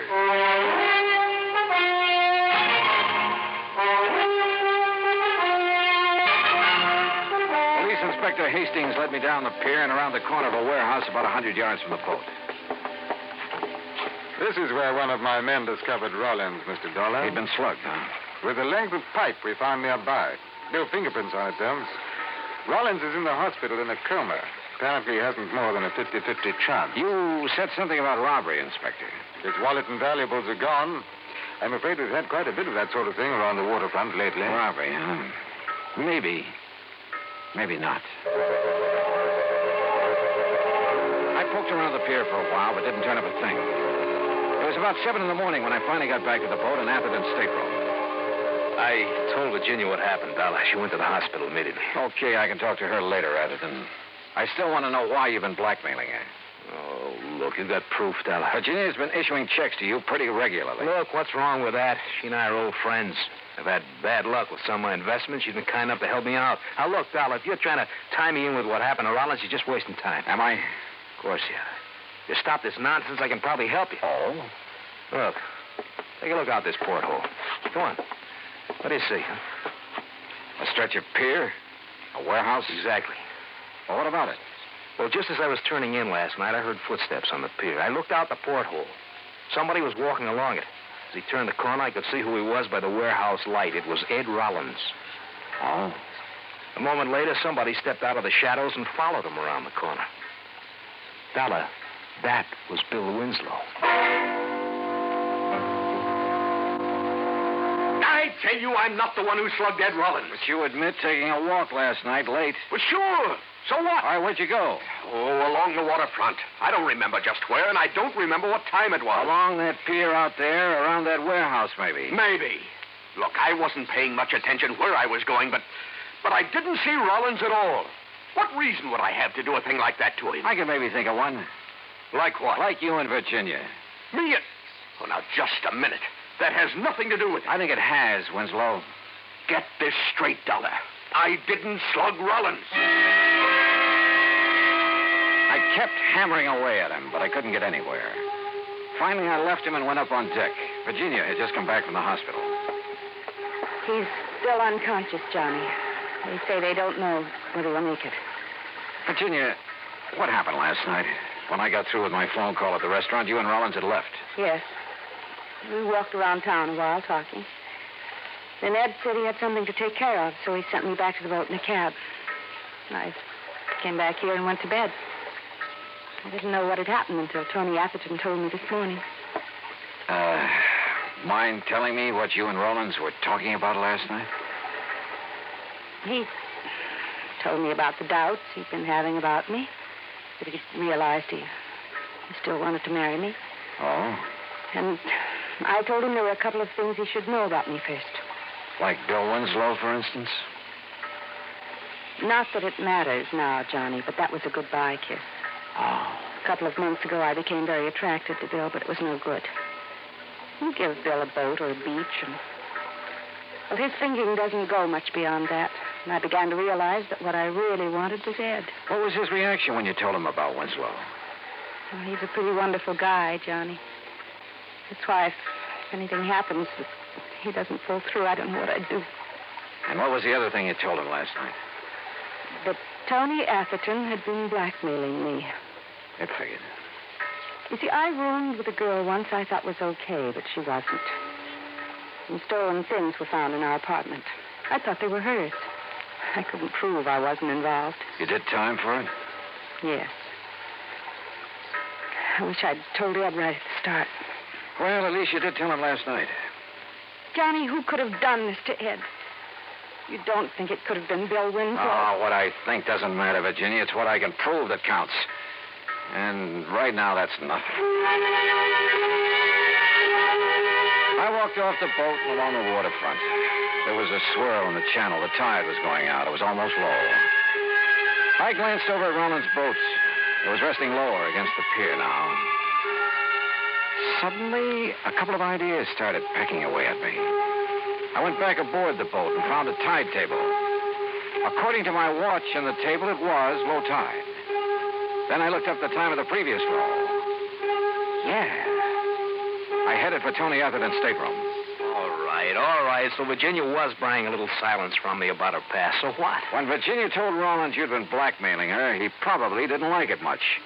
He told her he had some business to take care of. It could have been with you. Now, look. So he went out looking for you around the town. He found you. Now, wait a minute. What'd he do? Threatened to have you prosecuted? Was that it? So you followed him down to the waterfront, sneaked up behind him and slugged him. No. You figured you'd killed him. But even if you hadn't, you were safe because he couldn't have seen who slugged him. Look, Dolly, you're talking nonsense. Told you I saw Bill Winslow following Rollins. I saw it right through this porthole. And that's where you hung yourself. What? Take a look out that porthole. What do you see? Why, yeah. The pilings of the pier. It's low tide. Well, so what? And it was low tide at the time of the attack. You couldn't have seen over the top of the pier then. You were lying. Oh, now, look, I tell you, I won't try it. Get away from me!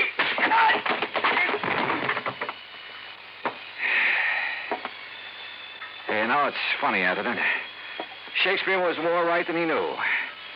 There is a tide in the affairs of men, which sometimes leads to fortune. In your case, brother, you missed.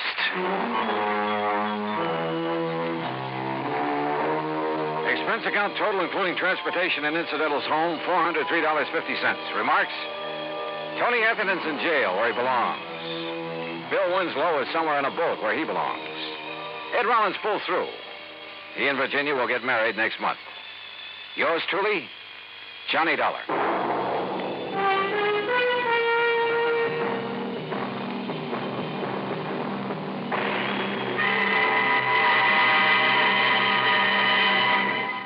Now, here's our star to tell you about next week's story. Next week, the plot revolves around Ong's hat. And if you want to know what that means, well, join us, won't you? Yours truly, Johnny Dollar.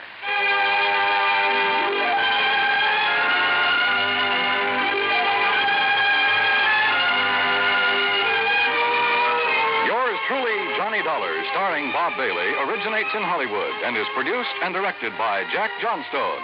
Today's story was written by Robert Wright. Heard in our cast were Virginia Gregg, Larry Dobkin, Herb Ellis, Tony Barrett, Frank Nelson, and Ben Wright.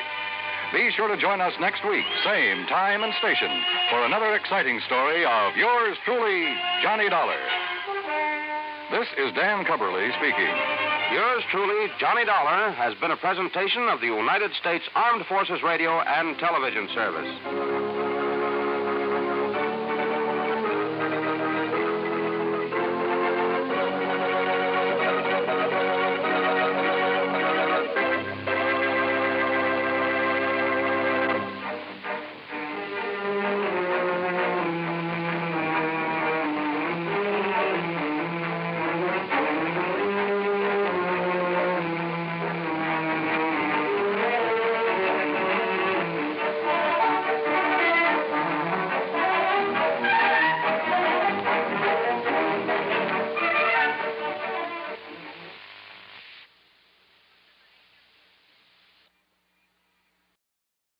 From Hollywood, it's time now for... Johnny Dollar. Batter up, Johnny. Who's that? McGraw. Oh, as if I didn't know. What's on your mind, Bert? Dollar Mason. Ever hear of her? Her uncle Sylvester Mason. Mason's steel and iron? That's the man. Dollar's his favorite niece. About 6 weeks ago, she disappeared. So? So, yesterday, a body washed up on Newport Beach not too far from her parents' home.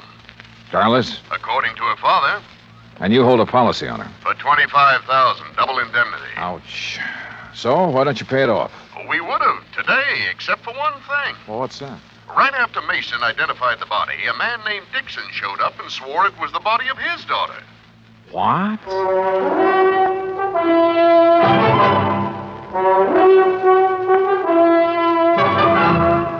Bob Bailey in the exciting adventures of the man with the action-packed expense account. America's fabulous freelance insurance investigator. Yours truly, Johnny Dollar.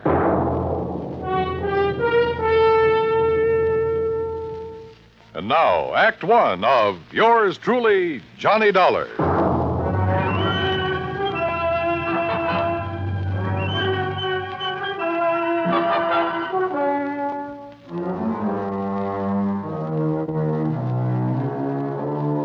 Expense account submitted by Special Investigator Johnny Dollar to the Providential Assurance Company, 393 Dewey Avenue, Hartford, Connecticut.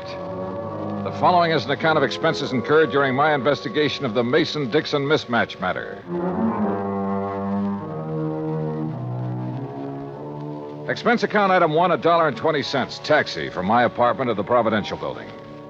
The walls of Bert McGraw's office are covered with pictures of sporting events, and as I entered, Bert was preparing to hang another one. Oh, Johnny. Well, come in, come in. You ever see this? Who is it? Who? Was me, that's who. The day I pitched for the Valdosta Lions. Struck out 10 of the Cherry Pointers that afternoon.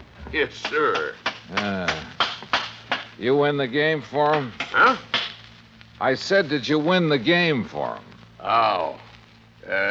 No. Cheating umpire. Hey. Well, Johnny boy, you ready to join our little team? I don't know. The body of a girl being found on a beach, Mason identifying it as his daughter, then somebody else showing up. Henry Dixon. Yeah, and saying the same thing. Can't the authorities identify her? Haven't been able to yet. Neither one of those girls had their fingerprints on record? Nope. Well, what about dental work? Nothing to go on there either. Oh, brother. It's not going to be an easy one, Johnny. How long had the body been in the ocean before it was washed up? Well, they figure about 6 weeks. You know what that means. Yeah. Hello? Oh, yes, sir. I see. Uh-huh. Well, if it isn't the Mason girl... Yes, sir. Yes, sir, that's right. Thanks for calling, Captain. That was Captain Miller of the Newport Police. They find out who she is? No. So if it is the Mason girl, we're going to have to pay out $50,000 on the double indemnity clause. You aren't surprised, are you? No, I didn't think she died from a natural cause. But I didn't think it'd be from a gunshot wound either. What kind of a gunshot wound? A 38, right through here. How old did you say the Mason girl was, Bert? Oh, around 20. Dixon girl, too. Both of them pretty, full of life. At least they were. When did the Mason girl disappear? Oh, about 6 weeks ago. And the Dixon girl? Well, she's been missing about 3 months. Well, one of them's still alive. I'll try to find her. Bert gave me all the information he had on both the Mason and the Dixon families. I took a cab back to my apartment. That's expense account item 2. Item 3, $18.10, transportation, Hartford to Newport, Rhode Island. After checking in at the Ogden Hotel, I called Darla Mason's father, rented a car, and drove out to the Mason home on the beach. I was about to ring the bell when the front door opened. Hi. Well, hi. You must be Johnny Dollar. That's right. Come on in. I'm Joan Mason. Darla's little sister. Uh-huh. This way, Mr. Dollar. Mother's waiting for you in the den. Your mother? I thought my appointment was with your... Oh, my father's indisposed. Besides, Mother's the brains of this family.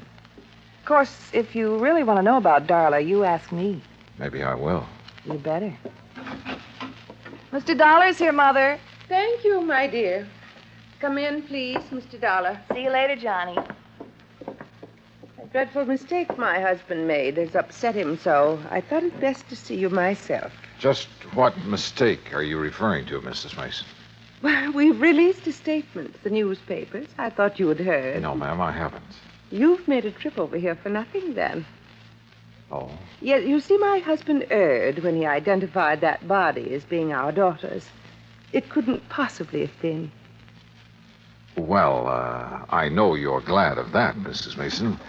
But what made Mr. Mason change his mind? I haven't changed it, Dollar. George, I thought you were going to stay in your room. Never mind. Dollar, any questions you want to ask, I'll try to answer. Why, George Mason, you've been drinking. Only enough to take the bad taste out of my mouth. And you know what put it there? Don't look so mixed up, Jenny. I tried going along with you, but I got too weak a stomach. So here I am. I don't know what you're talking about. No. Listen, Dollar. Soon as they found out that girl had been murdered, my wife here decided it couldn't have been Darla. It isn't Darla, and you know it. Only thing I know is that you got a set idea good, proper people don't die nowhere else but in bed. Because this girl died like she did, because she was shot, you tried convincing me she ain't our daughter. Well, I won't hold still for it. That girl's Darla, no matter what that crazy Coot Dixon says. Me, or what Mr. you Dollar? say. Yes, surely. You hear? You hear me, Jenny? Oh. Doggone woman. I get so mad at her. Oh, you want a drink, Dollar? No, thanks. A little early for me. Yeah, I guess I've had enough, too. Well, Dollar, no matter what way our girl died, she was a good girl. Never gave me a bit of trouble. Never lied, never ran around like some her age do. Oh, she was a real good girl. Mr. Mason, the police haven't been able to make a positive identification. I know that. Well, would you mind telling me why you're so certain that girl is your daughter? Oh, of course not. First thing, Darla had no reason to run off. She had everything I could give her. Charge accounts all over the place. Everything money could buy.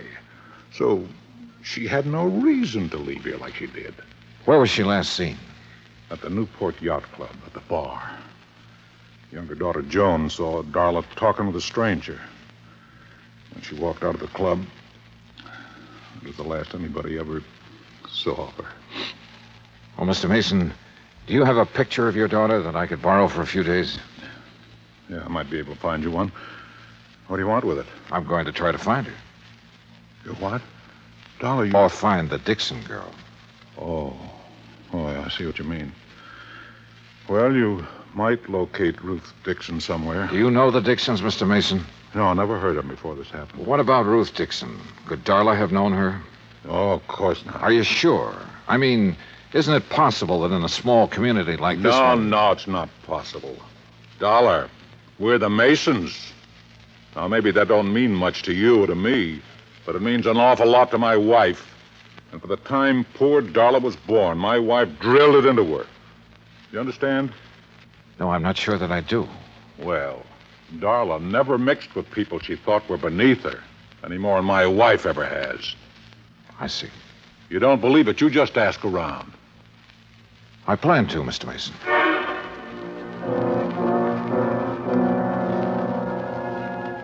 Mason found a small snapshot of his daughter. I took it and drove back to town. Expense account item 4, 10 cents, one phone call to Henry Dixon.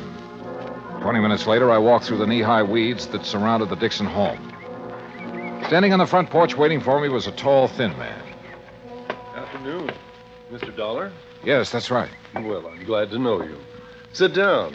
It's such a nice day, I thought we could talk out here on the porch. Fine with me. Dollar. Yeah? Look, this whole thing hasn't been easy on my wife. Now, I've spent all day convincing her that I was mistaken, that the girl found on the beach isn't our daughter. You really believe that? Oh, I do, and so does my wife.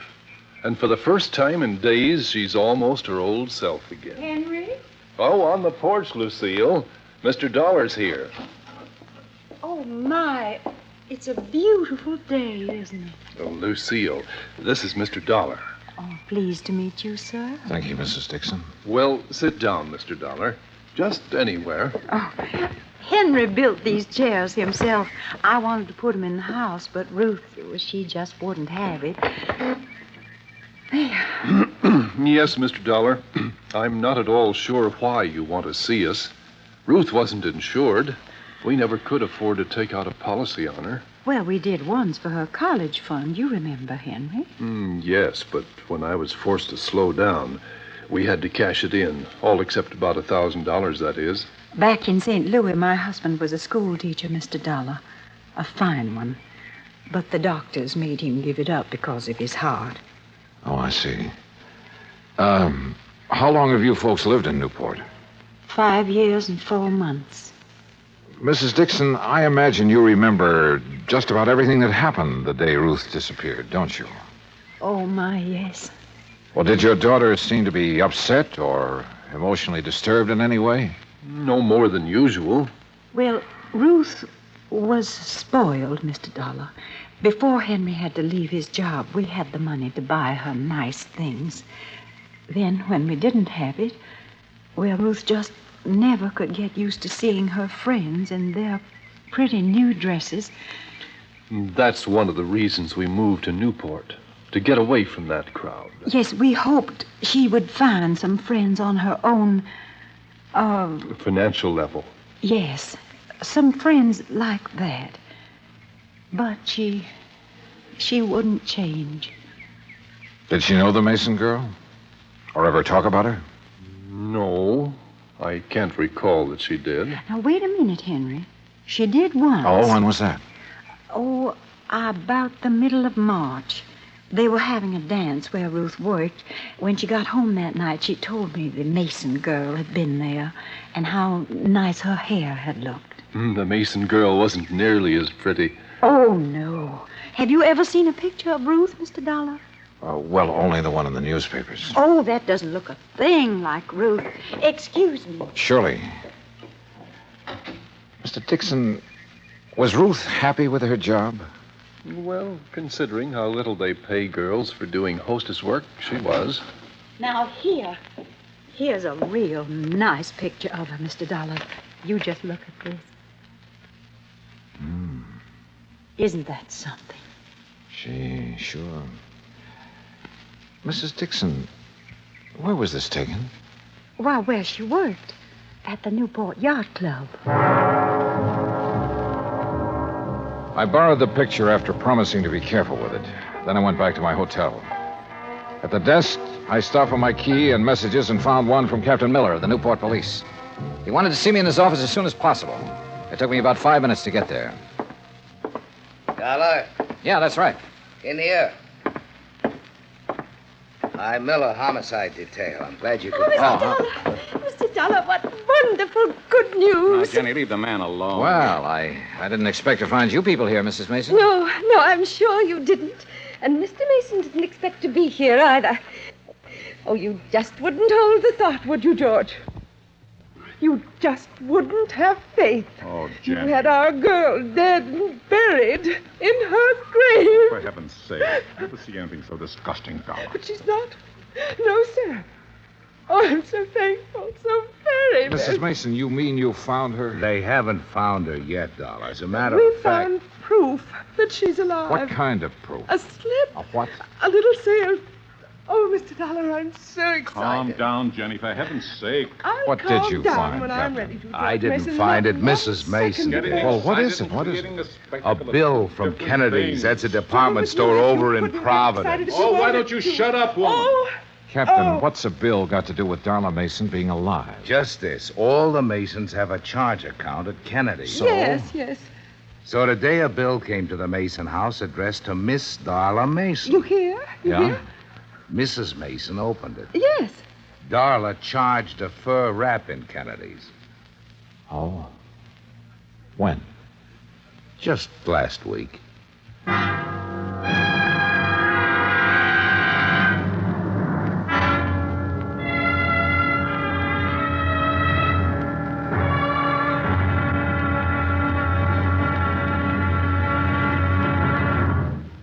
Act Two of yours truly, Johnny Dollar, in a moment.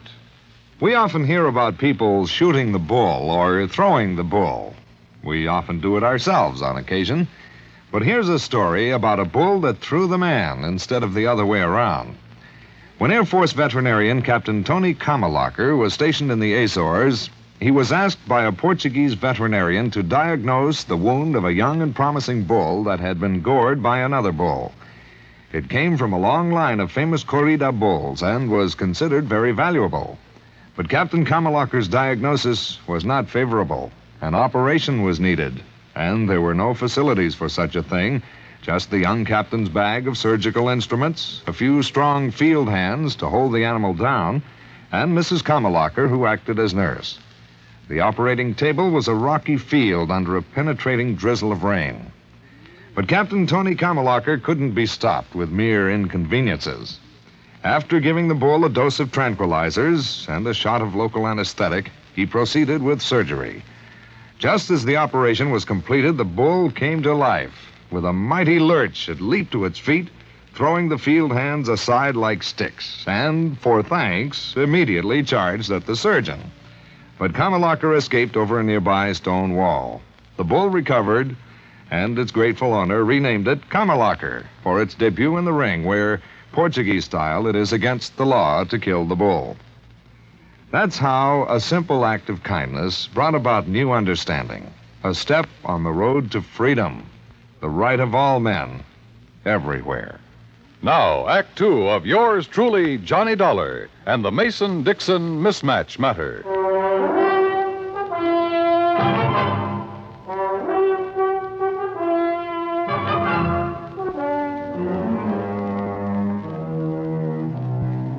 After telling me that the Mason girl had used one of her charge accounts just 5 days before the body was discovered on the beach, Captain Miller produced the original sales slip. Written across the bottom of it was the name Darla Mason.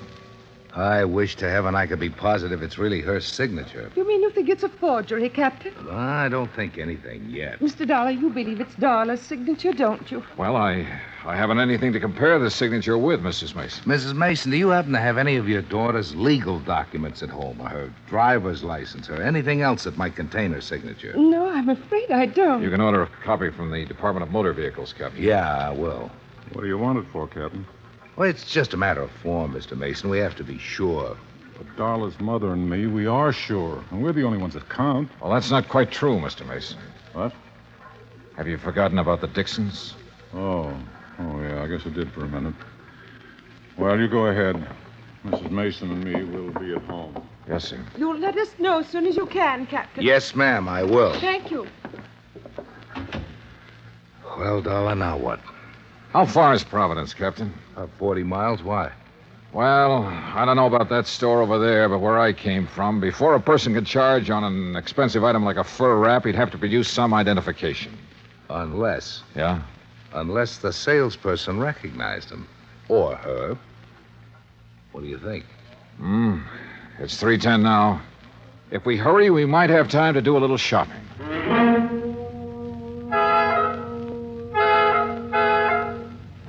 We made it in an hour and a half.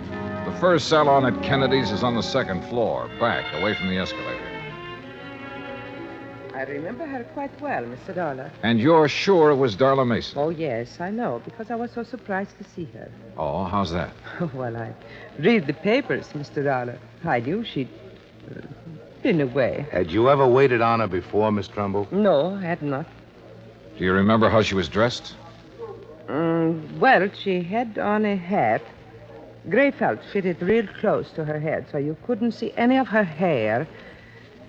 And, yes, a navy blue dress, raw silk, I believe, and real décolleté. What? Low cut, Captain. Oh.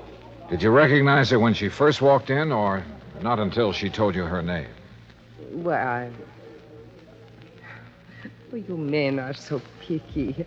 I don't remember everything. I'm sorry.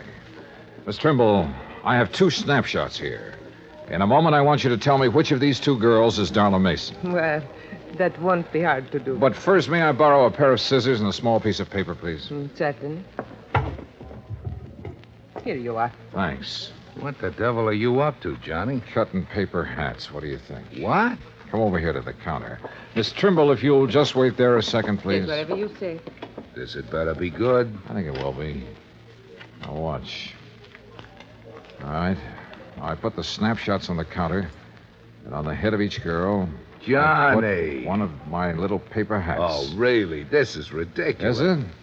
Take a look. But Well, I'll be... When did you spot this? Today, at the Dixon house. Miss Trimble, Yes, sir? would you come over now, please? Yes, certainly. All right. Look at the snapshots and tell me which of these ladies bought that fur from you last week. Why, you've covered up their hair. You said she wore a hat, didn't you? Yes, but...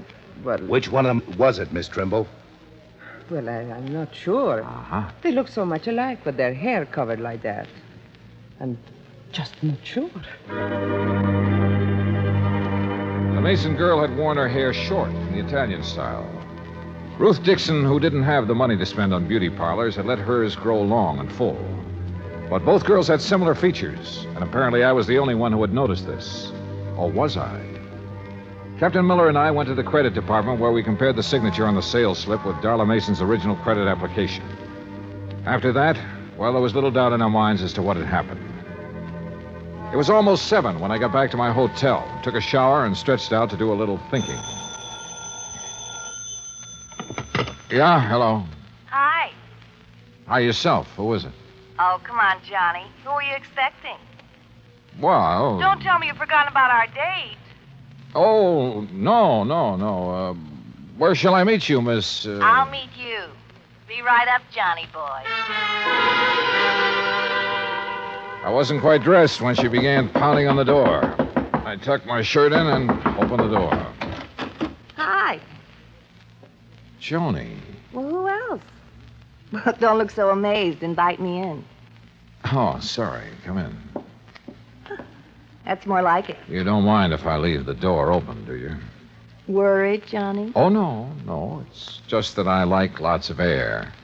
You're cute. So are you for a 17-year-old. 18. But I'm quite sure you are.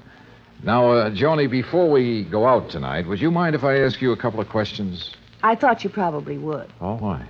Well, I'm sure everyone in Newport knows about Darla charging that for a rap. I see. What do you want to ask me, Johnny? It's about the day Darla disappeared. Yes, Well, you said she was in the bar with a stranger, right? that's right.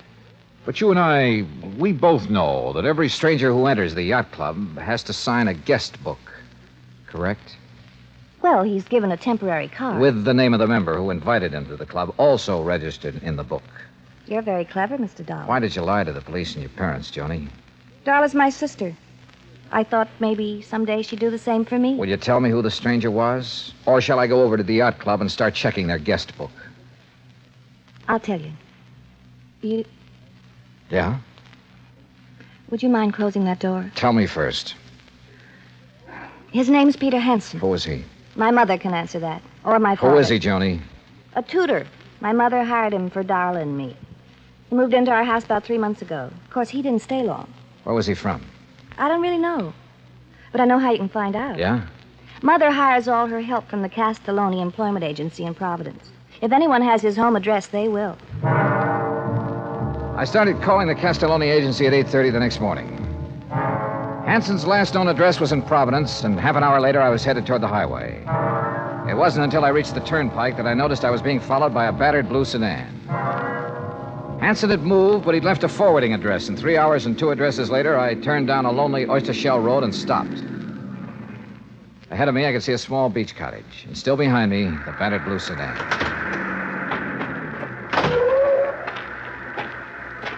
You make it real easy for a man to follow you, Mr. Dollar.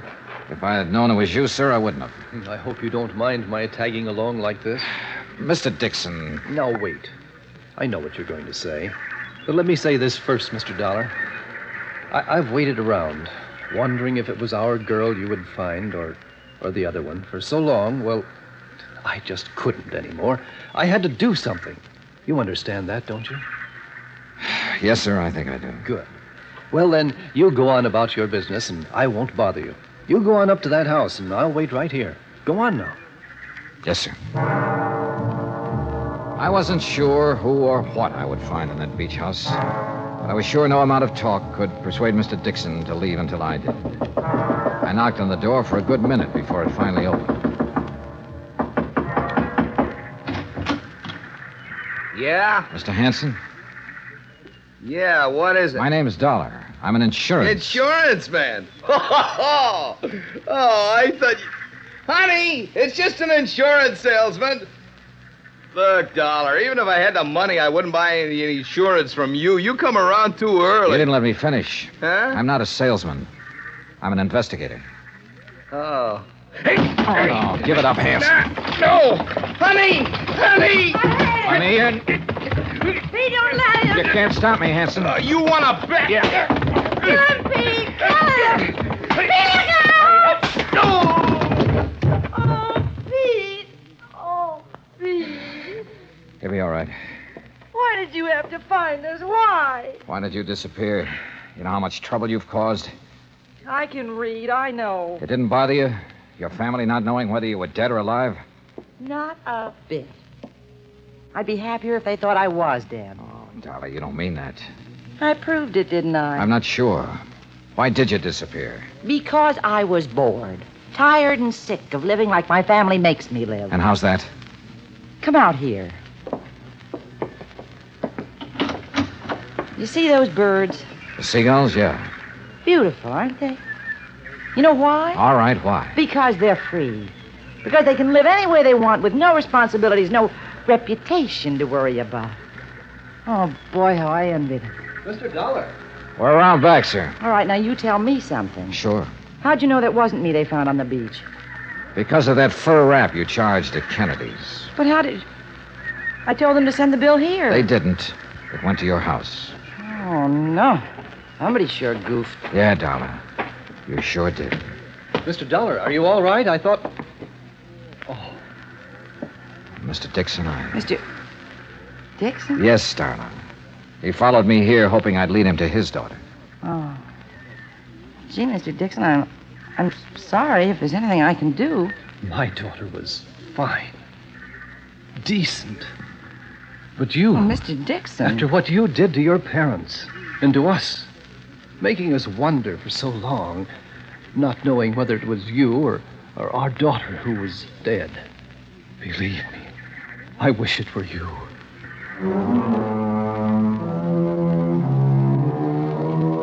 Like Bert McGraw told me a long time ago, somebody has to handle the rough ones. And for me, this was it.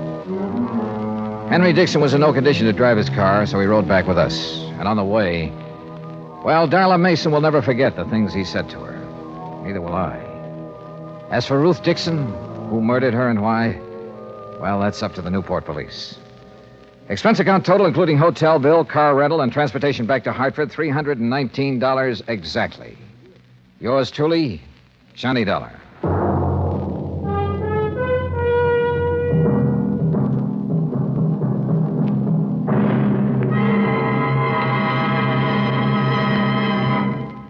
Now, here's our star to tell you about next week's story. Next week, well, I suddenly found out there was more to this case I just finished. More. The really tough part. Join us, won't you? Yours truly, Johnny Dollar.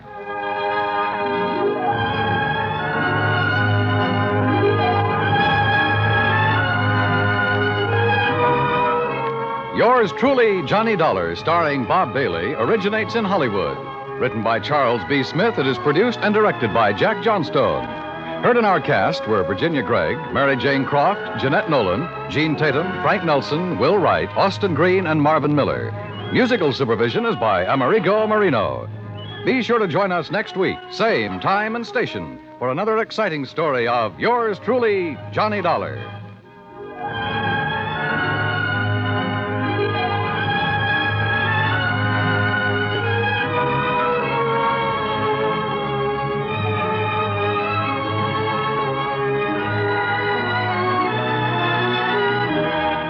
This is the United States Armed Forces Radio and Television Service. From Hollywood, it's time now for... Johnny Dollar. Pat McCracken, Johnny, Universal Adjustment Bureau. Hi, Pat. What's on your mind? $75,000. Yours or somebody else's? Johnny, ever hear of the Subala diamond? Sabala. Yeah, matter of fact, I have. It's a pink diamond, isn't it? That's right. One of the companies we represent wrote a $75,000 policy on it. The owner of the stone, a jeweler named Joseph Wentworth, was trying to sell it. So? So last night, the Sabella diamond was stolen. I'll be right over.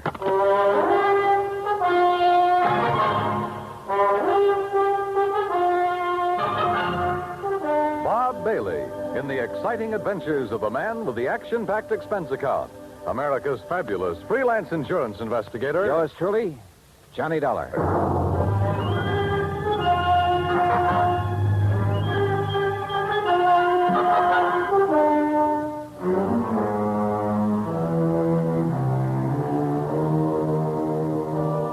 Expense account submitted by Special Investigator Johnny Dollar to the Universal Adjustment Bureau, Hartford, Connecticut.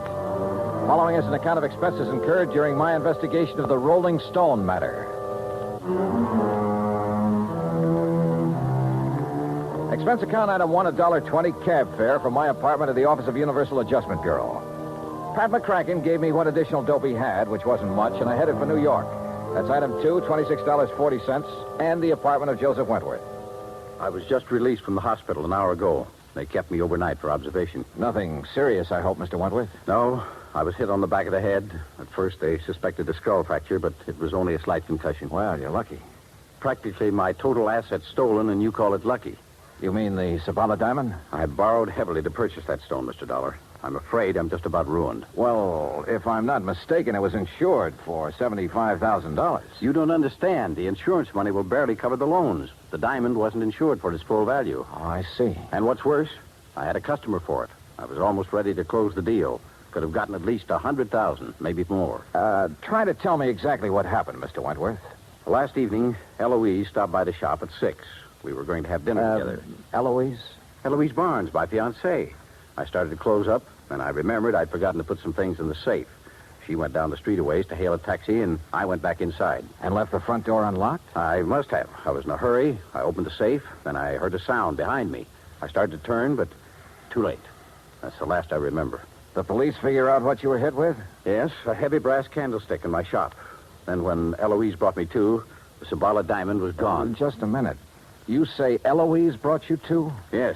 You see, when I didn't come right back outside, she started wondering what had happened. She came in and found me lying on the floor. Uh-huh. How long have you known Eloise, Mr. Wentworth? About a year. Why? Mind giving me her address? I think I'd like to talk to her. Expense account item 3, $1.80 cab fare to Eloise Barnes' apartment. Eloise looked, if anything, more expensive than the Sabala diamond. And I had the feeling that underneath that lovely surface, she was almost as hard. Her gray eyes never left my face as we talked, and I got the impression she had neatly weighed me, cataloged me, and put a price tag on me. Afraid I can't help you much, Johnny. Joe Wentworth apparently told you all there is to tell about it. You were out looking for a taxi at the time Wentworth got slugged. That's right. I feel sorry for Joe. That was a lot of diamond to lose. Must be quite a stone. If you go for those things. I don't know. I guess some people really have a thing about diamonds. But not you, huh? All right. Just happens there are a couple of things I prefer. Like what? Like money and mink. Huh? But now, according to your fiancé, you were... Just a minute. According to my what? Your fiancé, Wentworth. Well, Johnny, that may be his idea, but it's not mine. Well, you're not engaged. Joe's been very nice to me, and I like him. But we're just friends, so far as I'm concerned. Oh, yeah. I'm afraid I'm not the engaged type, Johnny. I've tried it once or twice, but it didn't work. Seems to interfere with my hobby. Your hobby? Yes. Having fun. What's your hobby, Johnny? Well, at the moment, trying to find the Sabala diamond. Then what? Well, I have been known to have fun now and then. Johnny. I hope you find the diamond real soon.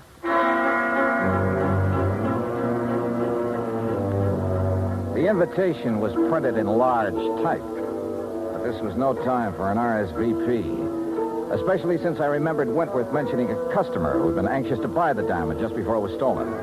I called Wentworth and got the man's name, Gerald Mantell, who had an apartment just off Fifth Avenue in the East 70s. Ah, yes, Mr. Dollar, the Sabala diamond. An exquisite stone. The pink radiance of it when it caught the light. Positively hypnotic.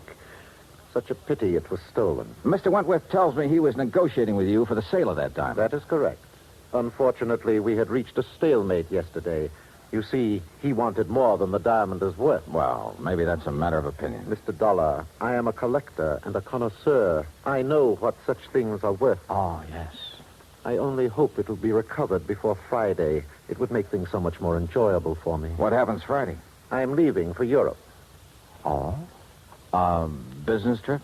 Not really. As a matter of fact, more of an impulse than anything else. Uh-huh. Anything wrong with that? Well, Mr. Mantell, that's a good question.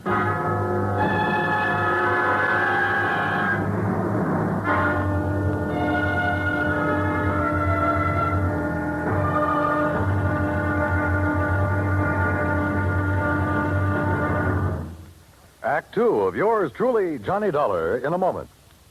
Our flag now numbers 50 stars. And behind each star there stands yet another flag representing one of the 50 states. Alabama's state flag is of St. Andrew, the symbol of the Confederacy and the national flag of Scotland. Alabama's state capital, Montgomery, served as the first capital of the Confederacy, and it was on the steps of its Capitol building that Jefferson Davis took the oath of office as President of the Confederated States of America. The Scottish cross is in the form of an X, or saltire, and is also found on the state flags of Georgia and Mississippi. Perhaps it is the independent, rugged spirit of the Scots that recommended its national symbol to the Confederacy as a symbol of its rebellion. Alabama's state flag, the flag of the 22nd state to enter the Union, was adopted on February 16, 1895. And now, Act two of yours truly, Johnny Dollar and the Rolling Stone Matter.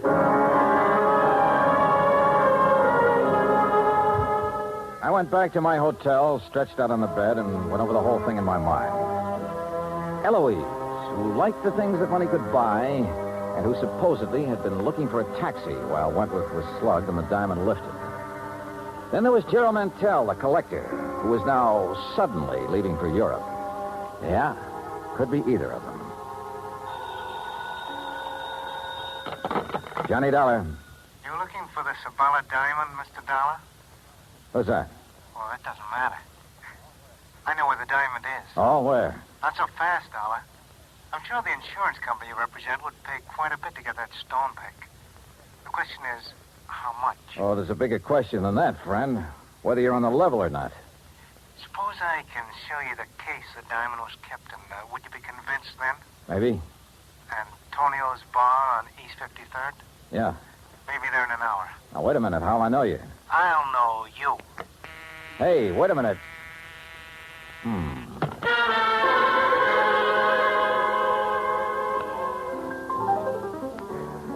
Item 4, $2 even drinks at Antonio's while I waited for my telephone buddy to contact me. A half hour went by, nothing happened. Then somebody came in and went to a corner booth. Not the person I'd been expecting, but just as interesting. So I went over. Hello, Eloise. Johnny, sit down. Oh, thanks. Expecting someone? All sorts of people. But this is a pleasant surprise. What brings you around here? Business, I thought. You know, Johnny, you've got a one-track mind. Always business. With that attitude, you miss a lot. I don't doubt it. Oh, here you are, Eloise. Oh, why, it's Mr. Dollar. Well, Mr. Mantell. Sit down, Gerald. I didn't know you two knew each other. Oh, yes, we've been friends for years. As a matter of fact, it was Eloise who told me about the Sabala diamond. Oh? You didn't tell me that, Eloise. You didn't ask me, Johnny. Oh, Gerald, the head waiter seems to be signaling to you. That's so I see. I'll be right back.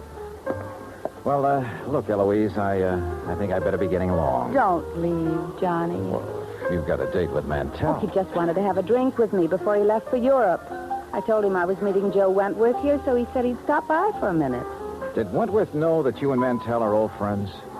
I saw no reason to tell him, Johnny. Joe's very tiresome about things like that. You mean he's jealous? When wonder what happened to Gerald. This trip he's taking to Europe, I gather he got the idea rather suddenly. Gerald's very impulsive that way. Yeah. Well, I'll be getting along, Eloise. Looks like the man I came here to meet isn't going to show. I can't imagine what's keeping Joe. I say we've both been stood up, Johnny. Maybe we should do something about it, Well, as I told you right now, the only thing I have on my mind is... I know. That diamond. A girl could get tired of waiting, Johnny.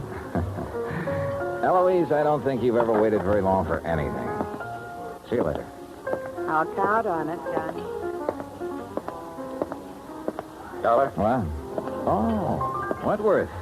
We were wondering what had happened to you. Mr. Dollar, I'm certain you're a very efficient investigator, but it seems to me that you've questioned Eloise all you need to. Oh? Or have your conversations with her now reached the unofficial stage? Oh, now look, if Wentworth. that is the case, and I suspect it is, I'd better remind you that Eloise... Maybe I'd better remind you of a couple of things, Wentworth. In the first place, you... Mr. Johnny Dollar? Yeah, over here, waiter. Dollar? Oh.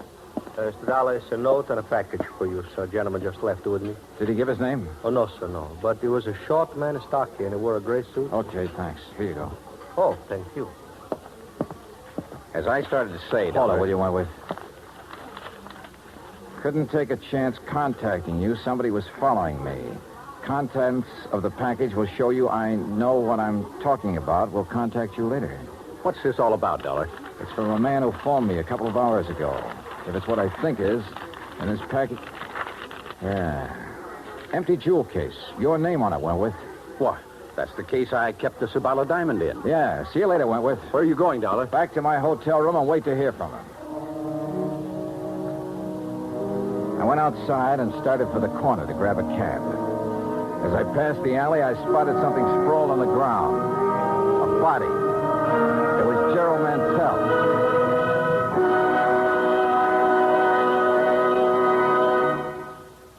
Act 3 of yours truly, Johnny Dollar, in a moment. The way a man conducts himself at ease or under stress shows what he's made of. It shows his character under the strongest light. This is particularly true when a man becomes a prisoner of war. One of the points of the Code of Conduct of the American fighting man says, "If I become a prisoner of war, I will keep faith with my fellow prisoners. I will give no information nor take part in any action which might be harmful to my comrades. If I am senior, I will take command. If not, I will obey the lawful orders of those appointed over me and will back them up in every way." The very essence of the ideals set forth in those words were displayed by Commander, later Rear Admiral, Richard Antrim in April 1942, while a prisoner of war in Macassar, Dutch East Indies, during World War II. Acting instantly on behalf of a naval officer who was subjected to heavy punishment, Commander Antrim boldly tried to quiet the guard and to persuade him to discuss the charges against the officer. The guard refused. Tension increased. The entire enemy prison force was faced by 2,700 Allied prisoners. An order was given to continue the punishment. Suddenly, Commander Antrim, at the risk of his own life, stepped forward and volunteered to take the remainder of the punishment. This sudden move got a roar of acclaim from the inspired Allied troops and so amazed the enemy that both men were spared any further indignities or punishment. Commander Antrim's heroic and unselfish conduct brought about better conditions for the prisoners and earned new respect for American officers and men. Commander Richard Antrim upheld the highest ideals of an officer and earned for himself the Medal of Honor.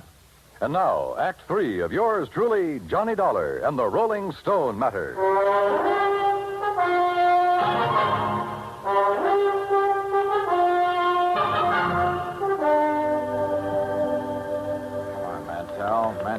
Mantell, come out of it. Come on. My head. Here. I'll help you.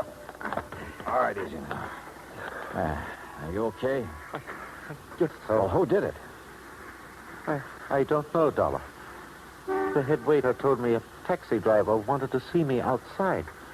I came out, but there was no cab in sight. I thought he might be at the corner, so I started walking. Past the alley here? Yes. Mr. Dollar, why would anyone want to beat me up? I can think of one possibility, Mantell. Yes? You wanted the Sabala diamond pretty badly, but Wentworth wouldn't sell at your price. Are you suggesting... I'm suggesting you lifted the diamond and somebody was trying to get it back from you just now. But I don't have the diamond. I never did. Maybe you know where it is. No, I swear I don't. As for getting beaten up just now, I'm every bit as much in the dark as you are.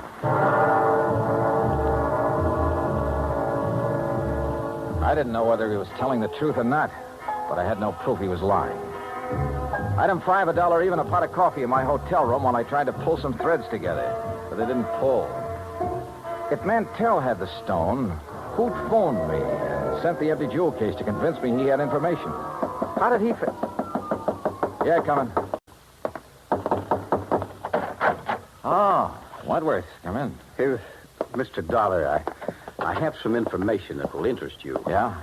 Yes, first, though, I owe you an apology for, well, flying off the handle when I saw you with Eloise at Antonio's. Okay, so you're touchy about Eloise. Now, what's the information? Well, just a few minutes ago, a man telephoned me at my apartment. Huh? Yes, I think he was the same one who phoned you and sent the empty jewel case. Well, what'd he say? That he knew where the diamond was, and for a price would furnish the information. Ah. Now, I wonder why he suddenly switched negotiations from me to you. Well, perhaps he thought it too dangerous to continue with you. Yeah, maybe. Speaking of danger, I wish I could locate this character before something happens to him. That's the point, Mr. Dollar. I think I know where he is. How? Well, he must have placed his call to me through a switchboard, because I heard an operator in the background saying, Hotel Maysfield. Hotel Maysfield, huh? Thanks for the lead, Wentworth. I'll check with you later. I headed for the Maysfield and described the man I was looking for to the desk clerk. The clerk said his name was Krause, that he'd checked out that morning. This I didn't get because he'd called Wentworth from the hotel shortly before. I had the clerk let me into Krause's room, hoping I could find some lead on where he'd gone. I did. A scratch pad with the imprint of a pencil still visible. A phone number and a name, Cathcart Hotel. I headed there fast and was referred to room 413.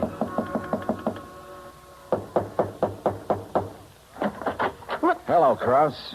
There must be a mistake. My name is Collins. Don't give me that. Your name's Krause, and you're the guy who phoned me and said he had information about that diamond. Oh, no. That's wrong. Oh, come on. Let's quit playing games.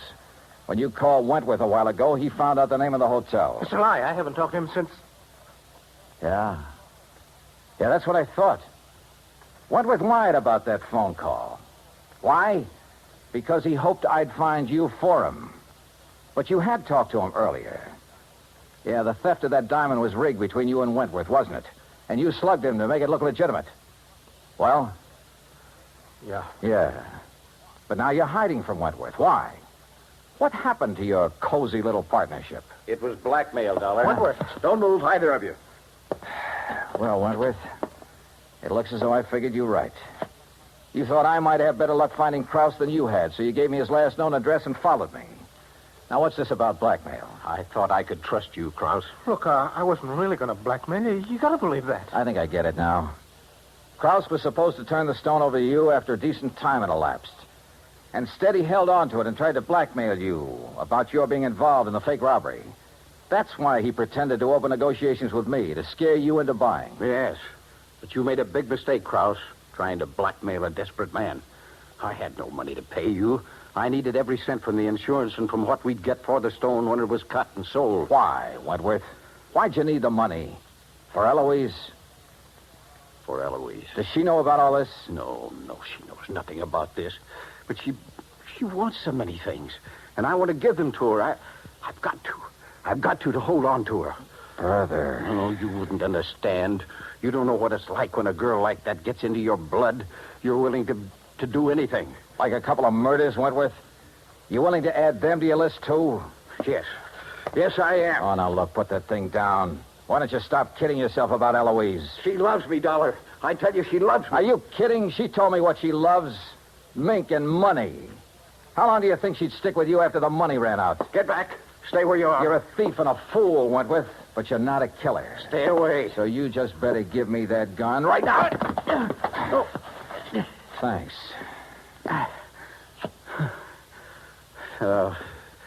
You're right about Eloise. I guess I always knew it, but I just couldn't face it. You just did. And you were right about me, Dollar. I'm no killer. You want to know something, Wentworth? I wasn't sure about that at all.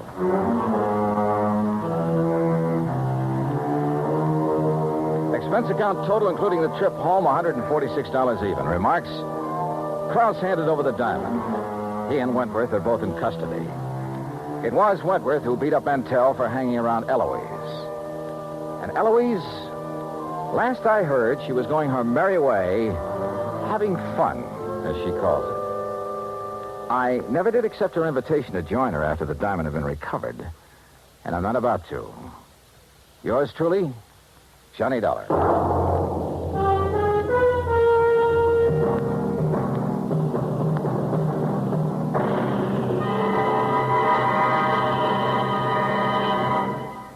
Our star will return in just a moment. Our flag now numbers 50 stars, and behind each star there stands yet another flag representing one of the 50 states. The origin of Hawaii's state flag has been the subject of much debate. It is now believed that it was the work of foreign advisors to King Kamehameha. Legend also has it that it was designed at the request of King Kamehameha by George Beckley, an English sea captain. The flag consists of 8 horizontal and alternating stripes of white, red, and blue, representing the 8 major islands in the chain. Also represented is the British Union Jack, a reminder of Captain Vancouver, who on his voyage around the world in 1794 gave King Kamehameha a British flag and the promise of British protection. The Union Jack is also a reminder of Captain James Cook, who discovered the Hawaiian Islands in 1778. Hawaii's state flag, the flag of the 50th state to enter the Union, was adopted in 1845. Now, here is our star to tell you about next week's story. Next week, well, the title of the yarn is The Ghost-to-Ghost Matter, and the story lives up to it. So join us, won't you? Yours truly, Johnny Dollar.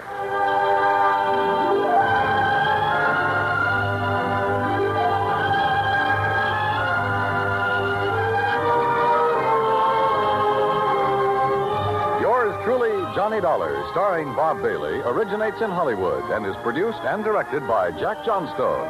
Today's story was written by Robert Stanley. Heard in our cast were Virginia Gregg, Larry Dobkin, Forrest Lewis, Edgar Barrier, and Don Diamond. Be sure to join us next week, same time and station, for another exciting story of yours truly, Johnny Dollar. This is Dan Cubberly speaking.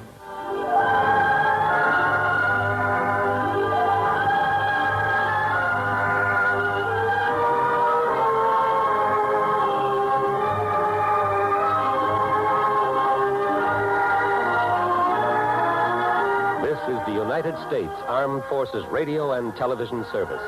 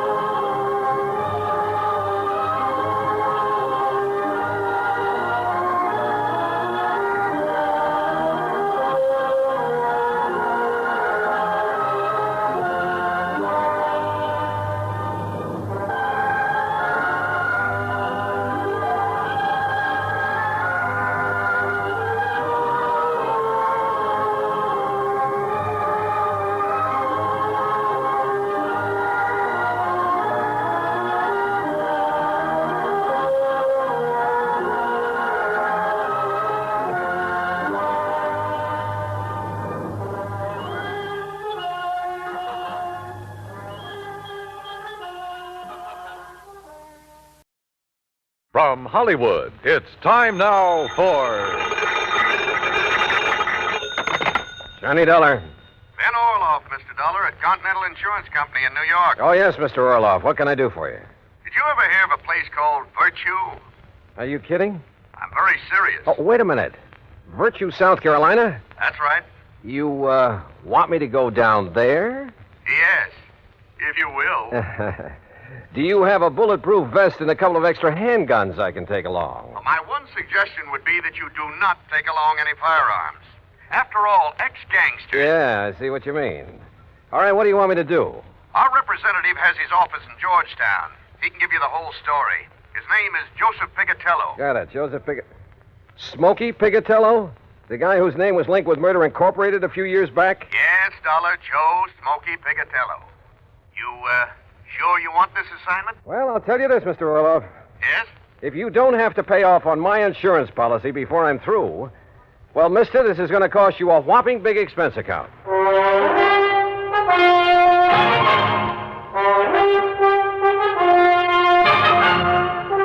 Bob Bailey in the exciting adventures of the man with the action-packed expense account. America's fabulous freelance insurance investigator. Yours truly, Johnny Dollar.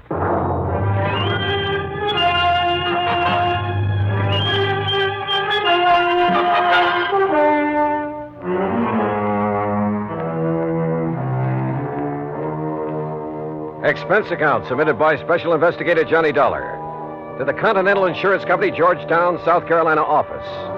Following is an account of expenses incurred during my investigation of the Village of Virtue matter.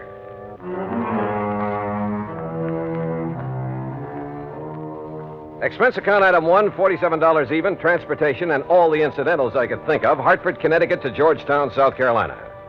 Item 2, $1 for a cab to Continental's office on Screven Street. Hi, Dollar. I'm Joe Pigatello. Glad to see you. Sit down. Thanks. Now, look, Joe, before we go into this matter, there's something I'd like to know. Sure, pal. Ask it. Just what are you doing in the insurance business? Look, you remember back in New York just before Tom Dewey took over as DA? The great holy racket buster? Yeah, and I'm sure you do. Okay. Well, I was just a young punk then, but I was a bright one. Ambitious, you know. Finished up my high school, started taking law. You studied law? Why not? I could have cleaned up. You know, mouthpiece for some of the mob, some of the boys I knocked around with. But then Dewey came along, broke up the racket, so I gave it up. To do what, Joe? Oh, you know, this and that. Chicago for a while with some of the boys Al Capone left behind.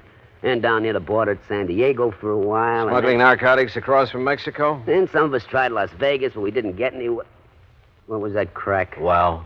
Listen, I'm clean. You make a crack like that, you can prove it, okay. If you can't, don't say it. You were telling me how you got into the insurance business. All right. Where I'm taking you on this case, don't talk like that. The gents I deal with don't like it. And don't forget, whatever you think about them, you could also be wrong. Okay, Joe. Two kinds of wrong, Dollar. Just plain wrong and dead wrong. You see what I mean? All right, as I was saying, how I got in this insurance racket. As you were saying. Well, some of the boys from New York and Chicago and around did pretty good. Instead of blowing all their dough on booze and dames and big times, they were smart. They leased an old plantation up in the valley north of here on the PD River.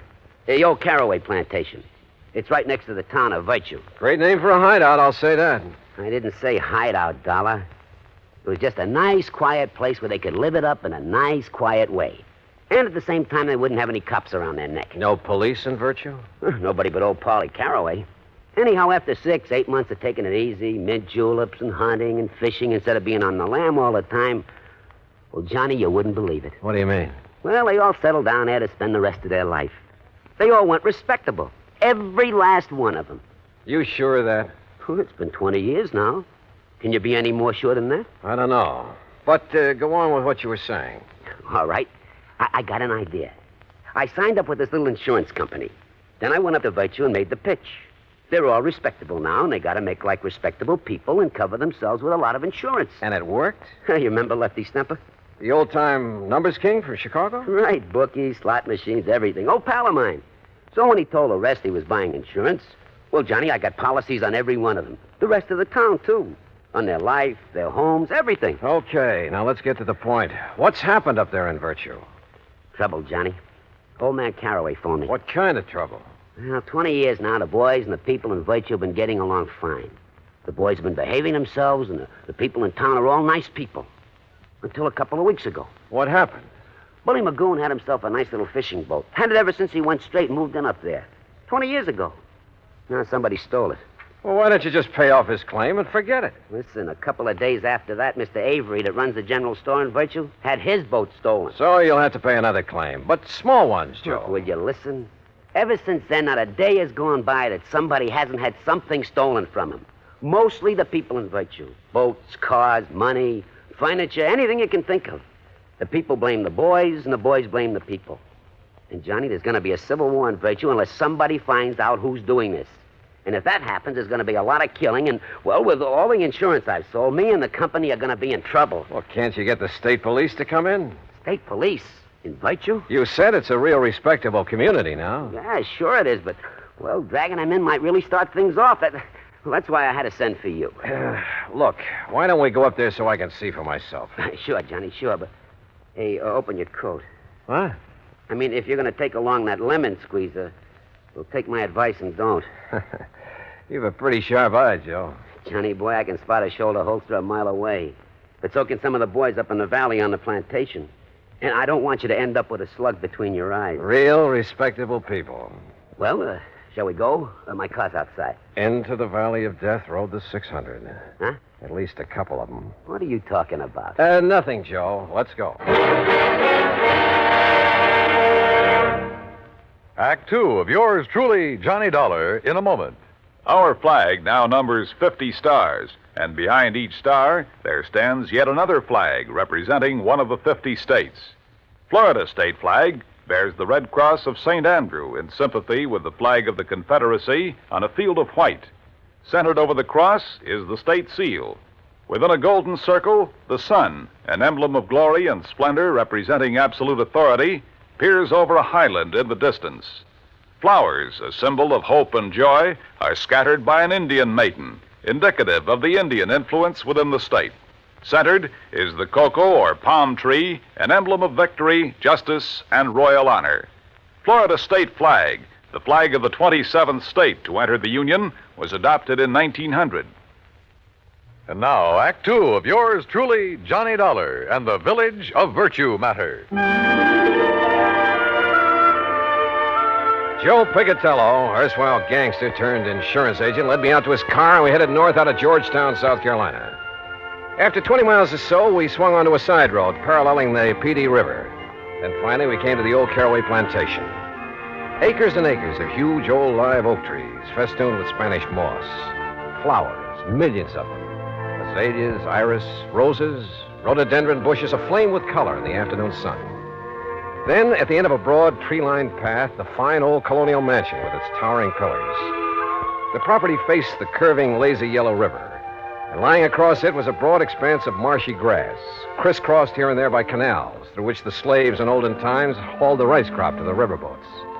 Yeah, it was a beautiful spot. A calm, quiet, peaceful spot. Apparently. Well, here we are, Johnny. Let's go in to see if anybody... What? Hey, hold it, you punks! It's me, Smoky! Smoky! Who else? Put those guns away. You want to get in trouble? Don't you guys know no better to come barging in this way without letting us know you're coming? Come on, Johnny. Sure. Nice, peaceful spot, huh? Who's that you got with you, Smoky? Boys, this is Johnny Dollar. He's from the insurance company. Johnny, this is Bo Magoon. Yeah. Hi. And this is Lefty Stemper. Hiya. Johnny Dollar, huh? And the shrimp there is Flippy Lakovich. Hiya, Johnny. I'm pleased to meet you. What? That's away, Flippy. What did you bring here, Smoky? A dick or something? Yeah, Dollar, what's the idea of packing a ride? All right. Let him go, you guys. Oh, yeah. Look, he's on our side. He's up here to find the stuff that's been stolen. Yeah, we don't need no outside help. Oh, you've found who's behind the thefts, huh, Lefty? No. If it's any of your business, It then I is don't my thi- business. You're interrupting me. Yeah, Dollar, shut up. I say we'll find out who's coming over here from Virtue and taking our stuff ourselves. And when we do, we'll eliminate them. Right back to the old days, huh? If we got to protect our rights. How about letting me have my gun? Well? Hear that, Flippy? He wants his gun. You make a move to Dollar and I'll flip you so fast that Oh, you mean like this? Hey, it's Flippy got flipped. Attaboy, Johnny. Yeah, the shrimp finally got it. Hey, Johnny Dollar, you're okay. Anybody else want to get smart? He caught me off of the guard. Yeah, expert, huh, Flippy? Well, you ain't anymore. Now, Lefty, I'll take my gun. Oh, sure, yeah. Yeah, you're okay, Johnny Dollar. All right, now let's get things straight. I'm not the cops, but I'll drag them in if necessary. Oh, no, listen. You listen. I'm going to try to stop what's going on around here, and if any one of you interferes, I'll have you locked up so fast you won't know what's happened to you. No, wait a minute. Now listen to me, will you, Dollar? Well? Look, I guess we're all kind of shaky. You know, we're sort of somewhat upset by the events of the past couple of weeks or two. You know what I mean? Lefty, Joe told me that if the burglaries, robberies, whatever they are, go on much longer, there's liable to be a war between you and the people of the town. We ain't worried, no. We got enough guns and ammo stashed away around to shut up. Bull. Oh, yeah, sure, Lefty, sure. I'm sure you have. But if you ever expect to make peace again with the townspeople, if you expect to stay on here... We got at least 15 years to go. Shut up. Okay. All right, look. All we got here is our hunting rifles and our shotguns and a couple of pistols in case of a snake, you know, while we're hunting or fishing here in the swamps. A lot of cottonmouths around here, you know. Yeah, that's a fact, Johnny. The point is, I didn't come here without providing for any and every exigency. What's that mean? Oh, boy, what a dope. It means if anything happens to him, we're dead. Now, ain't that... excuse me, isn't that right, Dollar? Right. You see? Now, give me a hand, cooperate with me, and maybe we can clear this thing up. Don't, and I have only one alternative. What's that mean? Shut up. And that's to have you legally ousted from here, out of the state if necessary. Oh, now, look, Dollar, we'll cooperate. Now, I don't mind telling you, we love this place. Look, it's the only real home we got. Flippy and Sadie, we got Bull and Mary and me and Nora. Maybe we got records, all right. Some of us maybe did time for some of the little jobs we pulled, huh? But we've been playing it straight since we come here all along the line. It's like I told you, Johnny. Yeah, honest. Look, that's the way we want to keep it. If the people in Virtue will just leave us keep it that way. And you know something? I don't get it. Don't get what, Lefty? Well, over 20 years, everything's been nice and okay, huh? Now they got to start this. What about the losses they've suffered? Hey, ask me, Dollar. They're phonies to cover up for robbing our stuff. Nobody asked you. Oh. Maybe they think the same way about your losses. Huh? Say. Yeah. Now, where's the owner of this place? Caraway? Oh, yeah, he's over in Virtue at his office. Office? Sure, he's a mayor and a police. All right. Joe and I are going over to see him. Now, Johnny... Smoky, will you please don't go? They see you guys coming from here, they're going to take a shot at you. That Caraway told me so. Yeah. Sure. We'll take that chance. Come on, Joe. Well, I'll tell you, Johnny. Tell me along the way. Come on. The more I thought about the whole thing, the sillier it all seemed. Yet it was obvious that even after 20 years, Lefty and Bull and Flippy might think of only one way to settle their problems, with a gun. And if the people of Virtue were feeling the same way. But as Joe and I walked along the main, the only street of the little town, there were no signs of hostility or even suspicion toward us. Now look, Johnny. If those bums back at the plantation are making this trouble... Why? Why would they, Joe? Well, that's what I don't get. But what if they don't like your interfering and decide to knock you off? Then I'll probably go to my grave unmourned, unremembered. Yeah, but you told Lefty you'd provided for every exigent... For if anything should happen to you. Yeah, and he and the boys believed it. And if anything does, Huh? Yeah. All I can hope is that they keep on believing.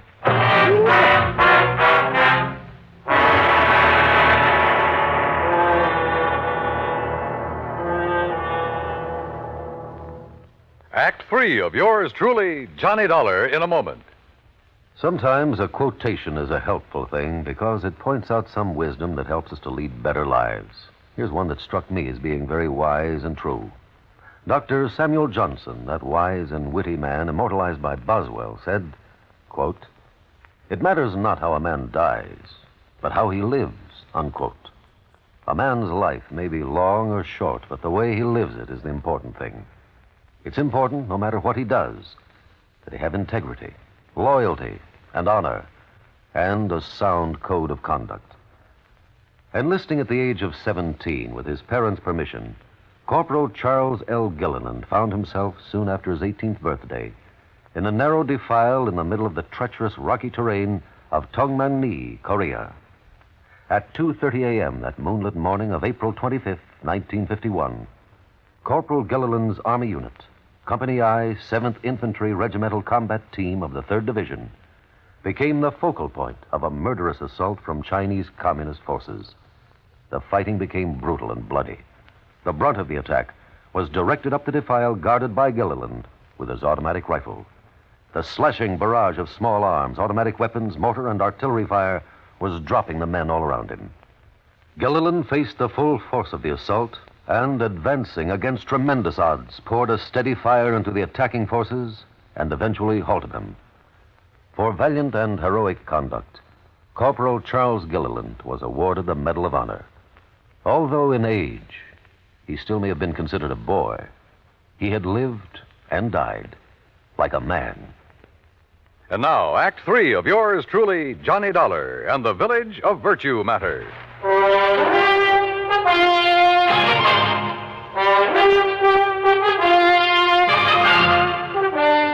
Joe Pigatello and I walked the main street of Virtue, South Carolina, unmolested, virtually unnoticed. And we found the mayor, Parley Caraway, in the little shack that served for an office. I'm also the police chief, Mr. Dollar. Don't you forget that, sir. And you found no clue as to who has been committing the robberies? No, sir. None whatsoever. But who else would do it? They're all three of them ex-gangsters. Sure. Ex-gangsters. Why, Mr. Caraway? Why would these men suddenly want to make trouble with their friends, your townspeople? I don't know. I honestly don't know. Unless, of course, they think they can take over the way they used to take over gangs in the old days. After 20 years of a happy relationship? Mr. Caraway, they never made a bit of trouble in all that time. I know it. But the fact remains that unless this trouble stops, after all, Virtue was here long before they came. Unless it stops, I say, I shall have to break their lease and make them leave the plantation. Oh, they pay you pretty well for it, huh? Enough to keep it in good repair. Hey, that's a beautiful ring you're wearing. Huh? Oh, yes. Yeah, 2.5 carat diamonds, sir. Yeah. And is that your nice new car out front? Yeah, it certainly is. Ain't it pretty? About $8,000 pretty. Yeah. Hey, didn't you have a new one last year, too, Mr. Caraway? Of course. I try to have one every year. But now, Tell gentlemen... me one thing, Mr. Caraway. Yes, sir? If you really think the robberies around here are going to cause so much trouble... Oh, I do. That's why I contacted Mr. Pigatello. Well, why haven't you called in the state police? Because I am the mayor of Virtue. I'm the police department, and I can take care of these things myself. And now that you gentlemen have witnessed the bad blood between these gangsters and the people of the town, well, sir, I'm going to throw them off that plantation. In spite of all the money they've been paying you? Yes, sir, and I'm sure you gentlemen will back me up in... all the money, did you say? Enough to keep you well-dressed, well-fed, and fancy cars. And now, look here, sir. Do you realize how much that property will bring? Well, no, that depends. How much have you been offered? I'll tell you how much. $124,000. Ah. How did you know? You just told me. Well, now, listen. You also told me why you've been robbing the people of Virtue and those men at the plantation to stir up bad feeling, give you an excuse to get them out. What? Johnny, you're right. Now, just... Caraway, if I do call in the state police, it'll be to have you locked up. No. And if Joe here has any sense, he'll tell the insurance company to bring charges of fraud against you. You said it. Oh, but the money. Think of all the money I could make selling the old place. Now, where's the stuff that's been stolen? It hasn't been harmed. It's stored away, carefully stored away. I was going to give it back when those men left, and I could sell the place. Give them their stuff, too? Well, I'd make up for it in cash, every cent of it in cash, yes. I'd say it was for breaking the lease. Truly, Mr. Dollar. Now, you listen, you old money-grubbing crook. You're in trouble. You'll call in the state police? You bet I will. Unless... Unless what, sir? First, you lay off the plantation. You've leased it to those men. Let them have it. And return all the stuff you stole. Oh, but if they find out... Well, you figured how to get it away from them. Now figure out how to get it back. Discover it, anything you like. Well... The point is that if you don't get it back, I'll tell them where it is. And you know what that'll mean. Oh, yes, sir, Mr. Dollar. I'll get it back. Also respect that lease. I believe it has 15 more years to run. Yes, sir, it has. I will. Okay. Do all this, and Joe and I will forget the whole thing. But if you don't, and Joe will be checking on you. You said it. Oh, but I will, Mr. Dollar. I promise you I'll get right on the... Come on, Joe. Let's go back to the plantation and have a drink with some respectable citizens.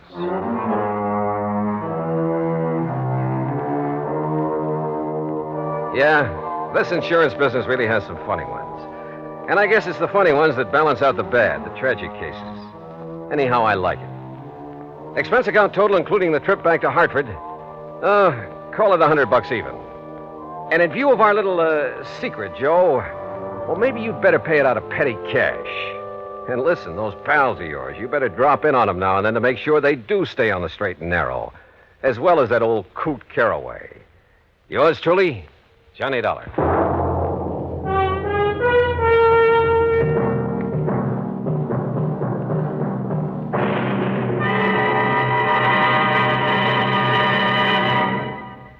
Our star will return in just a moment.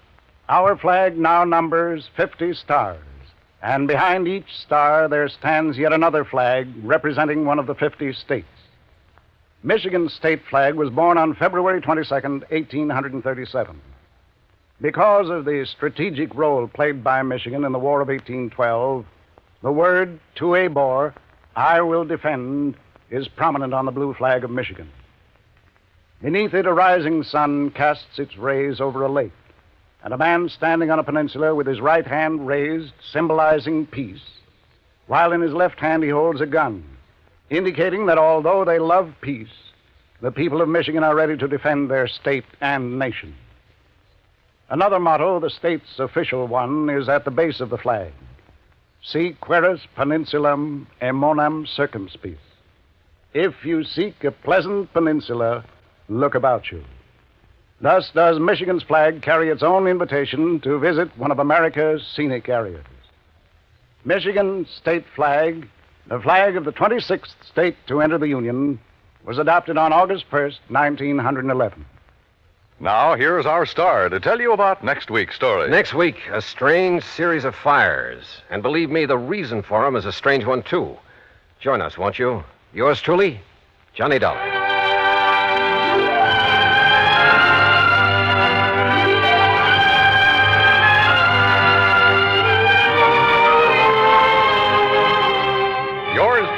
Johnny Dollar, starring Bob Bailey, originates in Hollywood and is produced and directed by Jack Johnstone, who also wrote today's story. Heard in our cast were Frank Nelson, Billy Hallett, Jack Crucian, Peter Leeds, Gil Stratton, and Will Wright. Be sure to join us next week, same time and station, for another exciting story of yours truly, Johnny Dollar. This is Dan Cubberly speaking.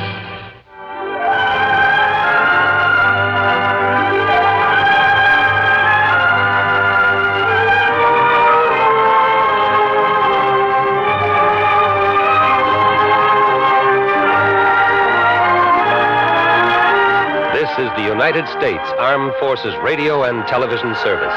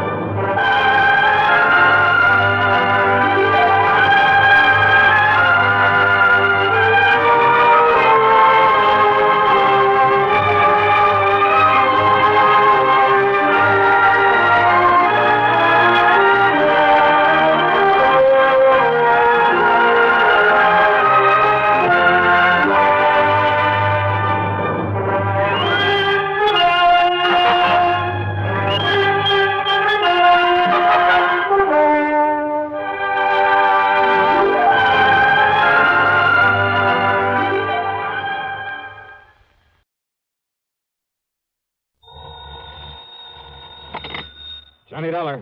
John, this is Harry Branson at Philadelphia Mutual Liability and Casualty Insurance Company. Well, it's about time, Harry. How come I haven't heard from you lately? Fortunately, we've had no problems recently. That is, nothing requiring investigation. Until now, huh? Well, yes. So what's the trouble? Arson, mayhem, murder? John, it may be all of them, unless you're able to put a stop to what's going on. Sounds interesting. Who's involved in all this? And don't tell me you've been selling insurance to some gangster. Well, as a matter of fact, he is. What? An ex-gangster. At least he was known to have been mixed up with gangsters for several years. Who? Bertie Larson. Larson, huh? Well, at least the name sounds appropriate. So tell me what he's... Wait a minute. Yes, John? Isn't Bertie Larson the punk they've had before that special investigating committee? Yes? The committee on narcotics and gambling, the one that has the hearings on television now and then? That's the one. Well, then, Harry, if you want my advice, you'll cancel his policy, pay him off with interest, and forget him. I'm afraid that's impossible. What's more, since those hearings began, we've increased the face value of some of his policies. You have what? Yes. But now, in view of the threats he's been receiving, threats on his life, his home, his family, well, John... Baby, you're in trouble. John, do you think you can help us? And get my head blown off by some gunsel? Harry, this kind of stuff I shouldn't touch with a 10-foot pole. But don't you see... In spite of the big fee your company will have to pay me, in addition to my expense John, account. just a minute. At least it'll guarantee me a decent funeral. A funeral? But if that's the way you want it, as long as you're willing to pay through the nose for my services. But, John, I didn't say... John, that is... listen to me, John. Okay, keep your shirt on, Harry. I'll run on down there and see you.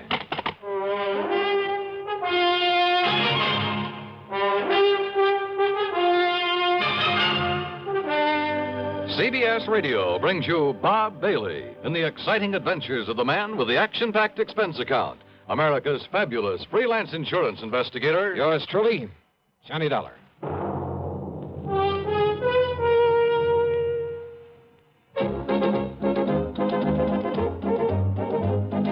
Winston tastes good like a cigarette should. Winston tastes good like a cigarette should. Winston gives you real flavorful, rich tobacco flavor. Winston's easy drawing too. The flavor comes right through to you.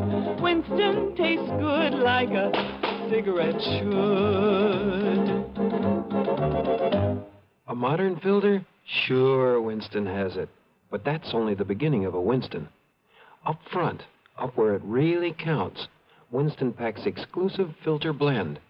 Light, flavorful tobaccos, specially selected and specially processed for filter smoking. Filter blend. That's why it's fun to smoke Winston, America's best-selling filter cigarette. Winston tastes good like a cigarette should.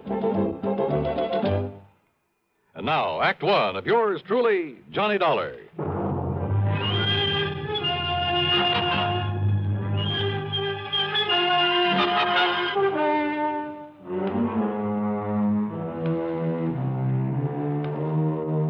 Expense account submitted by Special Investigator Johnny Dollar to the Philadelphia Mutual Liability and Casualty Insurance Company. Following is an account of expenses incurred during my investigation of the Larson arson matter. Expense account item 11120 for a train to Philadelphia and a taxi to Philly Mutual's office over on Walnut Street. It was late in the afternoon, but Harry Branson, the perennial worry ward, was still there waiting for me, and he wasted no time in getting down to business. Now, Bertie Larson, or more properly, Herbert James Larson, lives out in Penfield, John. Oh, yeah, that's kind of part of West Philadelphia, isn't it, Harry? Just beyond. He and his wife live in a very nice one-story brick home that we've insured for some $30,000. And he must have done fairly well in the rackets and had sense enough to put some aside. Also, John, we've insured his personal property, furniture, clothes, all the things in the house and so on, for some $20,000. No kidding. And didn't you say you've increased some of his insurance lately? To the figures I just mentioned. In the beginning, he was underinsured, but the policies provided for the increase at his option, provided, Yeah, of well, course, that's all right. You don't need to go into provided, detail. of course, that in no event should stipulated coverage exceed actual appraised valuation. Yeah, well, now, Harry, in if you... accordance with paragraphs A, B, and G of Article 21 of our standard comprehensive policy. Harry... Oh, yes, John. Also, his life is insured with us for $20,000. Making a total of $70,000. $70,000, yes. So if everything goes, including Bertie himself, somebody's liable to collect plenty. Exactly. Okay, who's the beneficiary? His wife, Nora. I see. And now you say that somebody's been threatening him. Oh, yes. Ever since he agreed to appear before this investigating committee. Uh-huh. What kind of threats? Over the telephone, he tells me, warning him that if he continues to testify, well, they haven't directly threatened his life, as I understand it, but they might as well have. And then last week... Wait a sec, Harry. Haven't the police been in on this? Oh, yes, they have. And for a while, they kept some men stationed about his place. So, naturally, nothing happened. But last week, John, when he returned from one of the hearings, he phoned me and said that he'd found a can of gasoline standing on his front doorstep. Ah, just a hint, huh, of what might happen if he doesn't clam up. Yeah, that's an old-style gang warning. Yes, a very obvious threat to burn up his home. But he's continued to appear at the hearings? Yes. And if he's killed off by these people, if his home is burned out from under him... By what people, Harry? Has he any idea who might be behind this monkey business? Well, of course. It must be someone who was involved with him in narcotics and illegal gambling at one time or another. But he doesn't know exactly who. Not specifically. He says he never recognized the voice on the phone, and, of course, it was probably well disguised. Yeah. Do you suppose he's still involved in the rackets? Oh, apparently not, or we'd never have sold him insurance. But then who can be sure? The point is, John, that if anything does happen to him or to that home of his, the company will have to pay out sizable sums of money. Yeah. Naturally, we don't want to do that. No. And if he can be protected properly, well, John, that's why I telephoned to you. Yeah, but Harry, the kind of protection you seem to want for him is something for the police to provide. John, I am convinced that the protection they are giving Bertie Larson is wholly inadequate. You told them so? I most certainly have. But they simply refuse to listen to me. Well, that is why I called you. Oh, I'm sorry, Harry, but it seems to me that... Well, okay. Give me his address. Tell me who the police contact is, and I'll see what I can do for you. I dropped my bags at the Bellevue Stratford. Then, having missed my lunch, I spent item 2, 5 1/4 for a drink and some early dinner. Item 3, $50 deposit on a rental car, and I headed out through West Philadelphia to the address in Penfield. As Harry had said, it was a nice place, not large, but neat and modern, sitting at the end of a new street. Apparently, there was no one home. I looked around to see if there was a patrolman watching over the place. No one. Nothing. And the street itself was deserted. I was just about to swing around and head for police headquarters when I noticed a thin streak of light from one of the rear windows in spite of the drawn shades. Yeah, I suppose I'll learn one of these days not to be so curious. But I walked quietly up the driveway beside the house. And then I heard something. Just a little sound, as though someone had quietly opened or closed a door at the side of the garage in the rear. And I suddenly caught the smell of gas, of raw gasoline. It was coming from the garage. I carefully edged my way on back there, hoping I wouldn't trip over something in the darkness that would give me away. The smell of gasoline was stronger now, much stronger. My next step was into a puddle in front of the garage door. I remember bending over to sniff at it, and it was gasoline, all right. And I remember a flashlight stabbing through the darkness behind me. But as I rose and turned...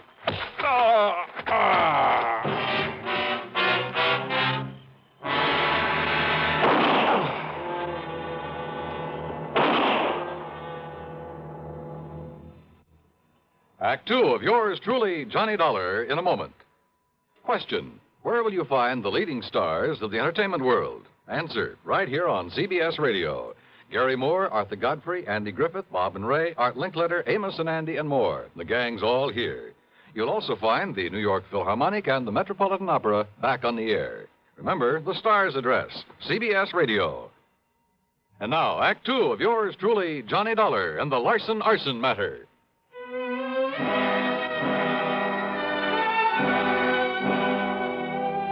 I came to in a hospital room, and I had company.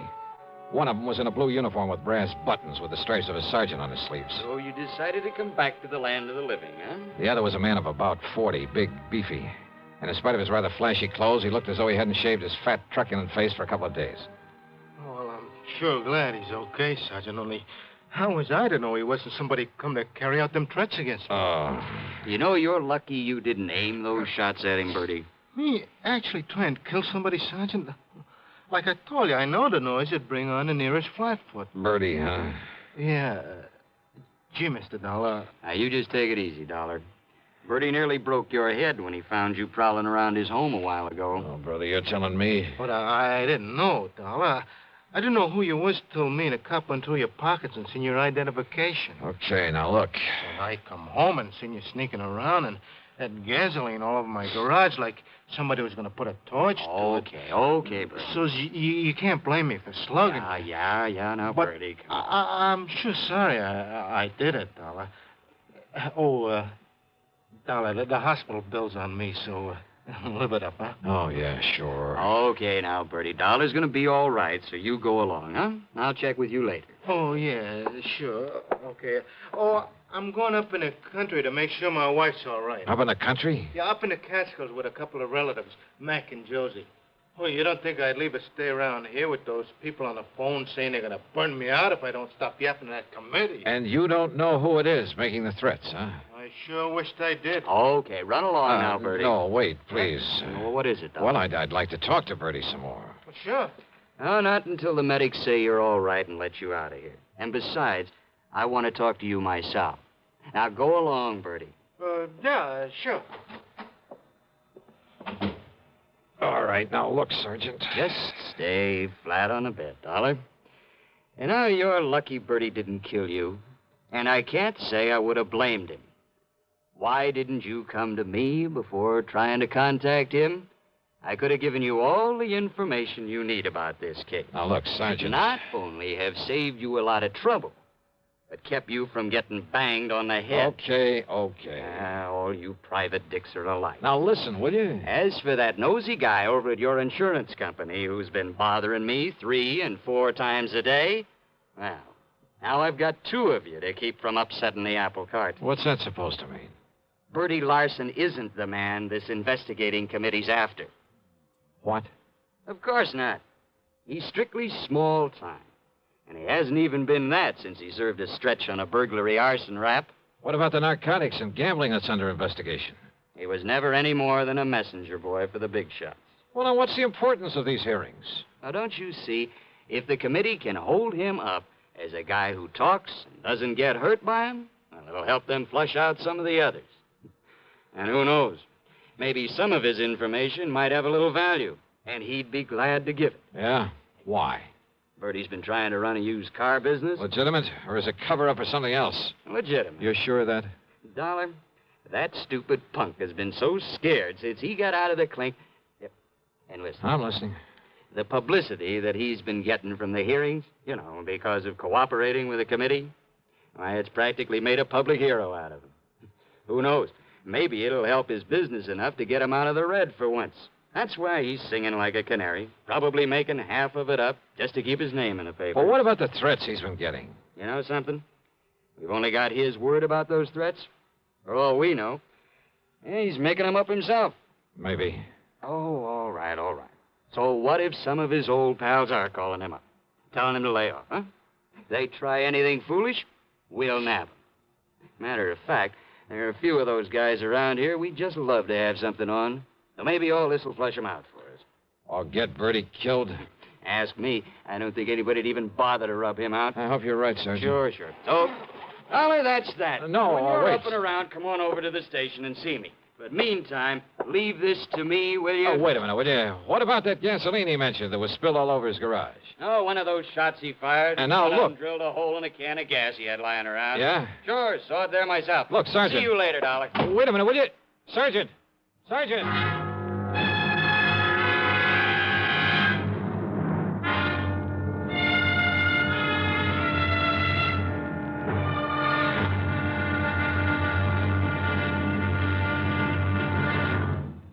Act 3 of yours truly, Johnny Dollar, in a moment.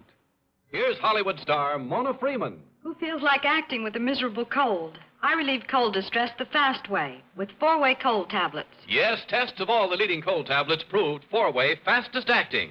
Amazing 4-way starts in minutes to relieve muscular pains and headache, reduce fever, calm upset stomach, also overcomes irregularity. When a cold strikes, do what I do. Take 4-way cold tablets.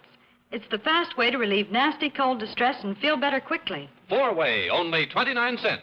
Now, here's a word about another fine product of Grove Laboratories. Had dandruff for years? Now get rid of it in 3 minutes with Fitch Dandruff Remover Shampoo. 3 minutes with Fitch regularly is guaranteed to keep unsightly dandruff away forever. Apply Fitch before wetting hair, rub in 1 minute. Add water, lather 1 minute. Then rinse 1 minute. Every trace of dandruff goes down the drain.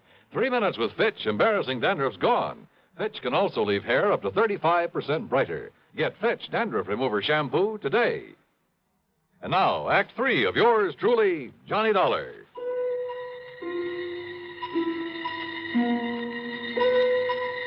There was something all wrong about the whole setup. I'd smelled the gasoline around that garage before Bertie Larson had slugged me. And what about the can of gasoline he said was left on his doorstep as a warning? Like somebody'd burn him out if he kept on testifying before the Special Investigating Committee. Were the police overlooking that? And then, suddenly, I began to smell a rat, a big one. Don't ask me why. I climbed rather painfully out of the hospital bed, put on my clothes, and pulled the corny trick of going out by way of the fire escape.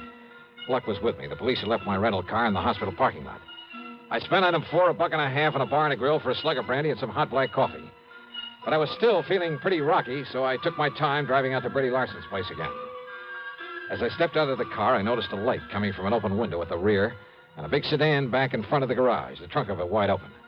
Bertie's, or the car of someone who'd come to put the torch to his home. I didn't have to wait long for an answer.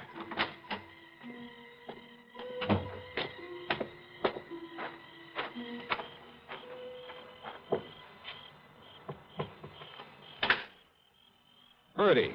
Huh? Going up in the country, huh, to see your wife? Oh, Dollar. Yeah, that's right. Oh, say, listen, Dollar, it's lucky you come by here. Is it? Lucky for you or for me? Oh, no, listen, I come by to pick up some things, you know, to haul up to my wife. You know what happens? Yeah? When I pulls up in the driveway, there's some guy running away out back. So I yells him to stop, but he keeps on going, and it's so dark I can't see where to throw a shot. And listen. I'm listening. Then I smell gasoline. It's coming from inside the house. So I unlock the door and go in, and you know what I find in there? Go on, Bertie. Come on inside, Dollar. I'll show you. Oh, it's lucky I come by here. That's all I gotta say. Hey, wait a minute.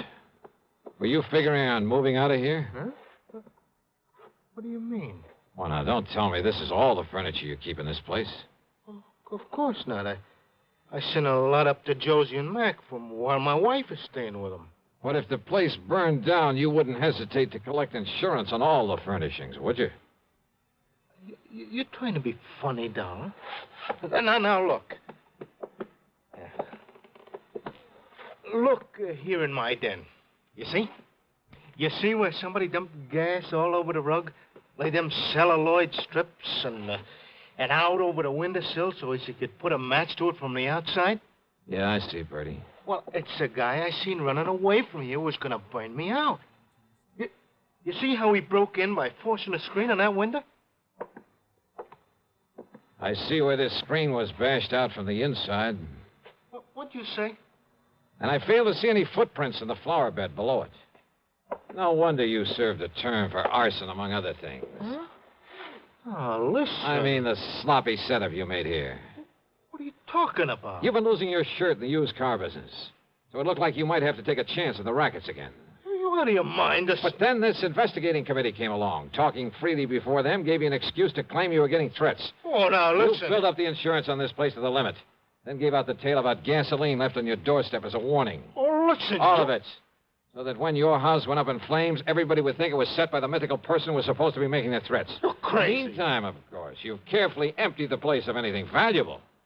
In storage with these pals of yours, Josie and Mac, up in the Catskills, if any such people really exist. Now, listen. This home and the garage would probably be nothing but ashes right now if I hadn't come along earlier.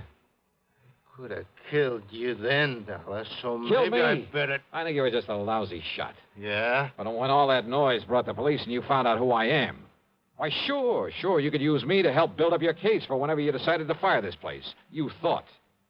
But it didn't work, Bertie, because... Oh, no, you don't. Come on, put your hand up. Come on, over your head. Reach, Bertie. Now, listen. Can't even pull a gun quickly, can you? You don't need to, Dollar. Oh, what? Don't move. I'm right in back of you. Drop the gun. Kill him. Yeah, Nora. Kill him. We'll fire the joint and get up in the country where Josie and Mac will swear we've been with him all the time. Yeah, Bertie. Yeah, that's what we'll do. And listen, we'll strip this guy after you knock him off. They'll find his bones after the fire, and they'll think it's me. That's another 20 grand of insurance to collect.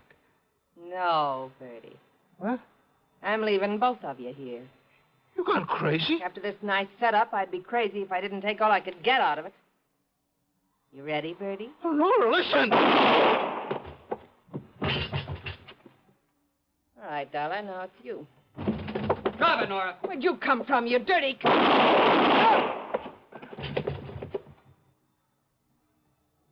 Thanks, Sergeant. Well, that's okay, Dollar. But you can be mighty glad that hospital called me up when they found you'd sneaked out on them. You know something, Sergeant? Yeah? I'm mighty glad.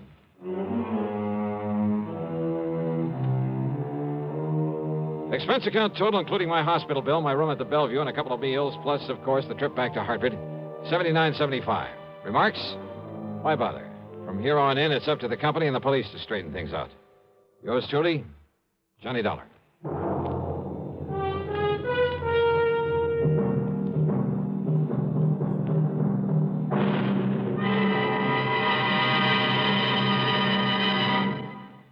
Our star will return in just a moment.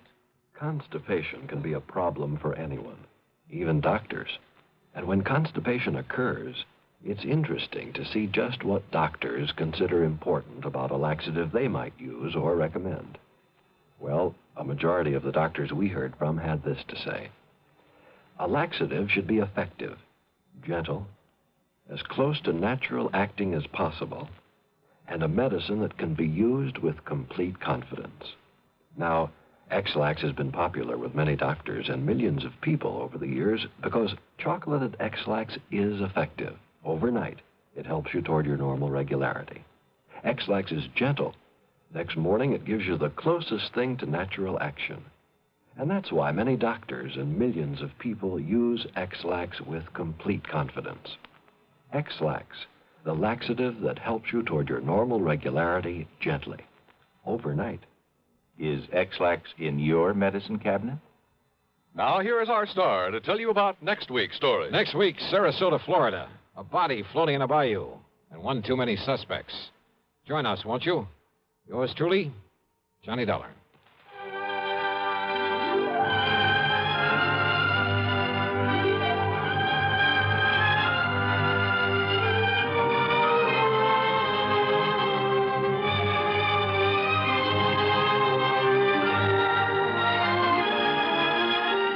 Yours truly, Johnny Dollar, starring Bob Bailey, originates in Hollywood and is written, produced, and directed by Jack Johnstone. Heard in our cast were Virginia Gregg, Harry Bartell, Don Diamond, and Bert Holland. Be sure to join us next week, same time and station, for another exciting story of yours truly, Johnny Dollar.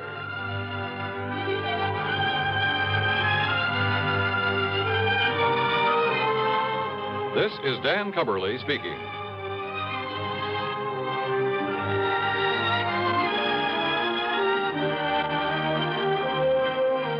Take the Last Trip, a bizarre way to end a romantic triangle, on Suspense, next on the CBS Radio Network. Hello, my name's Henry J. Mitchell. Mrs. Mitchell and I are standing here on the second deck of this ocean liner, waiting to start our trip around the world. You know, now that the day is finally here, we can hardly wait to get going. Naturally, we started saving toward this day some time ago by investing regularly in United States savings bonds. We felt that by saving with Series E bonds, we were making the wisest, safest investment possible. What's more, our dollars were also helping our country. You see, the money that goes into U.S. savings bonds helps to keep America strong. We all know that peace costs money. Money to help keep the peace through industrial and military strength, and money to make it lasting through science and education. We're mighty proud to do our share in securing the future of our country. Are you doing your part?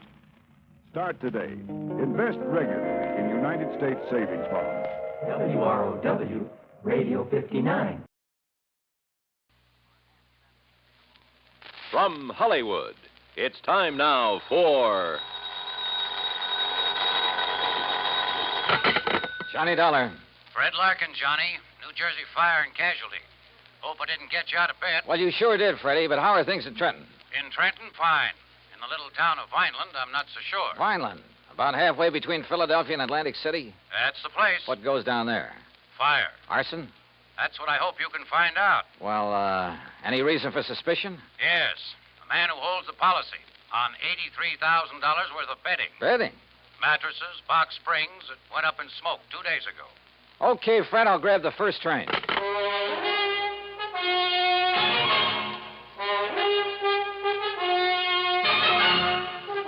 Bob Bailey in the exciting adventures of the man with the action-packed expense account. America's fabulous freelance insurance investigator. Yours truly, Johnny Dollar. And now, Act One of Yours Truly, Johnny Dollar.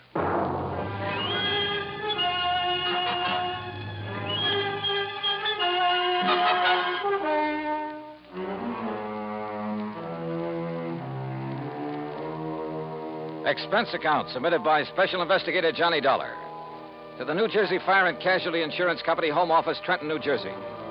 Following is an account of expenses incurred during my investigation of the Smoky sleeper matter.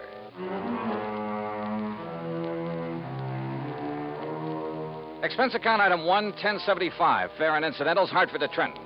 Item 2, 80 cents, taxi to Fred Larkin's office on West State Street. He lost no time in getting right to the point. That's right. $83,000 total loss. Well, who's filed the claim, Fred? Name is Ben Murray, sole owner and manager of Ben Murray Furniture Sales in Philadelphia. Sort of a small chain scattered around all over the city. I thought you said the loss was in Vineland. It was. That's where he had a big warehouse. Well, if his stores are in Philly... He claims it's cheaper than maintaining a big warehouse in the city. Also, apparently, it's close to a couple of sources of supply. He's been a good account, Johnny. We've made a lot of money on his policies. Well, it sounds like you've issued him quite a few. Well, we have. You see, in addition to the usual coverage on his stores, we've issued him a lot of short-termers on warehouse contents from time to time. I don't quite see what you mean. His whole business is based on special sales. Free inventory, going out of business, distressed merchandise, fire and water damage sales, summer, winter, spring, and fall sales. Anything you can think of. No kidding. Periodically, he loads up his Vineland warehouse with stuff he's accumulated for the next big sale, and we insure it. This time it was $83,000 worth of box springs and mattresses. Wow, that's a lot of bedding for just one sale. Don't worry. He'd have got rid of it.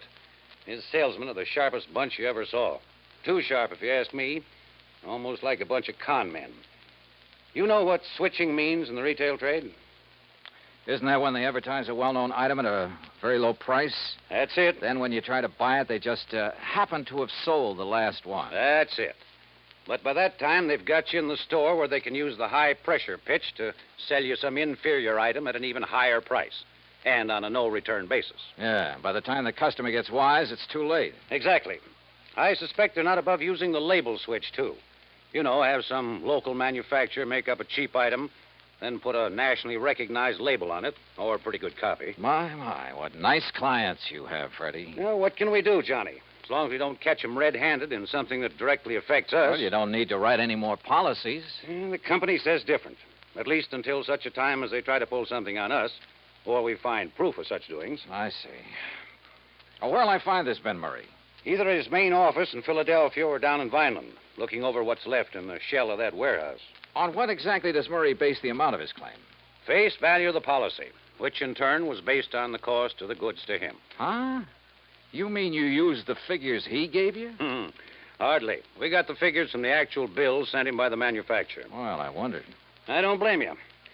No, Johnny, that $83,000 is exactly what the mattresses and box springs cost him.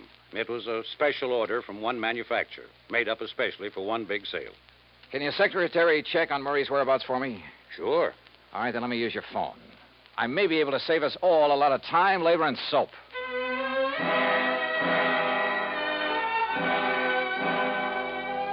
I called my old friend Adam Bowles, who lived within a few miles of Vineland, who, before he retired, was one of the top arson men in the country. Investigator, I mean. He wasn't home, but I left word for him to drive to Vineland and meet me in the lobby of the East Landis Hotel whenever I got there.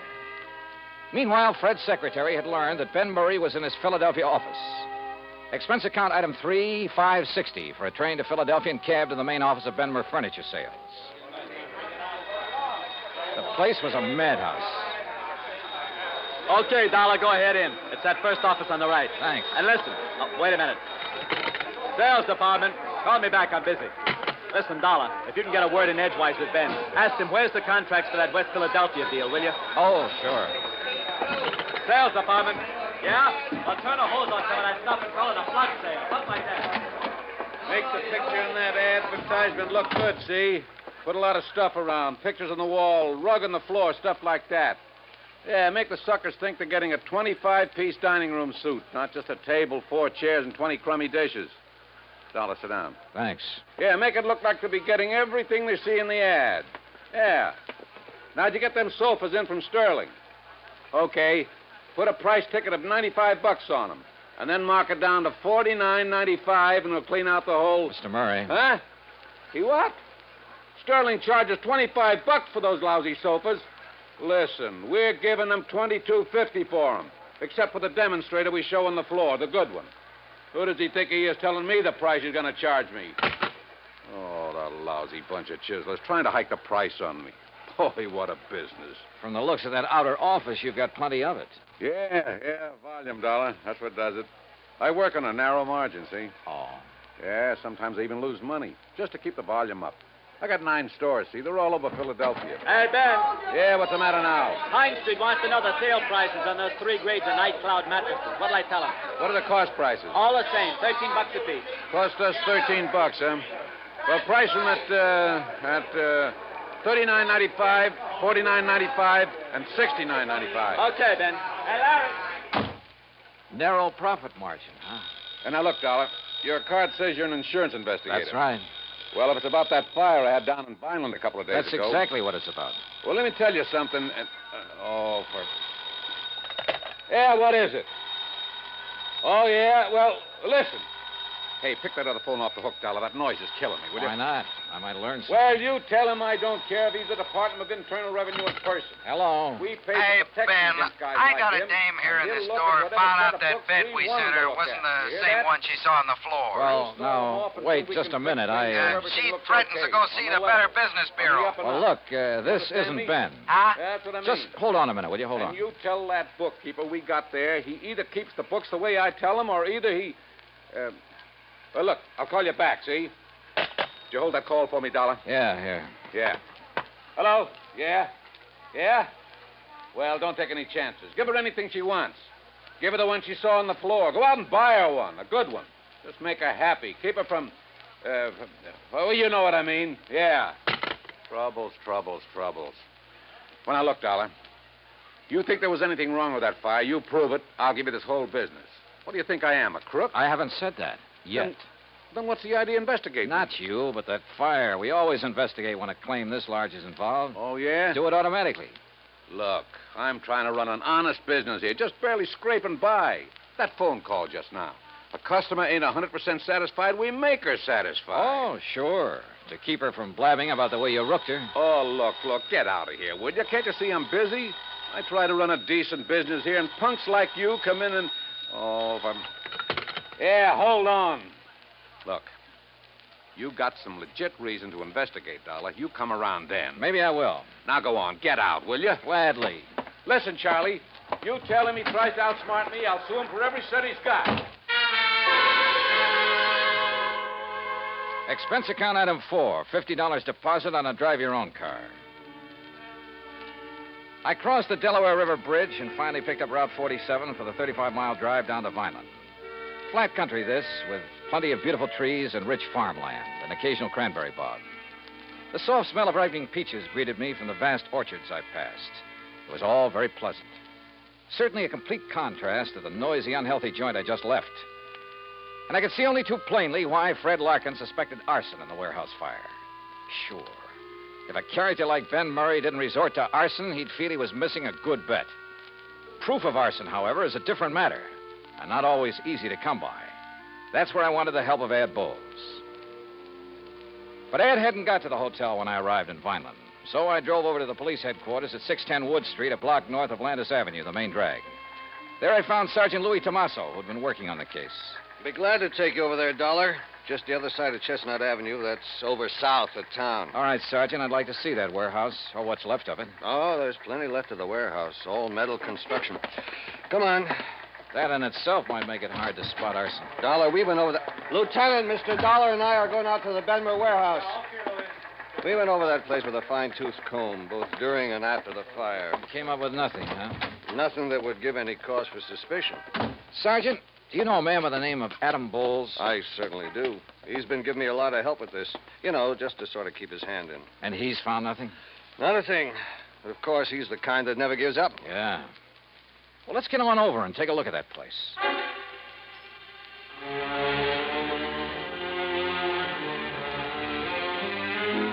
It was obvious that the whole contents of that warehouse was damaged beyond repair. And apparently the big steel building had been packed to the roof. I looked over some of the damaged mattresses very carefully, sometimes with the aid of my pocket knife, and I learned some rather interesting things. Things that showed the best possible reasons for wanting to burn up a lot of merchandise like this. Wow. Well, have you seen enough, Mr. Dollar? Yeah, I guess so. But I still want to talk to Adam Bowles. So let's go on back to Wait town. a minute. Looks like Ad pulling up in that car there. Huh? Oh, so it is. Hey, Ed. What? Johnny! Yeah, well, hiya. Sergeant, don't tell me you sent for a half-wit like Dollar. Just a minute now, Stinky. Why, the greenest rookie on the force would get further Ed, than... I'll brain you. You two know each other. You kidding? Johnny, how are you, baby? Great, just great. You got my message, huh? Yeah, but I hereby inform you that, as usual, you got here too late. Oh, is that so? When I found out you were coming, I decided I'd better get to work, if only to show you up. So I did, and I found out who started the fire. Well, I've got a pretty good suspicion myself. Who did it, Ad? Poor old Jerry Cumber. Who? Jerry?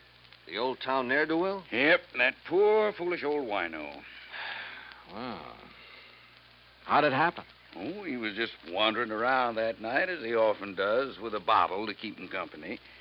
Found the back door of the warehouse open, thought he'd take a little nap, or rather sleep it off. He certainly had his choice of nice soft beds. Yeah, so he went to sleep with a lighted cigarette in his fingers. And there you have it. And the funny thing, Sergeant. Yeah? Only charge you can really hold the old bum on is being drunk and disorderly. And, of course, trespass. What? Well, you look it up. You'll see I'm right. As for you, Johnny, you can just go on back to your company and tell them to pay the claim. Oh, that's so? Yes, sir. Case is closed. At least for you. That's where you're wrong. Huh? After a couple of things I heard at the Benmer office, plus a couple of things I've seen here, Adam, I think this case is just starting for me.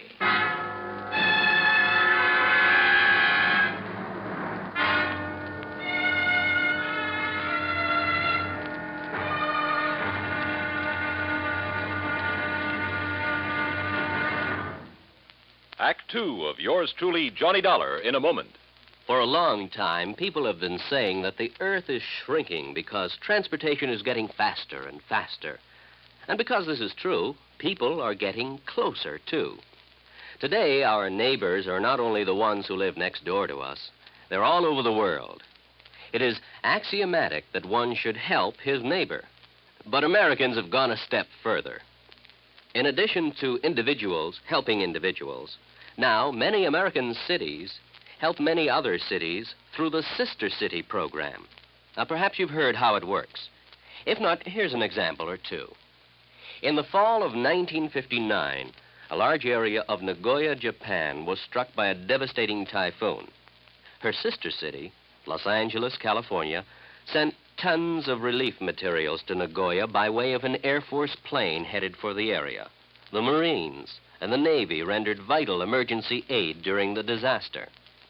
When earthquakes shook Viña del Mar, Chile, during the summer of 1960, her sister city, Sausalito, California, sent hundreds of dollars worth of relief materials to help out.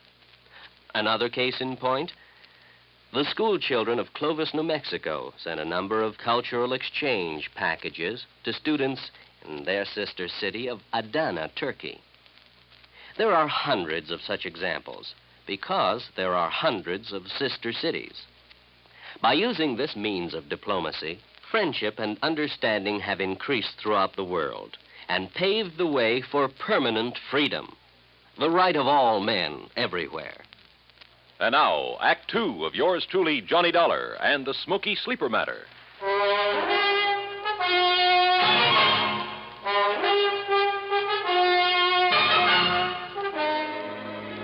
From the looks of things, the case was practically over. The fire at the warehouse full of box springs and innerspring mattresses had been accidental. And it looked, I underline that word looked, as though Ben Murray's claim for reparation to the tune of $83,000 was entirely justified. Ad Bowles, the finest expert on arson I knew, had produced the man who started the fire as proof. So, on the surface, there was nothing for the company to do but pay Ben Murray's claim. But I smell a rat, a big one. Expense account item 5, 75 cents for a person-to-person call to Fred Larkin in Trenton. Well, Johnny, if you're satisfied with Bowles' conclusion that it wasn't arson, well, that's that. We'll have to pay off the claim. What if I could prove fraud? Fraud? What do you mean? Look, Fred, you told me you saw the bills, the manufacturer's bills, to Murray, giving valuation on the bedding that was stored in that warehouse. Yes, I have photostats of those bills right here in my desk. But what... Good for you. Dig them out, will you? Oh? Why? Go on. Dig them out, Fred, and read them to me. What if there was no arson? I fail to see what you're driving Look, will you do what I ask you? I'm trying to save your company some money. All right. Here now. Now, what do you want to know? Well, the labels on the remains of the mattresses I looked at the scene of the fire, those labels indicated there was a model called the Night Cloud Sleep Rest. And that checks with these bills. Let's see. There were 3,500 mattresses called Night Cloud Sleep Rest. Well, forget the quantities. What was the manufacturer's price to Ben Murray on that Night Cloud Sleep Rest? Let's see. Johnny, they cost Ben Murray exactly $25.50 apiece. And there's an equal number of box springs to match. $25.50? That's right. But I overheard him say in Philadelphia that he only paid... What, Johnny? Nothing. What other models are on those bills? Night Cloud Super Sleep. And the price? Just a second. Hey, look, while you're figuring, you might be interested in knowing that the labels on that sleep rest indicated a retail price of $69 each. Some profit, huh? Here now. Johnny, the Night Cloud Supers cost Murray $26.20 apiece. Wow. All right, I got it. And he claimed to be working on a narrow profit margin. Now, the Night Cloud Perfection Sleep cost him $27.14 each. Good. Any more? Those were the only ones he bought and stored in the warehouse. All right. Now, give me the name and address of the manufacturer. Easy. Golden Bedding Corporation, Woodbine, New Jersey. Good. Now, one more thing. Can you think of the name of another big chain of furniture stores, like Ben Murray's, only in New York or Chicago or some other big city? Well, of course, there's Glauder Brothers in New York. Glauder Brothers. Only they're such a disreputable outfit that when they try to talk insurance with us... Freddie, that's all the better. Thanks a lot. Now, wait, Johnny. You still haven't told me... Oh, I will, Freddie. Don't you worry. I will. Why I didn't get pinched for speeding somewhere along Highway 49, I'll never know, because I certainly didn't hold back the horsepower. Just short of the town of Tuckahoe, I turned off on 557 and then a few miles later pulled into Woodbine. Although it's a small community surrounded by farms, it boasts a big hat factory, a couple of clothing factories, a vast, sprawling state institution, and on the far edge of town, the Golden Bedding Corporation's huge plant. I figured the best thing to do was put on a bold front and bull my way into the president's office. But any such tactics proved entirely unnecessary. Barney Glauder, huh? Yes, Mr. Golden. But just Barney's good enough. Well, I should say it is, because you must be Barney Jr. I've known your papa for years. Sit down, my boy. Would you like a cigar? Why, no, thanks. You don't look like your old man, though. You know that? Not a bit. Of course, I haven't seen him since 42. Barney Glauder. Yeah. Well, what are you doing in this part of the country, huh, Barney? Business, pleasure trip. Business, huh? What's the matter? We haven't had any orders from you people lately, huh? Well, up to now, I haven't really had anything to do with the business. Living off the old man's millions, huh? Smart boy. Did you go to college? Yeah, full 4 years. Yeah, that's the way. Smart boy. Now you are in the business. Buying, maybe? Well, if you mean from you, that depends. Well, if you're as sharp as your papa. How old is he now, huh? Pop? Yeah. Oh, let me see. Yeah, how's your mama? Mama? She... look, Mr. Golden, if you don't mind, we'll talk business first. Huh? Chip off the old block. Sure, business always first. After, maybe you come out to the house and have dinner, huh? Talk over old times, your family. Sure, maybe. All right, you go right ahead. Tell me what you want to order. 1,000 mattresses and box springs, huh? 10,000? Anything you want, my boy, and at a good price. Well, like I said, that depends. Uh-huh. What kind of a deal? Is that what you mean? Yeah. All right, I'll tell you. Your papa's a very smart man, you know that? He's a good businessman. I know what he's thinking, so I know what you're thinking. All right. If you want to give me a nice big order for a lot of merchandise, I'll name you a price that you... Listen, Barney, I've got such a good customer in Philadelphia these days, not mentioning any names, but you'll pardon me, I don't even miss your papa's business. Understand me? But to get your business back again, I'll make you the same type deal I give this man. For a firm order, that is, you understand? No cancellations. You'll pre-ticket the merchandise. That is, put the list price on the labels for me, for us. Any price you say, regardless of the cost to you. Now, look over here, my boy. The pictures of our merchandise here on the wall. Uh-huh. Night Cloud Perfection Suite. Well, we'll put on any name you like. One that should sound like some national brand, we'll think up a name for you. Not a bad deal, so far. And we make up as many models as you want. You know, we change just the ticking. They look different.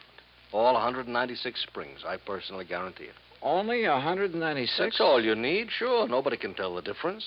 Except, of course, the demonstrators you keep on the floor to show the customer. The demonstrators, you got 392 springs. Those you can jump on and bend them anything you like. Yeah, and the customer thinks that's the kind he's getting. What else? I tell you, Barney boy, just as smart as your old man. Yeah. Now, what about the price? The price. Now, Barney, this you can't resist. You understand, out here in the country, low overhead, no labor problems, nobody snooping around. Yeah, I know. How much? Well, for you, my boy, how many? Well, say 10,000 units. 10,000 units. All right, I'll give you a special price. How much? Well, now, this depends on the ticking material. You look here. See? First-class material looks like twice the money. Go on. Plain blue and white ticking, that costs you, and remember, Barney, this is very special because of your papa and getting back his business, so at 10,000 units, then this ticking, $14.93, and you never saw such a buy. That okay? Strikes me as a little high. A little high? I'm not making a thing on it. Look at here. This, the fancy ticking, this is real class. $15.06 a unit. Now, you can't beat that. Now, wait a minute. Of course, Barney, my boy, if you want to order a few more. No. I think maybe I can do better up in New England. In New England? Who? Tell me who. Well. All right. Now, look. I told you I've got a big customer in Philadelphia. Well, all right, never mind. We'll do it the same way for you we do for him, all right? On the books. How do you mean?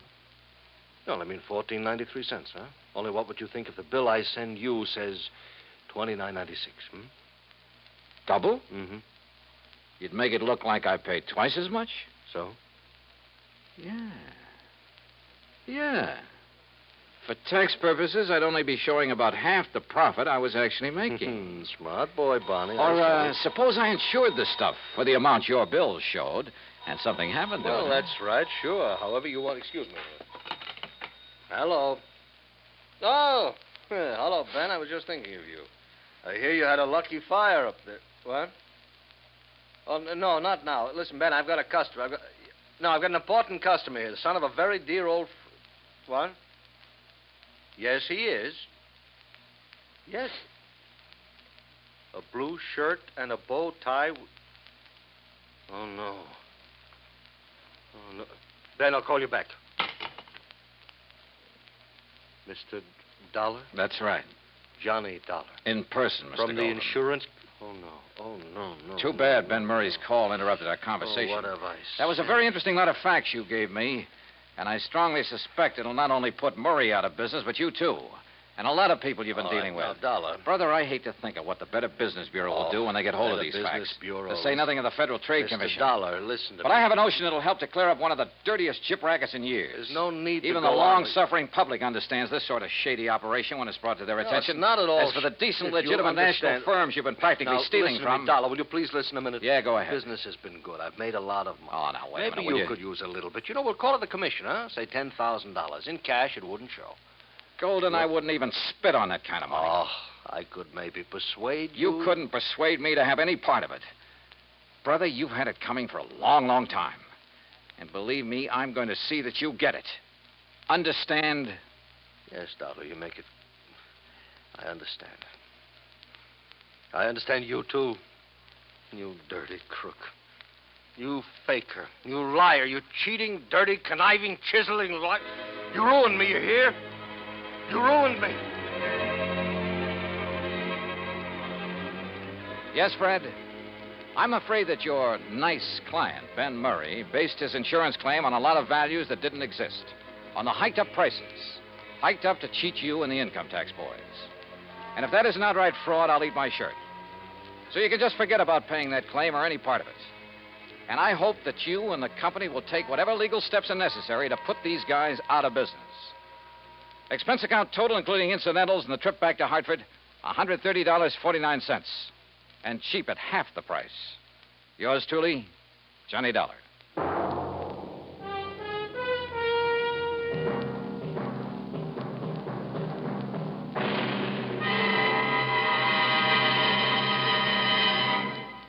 Our star will return in just a moment.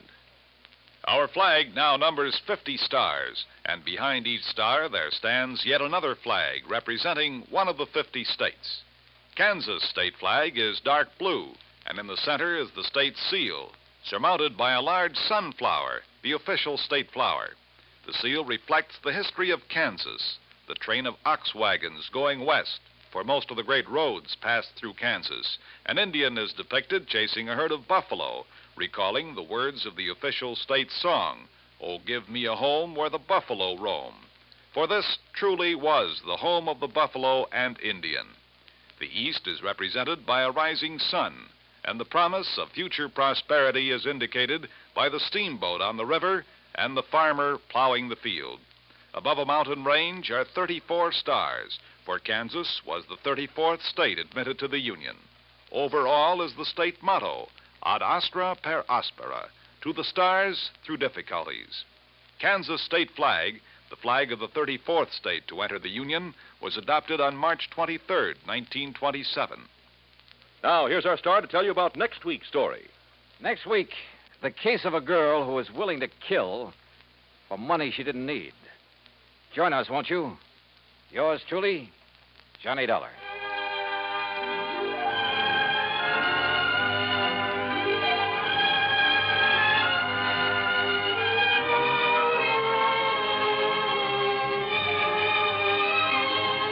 Yours truly, Johnny Dollar, starring Bob Bailey, originates in Hollywood. It is produced and directed by Jack Johnstone, who also wrote tonight's story. Heard in our cast were Russell Thorson, Jack Edwards, Will Wright, Paul DeBob, Lawrence Dobkins, and Vic Perrin. Be sure to join us next week, same time and station, for another exciting story of yours truly, Johnny Dollar.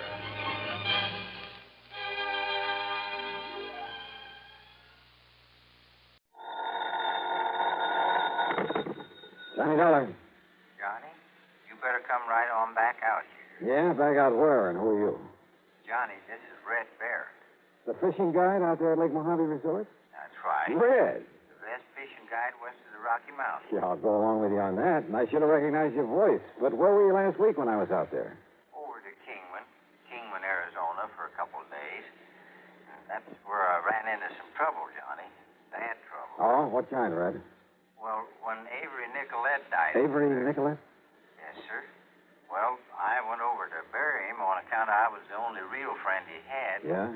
And also to attend to his money and things. He left them to you, Red, huh? Well, you see, Avery showed me his will a couple of months ago. He wrote it all out himself, real legal, from some kind of a book he bought. Yeah? And he said he was leaving everything to me. Insurance and money and everything. So? But when I dug that will out of its hiding place, well, Johnny, somebody changed it. Well, weren't the police and the insurance company able to see that? They claim that I'm all wrong, Johnny, but I know better. You're sure? Only trouble is, well, Johnny, if you ever expect to see me again... You mean that somebody's threatening you? If you ever expect to see me again, you better come out here. Red. And if I was you, I wouldn't waste any time. Johnny. Okay, Red, I'm on my way.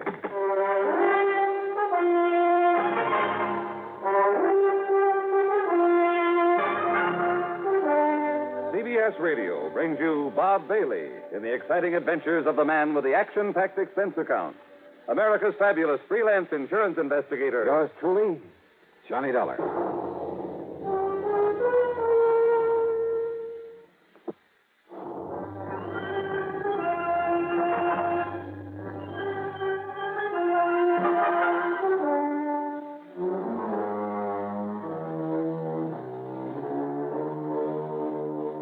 Expense account submitted by Special Investigator Johnny Dollar.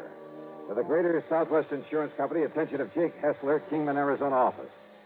Following is an account of expenses incurred during my investigation of the will and away matter. Expense account item 1, $154.50 plane transportation from Hartford to New York to Las Vegas, Nevada. Item 2, $50 deposit on a rental car. Instead of driving directly south to Lake Mojave Resort, I took Highway 93 to Kingman, Arizona.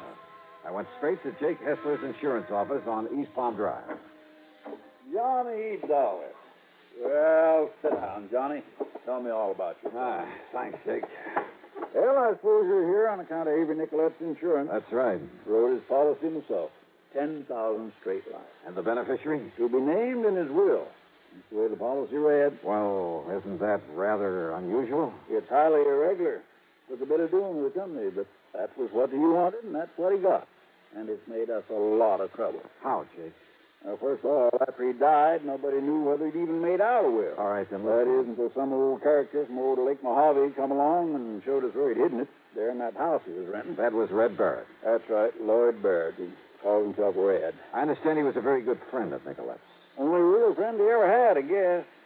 They used to do some prospecting or cattle raising or something together. And Red was named to get everything Avery had except insurance. Well, what was there besides the insurance? Avery's clothes, money. How much money? A couple of $1,000 they had in the bank. Now, look, about that will. Johnny, we was glad enough to have him find it for us, and it was okay. A holographic will, but okay. But when Red claimed that Avery was leaving everything to him, only the will said otherwise. Red called me on the phone, Jake. Yeah, he threatened to do that. And he told me that will has been tampered with. That's what he told us, only it wasn't done. And if you don't believe me, you can ask the police and the lawyer about it, only ask them gentle. What do you mean by that?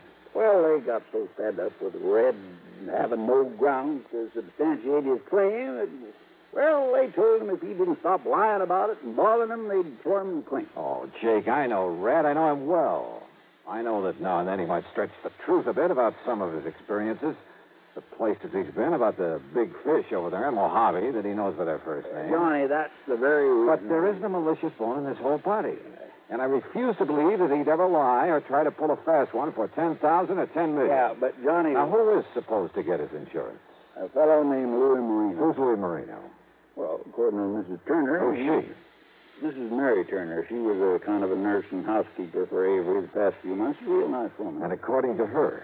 Well, she didn't know much about this Marino, but she'd heard Avery mention him once or twice, that he lived up in Vegas. And, of course, she saw his name in the will when she witnessed it. Who else witnessed that will? Old Tim Hansen. Well, what does he say about it? Well, Tim got killed about 3 months back one night in April. Got drunk and run his car off the highway down towards Needles. Oh, he's no help. Where do I find this Mrs. Turner? Still at the house Avery was renting. And she swears that Marino was mentioned in the will right from the beginning, huh? Yeah, but your friend Red Barrett... Okay, Jake, I'll see you later.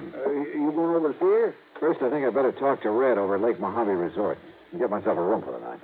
Ask me, Johnny. You're just wasting your time and your money. Oh? My money? Hmm? I'm on an insurance case, remember? So, I'm on expense account. What? Sure, with your company footing the bill. Now, Johnny... See you later, Jake.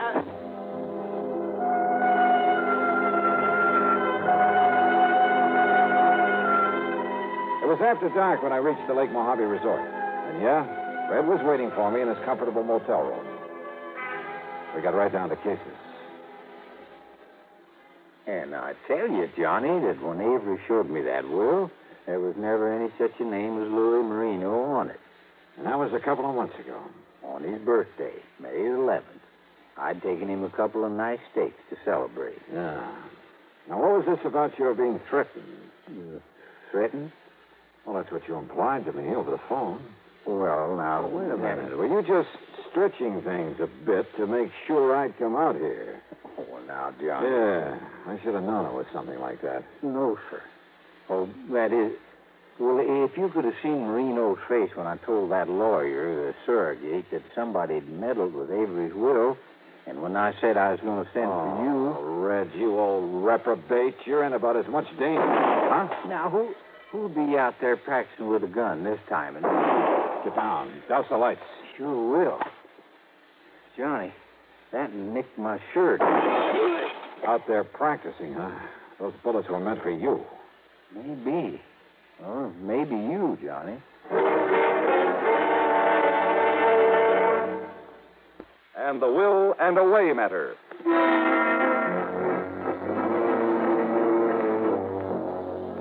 I thought Red Barrett there at the Lake Mojave Resort was spinning another one of his yarns when he told me he was being threatened by the beneficiary of the insurance he felt that he was entitled to. That is, until a couple of gunshots crashed in through the window of his motel room. Yes, sir, Johnny. That Louis Marino knew that I was going to send for you. So those shots could just as well have been meant for you as for me. Wait a minute, Red. Somebody... Stay low. Leave the lights out. Hey, Red. It's Buster. Buster Faith. Yeah. Johnny. Hi. Red said you were coming out here to help him. Yeah, Buster. Pull down the blinds, Red, and turn the lights on again. Sure, Johnny. Those shots, Johnny, and I heard this window break. They came from a car up on the old mine road above here. And the car took off and went over the hill. So it looks like Red was right. Red, how much do you know about this Louis Marino? I tell you, Johnny, I never even heard of him until I dug Avery's will out of the linen closet there at his house, and I saw Marino's name on it. Only thing I know about him is that he's been living up there in Vegas, working in a garage, about 3.5 months now. Then he must have arrived there shortly before old Tim Hansen died, which probably doesn't mean a thing. Well, old Tim was the other witness to Avery's will. Johnny, I knew old Tim pretty well. He was kind of a general handyman over there in Kingman. I used to have him come over here and give us a hand now and then. So? Well, did you hear about how he died? Sure. Got drunk one night and ran his car off the road. Only Tim never touched the stuff. You're sure of that, Buster? Yes, sir. Well, did you tell the police and coroner? Yeah, and I guess they changed their report. Not that it means anything. I wonder. Let me get some dates straight. Dates, Johnny? Yeah, how long was Avery Nicolette living over there in Kingman? Since January. And before that? California, working in the oil fields. But the doctor told him if he didn't get over here in the desert, that his lungs wouldn't hold out more than a couple of months. When did Mrs. Turner take over as his nurse and housekeeper? Oh, Mary started working for him in March when he took real sick. That's when he made out his will, too. And Mary and Tim were the witnesses. That's also about the time Louis Marino arrived in Vegas. Well, yeah. Johnny. No, let's not try to tie these things up until we have good reason to. Well, you ask me. Then it was back in April that Tim Hansen died. Yes, sir. And when did you see the will?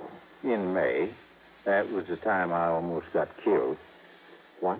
Oh, coming over the pass that night on the way back here, the steering on my car gave out. Wait a minute. Did anyone examine it after that happened? Well, I had it fixed, if that's what you mean. No, that isn't what I mean. What are you thinking of, Johnny? Plenty, Buster. Red, where is that will now? Well, it's still with Lawyer Robbins, I guess. Over in Kingman? Yes, sir. He's the surrogate on it. And he lives right over his office on North Poplar. Good. Then I'm going over there to see him.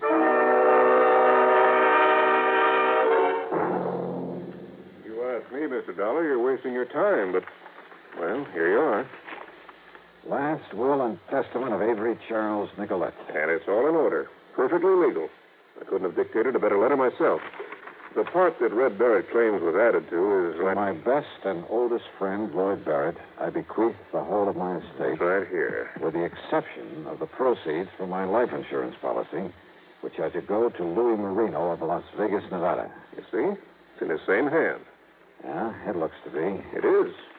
I even had Mr. Brinkerhoff down at the bank check the handwriting. Even the police brought in a handwriting expert. Wait a minute. What? Have you got a magnifying glass, Mr. Robbins? Oh, yeah, sure. Now, right here. Thanks. Now, listen, Mr. Dollar. You listen, Mr. Robbins. I don't know whether this last part is in Avery Nicolette's hand or it's just a clever forgery. But if this has been tampered with... And I tell you... But I'll tell you this. I'm betting the Louis Marino was put in after the will was signed and witnessed. But in that case, the will wouldn't be... Well, what I mean is... Well, that is to say that... Instead of trying to think of something to say, Mr. Robbins, I want you to call a meeting for me. Tomorrow morning here in your office. A meeting? Where is Marino? Well, right here in Kingman, awaiting payment. Okay. I'll bring Red Barrett over from Lake Mojave myself, but you get hold of Marino and Mrs. Mary Turner. Well, now, Mr. Dollar. Now, wait. Say 10 o'clock sharp, Mr. Roberts, okay? Now, Mr. Dollar. Okay, I'll see you then.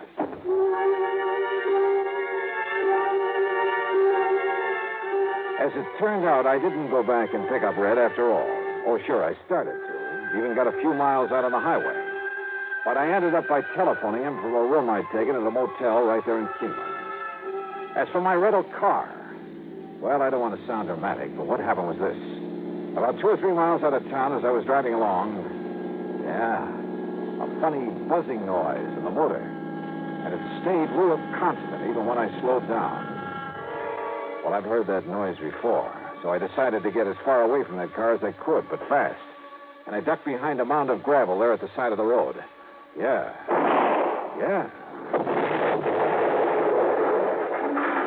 You know something? As the sordid parts and pieces came sailing down around me, I was kind of glad that I had got out of that car.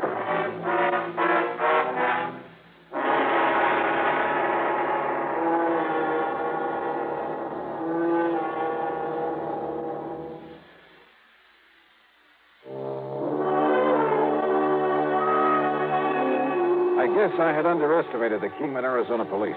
When I called them after having my car blown to bits, I learned from Sergeant Tommy Parker that they, too, had been suspicious of Avery Nicolet's will, and particularly of the main beneficiary, Louis Marino. First thing in the morning at police headquarters, Parker laid out the facts for me.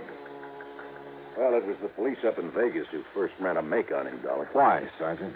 Because he'd gotten thrown out of a couple of gambling joints up there when he tried to get a job. Before he worked in the garage. Yeah.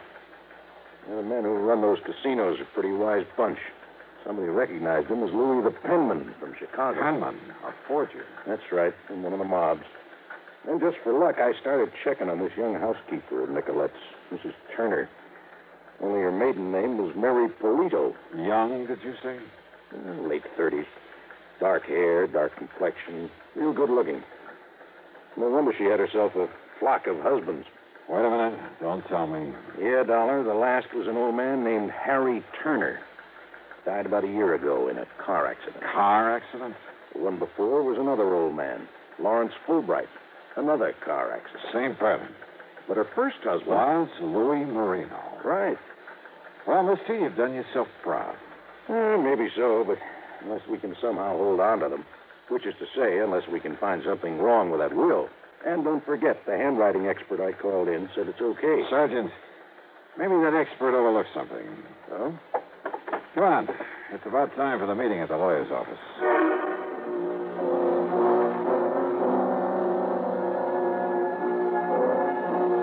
Wisely enough, Sergeant Parker decided to stick around outside while I went into the meeting.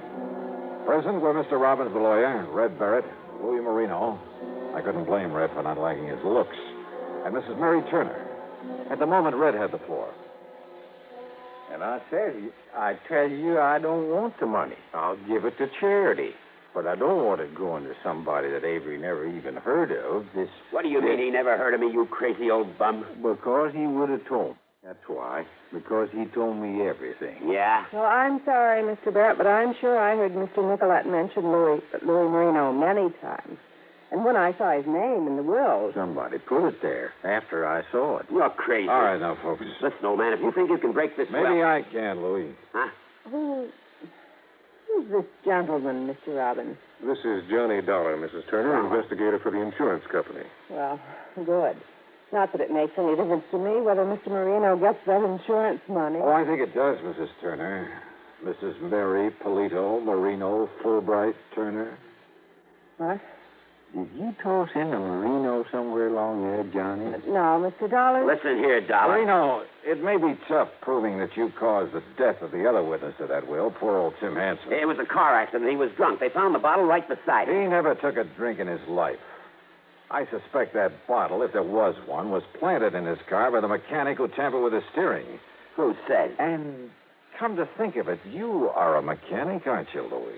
Sure I am, but that doesn't mean it might be hard to prove you planted that bomb in my car. Now listen, Dollar. You tampered with the steering on Red's and tried to kill him off after you realized he'd seen the original will. But sooner or later, I think these Kingman police will be able to pin these things on you. The only thing I have to prove, though, is that this will was tampered with. And I think I can. Yeah? How? Well, I'm sorry, Mr. Dollar, but that will is exactly as it was in the beginning. Mrs. Turner, did you actually see it written? Mr. Hansford and I both saw him write it. Then Mr. Nicolette signed it. We signed it. And he folded it up and put it in the envelope. Oh? This paper wasn't folded before? No. It was some new stationery he just got himself. You're sure? Of course. Why do you ask a thing like that? The paper has a coating on it, like most papers of this kind. Some of that coating cracks a little bit when it's folded.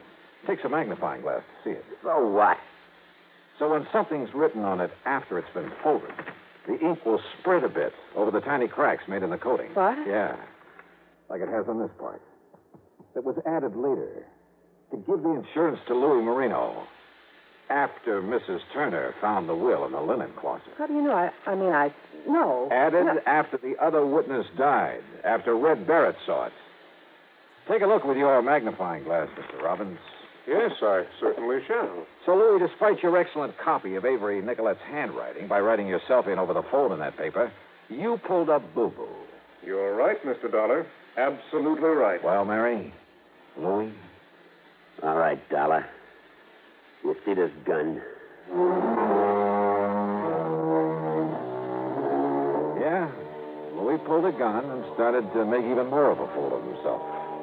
But then Sergeant Parker quietly walked in and took over. And you know something? I think that given time with Mary and Louis in the clink for this forgery, he'll probably pin those other things I mentioned on him. He's a good man. Expense account total, including the blown-up rental car, $3,280. Yours truly, Johnny Dollar.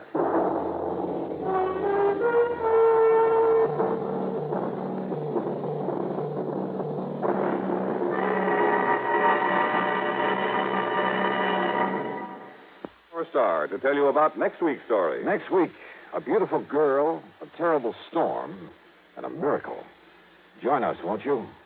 Yours truly, Johnny Dollar. Yours truly, Johnny Dollar, starring Bob Bailey, originates in Hollywood and is written, produced, and directed by Jack Johnstone. Heard in our cast were Virginia Gregg, Barney Phillips, Forrest Lewis, Barley Bear, Jack Boyles, Billy Hallett, and Byron Kane. Be sure to join us next week, same time and station, for another exciting story of Yours truly, Johnny Dollar. This is Jim Matthews. From Hollywood, it's time now for... Johnny Dollar. Mr. Dollar, the investigator? That's right, insurance investigator. Yes, well, my name is Frank Skinner, Mr. Dollar. Yes? You see, my wife and I run the Sunny Dream Home up here in Buckland Center. Old folks' home it is. I see. Well, now, what can I do for you, Mr. Skinner? But I'm afraid there's something wrong here, Mr. Dollar. You see, we've never had anything like this before. Like what, sir? Well, to begin with, all our clients are pretty well insured. Yes? All right. We've been having a lot of deaths here at the home these past months. Too many, Mr. Dollar. Well, after all, if your clients are all very old people... Yes, sir, they are. But you see, these have all been accidental deaths. Yeah, well, don't forget, sir, that older people are very often quite prone to accidents. Yes, sir, that's true. But, well, if you want the truth, I don't think they've been accidents. Oh? No, sir. And if something isn't done to stop this, well, I think maybe you'd better come up here and see us. Mr. Skinner, I think you're right.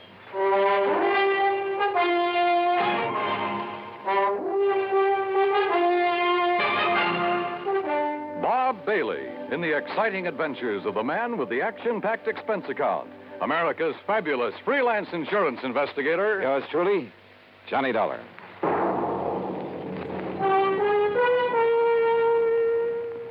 And now, Act One of Yours truly, Johnny Dollar.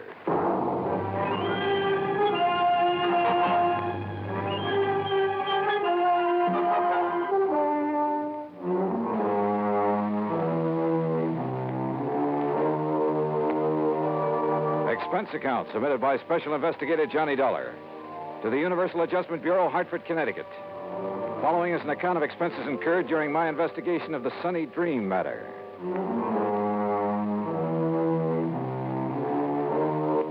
Expense account item 1, 10 cents for a phone call to Pat McCracken, my old friend and contact at Universal Adjustment Bureau. Oh, say, I'm glad you called, Johnny. Yeah, well, Pat, I just want you to know I won't be available for a couple of days. Oh, yes, you will. And it isn't because of any insurance matter. Yes, it is. What's happened is that I've just received a phone call that's aroused my curiosity. And, well, at any rate, any assignments you may have for me will have to wait until I get... That's where you're wrong, Johnny. I said we'll have to wait until... What? Just happens you have an assignment right now. As a matter of fact, I was just about to call you. Well, can't I wait a couple of days? Oh, no. Johnny, I want you to run over to Buckland Center. Huh? I think you heard me. The Sunny Dream Home for the Aged? That's right. How did you know? Never mind that. What's wrong over there that you know about? Oh, the number of deaths over there within the past few months have made our actuarial tables look like a big fat mistake. And the companies that have carried the insurance on them are getting a little worried. All separate companies, huh? Yeah, but they all cleared their policies through us, fortunately. Otherwise, we'd never have gotten wind of this. Anyway, I promised to send you over there. Any particular reason for thinking something's wrong, aside from the unusual number of deaths? Yes. What? The beneficiary of the policies that have had to be paid. Who? The Sunny Dream Home for the Aged.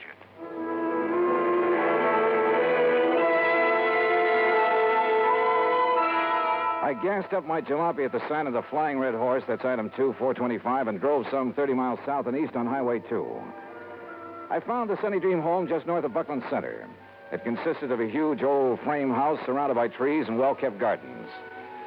In comfortable chairs scattered here and there on the wide porch and lawn, nice-looking, well-dressed older folks sat around reading, chatting, playing cards, enjoying the late afternoon sun. The whole place looked clean, quiet, and restful. After parking my car, I walked slowly up the long, flower-bordered walk under the trees toward the entrance. And as I did so, a little wizened old man in a wheelchair detached himself from a group of the old folks and wheeled over to me. Mr. Dollar? Yeah, that's right. I'm Frank Skinner, the one that called you. Oh, how are you, Mr. Skinner? Come right along in the office where we can talk. Yeah, sure. Oh, may I give you a hand with that chair? Nope, don't need it. Huh? I must say you handle it well. Should. Haven't been on my feet in over 5 years now. You can help me up this little ramp, though, if you don't mind. Oh, sure. Here you are. Walter, my stepson, built me that ramp. Good idea. Yes, sir. It's a big help to a man that can't use his legs. Now, right around the side of the porch here. Oh, evening, Miss Baker. Good evening, Mr. Skinner. Here we are. If you just open the door. Sure.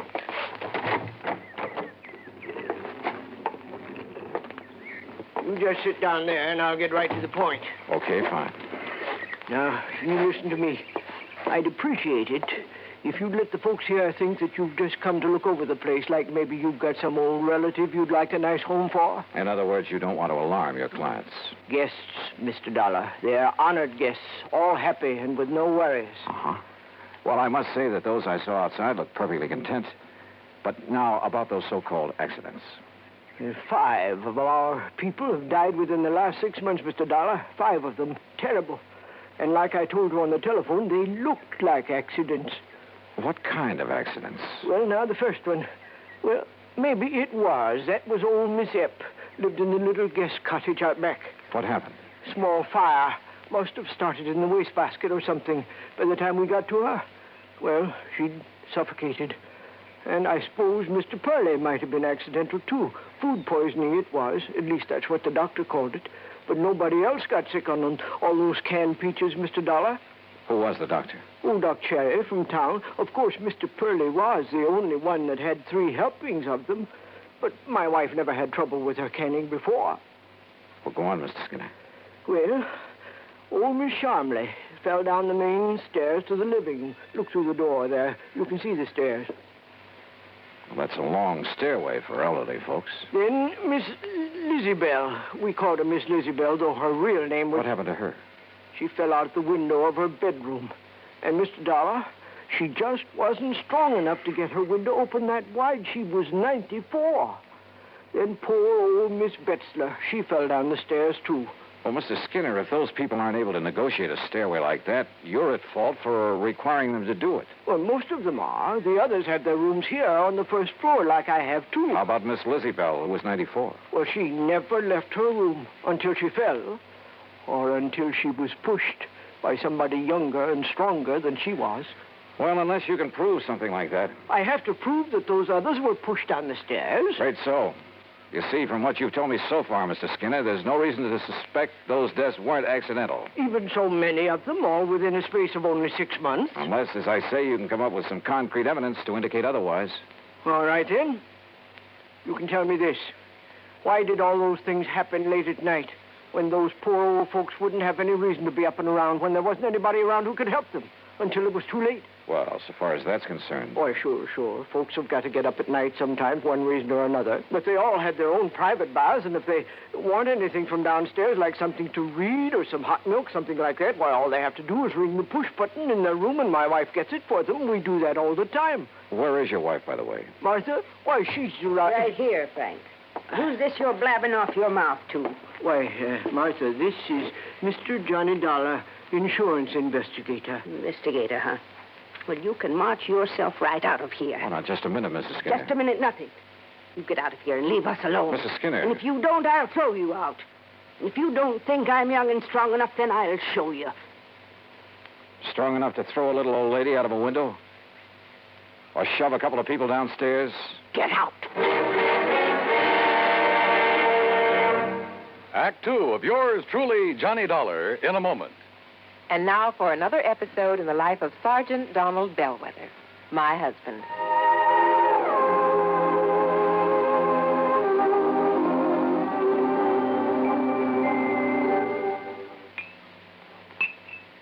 Oh, that's what I call a good dinner, Reba. Oh, that was delicious. Well, I'm glad to hear that, dear.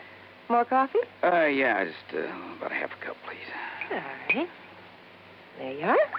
Thank you. Now, tell me all about your safety class. Did the boys enjoy your speech? Oh, yeah, they sure did. Thanks to you, I did quite well. My lieutenant complimented me afterwards. Well, good. Yeah, but that same lieutenant threw me a curve, too. How, dear? Well, after I gave my talk, he asked the men if there were any questions. Well, that did it. One of the guys stood up and said, look, Sarge, you claim there were over 95,000 deaths and over 9.5 million people injured in accidents in the U.S. last year. Looks to me like all those safety campaigns and slogans are doing no good at all. Well, how did you answer him? I didn't. I couldn't think of an answer. I got out of it by saying I'd have more facts and figures at the next meeting. All right, let's see now.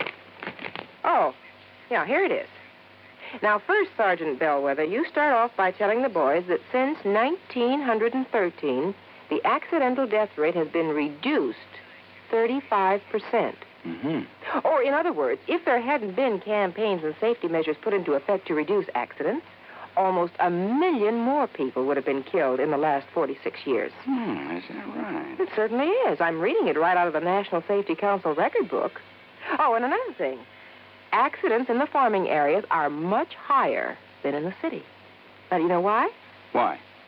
Because in rural areas, there are fewer policemen enforcing safety laws and less traffic signs and signals to guide the motorists. Mm-hmm. You know, many more cars travel the city streets, and yet the per capita rate of accidents is much higher in the rural areas.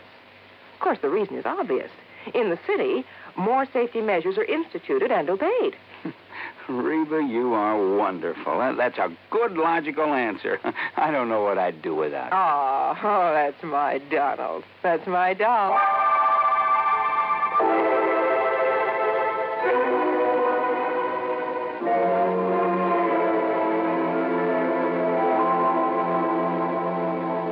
And now, Act 2 of yours truly, Johnny Dollar, and the Sunny Dream Matter.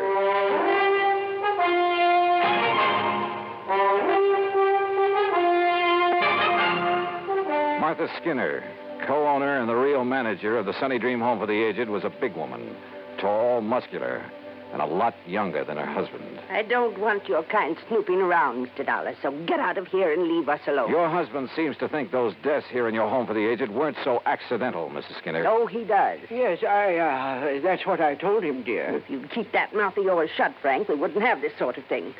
Why don't you in that wheelchair get out of here? You sound as though you have something to hide, Mrs. Skinner. I have nothing to hide.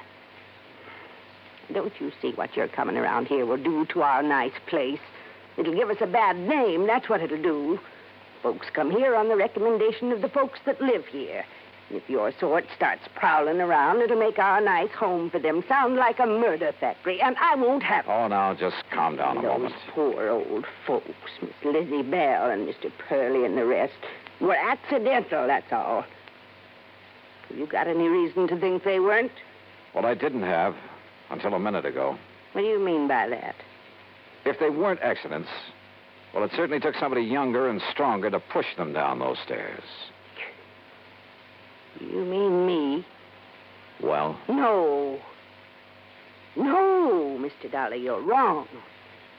And if anybody started that talk about not being accidents, I guess I did. Yes, you did, Martha. Oh, I was so upset, those fine old people passing away. Why, they were like family to me. I guess I said a lot of things that didn't make sense. Until the doctor and the police came around and told me I was wrong. The police investigated? Yes, and they made quite a stir. I guess that's why your being here has upset Martha. Well, of course, if they found nothing. Mr. Dollar, do you think that I could do anything like what you're... that I could harm a single hair of any of these nice old people? What possible reason could I have, and what sense would it make? Why, we're being paid for their living here, and if anything happens to them... Yeah. Yeah, if anything happens to them, you collect a nice, big, fat hunk of insurance money. You know about that? Insurance investigator, remember? No. No, you're wrong. It was their idea to name us in their policies, now wasn't it, Frank? Yes, Martha, it certainly was. Well, let's not talk about it anymore now. It's getting late, so I think I'll drive back to Buckland Center and have some dinner. Why, you'll do no such thing. You'll have your dinner right here. And if you wish to stay overnight... Oh, no. You mean I'll have another room to fix up? Well, I'll help you, of course. Walter, this is Mr. Johnny Dollar. Dollar? The insurance investigator I hear about all the time on the radio? That's right, son. What's your business here, Dollar? Frank called in, son. Yes. About those accidents? Yeah, that's right. What do you think about them, Walter? Look, Dollar, Mother's got enough trouble without you coming around Walter. here. Well, it's true, Ma. You know it. First it's the police making a big racket. We've been through all that, Walter. I asked you a question. Well, why don't you get out of here and leave us alone? I'm sick of all this nonsense. I'm sick of this whole place. Oh, Walter. Year after year working like a dog for a lot of old fogies. Are there only the three of you to take care of this place? That's right. Oh, and of course, Frank here has a lot of help tied down to that wheelchair. Well, I do all the office work. Oh, sure. Big deal. Handle all the money, too. Well, what about the talk that as soon as we get enough money, we can sell out and get away from here? Hey, look, Dollar, what difference is it to you who keeps this place up? Hey, you're a pretty husky fellow, Walter. Yeah. Would you like a little demonstration on you? And what do you mean by that? Well, maybe I'll tell you after I've had a look around. Then you will stay. Oh, yeah, I'll stay until I'm satisfied. Well, you won't be here for long if I've got anything to do with it, understand? Is that a threat, Walter? Take it any way you like. I'm sorry, Mr. Dollar. I'm sure he didn't mean that the way it sounded. Yeah. Well, tell me, do you two have joint ownership of this place, you and Mr. Skinner? Well, it's really in my name. And if anything were to happen to you? It would go to Frank and Walter. I see.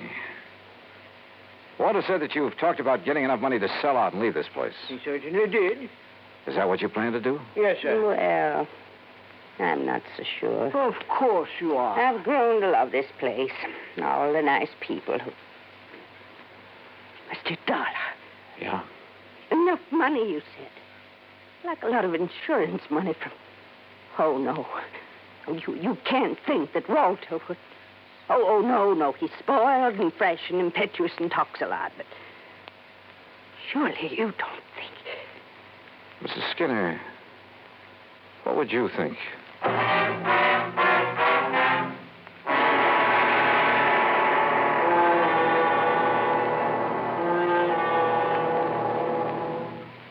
Act 3 of yours truly, Johnny Dollar, in a moment. Do you know who said, eternal vigilance is the price of liberty? Those famous words were written by Thomas Jefferson. Jefferson knew that human nature tends to cause us to take for granted the freedoms for which others have fought valiantly. He knew that Americans had to be alert, or the essential freedoms of democracy would be taken away. That's why Jefferson gave his warning to the Americans of his era and to their descendants. He set the price for liberty as eternal vigilance. And Americans through the years have heeded Jefferson's warning. They have been alert to detect and resist the enemies of liberty. Remember the words of Thomas Jefferson. They are part of your American heritage. The price of liberty is eternal vigilance. And now, Act 3 of yours truly, Johnny Dollar and the Sunny Dream Matter.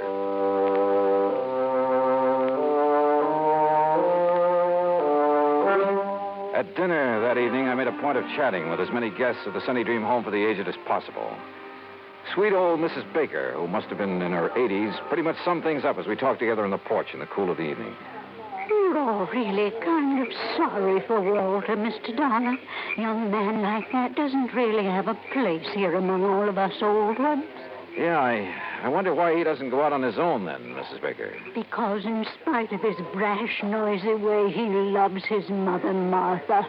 And since she has so much to do taking care of us, why, he just stays and helps her. Isn't she one of the loveliest people you ever met? Well, she certainly seems devoted to you folks. And she is. Makes us toe the line. Bawls us out sometimes, just like a mother hen. But she's all heart. And Mr. Skinner? Very nice. Handles the business affairs of the home real good, too. It isn't generally known, but he's the one who gave us the idea of making out our insurance to the Sunny Dream. Oh? Of course, we never told Martha. Oh, there you are. Evening, Miss Baker. What a nice young man this is, Mr. Skinner. We've been having a wonderful time talking away about this and that. That's fine. They make you a comfortable room upstairs, Mr. Dollar? Yeah. Right at the head of the stairs. Very comfortable. Good. Well, don't let me interrupt. I'd like to talk to you a minute if Mrs. Baker will excuse us. Why, of course. Thank you. And we'll talk again tomorrow, won't we? Sure, of course we will. Good night. Mr. Skinner, when was the last accident when someone fell down those long stairs? Huh? Why, that was Miss Betzler earlier this month. Why? Well, at the head of them, as I came out of my room, I found something that, well, they were marks that looked to me as though they'd been made by some kind of struggle up there. Oh? And a tiny piece of cloth from a man's suit caught in a splinter on the newel post. Well, what are you going to do about it? Oh, just leave it there. Tomorrow I'll get somebody from the police laboratory over here to look at it. Uh-huh. Well, whoever's suit that was must have a tear. Oh, no, not necessarily. It was really just a few threads that had been pulled out. But they might be the clue to a killer. I see. Well, good luck, Mr. Dollar. Yeah. Thanks. In my room, I waited until long after the big home was quiet and wondered if my hunch was going to pay off. Hunch? Sitting there on the porch talking with old Mrs. Baker, I'd suddenly remembered something Pat McCracken had told me in the very beginning. He had notified the home I was coming here to investigate. That meant he'd notified Frank Skinner. Could that have been why Skinner phoned me? To allay any suspicion the insurance companies might have? Yeah, I wondered. Finally, about midnight, I heard a noise at the head of the stairway. Quietly, I opened my door. And there at the top of the stairs, armed with a flashlight and standing solidly on his own 2 feet, was the man who said he was confined to a wheelchair. Well, Mr. Dollar. You won't find anything there, Mr. Skinner. Because there isn't anything. See?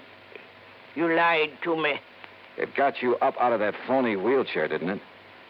To see if you'd left some trace of your last murder, didn't it? Now listen, Dollar. Pretty rotten racket, Skinner. You and only you handle all the finances of this place. You persuaded the old folks to name you as beneficiary of their insurance policies. Then you proceeded to shove them down those stairs. Would you like to see how? Yes, Skinner. Then I'll show you. No, you don't.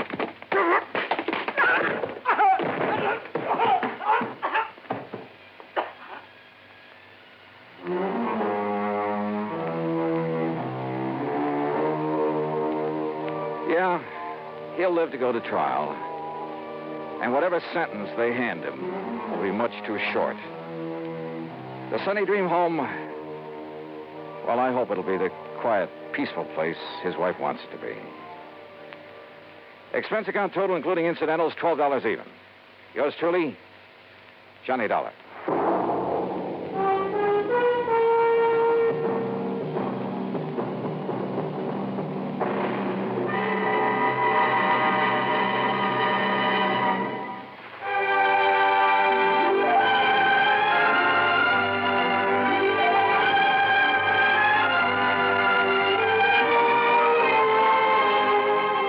Truly, Johnny Dollar, starring Bob Bailey, originates in Hollywood and is produced and directed by Jack Johnstone, who also wrote tonight's story. Heard in our cast were Virginia Gregg, Peggy Weber, Junius Matthews, Larry Dobkin, and Bert Holland. Be sure to join us next week, same time and station, for another exciting story of yours truly, Johnny Dollar. This is Dan Cubberly speaking.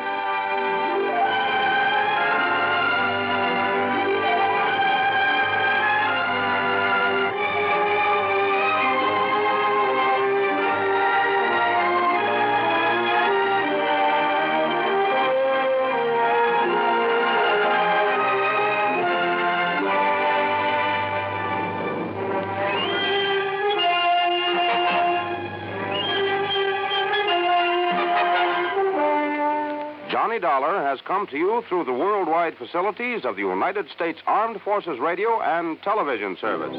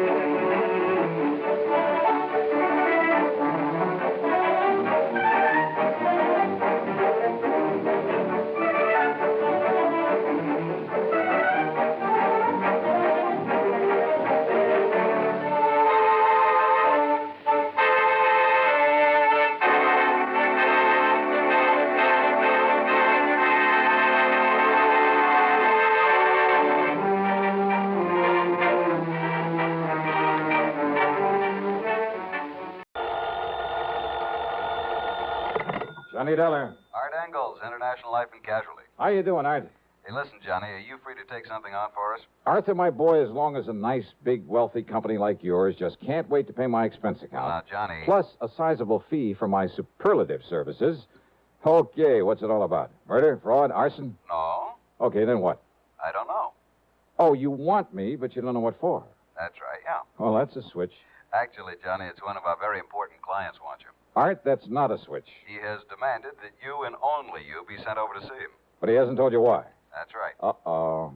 Now, what do you mean by that? Well, I mean, the last time I took on one of those I don't know why matters, I got slugged, shot at, and thrown off a bridge. Well, Johnny... But okay, Art. I'll run on over and see you.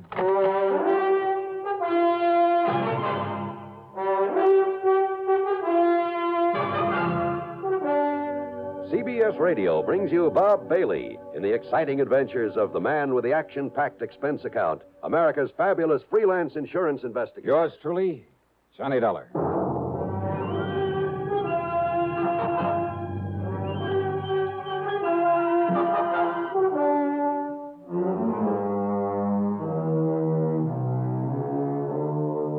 Expense account submitted by Special Investigator Johnny Dollar to the International Life and Casualty Insurance Company, Hartford, Connecticut office.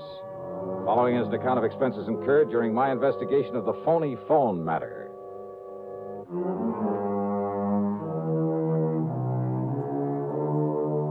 I don't really go for these vague assignments, but International has always paid off pretty well. So expense account item 1, $1.25 for a taxi over to the office of Art Engels.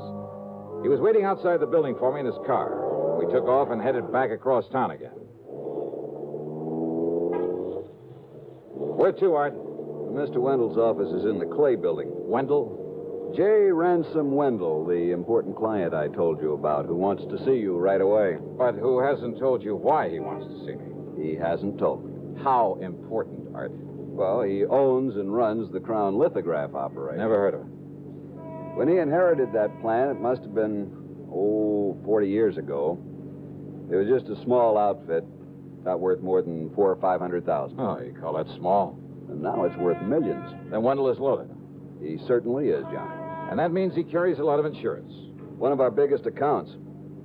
Life insurance on himself. How much? $500,000. Wow. Insurance on his wife for the same figure. Policies on his home, his cars, the plant, personnel. Well, I make no bones about it. Even if his calling for you is only to satisfy some sort of a whim, we can't afford to turn him down. Some sort of a whim? Yeah. You mean it could be? Yeah. Johnny, he's so used to having his own way. You know, because of all his money. Oh, wait now. Hold everything. Yeah. J.R. Wendell. Alimony Wendell? That is our boy. Married 5, 6, 7 times? Had one. And always to some delectable dish he picked out of the chorus line of a nightclub on some Broadway show? That's the one, Johnny. Marries him, finds out all they want is his money, pays him off, then goes ahead and does the same thing all over again. Oh, brother. But according to the newspaper stories a couple of years ago, he swore he was through with those gold diggers, that he'd never again pay off another one of them. Mm-hmm. So what happens? What happens? 9-10 months ago, he puts a ring on that dancer, Lavon Laverne. Yikes. Whereupon she promptly puts a ring in his nose and starts making the usual dent in his bank account. Oh, now you don't think his wanting to see me has anything to do with his trouble with this Lavon Laverne? Oh, now, Art, I want to... We'll soon find out, Johnny, because this is his office building.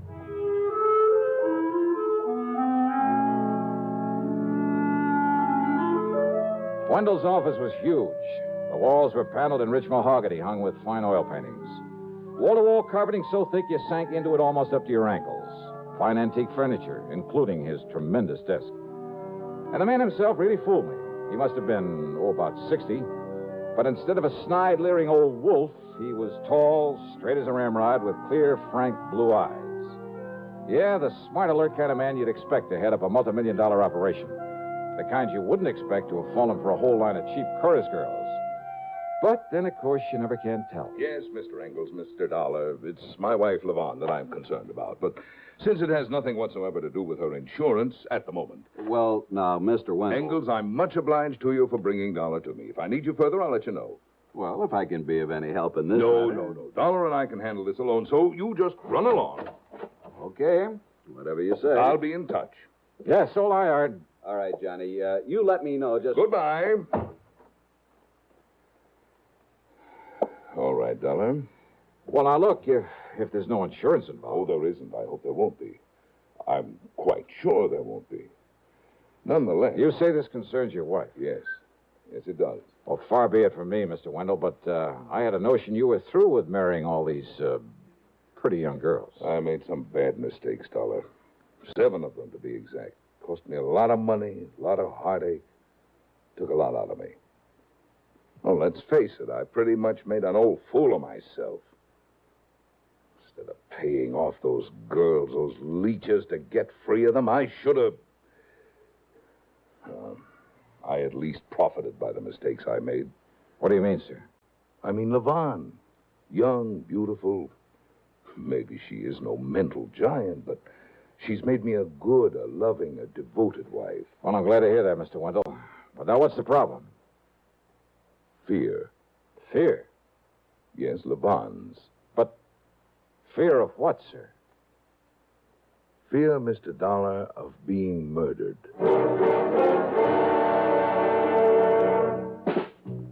Smoking more now, but enjoying it less.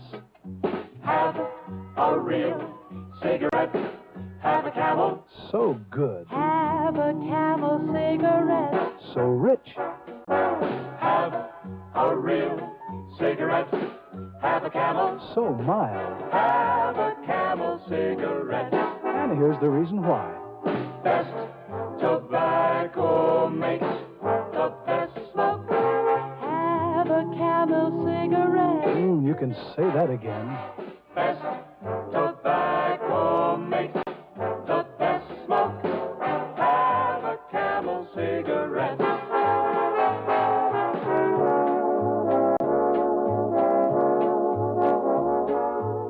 you're smoking more these days but enjoying it less, then change to Camels, the best tasting cigarette of all.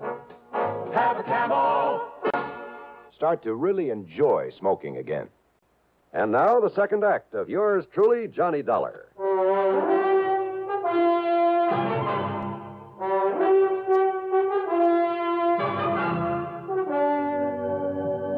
Now, wait, Mr. Wendell. Your wife, Levon, she's been threatened with murder. Threatened? No. I'm afraid I don't understand. But, Dollar, she's fearful that someone is going to kill her. It's been going on for several weeks now. Why? I don't know. All I know is that she's become terribly upset over this idea, this fear. I've called on you to see if you can determine for me if there are grounds for all this apprehension. What if she hasn't received any direct threats? She hasn't, at least none that I know of. Well, she says that she hasn't. Well, no, look, Something wait. has gotten her into this unfortunate state of mind. I don't know what it is. But I hope you can find out for me. You sure you shouldn't have called in a psychiatrist? Have one of those stupid, money-grubbing head shrinkers ask her a lot of silly questions? Oh, no, wait. Some of them are pretty good. Can do a lot of good in a situation like this. Dollar. Because I know, Levon. I know what her reaction would be. She's nervous and upset enough about these fears as it is. But you, posing as an old friend, as our guest there at the lodge. Your lodge, Mr. Wendell? Yes, over on the Peekabuck River above Farmington. It's a little place we keep as a sort of retreat, a place to get away from it all. I see. When I left the house here in town a few minutes ago, I told Levon we'd meet her there for lunch and start the weekend a little early. We, huh? I told her you're an old friend. Come east for a bit of a vacation. Oh, from where?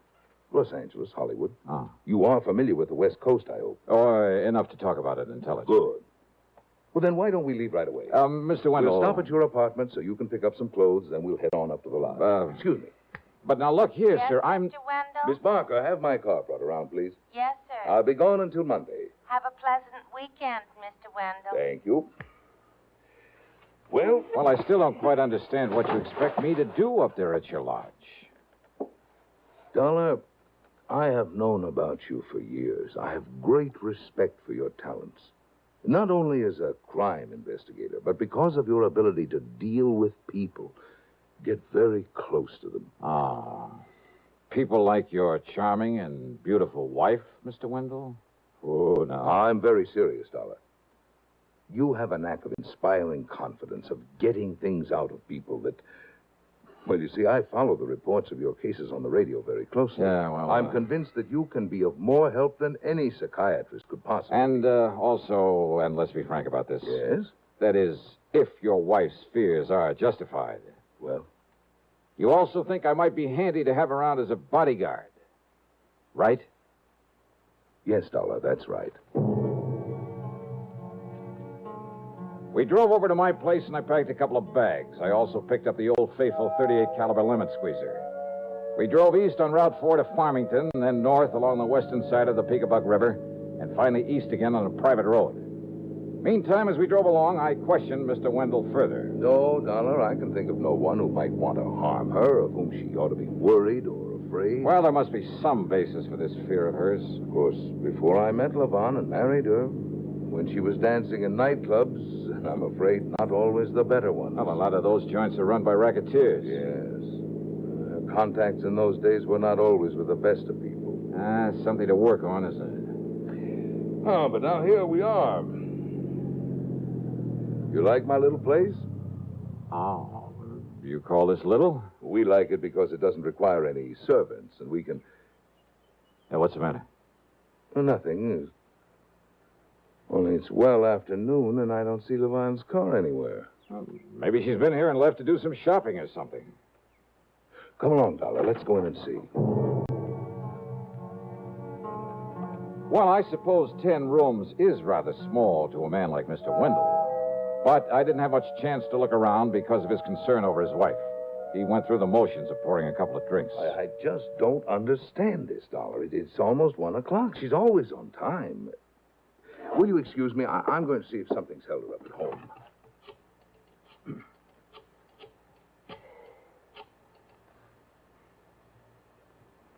Oh, Levon. I'm just silly, I suppose, but I'm here at the lodge with Mr. Dollar, and I was beginning to get worried about you. Why, you weren't here when we... Visitor? Anybody I know? Vonnie, you sound worried about something. What is it, dear? Vonnie? Vonnie? Hello? Hello? Hello? What's wrong, Mr. Vonnie, that sound I heard, what was it? Hello? Hello? Vonnie, what is it? What? All right, now, Mr. Wendell, what happened? I don't know, Mr. Dollar. She gave a strange kind of a kind of a gasp. Yeah? I believe she dropped the telephone. There was a thump, a heavy thump. Okay.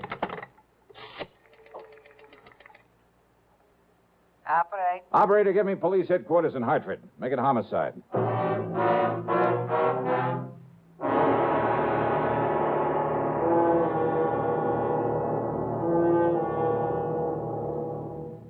We'll continue with yours truly, Johnny Dollar, in exactly 30 seconds. A signature can reveal a great deal. Take, for instance, one that you hear every day, the highly respected signature CBS News. That's the name that stands behind every news broadcast heard over this network. It's your assurance that you're hearing the very latest news and that you're hearing it reported with scrupulous accuracy. Remember that. CBS News. The first word in swiftness, the last word in accuracy. You can depend on it. Fight cancer with a checkup and a check. Today's reminder from the CBS Radio Network. Now, back to yours truly, Johnny Dollar, and the phony phone matter. By the time we get back to Wendell's home in Hartford, the police were there, Lieutenant Billy Walker in charge. The body of Levon Wendell lay sprawled on the floor next to a sofa. The telephone had fallen to the floor beside her. One of Walker's men was dusting it for prints. Another, obviously the medic, had removed a rather gruesome-looking knife from the middle of her back. Wendell had slumped into a chair, and he sat there staring as though he couldn't quite believe it. His face was white, and he kept clenching and unclenching his hands with such force I was sure his palms were bleeding. The only sound he made was an occasional half-smothered sob. Must have killed her instantly, Dollar. Doc here says the knife went clear through into her heart. Yeah. Think you can trace that knife, Lieutenant? Oh, I don't have to. Came from that collection up there over the fireplace. Johnny, that could indicate it was done by somebody she knew that she let in here. You mean somebody who came unprepared to kill her? Right. Oh, the back door was left ajar, by the way. Any servants in this place? We're way ahead of you. What? Well, to begin with, they're an old couple. Neither one of them could have had the strength to do this. Oh, where are they? They were given the weekend off. How do you know that? One of the boys who knows them saw them at the station early this morning. Oh. Said they were heading down to New York to see some relatives. Yes. We let them go, Lieutenant, because we planned to be up in the country for the weekend. Okay, Mr. Wendell. Only we hadn't. If only there'd been someone here when whoever did this. Easy now, sir. A visitor, she said. She told me over the phone it was a visitor. Yeah, if only she'd been able to tell me who it was before. Dollar, you gotta find him. You gotta find this killer. Don't worry, Mr. Wendell. We'll do everything we Spare possibly... no expense. I'll do anything. I'll give you anything you want, but you must find him. Yeah, your attorney, Mr. Wendell. Dollar, I don't care what it costs or what you have to do. My attorney? You'll have to be notified of this immediately. Who is he? Oh, Spidle. Harold Old Spidle. I'll take care of it as soon as I can pull myself together. Now, look, you can't be of any help at the moment, so why don't you just sit down and better still pour yourself a drink. A drink? Yeah, do you good. Go ahead. Yes, perhaps you're right. Perhaps Lieutenant. Oh, wait a second, Johnny. You sure of that, Mac? Okay, I'll take your word for it. Sure of what? Johnny, the only prints on that phone are hers. You'd think in a household like this, unless somebody wiped them off just in case. Of course, Lieutenant. Look, I'll see you later. What? I borrowed Mr. Wendell's car without bothering to ask him for it. I drove to the office of lawyer Spidell, all on a big fat hunch. And I thought he might be able to help me with a better understanding of the whole Wendell setup. You know something? I don't think he'll ever know how much he did help me. Well, as long as you were there with him at the lodge and heard the phone conversation with her. Why, yes. Of course, it's too bad, Levon, going like this, but, Dollar, I can't say I'm at all surprised. And, by the way of being cold-blooded about it, well, it saves Wendell the trouble and expense of another divorce, more alimony. Yeah. Dollar, he is one of the most clever, the most ruthless businessmen I've ever known. Yet these girls, one after another, have been able to take him for so much. And you don't think this one would have lasted? Huh? I'm certain of it. But I thought he and Levon were getting along pretty well. Oh, I suppose he may have thought so. I don't see why, though. Oh, what do you mean? Some of the others were pretty expensive while he was married to them. They all were afterward, but none of them compared with Levon.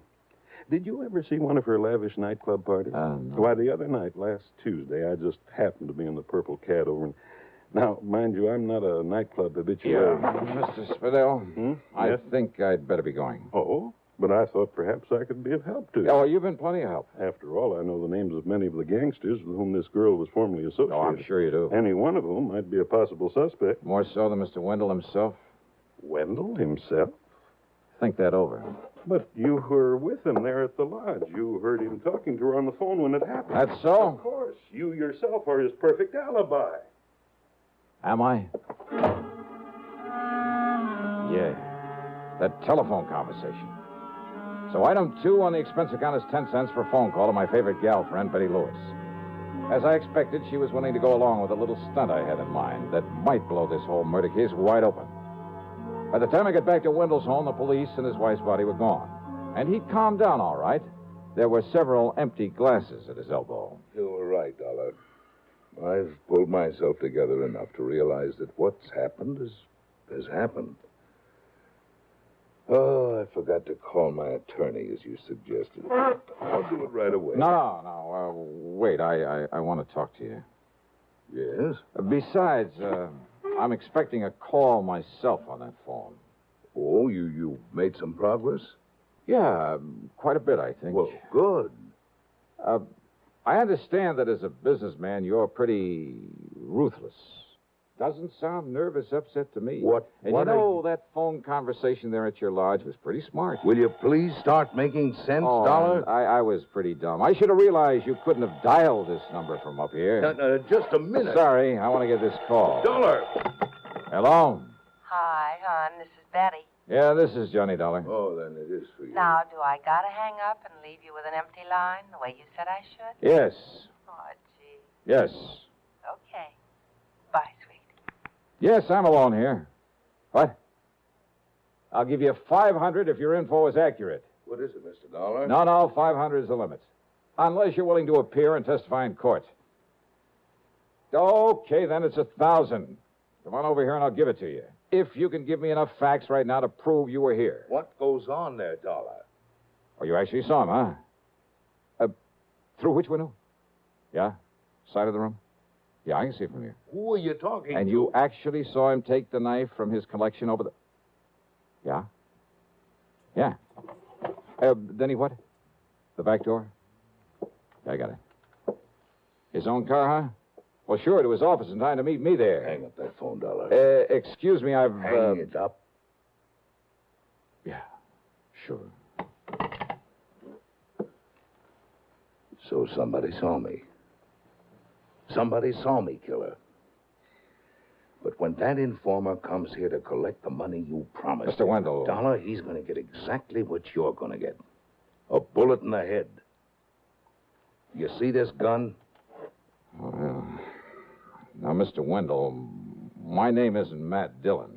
What? But if you think you can outdraw me...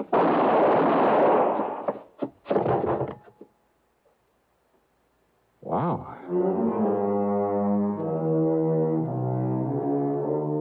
Well, I hope Wendell never finds out that my phone conversation with a mythical informer was just as phony as his. His talk with his wife after he'd killed her had left her there at the telephone at his home. Had set me up for an alibi at the lodge. But then what's the difference where he's going? Expense account total? $1.35. Oh, let's talk about the fee on this one. Yours truly, Johnny Dollar.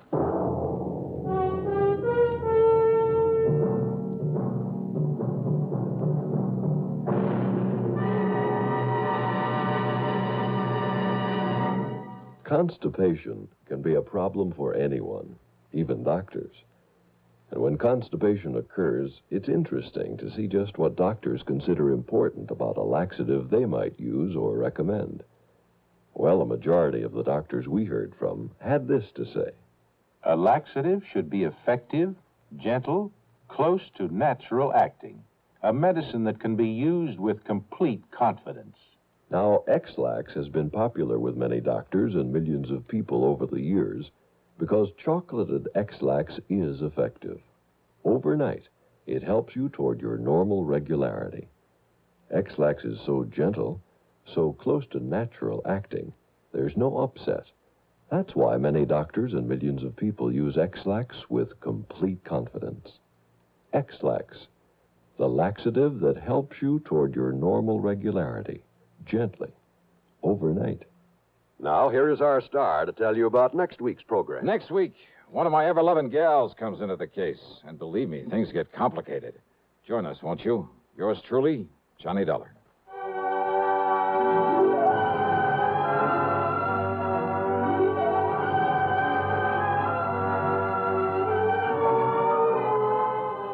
Yours truly, Johnny Dollar, starring Bob Bailey, originates in Hollywood and is written, produced, and directed by Jack Johnstone.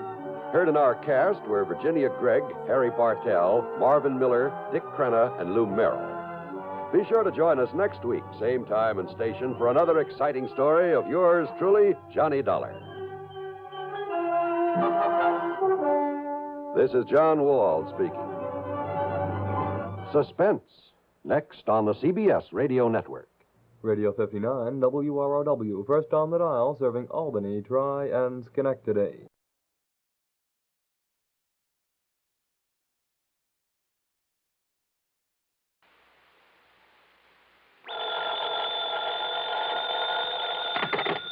Johnny Dollar. This is Al Turner at New Britain Mutual. Hi, Al. What goes with you these days? Johnny, one of our important clients is very anxious to get in touch with you. Says that she's an old friend of yours. Oh, who's that? Her name is Mrs. Virginia Haskell. Virginia Haskell? That's right. Sorry, Al, but I'm afraid I never heard of her. Before she got married, about a year ago, her name was Van Doren. Chinny Van Doren? Yes. Oh, well, now that's something else again. And I mean something. Well, then you do know her. One of the most delectable bits of feminine pulchritude I ever ran up against. Believe me, a young man's fancy didn't have to wait for spring to turn to thoughts of her. Now, what's that mean? Oh, Al, even I had serious ideas about that gal at one time. Oh? Yeah, right after college. Isn't every kid of that age intrigued by the idea of marrying into a fortune? And very beautiful. At least she was when I knew her. Still is, Johnny. So she's married to somebody by the name of Haskell, huh? Gordon Haskell. They live on Birch Brook Road, down in Bronxville, New York. Funny. What? Well, when I knew her, that blonde charmer didn't have eyes for anybody but Paul Snowden. Who's Paul Snowden? Childhood sweetheart, that sort of thing. Poor boy, making good on his own, you know the bit. Ah, yes. Too proud to marry her because of her money. But she swore that she'd never marry anybody else, that he was her one true love. But I guess she changed her mind. What did she want to see me about, Al? She didn't say. She did make it clear, however, that it has to do with some of the family insurance. Well, that's as good an excuse as any. Well, then, do you want to run on down there? For a longing look at the gorgeous Ginny Van Doren? But it'll cost you money, Al. Listen, Johnny, with the premiums we get for all the insurance she carries, life, house, property, and so on, the sky's the limit. Brother, have you stuck your neck out? Well, now, that doesn't mean you have Albert, to... I'll be in touch.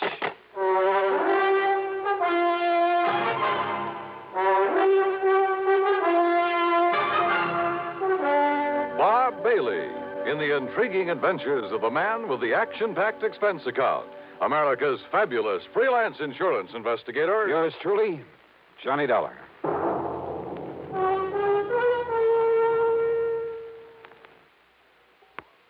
And now, Act One of yours truly, Johnny Dollar.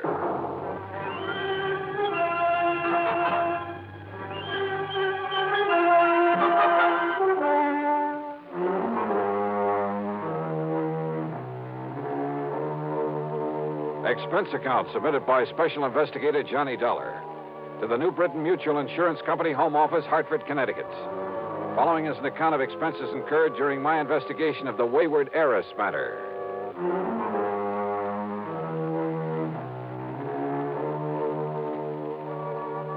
I decided it might be handy to have my own car along for this one, so expense account item 1, $4.25 for a tank full of gas.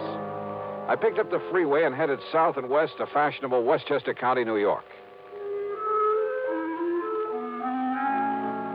To me, Bronxville has always been one of New York's most charming suburbs. Only about 20 miles north of the big city, it's full of beautiful homes with lots of trees and expensive landscape properties. There's a lot of wealth in Bronxville. The Haskell home on Birchbrook Road was a huge English-type affair, built of stone and stucco, the kind of place that'll last 100 years. 18 or 20 rooms, I'd guess, and surrounded by well-kept lawns and flower gardens, oak and sycamore trees, and neatly trimmed hedges.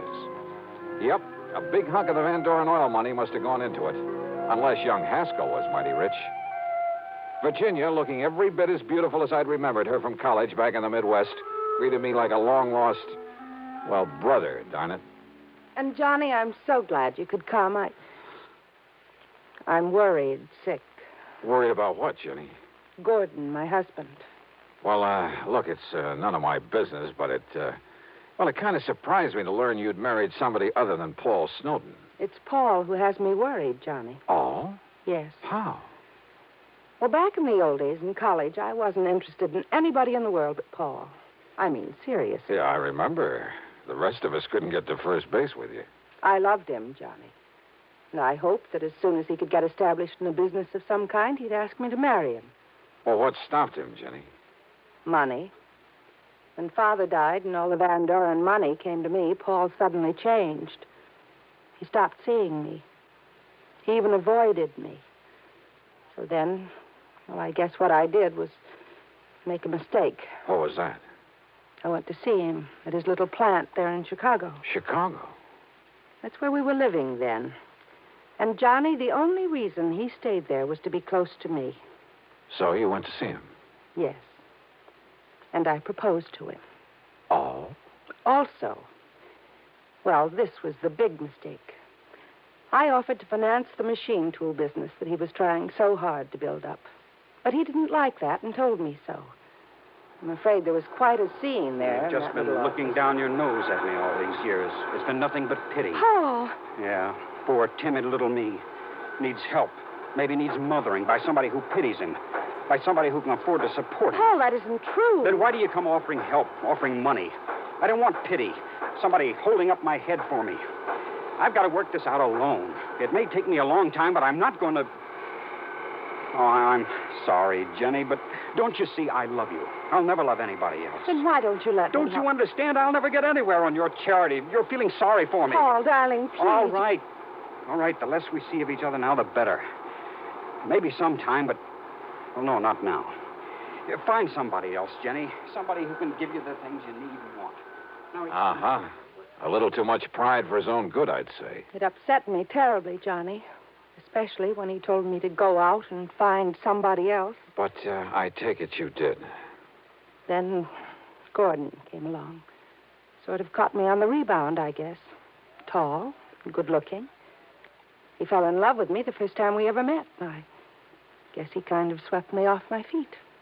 But now that the honeymoon's over... He's been wonderful to me. And I love Gordon, Johnny. I love him very much. As much as Paul? Not perhaps in the same way. But we're very happy together. And there's never been any strain or tension because of this difference in our fortunes. Gordon isn't wealthy either? Well, he hasn't what I have, of course. But he manages to get along. And I'm being a good wife to him. Oh, I'm sure you are, Jenny. And don't you see, if Paul, because of his jealousy, were to kill Gordon... Jenny, you mean you honestly believe he might? Yes. That's exactly what I mean. That's why I sent for you. But good heavens, gal. And Johnny, you've got to stop him.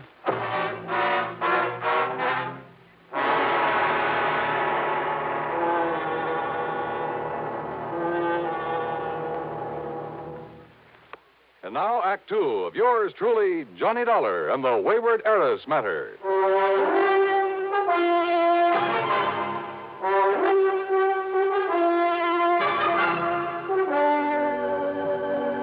All right, now, Jenny, listen to me. It's true, Johnny. I'm sure of it. Paul Snowden has come here to kill my husband. He's told you as much? Haven't you been listening to me? Well, of course I have. Maybe my marriage to Gordon was on the rebound, on the spur of the moment. Call it anything you like, but it was Paul who turned me down. At least for the time being. I told you what he said. And simply because of a misguided sense of pride, because you had money and he didn't. Yes. Well, how did Paul take it when he learned that you were going to marry Gordon, I mean? He was terribly angry.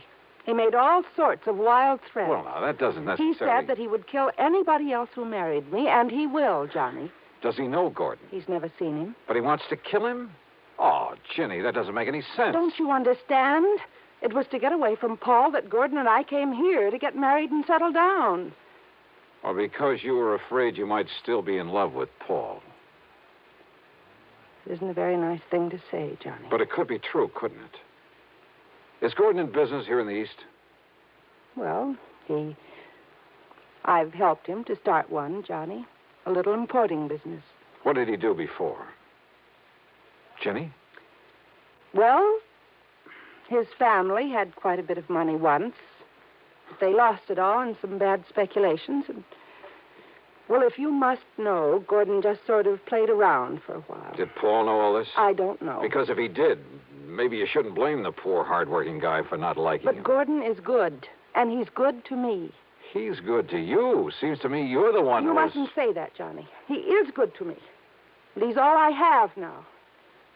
If only Paul hadn't found out where we've come to live. Oh, look, Jenny, I'm an insurance investigator, not a love counselor, and... Oh, what's the matter? Don't you believe me? All I've told you? Or are you just trying to be very cold-blooded about this? Jenny! All right, then. This happens to be a cold-blooded insurance matter. For the simple reason that Gordon's life is insured. And if you have no heart, if all you can think about is business, all right. It's your job to keep Paul from killing Gordon. Now, listen, Jenny, you've been married nearly a year. Nothing's happened, nothing at all. Yet now, all of a sudden... Because Paul has come here. He telephoned me. And there can be only one reason why he's here. I doubt that. But where is he? In New York, at a hotel. What hotel? He didn't say. Well, is he coming out here to the house? He said he wouldn't come until he could be sure that Gordon was here. And then? Then to prepare for the worst. Those were his very words, Johnny. Prepare for the worst. Wasn't Gordon here when he phoned? Yes, but I didn't tell him that. Where's Gordon now? Over in Larchmont at the Beverly Arms. In hiding, in other words. I want him to stay there until something can be done about Paul, that's all. Well, if Paul's so all-fired determined... He is, Johnny. He always was. That could be a pretty admirable quality, Jenny. Of course it is. But when he's determined to do such a horrible...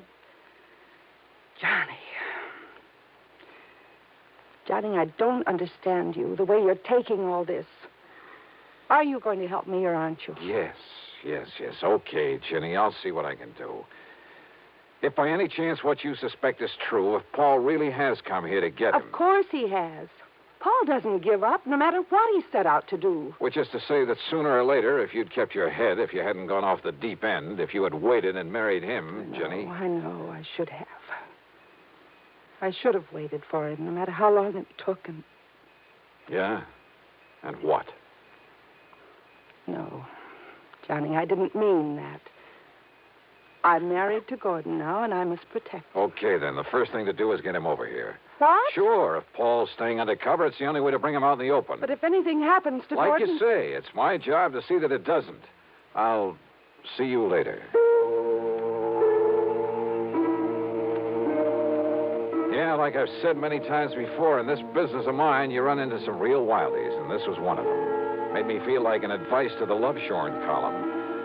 And it was pretty obvious that Ginny was still in love with Paul, that she was sorry she had married and was supporting this Gordon Haskell, who, incidentally, must have been a smart cookie to have caught her on the rebound, latched onto her and her fortune.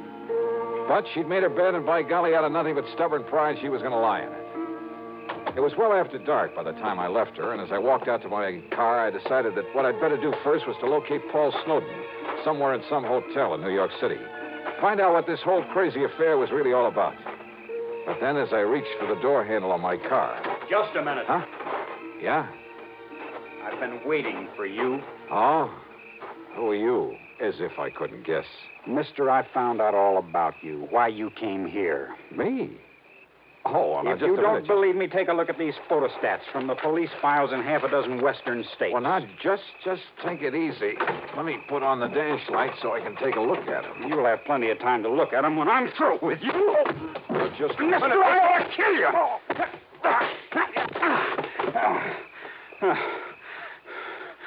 All right, now. You want some more? Johnny, what on earth's going on out there? Huh? Johnny? What? Johnny! Oh, no. Paul! Paul, what have you done to Johnny Dollar? Johnny! Oh, dear, this is terrible. Well, it ain't exactly good. That was Paul. I saw him. Yeah, so I figured. He must have found out that I sent for you. Why, if I hadn't come out of the house to see what the noise was all about, he might... Don't you see, Johnny? Don't you believe me now when I say he's come here to kill Gordon? Jenny, I guess if you didn't convince me, Paul has.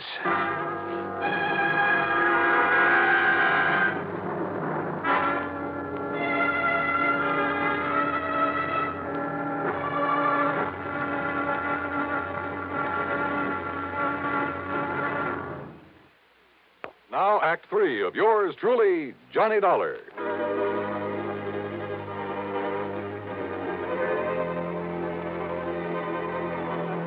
I went back into the house with Ginny's help, and a good stiff drink plus her tender menstruations brought me back to normal.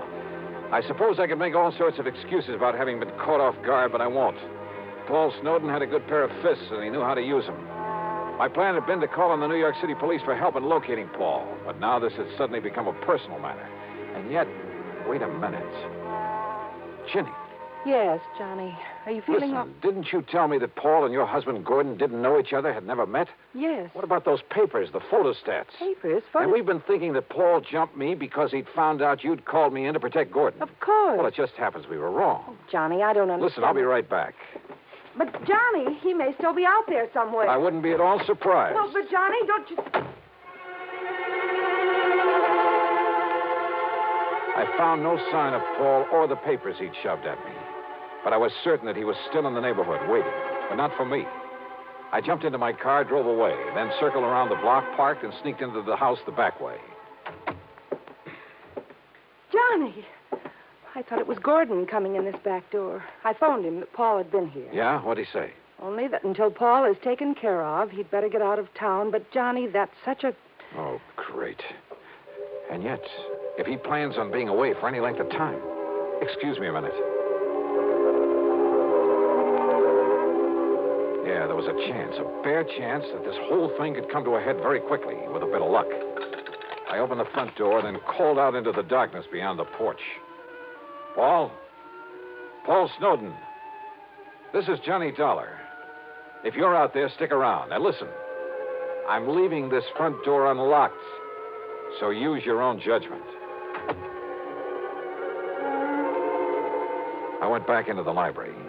Standing there with Ginny was a man, a few years older, slightly gray around the temples. He had a worried, furtive look about his eyes. He was momentarily startled when I walked in on him.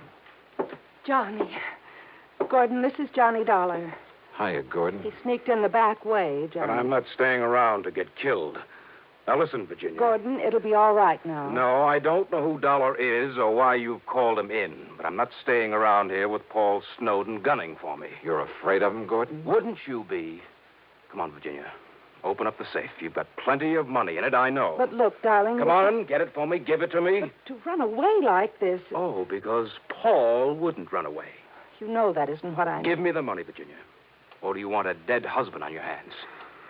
Well... Now, listen, Gordon. You listen. This is none of your business. I wouldn't be too sure of that. Well, I am, Virginia. Now, just a minute. Will you keep out of this? No. Oh, yes, you will.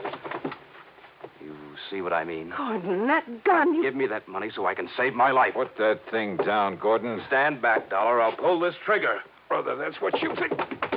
Yes? Oh, I'll kill you.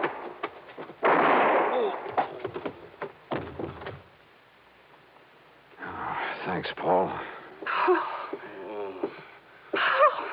I aimed low, Dollar. I'm afraid he'll live. Yeah, he'll be okay. Should have killed him, I guess. But I'd rather see him face the courts. Oh, what are you talking about? Those photostats you have? Yeah. Police files all over the West. He has a record as long as your arm, under various names. Wealthy women. Married them, took their money. Oh, no. Yes, Jenny. And some of them, well, he killed them. Paul, I didn't know. I didn't know. I'm sorry, Dollar, about what happened outside earlier, but in the darkness, I thought you were Gordon. It's, okay, Paul. You've, more than made up for it.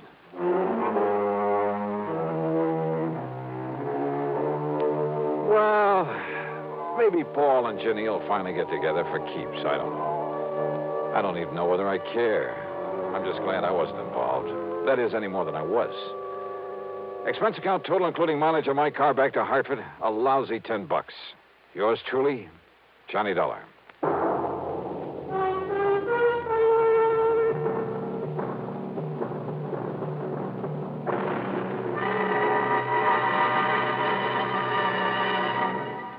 Our star will return in just a moment.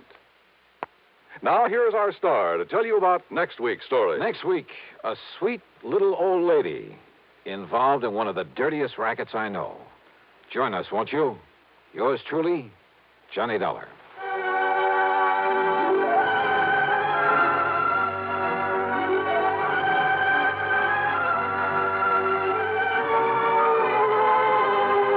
Yours truly, Johnny Dollar, starring Bob Bailey, originates in Hollywood and is written, produced, and directed by Jack Johnstone.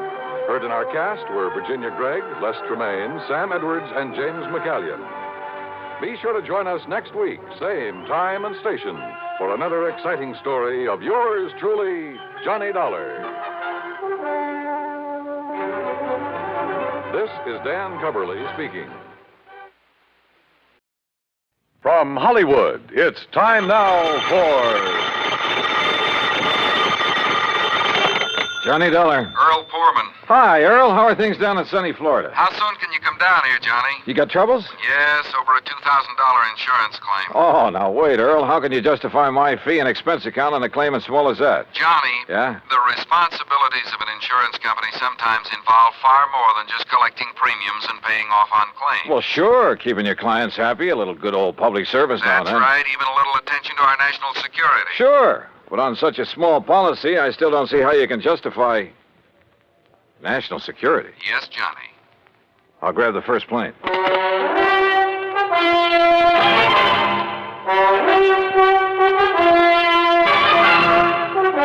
Bob Bailey in the exciting adventures of the man with the action-packed expense account, America's fabulous freelance insurance investigator. Yours truly, Johnny Dollar.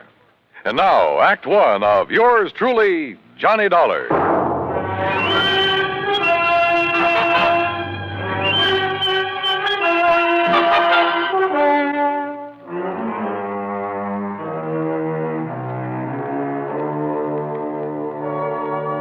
Expense account submitted by Special Investigator Johnny Dollar to Tri-State Life and Casualty Insurance Company, Sarasota, Florida. Following is an account of expenses incurred during my investigation of the Wayward Moth matter.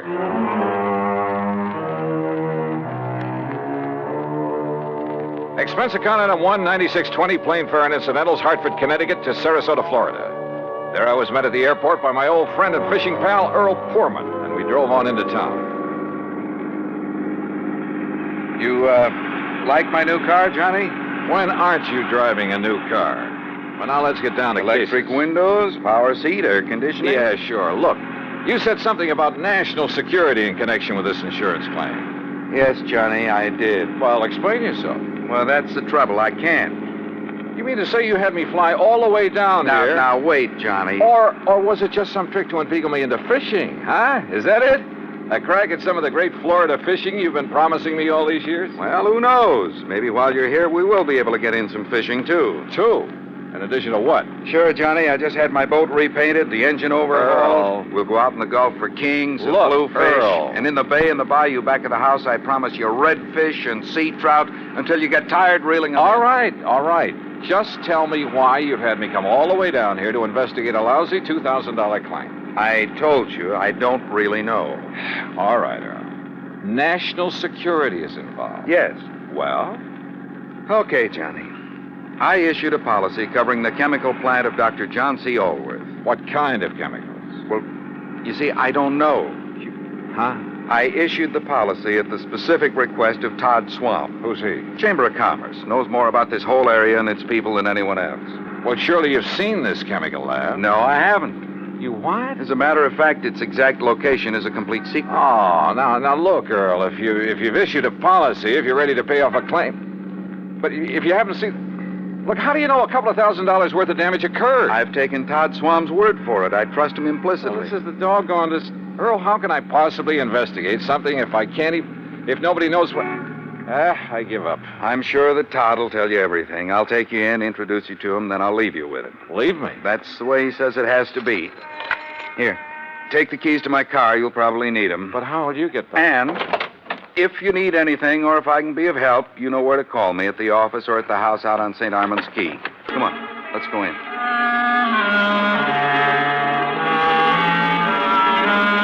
Todd Swam is a young, pleasant, aggressive sort of chap. Serious, alert, perceptive. He thanked Earl for bringing me, then led me alone into his private office.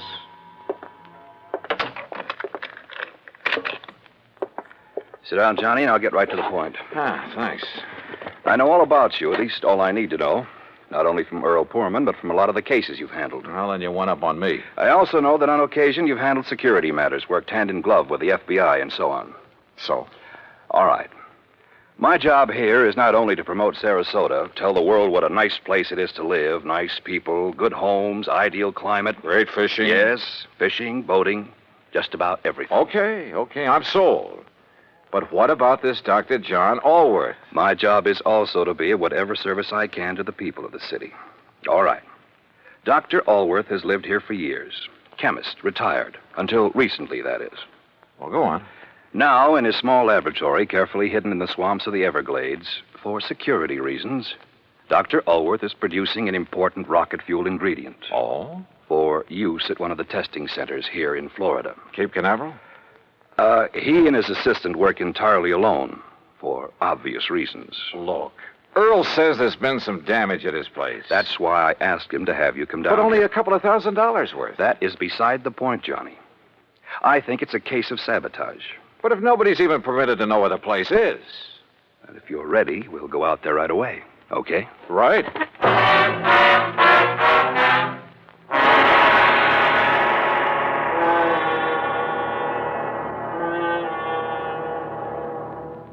Act Two of yours truly, Johnny Dollar, in a moment. And now, Act Two of yours truly, Johnny Dollar, and the Wayward Moth Matter.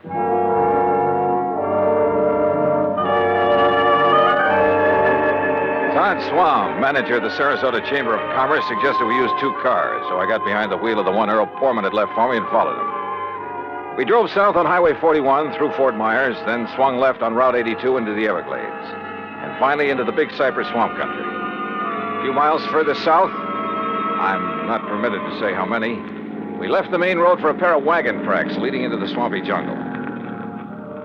We stopped in a little clearing. From a small shack on the edge of a bayou, a tall, husky Indian emerged. He lowered his high-powered rifle as he recognized Todd Swam and walked over to where we'd parked. You bring a man, Mr. Todd. Ben Osceola, this is Mr. Johnny Dollar. Hi, Ben. How do you do, Mr. Johnny? Ben, he's to be let through here anytime he wants. Very well, Mr. Todd.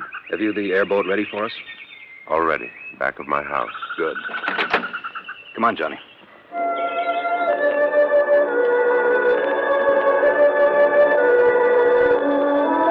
The airboat, parked on the edge of a bayou back of Ben Osceola's shack, was an aluminum hull about 12 foot long, square across the bow instead of pointed. 2 high seats were built up on it. At the back was a powerful motor with a propeller of the airplane type. Todd Swam and I climbed onto the precarious little seats, and we took off. And brother, I mean took off. What a ride. The airboat half planed, half skipped over the shallow water of the bayou. Perched up over the hull itself, I kept waiting for us to flip. After a quarter mile or so, we came on a vast plain of soggy, grassy marshland, splotched here and there with patches of clear water. Now and then, on half-submerged logs, big turtles quickly drew in their heads as we approached. More than once, a huge alligator gave us the beady eye, then quietly sank below the surface of a shallow pool. Plenty of rattlers and cottonmouths around here, too. Thanks a lot. Finally, we pulled up to an acre or so of brush and trees that looked almost like an island in the middle of the swamp. On it sat a long, low building made of concrete block. This is the place, Johnny. Unless you'd like to ride around a bit more. No, thanks.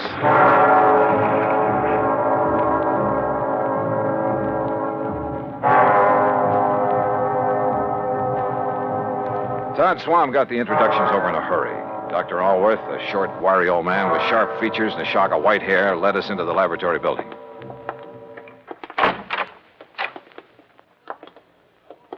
No, Mr. Dollar, not in there. Oh. No one is permitted in the laboratory except myself and my assistant. Oh, I'm sorry, Doctor. You lead the way. About your assistant, Dr. Allworth. It was in the vault that the accident occurred. It was an accident. Of course it was. Who would possibly want to... Plenty of people, Doctor, and you know it. May sound corny, but this whole country has enough enemy agents. You speak as though we were at war, Todd. Well, we're certainly in a Cold War. And speaking of agents... A moment, please, gentlemen, while I work the combination of this lock. This vault looks big enough for a bank. In it, I keep two things, Mr. Dollar. The finished rocket fuel component. Yeah? And the delicate apparatus with which I complete the final secret stage of its production. Apparatus no one but myself has ever seen. And you're letting us see it? Well, the accident has rendered it completely unrecognizable. I still haven't learned what happened here, you know. Matter of fact, I haven't either, Johnny. But I certainly have my suspicions. Doctor. There we are. No, don't go in. Well, The substance on the floor is so corrosive that, well, look. You can see how the legs of that heavy metal table have completely corroded, left nothing but a pile of splintered metal and rust. The rocket fuel did that? Now, there, in the corner at your left, are the rotting, tangled remains of the apparatus I mentioned.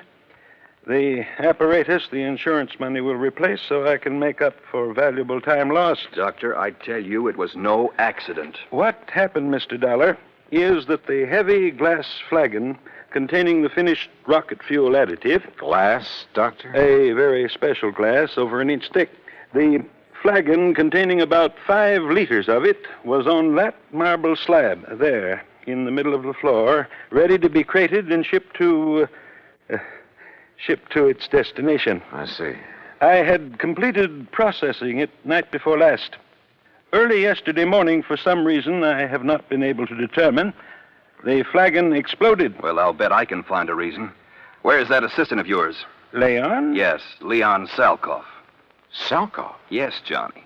A man doing secret work for the rocket missile project hires an assistant with a name like that. No, Todd. Leon Salkoff. Doctor, there was a famous, well, I should say infamous character by the name of Salkoff during the last war, a young chemist. Yes, Mr. Dollar. Mixed up in a couple of industrial bomb plots. And if this is the same man... It is the same man. Well, then, good heavens. Exactly what I think. No. You're both wrong. This man was cleared in the war trials. Well, what difference does that make? I say a leopard can't change his spots. But don't you see that not even he knows the combination to this vault? Some other way to get in? Those little windows up there? 8 inches square and 2 inches thick. And you're sure there's nothing in your process that would cause the bottle to explode? Oh, I have checked and rechecked it. Where was Leon Salkoff when it happened, and where is he now? Well, he went to Fort Myers for supplies early this morning. He should be back. My guess is that he kept right on going. Yeah, Todd, I'm inclined to agree with you. Because, Doctor, if what you've told us is true, well, somehow, someone must have got to this stuff. How high are those little windows above the ground outside? Oh, about 5 feet. Then a gun, perhaps, aimed in through a window. But they are all in place and unbroken. Well, any reason why one of them couldn't be removed from the outside, then replaced? Well, I don't know. I'm going to see. I'll be right back.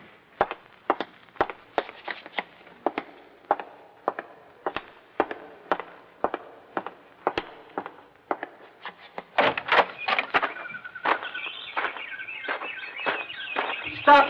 Don't move! What? Do not move, mister, or I will shoot you right through the heart. Act 3 of yours truly, Johnny Dollar, in a moment. And now, Act 3 of yours truly, Johnny Dollar, and the Wayward Moth Matter.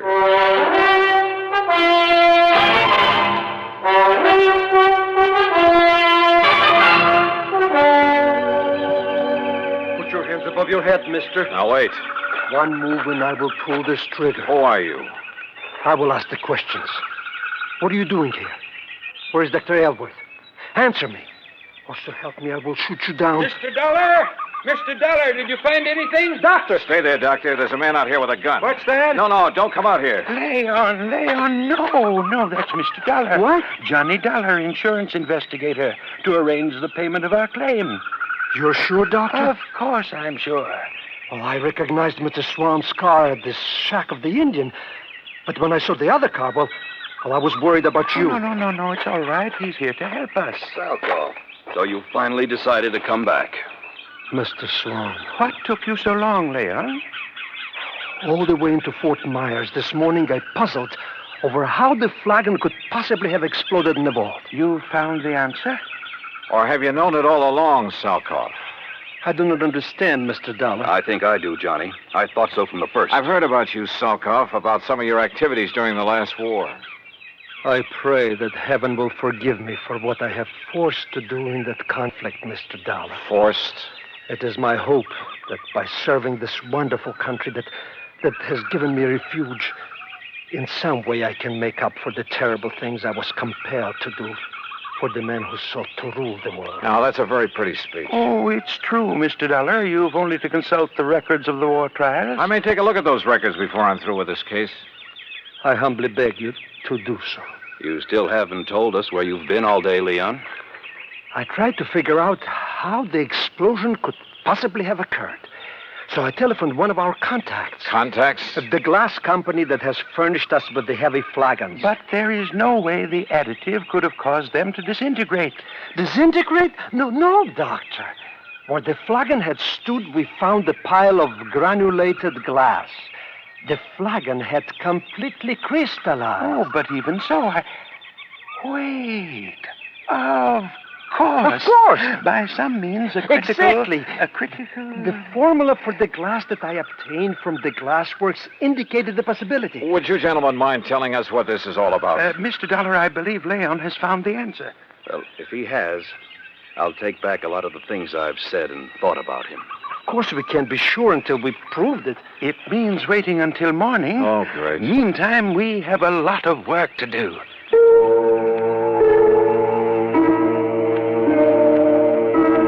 We spent most of the night working like dogs, swabbing out the vault with a powerful neutralizing solution. Then, early in the morning, the four of us gathered in the vault. A flagon like the first one was placed on the marble slab in the middle of the floor. We sat around and waited. A long time. Then I noticed something. The rays of the sun coming through one of the tiny, thick windows. The light was focused, as though through a magnifying glass. Slowly, the powerful searing pinpoint of light worked its way over to the flagon. Dr. Elworth rose and held a piece of paper where the rays converged. It burst into flame. There! Now you can see the tremendous heat generated at this point. Yes, and on the flagon itself. Exactly. The tempered thick glass wall of the bottle, tempered perhaps to a highly critical degree. But to crystallize, Doctor, the way the other one did? Leon, I still don't believe it. Well, many things will cause glass to crystallize. Vibrations of many kinds. You've heard, I'm sure, of the tenor who shatters a goblet by the power, the vibrations of his voice. But light vibrations? Oh, Doctor. Of course, it should have occurred by now. If it's going to at all. Oh, the temperature of that bottle must be terrific. The pressure building up in the glass itself. I don't understand. Still, the angle of the sun is slightly different each day. Or an imperceptible flaw in the one that exploded. Oh, sure. Well, perhaps the other had some outside stimulus to act as a trigger. A sudden draft, perhaps. Oh, any little thing. Excuses, Leon. You're stalling. You said the other bottle was in here alone. The door's closed, only it wasn't because you exploded that thing. I don't know how, but you did it. And if that isn't sabotage... Todd. Come on, Johnny. This gag has been carried far enough. Look! I saw it, too. A tiny moth, attracted by the blazing spot of light on the side of the flagon, where the focus rays of the sun converged. The moth circled, flew past it, almost brushing it with his wings. We waited. He circled again. Again. Then dove at it.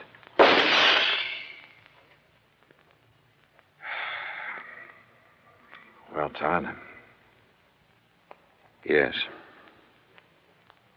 Leon, I apologize.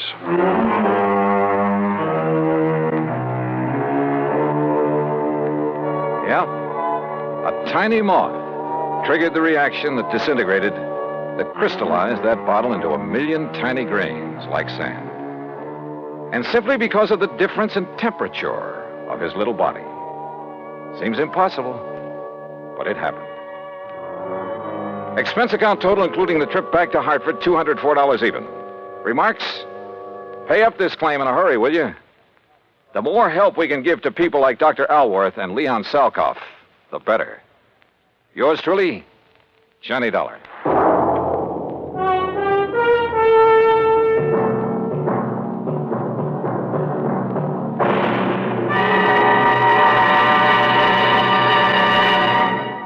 Our star will return in just a moment. Now, here is our star to tell you about next week's story. Next week, well, I thought my job in Florida was all done. Far from it. It had just begun. Join us, won't you? Yours truly, Johnny Dollar.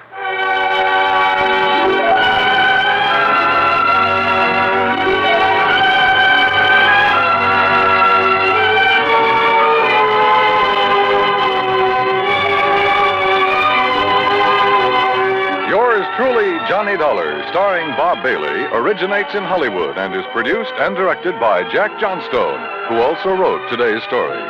Heard in our cast were Vic Perrin, Herb Ellis, Paul Richards, Lou Merrill, and Leon Velasco.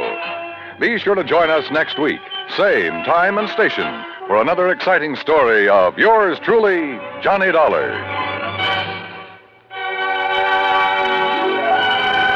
This is Dan Cubberly speaking.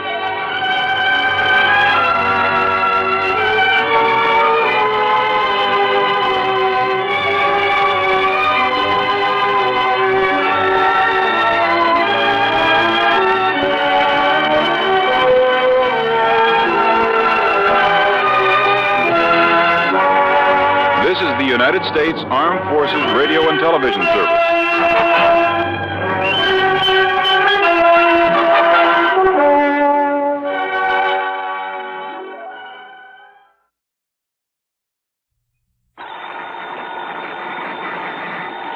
Johnny Dollar. George Reed here, Floyd's of England. Hiya, George. Johnny, I just received a frantic call from Mr. Alvin Peabody Cartwright. Isn't he always? What? Isn't he always frantic? I guess you have a point there. Yeah, how is that eccentric, absent-minded, sweet old character? Well, frantic. You said that. But as you know, he's one of our most valuable clients. Yeah, because of those nice fat insurance premiums he pays every year. Exactly. So it's important that we never hesitate to serve him when he calls on us. So what goes? He wants you out on the West Coast immediately. Oh, why? Well, he didn't say, as usual. You know how he is about these things. Oh, yeah, I know. The last time he called, it was about somebody who was trying to murder him. Exactly. But the time before that, it was just to give me a Christmas present. I know. Okay, George. His place in Beverly Hills? No, he's up in Santa Barbara at the home of a Mr. Rockland Rockwell. Rockwell. Also a client of ours, also extremely wealthy. Well, good. Maybe I can drag down a nice big fee on this one. Also, Johnny. Yeah? If this thing involves Mr. Rockwell rather than Cartwright, well, believe me, it may be plenty serious. Oh? Okay, George. I'll be in touch.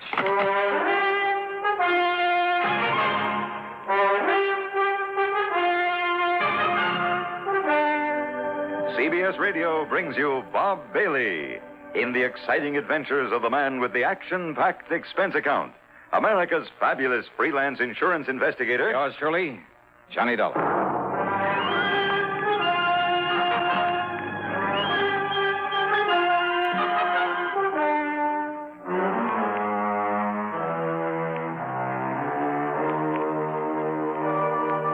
Expense account submitted by Special Investigator Johnny Dollar. The Floyds of England, North American Office, Hartford, Connecticut. Following is an account of expenses incurred during my investigation of the too much money matter. Expense account item 1, $171.40 for a plane that got me to Los Angeles early the next morning. Item 2, $50 deposit on a rental car. And the drive up the coast to Santa Barbara took me a little under 2 hours. A gas station attendant who gave me directions to the Rockwell place seemed quite impressed that I was going there. I found out why about 20 minutes later after driving up to the top of a high, densely wooded hill. Yeah, there must have been 10 acres, all of it beautifully landscaped. Broad, sweeping lawns. And on the wide, winding road up to the main house, I must have passed at least a dozen gardeners and nurserymen, tending not only the vast lawns, but the well-ordered shrubbery and the magnificent trees, the myriad flower beds. As for the house itself, well, to call it a castle would almost be an understatement. All of it, built of native stone, with towers, turrets, and parapets. And purely incidentally, there must have been 7 or 8 expensive cars parked in the driveway.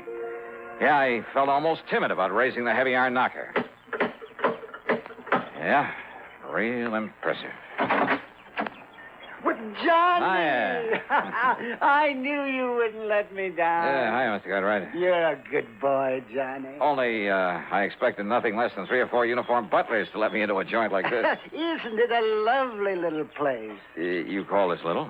Well, if Rocky Rockwell ever gives in to me and sells me this house, yeah, or if anything happens to him... Oh, you think something may? Oh, now that's a silly question. Why else do you think I'd send all the way to Hartford for you? Oh, this is a terrible situation, Johnny. It's Now, well, you terrible. better tell me all about it, then. Well, then don't just stand here at the door letting in the flies. Oh. Come on inside and I will. Yeah, sure. Johnny, I've thought that I've had reason to think that maybe my life might have been in danger now and then. Oh, I know. But always, thanks to you, that danger's been removed. But in the case of Rocky here, oh, and he's an old friend.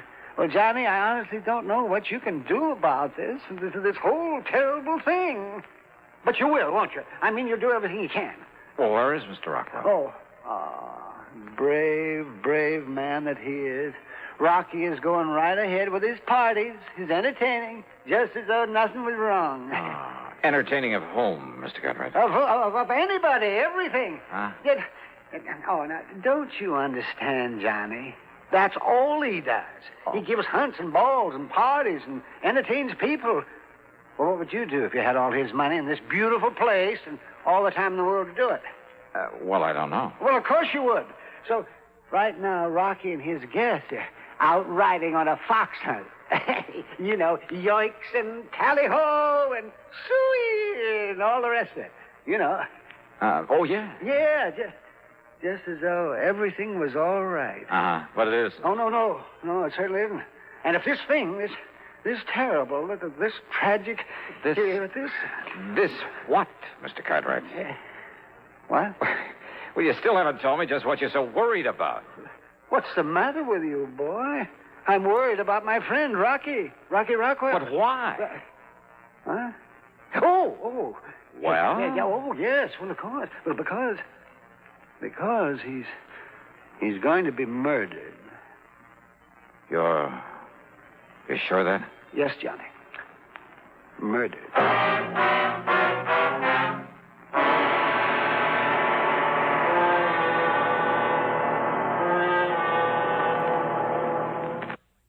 And now, Act 2 of yours truly, Johnny Dollar, and the Too Much Money Matter.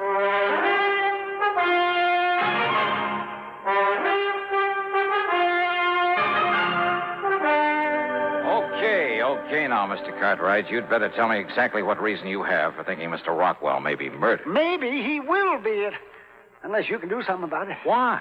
Well, Johnny, I'd rather he told you about it after he and the rest come back from the fox hunt. Well, look, if this is such an emergency... Of course it is. Okay, then. First, I want to show you around this lovely little house.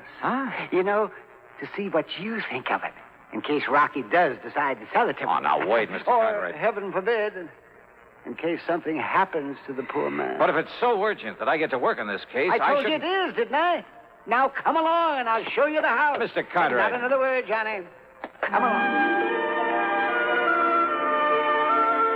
Well, I suppose a description of the Rockwell mansion seems out of place in a report of this kind, but it's just too fabulous to pass up with only a word.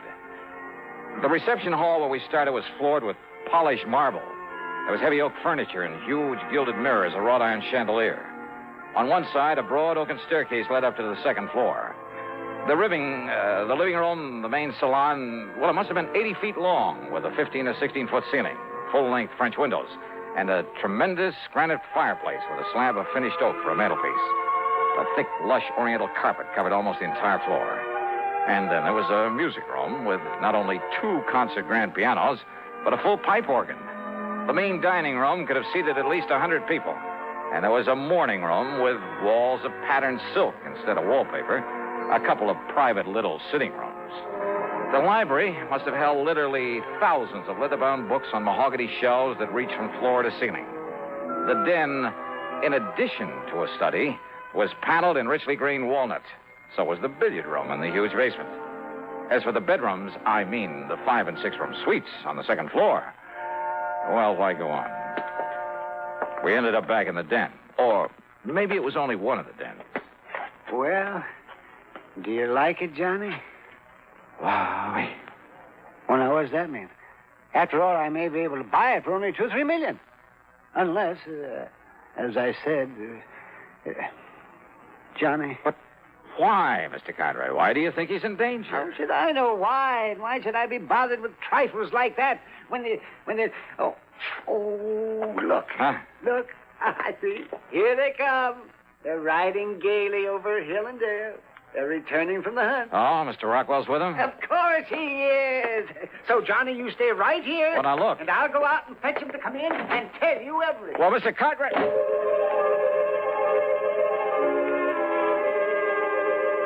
A few minutes later, when Mr. Cartwright brought him into the den, well, Rockland Rockwell was hardly the stately, dignified sort of person you'd expect to be the lord of such a manor.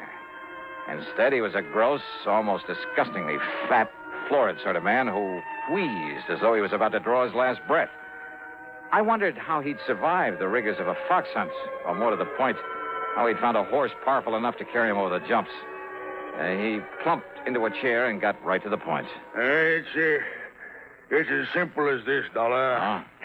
Years ago, over in England, I pulled a real fast one on one of my competitors over there, a fellow named Ashley, Lord Jacob Hunter Ashley, Britisher. Oh, I see. Britisher.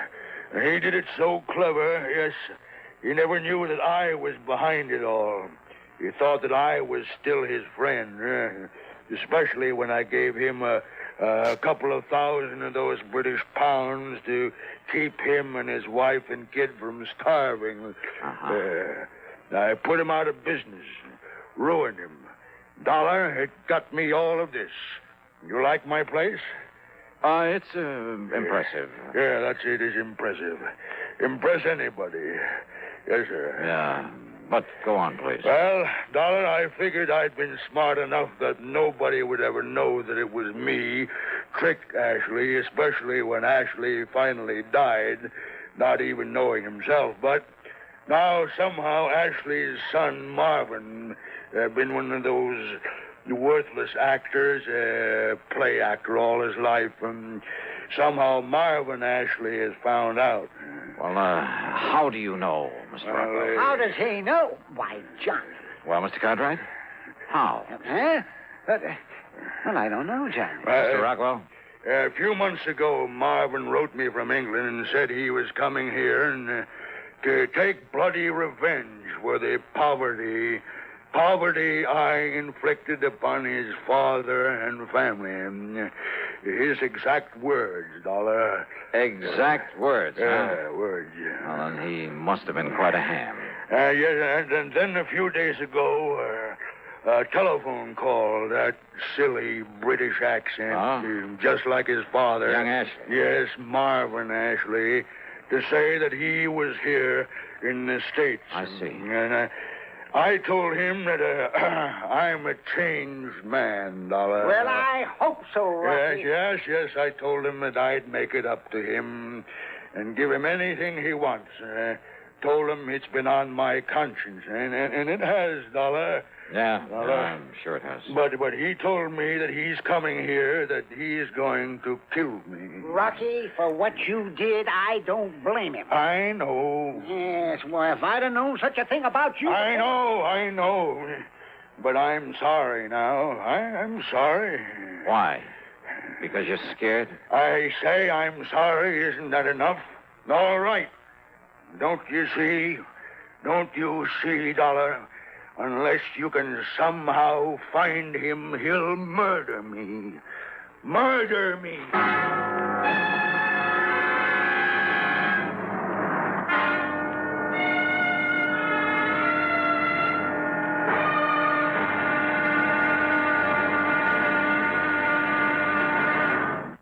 And now, Act 3 of yours truly, Johnny Dollar.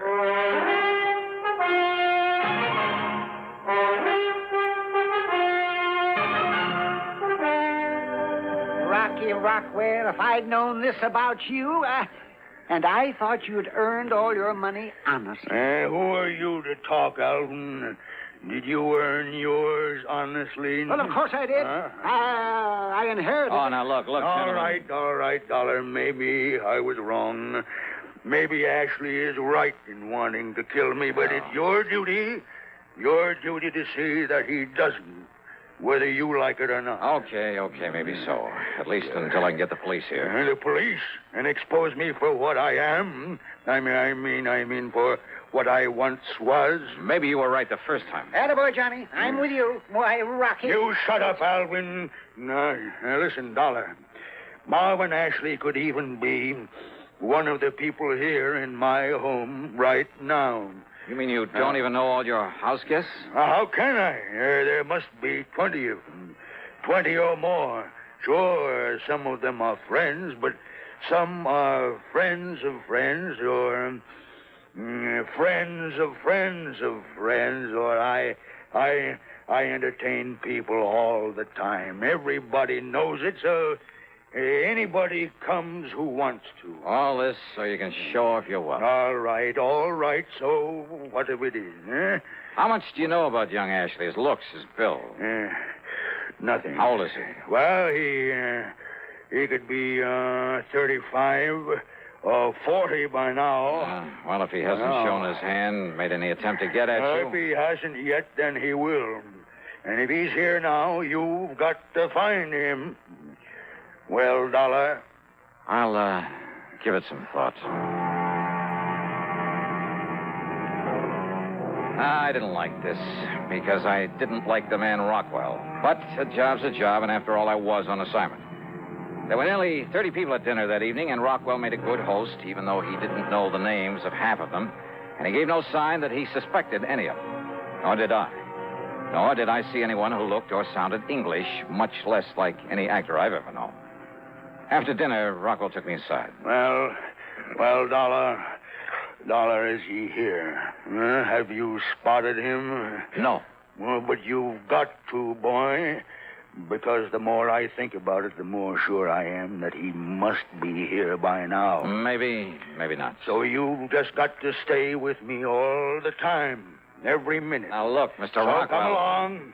Gibson, Stratton, Edwards, and Peterson want to play some pool down in the billiard room. Gibson, Stratton? Yeah, you met them at dinner, so we'll play some pool and get better acquainted with them. Well, look, I'm afraid I'm a little rusty. Come along, Dollar, because don't forget, if Ashley is here under some other name, he's going to stay close to me, too.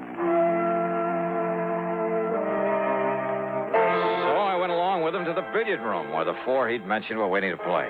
After being reintroduced to them, I was satisfied none of them was an English actor by the name of Marvin Ashley. Needless to say, none of them called himself by that name. Yeah, good shot there, huh? Stratton, is it? Yeah. That's right. Thanks, Mr. Rockwell. Well, go ahead now and sink that 4-ball. Go ahead. Yeah. It looks like a bank shot's the only way. Well, here goes. It's too bad, Stratton. You might have made that with a massa shot. With a what? Mr. Gibson? Massa. Masse shot dollars when you hold the cue up vertical and... Oh, yes. I'll show you $1 after this game is over. Dollar? Yeah. Name seems kind of familiar.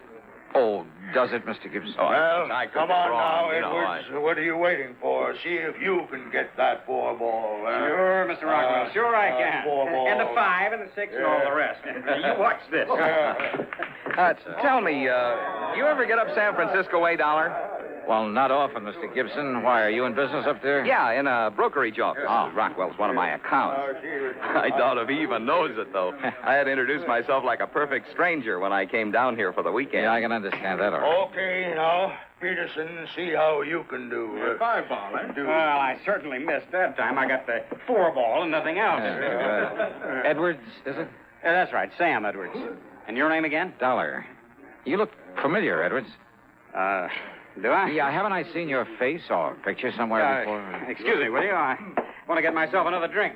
Yeah, sure. That was funny. Oh, but as I was about to say, Dollar, when you come up to San Francisco again, look me up. I'll show you the town, give you the grand tour. Fine. Good. Drive you down the coast to Cliff House, perhaps, for lunch. To where? The Cliff House. It's a place to eat there, I think. Yes, I've heard of the place. All right, come on now, Dollar. We're waiting for you. Oh, well, maybe I'd better skip this turn. Mr. Rockwell. No, you don't. You got to see if you can sink the 8-ball. Maybe Mr. Gibson here would like to get that one out of the way, huh? What? Here now, take your cue and show us how it's done. Well, okay, Mr. Rockwell. You mean... like this? Well, now that's just fine, Dollar. You ripped the cover, and that's the end of this game. Yeah, the game is over. It sure is. And I guess I could be corny and say the play is over, too. The play, Dollar? For Mr. Gibson here. Only that isn't his name. What was that, Dollar? Well, a couple of minutes ago, you talked about making a massa shot. Well? Well, only a Britisher calls it that. We call it masse. Dollar. Well, I'm afraid I don't understand. But I suppose even an actor might make that slip.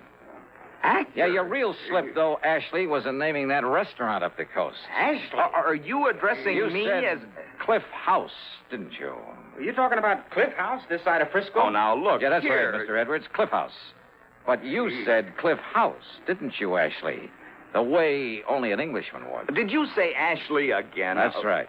Marvin Ashley, the actor who came here to murder Mr. Rockwell. Huh? Gibson, broker from San Francisco, huh? Well, not a bad act, Marvin, but I'm afraid your acting days are over. Well, I'm sorry, old boy. But that's where you are quite wrong. Wait a minute. that's a gun. Because I assure you that I am not finished until I kill this despicable... He has a gun! And I have a pool cue.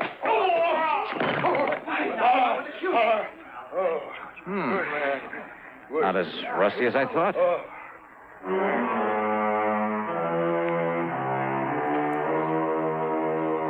Hey, you know something?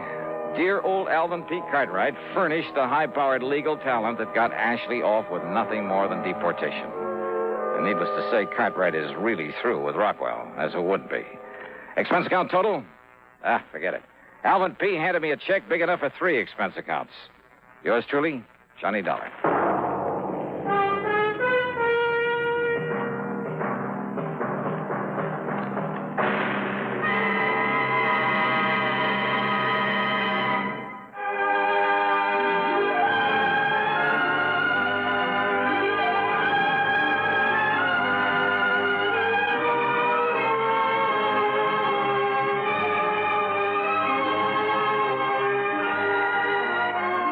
Truly Johnny Dollar, starring Bob Bailey, originates in Hollywood and is written, produced, and directed by Jack Johnstone.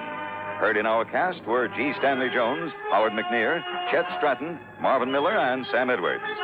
Be sure to join us next week, same time and station, for another exciting story of yours truly, Johnny Dollar.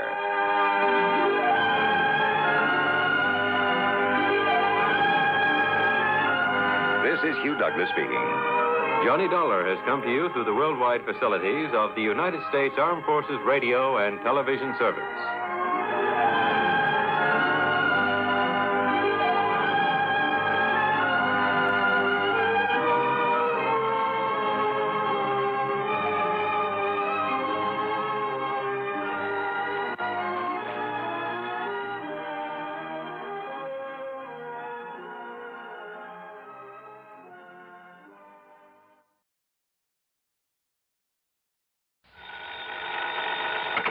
Johnny Dollar.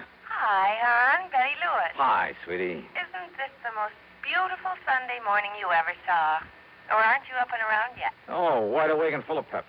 Then listen, dear, you know about the concert this afternoon at the Memorial Hall. Yeah, sure, I was going to call you, see if you'd like to be among those present. I'd love to.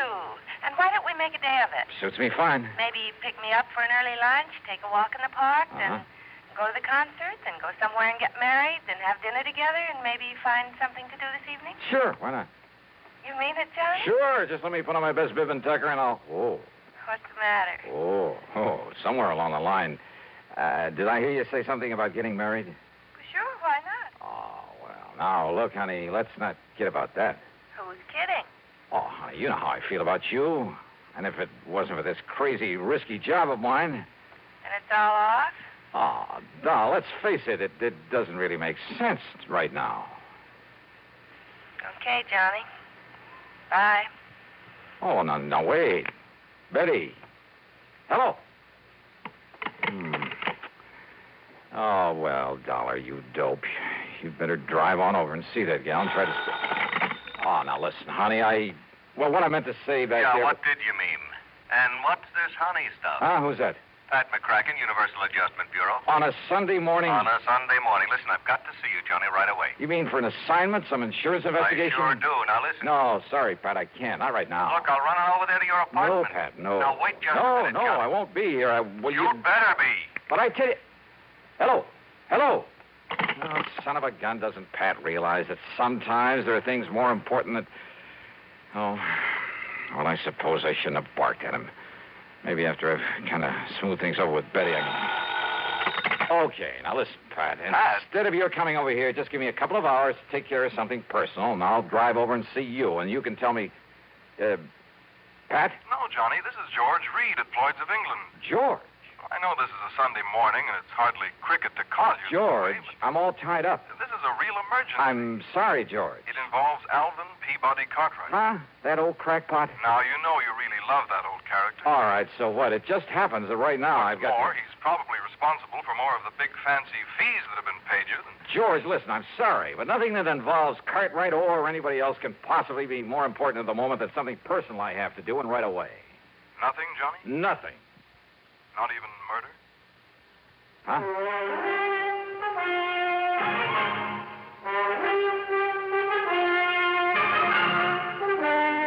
CBS Radio brings you Bob Bailey in the exciting adventures of the man with the action-packed expense account, America's fabulous freelance insurance investigator. Yours truly, Johnny Dollar.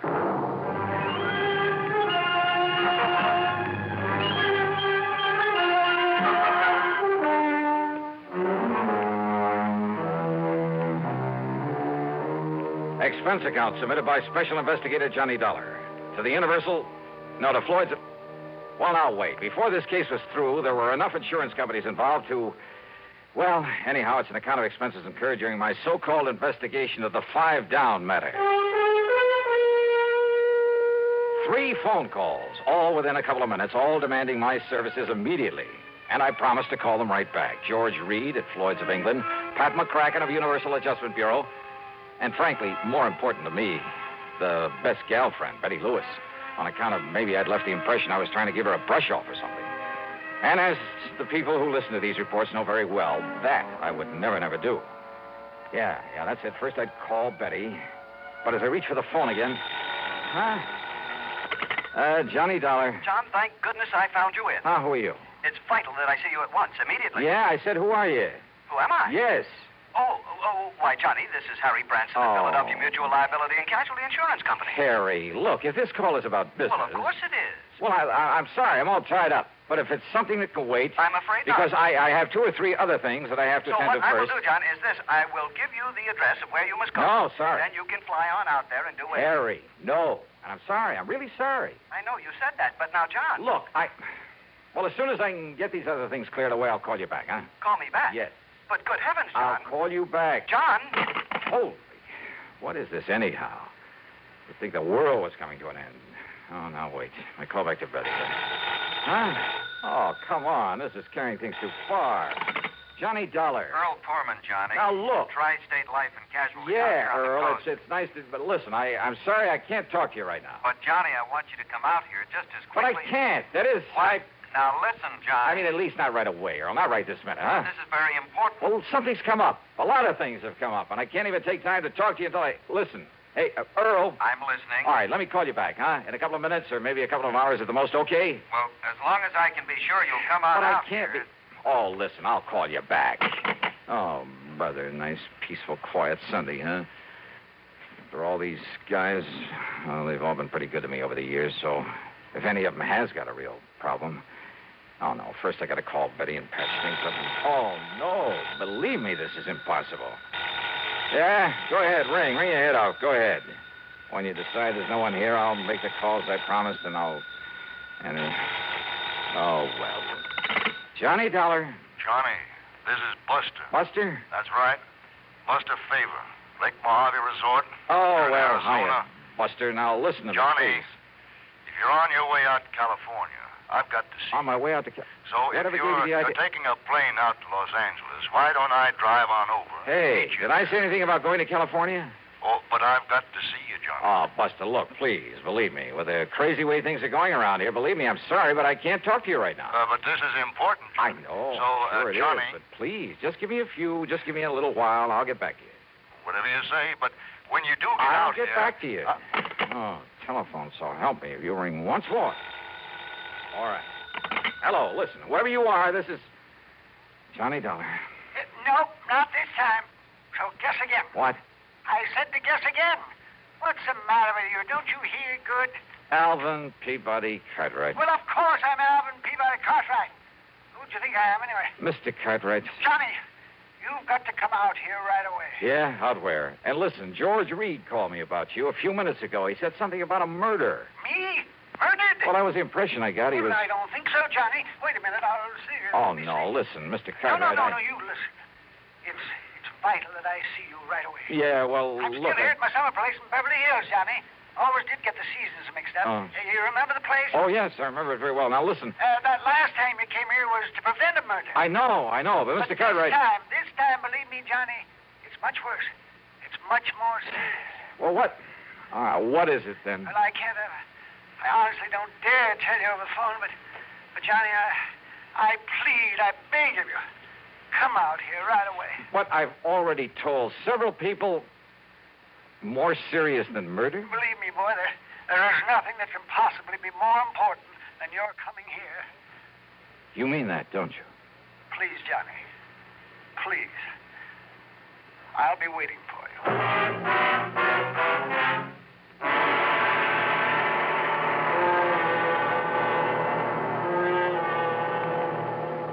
Ever notice the way Pepsi-Cola has of disappearing fast? It's easy to understand when you remember how every ice-cold ounce of Pepsi tingles with a taste that everybody in the family enjoys. And then, too, there's no time limit on Pepsi. Day or night, with meals or by itself, work days or weekends, for parties or all by yourself. Ah, but the thing that really makes Pepsi go fast is its light touch. Pepsi always refreshes lightly, without filling. So a Pepsi just never tastes like too much. To make sure your supply of Pepsi meets the demand, always buy an extra carton or two.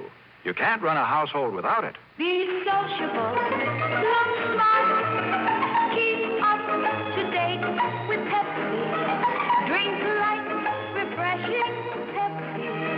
Stay young and fair and debonair. Be sociable, have a Pepsi. And now, Act Two of yours truly, Johnny Dollar and the 5 Down Matter. Phone calls, one on top of the other. First from Betty Lewis, and I'd really better patch things up with her. Then frantic calls from Pat McCracken, George Reed, Harry Branson, Earl Poorman, Buster Favor, and finally from old Alvin P. Cartwright, the latter sounding the most urgent of all.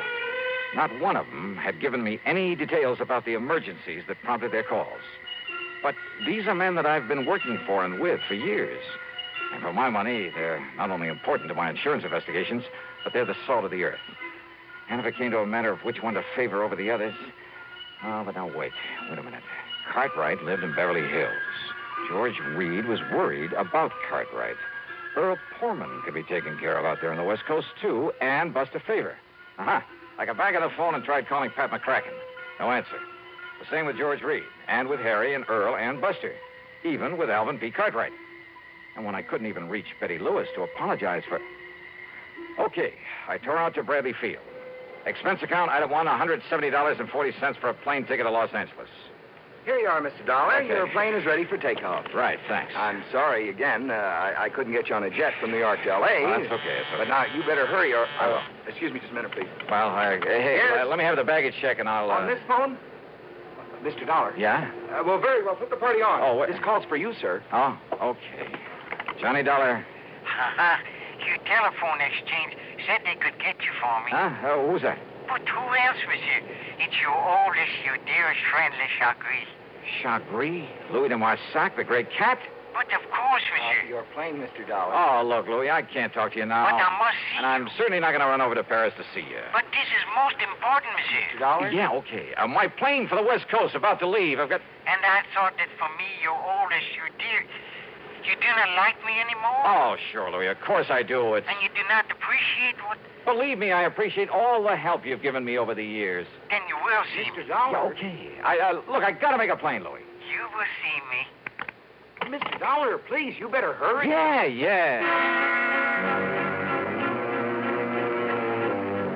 What? The real stopper came in New York when I changed for a plane to the coast, and with barely time to make it. Yeah. Another of my old pals. Another one I didn't want to turn down. Lieutenant Randy Singer of the 18th Precinct. But under the circumstances, and with only